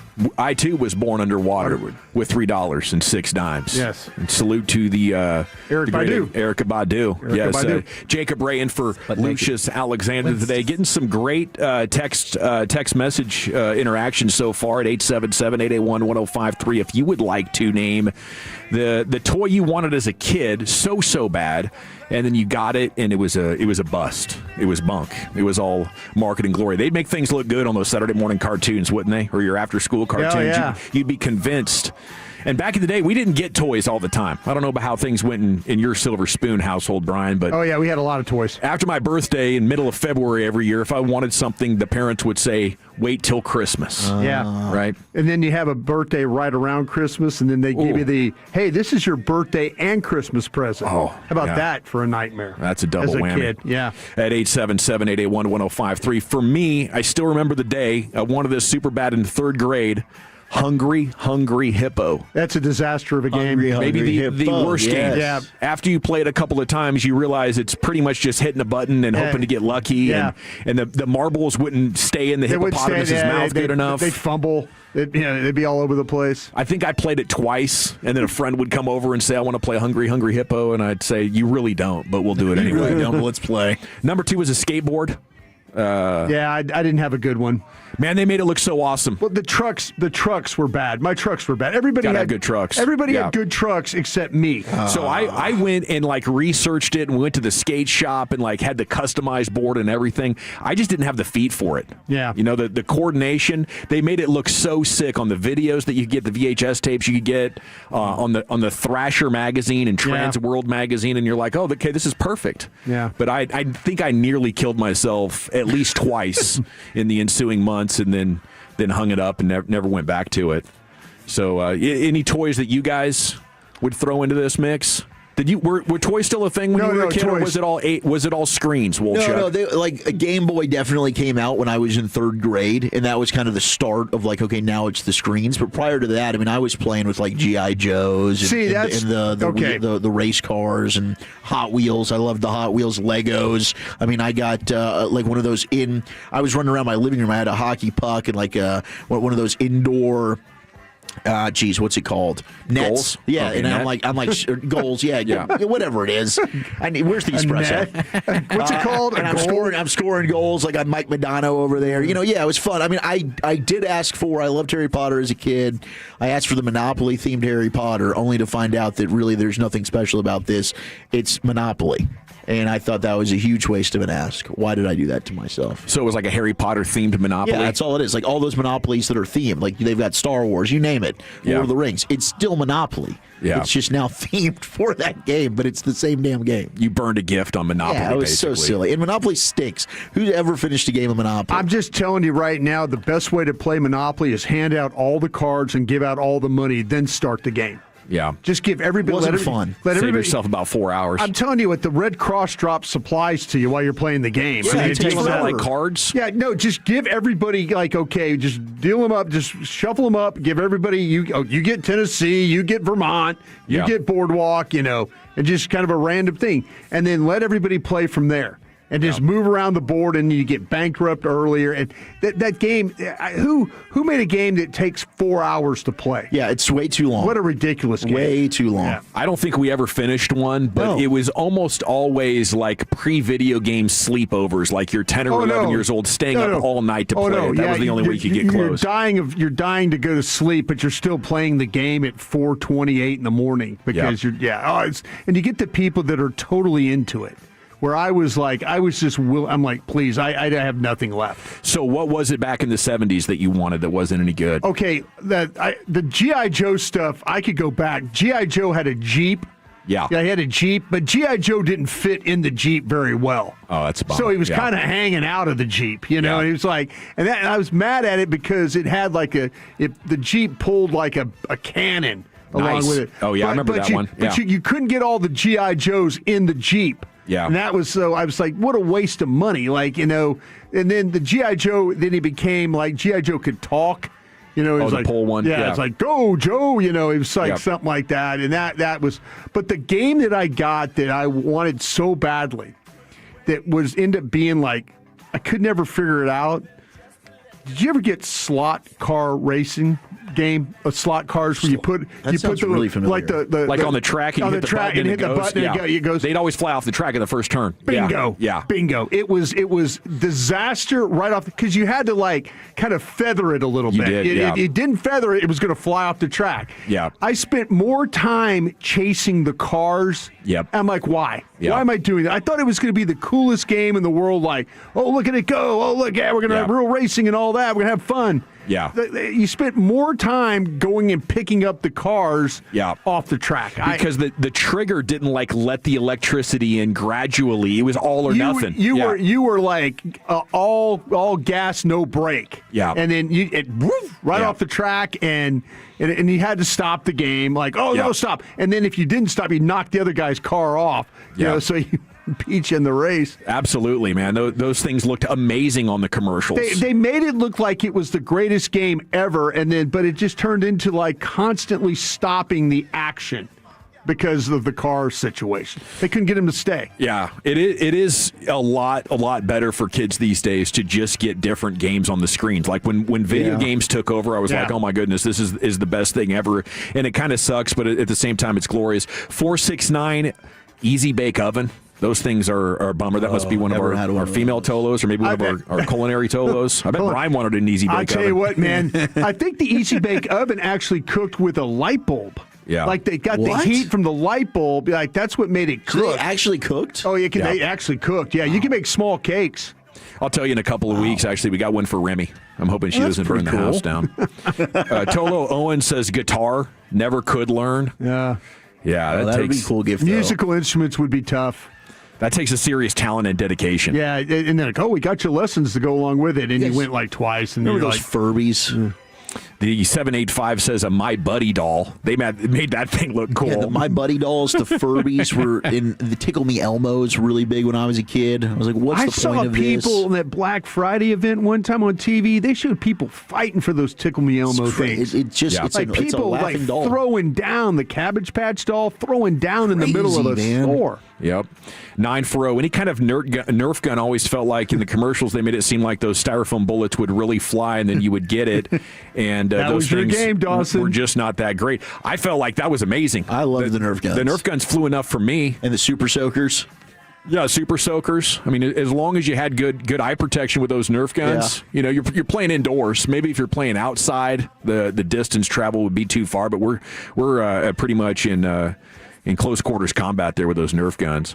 Magic 8 Ball, great for about 2 minutes. Yeah, those were terrible. That's the thing you shake and then it says your future on it? Yeah. Is that the thing and it turns answer over? questions for you. Like, you're going to get beat. You're going to get beat up, I do think those are kind of cool as a little kid. Ask again later. Ask again later, 817, similar, 59 years old. I wanted a racetrack. Yeah. Santa brought it to me, but either mom or dad accidentally stepped on one of the tracks. and cracked it. And it never worked right. They were very fragile as well. Yeah, they were very, very fragile. Hey, did you ever have Etch-a-Sketch? I think I said that right. Yeah. That was Eliza's got one. That thing was kind of you got to have artistic talent. That's a snoozer. And time. But that's what I'm saying. If you're somebody that has no talent, that is such a snoozer game to play. Yeah, you're just like writing your name. And it doesn't even look right. It doesn't even look right. 214 says the